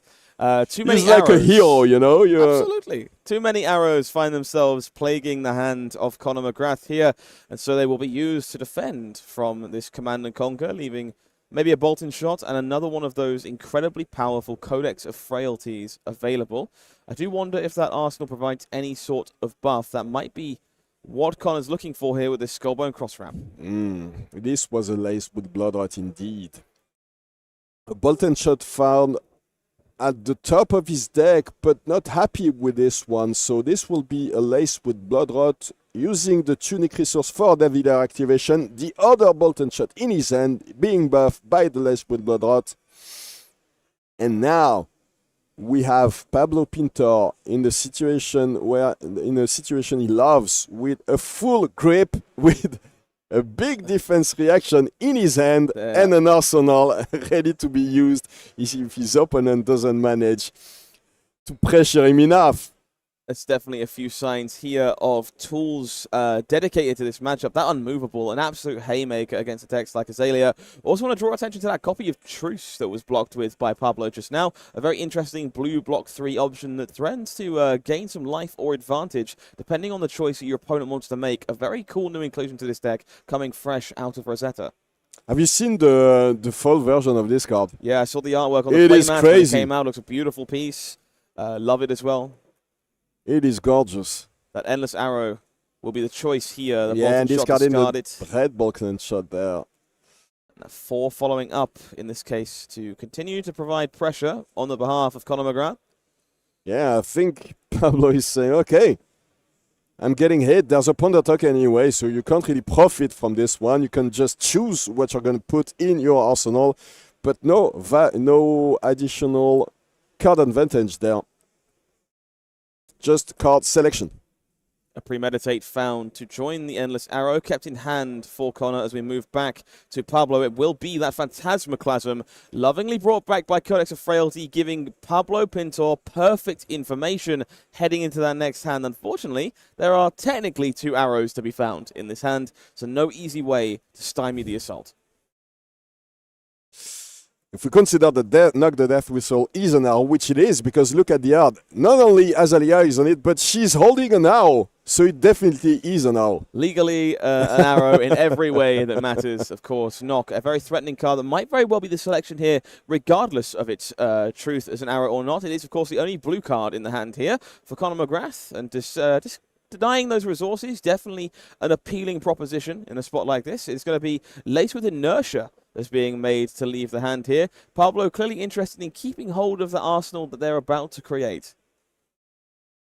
No popper found for Conor. Of course, the frailty token affecting this Phantasmaclasm, so only coming in for 8, but 8 is almost half of Conor's health in this situation, so definitely something that you can't ignore. And I think he's about to block with 2 arrows. A red in the ledger being picked up as the complementary card, courtesy of that Phantasmaclasm. Not particularly effective in this spot. Kind of taking a moment to review what can be done with their graveyard moving forward. These players trading tempo back and forth. These life totals exceptionally close. Every small decision might be the one that wins you a calling.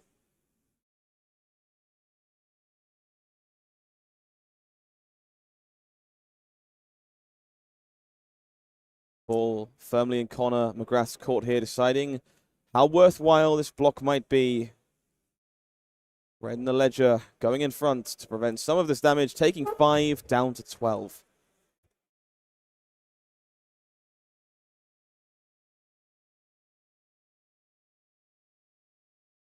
And now he's got one of these big defense reactions in his arsenal. A couple of dissolve realities. This is a very weird hand.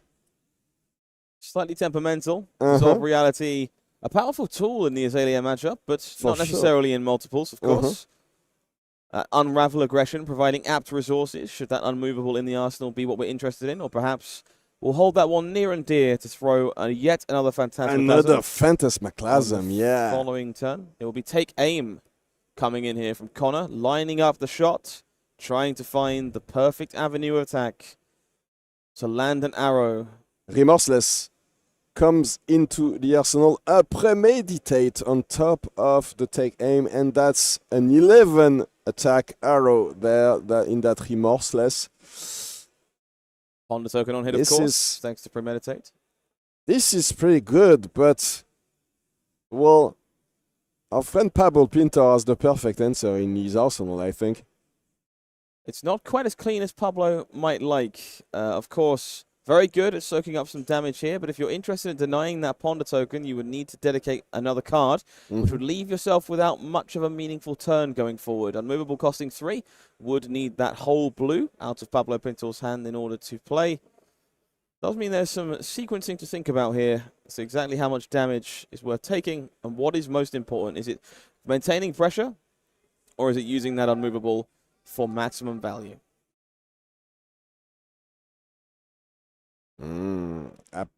Taking his time to consider his blocks there.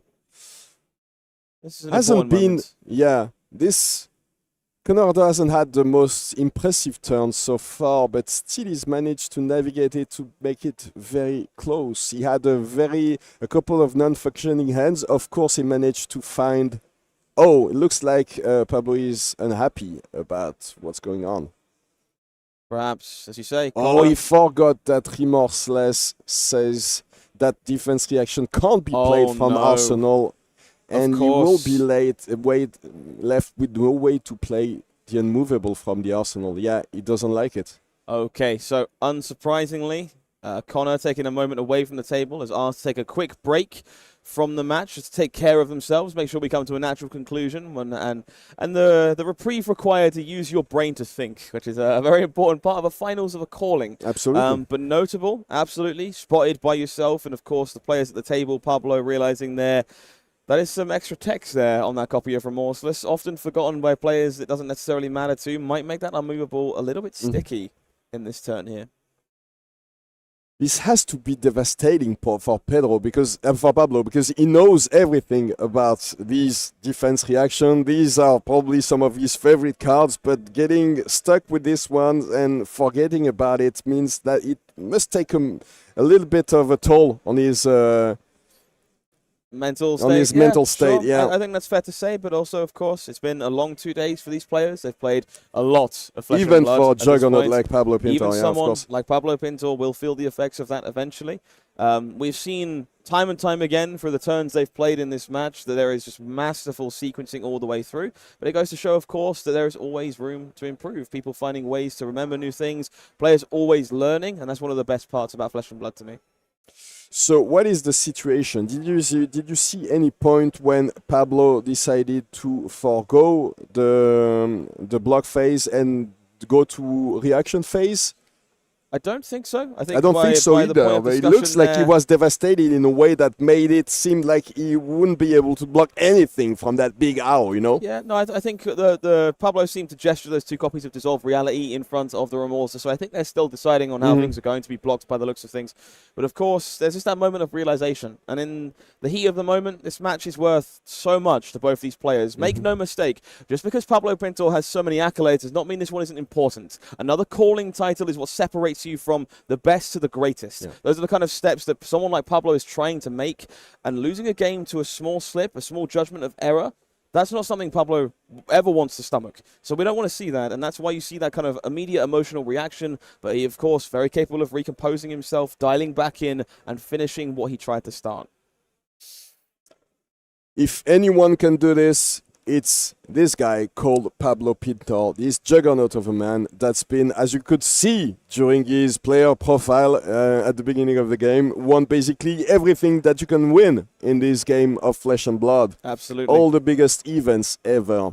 I cannot wait to see how this game comes to an end. Of course, if you're joining us, thank you very much for watching the broadcast this weekend. It's been a pleasure to bring you all of the news, excitement, and games here from the calling in Lyon. We've had some phenomenal viewer numbers over the course of this weekend. All of Flesh and Blood turning up to check out what we have to say, and that's been an honourable experience. Do make sure to give the video a like, give the stream a like if you're enjoying what you see. Support the content so that we know we're doing a good job and that we can come back and do more for you in the near future. Of course, and if you're interested in taking a look at the deck list of all of these players, take a close look at what's going on the LSS website. Of course, all the deck list of these top 8 will be published very shortly, in a couple of days at the most. We are back at the table, and it looks like there has been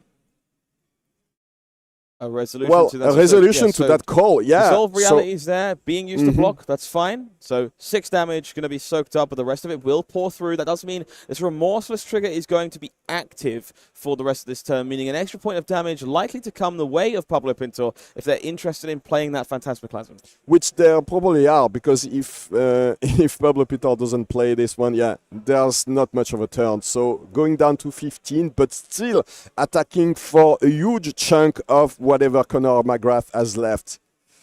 So attacking for 9 and crucially being able to choose any of those cards and get rid of it. That's the incredible power of Phantasmaclasm, giving information but also getting rid of the best card in your opponent's hand. And again, Pablo carefully choosing to select the interaction for the Arsenal. It's going to be keeping that unmovable safe once again and refreshing to a hopefully less relevant card for Conor Mcgrath. It is a Codex of Bloodrot found to join that selection of arrows and a Premeditate. 9 points of damage coming their way, a whole 3/4 of their remaining health, and a tough decision to make. With that many arrows, he probably needs to can afford to lose a couple of them. That seems to be the choice he's willing to make there. He wants to keep the Premeditate. Well, the Codex doesn't block very well anyway, so might as well keep it. It represents more damage and more value that way. So yeah, it looks like he considering blocking with a couple of these arrows. It will be both the Amplifying Arrow and that Murkmire Grapnel going in front of Phantasmaclasm. Connor falling to 9 here before taking back the turn. That Remorseless fully resolved. No need to keep track of that one anymore. Tunic to 2 to start this turn. It's going to be a cross-wrap activation, Infecting Shot in the Arsenal, and a Codex of Frailty found on top of the deck.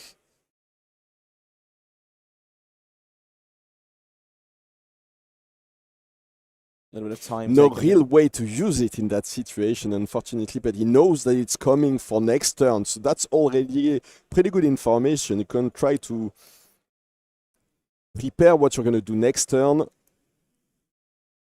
Definitely a little bit of a sticky card, one you're interested in based on huge power level alone, but not the most optimal find for this particular turn, of course.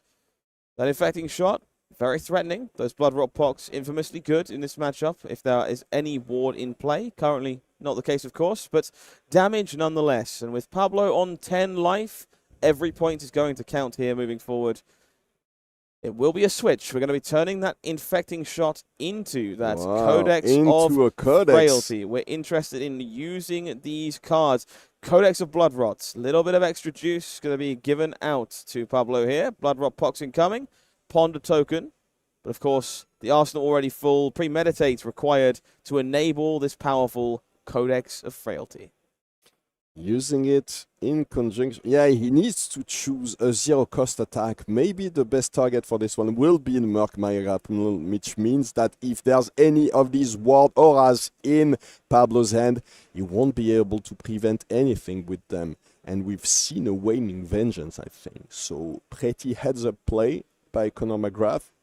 He's proven time and time again today that he knows these matchups perfectly. Conor Mcgrath is a master of the Azalea hero. There is no doubt to be had there. 7 points of damage on this Murkmire Grapnel, correctly respecting this Waning Vengeance lurking in the hand of Pablo Pintor, who now needs to reassess how to best handle this situation. A couple of Ponder tokens, which means he'll get to choose which card he wants to keep in his arsenal for next turn. But now, Pablo has to decide how he wants to use that big defense reaction in his arsenal. Does he want to use it now? It's the cleanest way to block this attack. But there is no dominate on that one, so he might want to keep it for another turn if he has a better way to prevent any damage there. Doesn't look like there is, though. These are the thoughts running through the mind of Pablo Pintor at this moment. Do I need to save this unmovable for a more pressing threat? Can I use my hands to deal with this Murkmire grapnel in an effective way and save that powerful resource for later? It is a tough one for sure.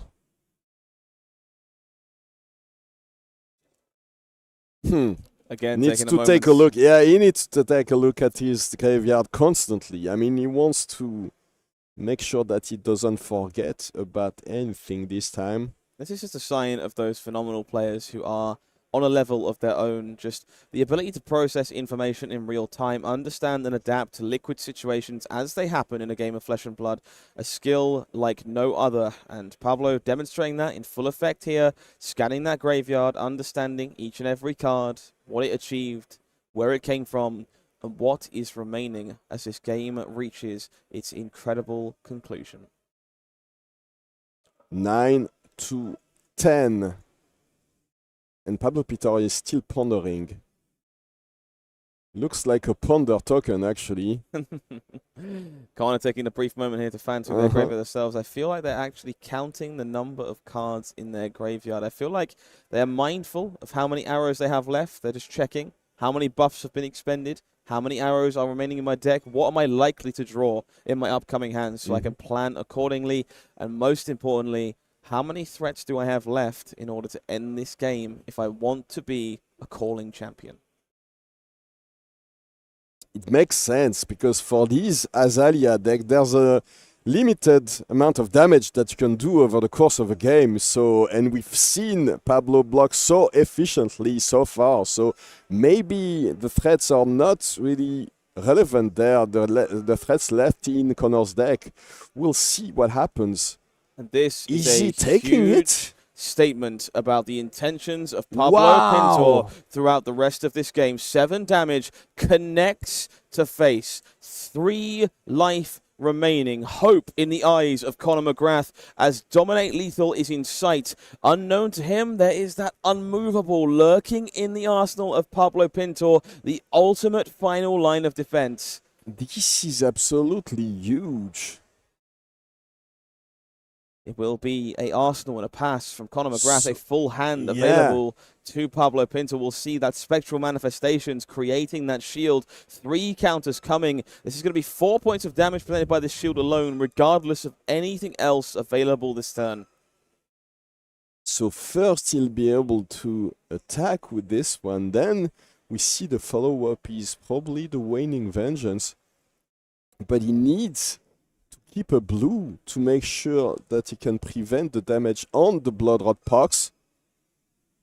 That doesn't appear to be available. Oh, the tunic. No, he has the tunic resource. Yeah, that's what I was about to say. Very important resource there. So that means that he'll get to keep the Spectral Shield and the Waning Vengeance as well. Perfectly navigated once again by Pablo Pintor here, understanding the need to save these auras. Master, yeah. Bloodrot Pox doing no damage, not taking away any advantage from the Spaniard.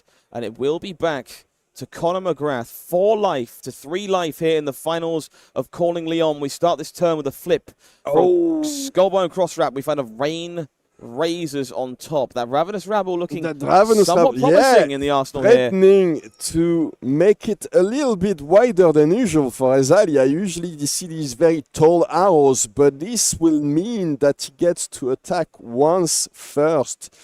And importantly, there are 2 inner chi in the hand of Pablo Pintor. Now, those can, of course, pay for an unmovable, but there are ways for Azalea to prevent those defense reactions in the arsenal. We've seen it a few times today. Cards like Remorseless to shut them down. There's a Fate Foreseen lurking in the hand. There are ways for Conor Mcgrath to steal this game away in the final moments. Rain Razors on the bottom. and a read the glide path. Yeah, he's to looking for reassess. something. He needs to find one of these arrows that prevent defense reaction. Maybe release the tension. It will be that Ravenous Rabble revealing the Lace with Frailty. Coming in for 4 now. A known quantity on top there, making sure a red was available for this Ravenous Rabble. Of course, that read the glide path buff is still lurking. And Pablo now knows that an activation of Death Dealer with that timely Fiendel Spring Tunic will yield another buff for Connor Mcgrath. Pitching the blue inner chi to activate Waning Vengeance, creating a shield, getting a shield back with the Waning Vengeance, leaving the battlefield. So that means he still has the other chi to pay for the unmovable.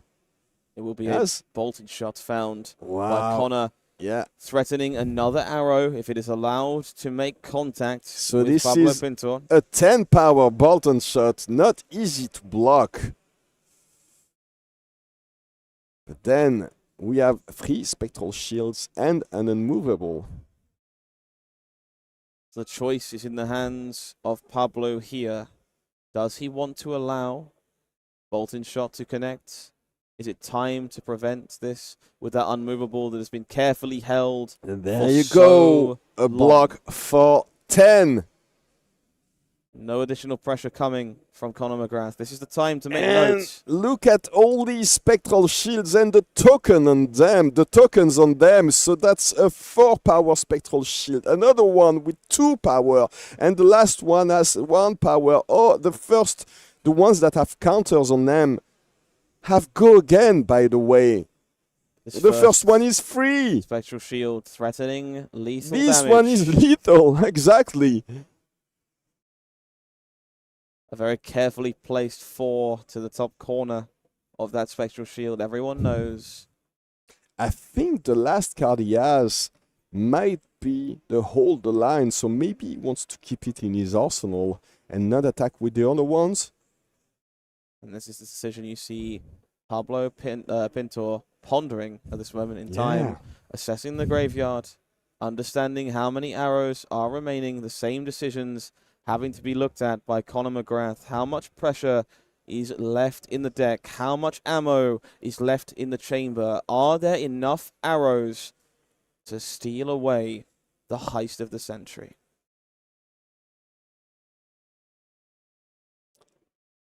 Looks like it at least decides to block with 1 card there.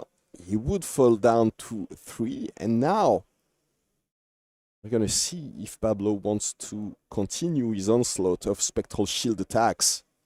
Will be 1 point of damage leaking through that copy of red in the ledger. Pablo He keeps it in the arsenal, yeah, as you might expect from a careful and very defensive-minded player like Pablo Pintor. So patience is key indeed. And we see yet another hand with an inner chi and some auras available. Restless Coalescence among them. Another Waning Vengeance. Not a lot of raw block value on this hand. In fact, a total of 2. Shall we find ourselves with a Murkmire Grapnel in the near future? This could spell disaster. This is for not a Pablo Murkmire Grapnel, but this can try to maybe find one off the top if this opt reveals it. Connor not looking particularly excited, but he keeps it on top. Maybe Tunic will draw the card found. Red in the ledger, the arrow of choice this time. Some inertia, some aim. This is gonna be a big one. So that's an arrow for 5 plus 6, that's 11, plus 9, so that's 14 damage. Okay, so we see the hold the line for 2. The limited amount of block value, but of course these auras capable of preventing damage on this red in the ledger. 5, 6, 7, 8, 9. All in all, I think he can make it, but Pablo he probably Pintor won't have much to... He's alive. Yeah, I think he's alive, but he's gone. only gonna be alive by a thread there. I haven't counted exactly. He's flicking his card, so that's It is that fateful 7. scene parked in the arsenal to prevent additional damage. 7 covered so far. 3 ward face up in play. Still 4 He damage needs to unaccounted. find 4. Yeah. And we have some auras to The assist Restless us. Coalescence, the Waning Vengeance means that he's going to find the 4, but how does he want to navigate this one? He can, of course, drop the Restless Coalescence, put as many counters as he wants on it, and then create another Spectral Shield. He can create a Spectral Shield. This game Use the Waning Vengeance, so that's 3 additional ward. as tight And as yeah, it gets. We're going to move a counter across, make another shield, courtesy of Restless oh my Coalescence. god! Doing the math, how much ward must That's we forsake? 5, 6, 7. There you go. Trigger the Waning Vengeance. That is 14. The most important part of this conundrum, that 4 power shield remains intact. The weapon of Conor McGrath's demise remains in play. We are again threatening lethal damage with a single spectral shield.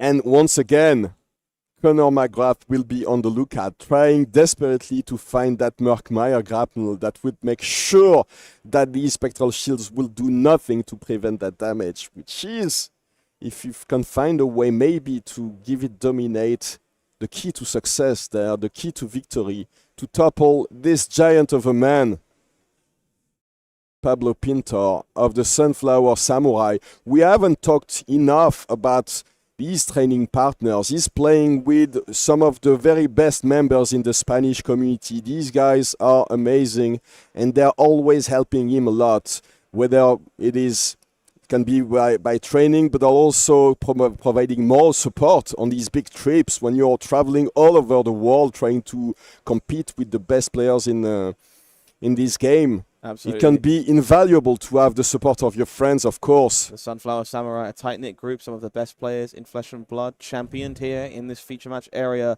by the shirts you see worn by Pablo Pintor.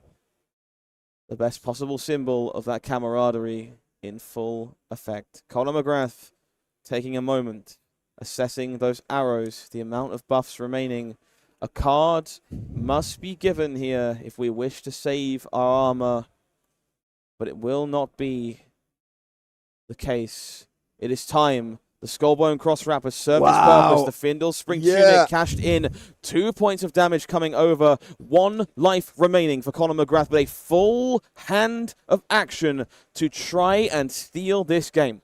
That is a lot of blocks for Pablo now. So even if he gets a Murkmire Grapnel, he needs to find a way to give it dominate. The Remorseless, we know that it won't be effective because there is no defense reaction. Oh, there's one of them, but it's still many ways for Pablo to defend there. That Remorseless trying to look. So what is it? Going away. The slow roll. Show us the arrow. It is No, a lace. it's a lace with inertia. No arrow found for Azalea, but we do have ways to recover. We're arseling. We're passing. Pablo with a full tank of gasoline. Conor McGrath having the heart required to take the chance to find lethal damage. And unfortunately, coming up just short, it will be that same spectral shield threatening their life total again, demanding 2 cards here. And the levels of enlightenment means we can go even wider this time and around. Look at Pablo's hand. The follow-up will be the Phantasmaclasm It for is. the win. Phantasmaclasm. We're gonna make him change the card. This is Block not a popper, and there you with go. What a display. What a man. This incredible was crazy. finale. The Giant coming out on top. One of the best players in all of Flesh and Blood worldwide. Pablo Pintor is your champion here at the Calling in Lyon. We will need to add a line to these accolades for Pablo Pintor. Another win at one of these major Flesh and Blood events. Incredible game, incredible display of the power of this Enigma deck. A lot of players were expecting this. Yeah, you can hear the room erupting behind us. This is crazy. Huge commiserations, of course. Apologies for punching the mic to Kano there. Kano did what he could. But Pablo Pintor is way too good at this game, and he was on fire all weekend. Absolutely. A huge result, 14-1 from Pablo Pintor this weekend. But Connor, a masterclass of Azalea all through the weekend, showing you why that deck is such a formidable competitor in this upcoming metagame heading into Osaka. A second-place finish will have to be what they settle for this time, but it will not be the last you see of Conor Mcgrath. They are coming back. A calling win will be theirs one of these days. One can only hope so. So look at this Pablo Pintor. Well, this is a picture that we see a lot, not necessarily with Enigma, but Pablo Pintor as the only highlighted name on one of these brackets. He was first at the end of the Swiss, and now he's first at the end of this calling in Lyon. Amazing game. This was crazy. I think we will have an interview with our champ shortly. Baz the Bard will be coming in to interview Pablo Pintor, so stay seated, sit comfortably, because we will have an insight into the mind of a calling champion, a multiple calling champion. Don't go too far. We'll have an Osaka preview and then an interview with our friend Pablo Pintor. We'll be right back. Be right back. And it's gonna get the fist bump. The Phoenix rises. What an incredible display by. Listen to this room right now. The room is erupting, celebrating our Flesh and Blood World Championship.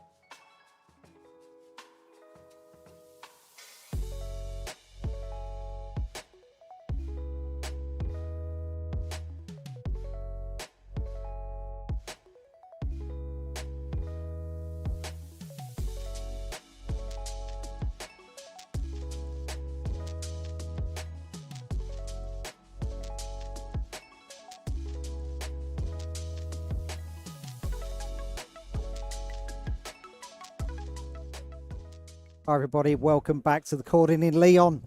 This is our champion, Pablo Pintor. Oh my goodness. What I'm a still win. sweating from that last Azalea trigger. Yeah. My God. If Connor would have got an arrow, it would have been a totally different story. I but- would have been dead. yeah, but you've got to ride your luck. Sometimes it just doesn't happen. But the way you defended in that game was absolutely amazing. Yeah, I am known for a little single thing in this game, and that is defending, right? So I have to live up to my name. Yeah, Guardian Tactics in Enigma. Oh my goodness, that Maybe was amazing. Guardian is not playable right now, but you can take Guardian in your heart and play Enigma and block a lot. Yeah, I think it's even the immovable coming out. Unmovable coming out. It was just like you're so patient on basically how to defend, knowing what to do. Like some of those numbers he was coming at you with was just like, I mean, you know, that's Things why were looking you're grim. champion and I'm not. How's the event been? You know, obviously you've won, but It has been overall- amazing. It has been amazing. Each and single one of my opponents has been a pleasure to play against. I haven't had any problems with anybody. It's been delightful. Like, this is why we travel. Even if I didn't do well at this tournament, this is why I travel, you know, each time I can to play Flesh and Blood, right? This is what it represents. So it has been great meeting up with the community again. It is sad because, you know, I live very far away from any gaming store. Yep. So I cannot interact a lot with them. And coming here and seeing so much people at the same time, it's an amazing feeling. But everybody wants to say hello to you as well, and you've Yeah, and you've got so that much helps too. time That for helps too. everyone. Yeah, but I mean, it's great. You know, some fellow samurais, you see the shirts going around. They were just like they wanted to celebrate with you straight away, and rightly so. Who helped you in the team devise the list? So this was a joint effort between several members of the team. Like every one of us was playing different decks. We were so lost last week. It was amazing. Like, you know, they say that you have to have your deck list locked 1 week before or 1 month before or whatever. I haven't had a deck list locked before 2 days, and you know.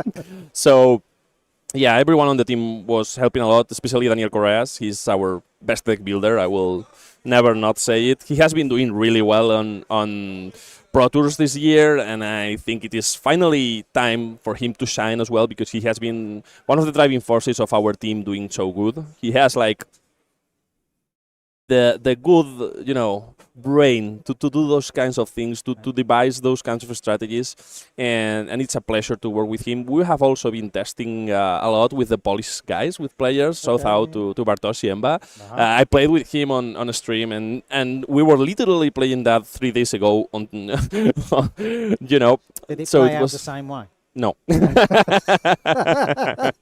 the difference between being in the big time. But I have been really lucky this weekend. You know, to win tournaments, you need to have the correct deck, you know, to play well, not make mistakes, and you need a lot of luck.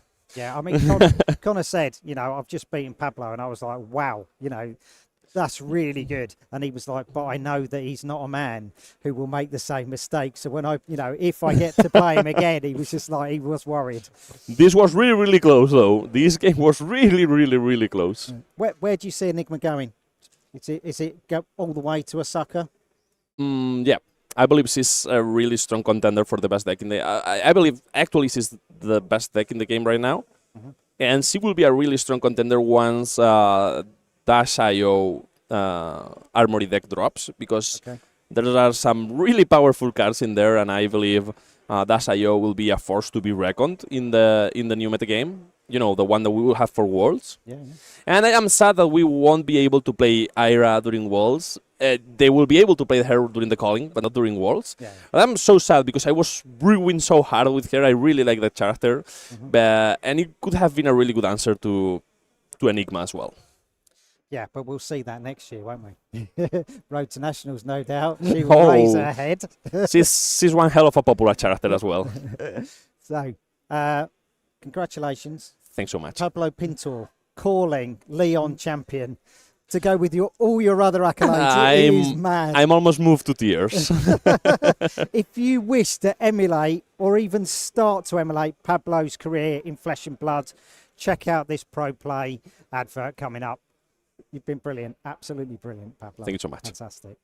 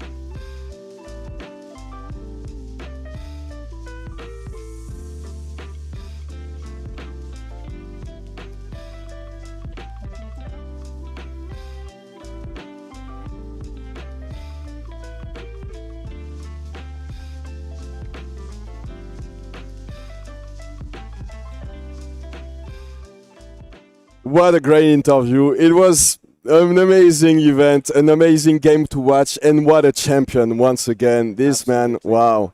So I mean, probably one of the best representatives of what it means to be a Flesh and Blood champion. Yeah, Pablo embodying everything it is to play Flesh and Blood and showing grace and humility in their victory there. Just a beautiful interview to listen to. Clearly someone who is exceptionally passionate, just took the time to have a chat with us afterwards, and just a great ambassador for the game. I think life would be better if everyone was a bit more like Pablo Pintor. Yeah, you probably can't hear it, but behind us, there are still lots of people playing. This is the beginning of the Rosetta metagame, the Rosetta season. And then in 1 month, one of the biggest events in the history of Flesh and Blood will happen. So that's why before we close it all off, we wanted to remind you that the World Championship was going to be happening in Osaka this year. It will happen next month, October 31st to November 3rd. It will be a huge event, and if you have a chance to go there and maybe become one of the next champions like our friend Pablo, don't hesitate and go there. Look at all the packages that you can get your hands on them right now if you can. Yeah, if you're looking for glory, this is the way to do it. If you're qualified for that World Championship, you'll be the one receiving that lovely Mistcloak Gully playmat, the Ira Scarlet Revenger sleeves, and that tidy promo to go alongside it. But of course, Fable packages available for players that are coming along. They're selling out exceptionally quickly. If you're interested in those Ira playmats, all those channel cold foil promos and those rune chants, there's plenty of other events available for you at the World Championship. If glory is what you're looking for, the calling, open entry, doesn't matter where you come from, who you are, or the level of play you've achieved so far. Sign up, join us like you did this weekend here in Lyon, and it could be you that we are celebrating on this next broadcast with a shiny sigil of brilliance in your hand as a token memento for your time in Japan. The Battle Hardened, of course, a celebration of everything living legend, all the things Flesh and Blood has achieved so far on the Sunday, November 3rd, and tying up this portion of the events at the World Championship. Ira Scarlet Revenger available for everyone who attends, and many that aren't attending a bit later on. If you're willing to join these events on Friday, 10 o'clock for Classic Constructed, 11 for Rosetta Sealed, or midday if you're looking for a battle full of blitz. Just play in any of these tournaments and you will get the promo Ira Scarlet Revenger card, of course. This is going to be a good one, but also these Anime Hero tournaments, I'm told that there's still some packages left for this one, but they're saying like very quickly, as we mentioned earlier, you can get the new one if you're playing in the partner Misvel Sealed on Friday at 5 p.m. On Saturday at 5 p.m. as well, you can get the Dorinthea Iron Song, Dorinthea Chantefer promo card. It will be in Japanese, so I don't know how to pronounce it in Japanese, but it will be in Heavy Hitters Sealed.